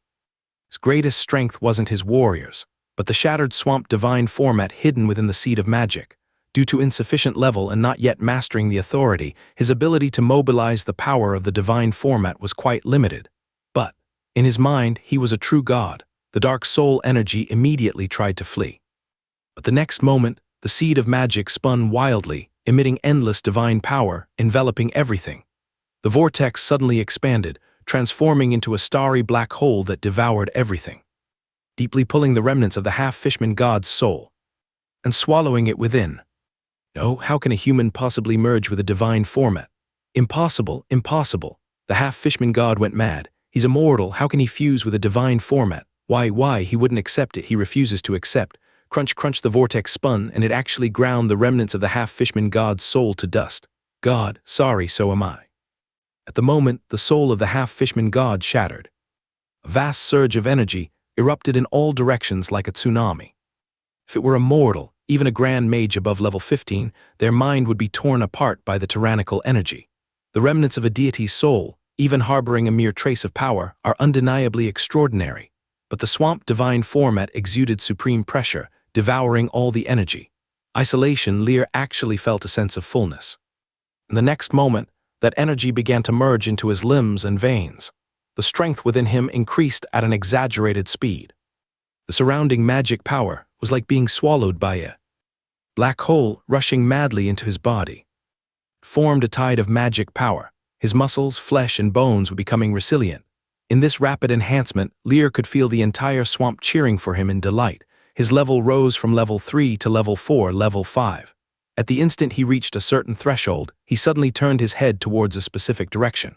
His heart pounding rapidly, he could feel. Something he intensely craved was calling to him. Authority. The long-slumbering authority of the swamp was about to awaken. Sigh, but before he could sense it more clearly, the energy provided by the remnants of the half-fishman god dissipated completely. That feeling abruptly ceased. The surrounding magic power gradually returned to calm. Lear was still somewhat dazed at this moment. He vaguely sensed that the authority of the swamp seemed to be sealed, that the power of the seal had significantly weakened, and once the seal completely shattered, the authority would emerge. He took a deep breath, forcibly suppressing the fluctuations in his heart. He needed to plan ahead. Calming down, he immediately felt the lava-like surging power within his body. With his right hand extended, his 5 fingers slowly clenched into a fist. The surging magic power instantly condensed. With a thought, the magic power compressed wildly, forming a stream that flowed like a small creek in his palm. Lear's eyes were filled with delight. His control over magic power had increased more than tenfold compared to before. Previously, it was impossible to manipulate magic power so effortlessly. Glancing at the attribute panel, his level had skyrocketed from level 3 to level 7, entering the ranks of a middle-tier mage.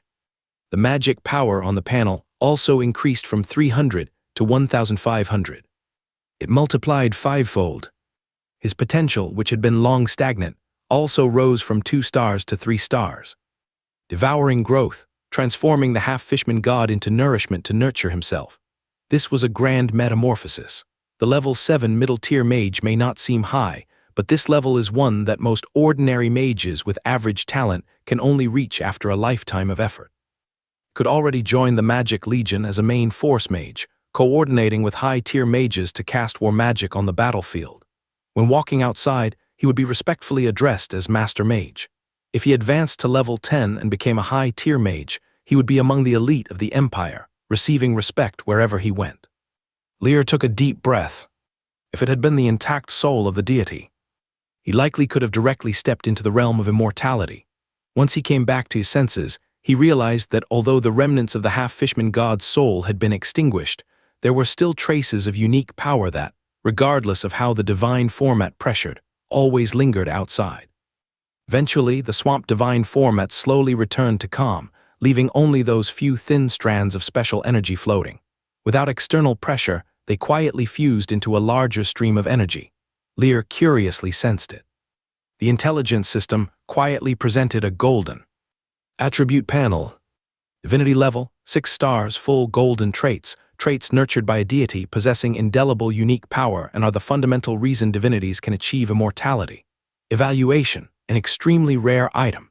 Lear's breath caught. Though he had already learned this through the intelligence system, actually witnessing the divinity was still an indescribable shock. This time, he only intended to conquer a half-fishman territory. The difficulty level of the monster gathering place was only 1 or 2 stars on the surface, yet it unexpectedly produced a 6-star treasure. Anything associated with divinities is never ordinary. Half-fishmen, you are my true friends. In high spirits, Lear attempted to touch the strand of divinity and immediately felt repelled. The divinity of the half-fishman did not mesh with his. Meanwhile, new instructions appeared in the intelligence system.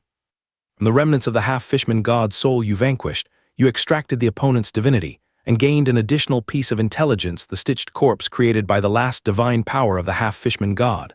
Flesh Butcher still contains the opponent's soul breath within. You can infuse the divinity into it, allowing it to undergo transformation.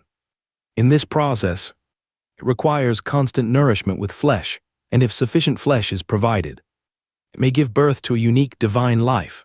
Lear suddenly turned his head towards that terrifying thing 3 meters tall, headless, with its body composed of fragmented limbs, blood flowing. His very breath trembled. Flesh Butcher, divine life. This is a creature that only exists in mythology. Now he can cultivate one. Slaughtering gods, this is truly slaughtering gods. This is only a remnant soul. What could happen if it were a complete divine spirit? At the height of his emotions, the bodies of the half-fishmen that had not yet been strangled suddenly trembled, followed by blood flowing from their 5 senses. The surging life aura suddenly extinguished. A thud, one by one, the corpses fell to the ground. The divine blessing just now clearly wasn't the power of the half-fishman god. The power of the opponent's ascension was burning their own life. In the blink of an eye, the battlefield was left with only the 3-meter-high Flesh Butcher, like a small giant. With excitement in his eyes, Lear took a deep breath and approached in big strides. Approaching the figure, the bloody smell of the stitched monster frantically invaded his nostrils. His expression did not change. His right hand reached out, pressing on the chest where blood flowed, flesh melded. He commanded the half-fishman god's residual divinity in his mind to infuse into its shell. The next moment, a surging and majestic pressure erupted instantly. It swept the earth like a tsunami. The hearts of the surrounding wetland lizardmen warriors pounded wildly, gripping their war sabers tightly, watching the massive, sinister, stitched aberrant devoutly. After the divinity entered the body, the stitched, broken body rapidly transformed from a state of imminent collapse and decay. The scattered blood retracted, the flesh squirmed piece by piece, beginning to move close to each other, fitting together, tightening, gradually fusing into a truly evil life form. It appeared as if it had crawled out from the depths of hell, the abyss, or the necropolis. When the body had fully fused, the headless stitched monster slowly fell. Thud as it hit the ground, shaking everyone. The fierce aura subsided at that very moment. The surrounding tense wetland lizardmen warriors were dumbfounded, somewhat confused about the situation. What is this? Only Lear knew what was happening with the Flesh Butcher. What the opponent had devoured was the divinity, the unique power of a god. In the Knoll Main Plain, it's an unmatched treasure. Once the flesh butcher transforms into a divine life, it will be a perfect trump card in his hand. This god slaying maximizes the gains, profiting beyond measure. However, this process requires him to continuously nurture it with corpses, feed it up. But who wouldn't want to nurture a divine life full of endless possibilities? Bobo, use bubbles to bring the flesh butcher back to the territory. This body has been enslaved by me. In the future, it will become your companion and fight for Wailu City. This statement made the bubble beasts, frightened by the half-fishman god, curious enough to look over. Yet they couldn't see any difference. Bobo responded and quickly stepped forward to blow bubbles, encasing the flesh butcher inside. Only then did Hags come to his senses, stepped forward in big strides. Master, that half-fishman god. He only saw the half-fishman god's soul entering Lear's body. More than that, he didn't know. At this moment, still worried. After all, it is a god. Lear spoke softly. The remnant soul of the half-fishman god has been obliterated by me. Hag's heart trembled. The god was really killed. The master slaughtered a god. He took several deep breaths but couldn't suppress the shock within him. At that moment, the swamp boggart at the back felt as if listening to a myth. Everything happened too fast, so fast that they only felt the towering divine might surging. Then it was over. Even now, they still hadn't quite reacted. Just like that, the half-fishman god was gone. Gazing at the gallant and extraordinary figure, yet feeling even more awe, they instinctively bowed their heads, not daring to look directly. Thus, this hunt the god battle quietly came to an end. If the outside world knew, it would surely stir up a storm. But this earth-shattering wave, at this moment, silently dissipated in the swamp. Lear calmed his mood, ordered the Wetland lizard men to disperse and search, and also gather the bodies of the fallen warriors. Moments later, the searching warriors brought forward two strange humanoid beings entirely covered in feathers from the bushes at the back.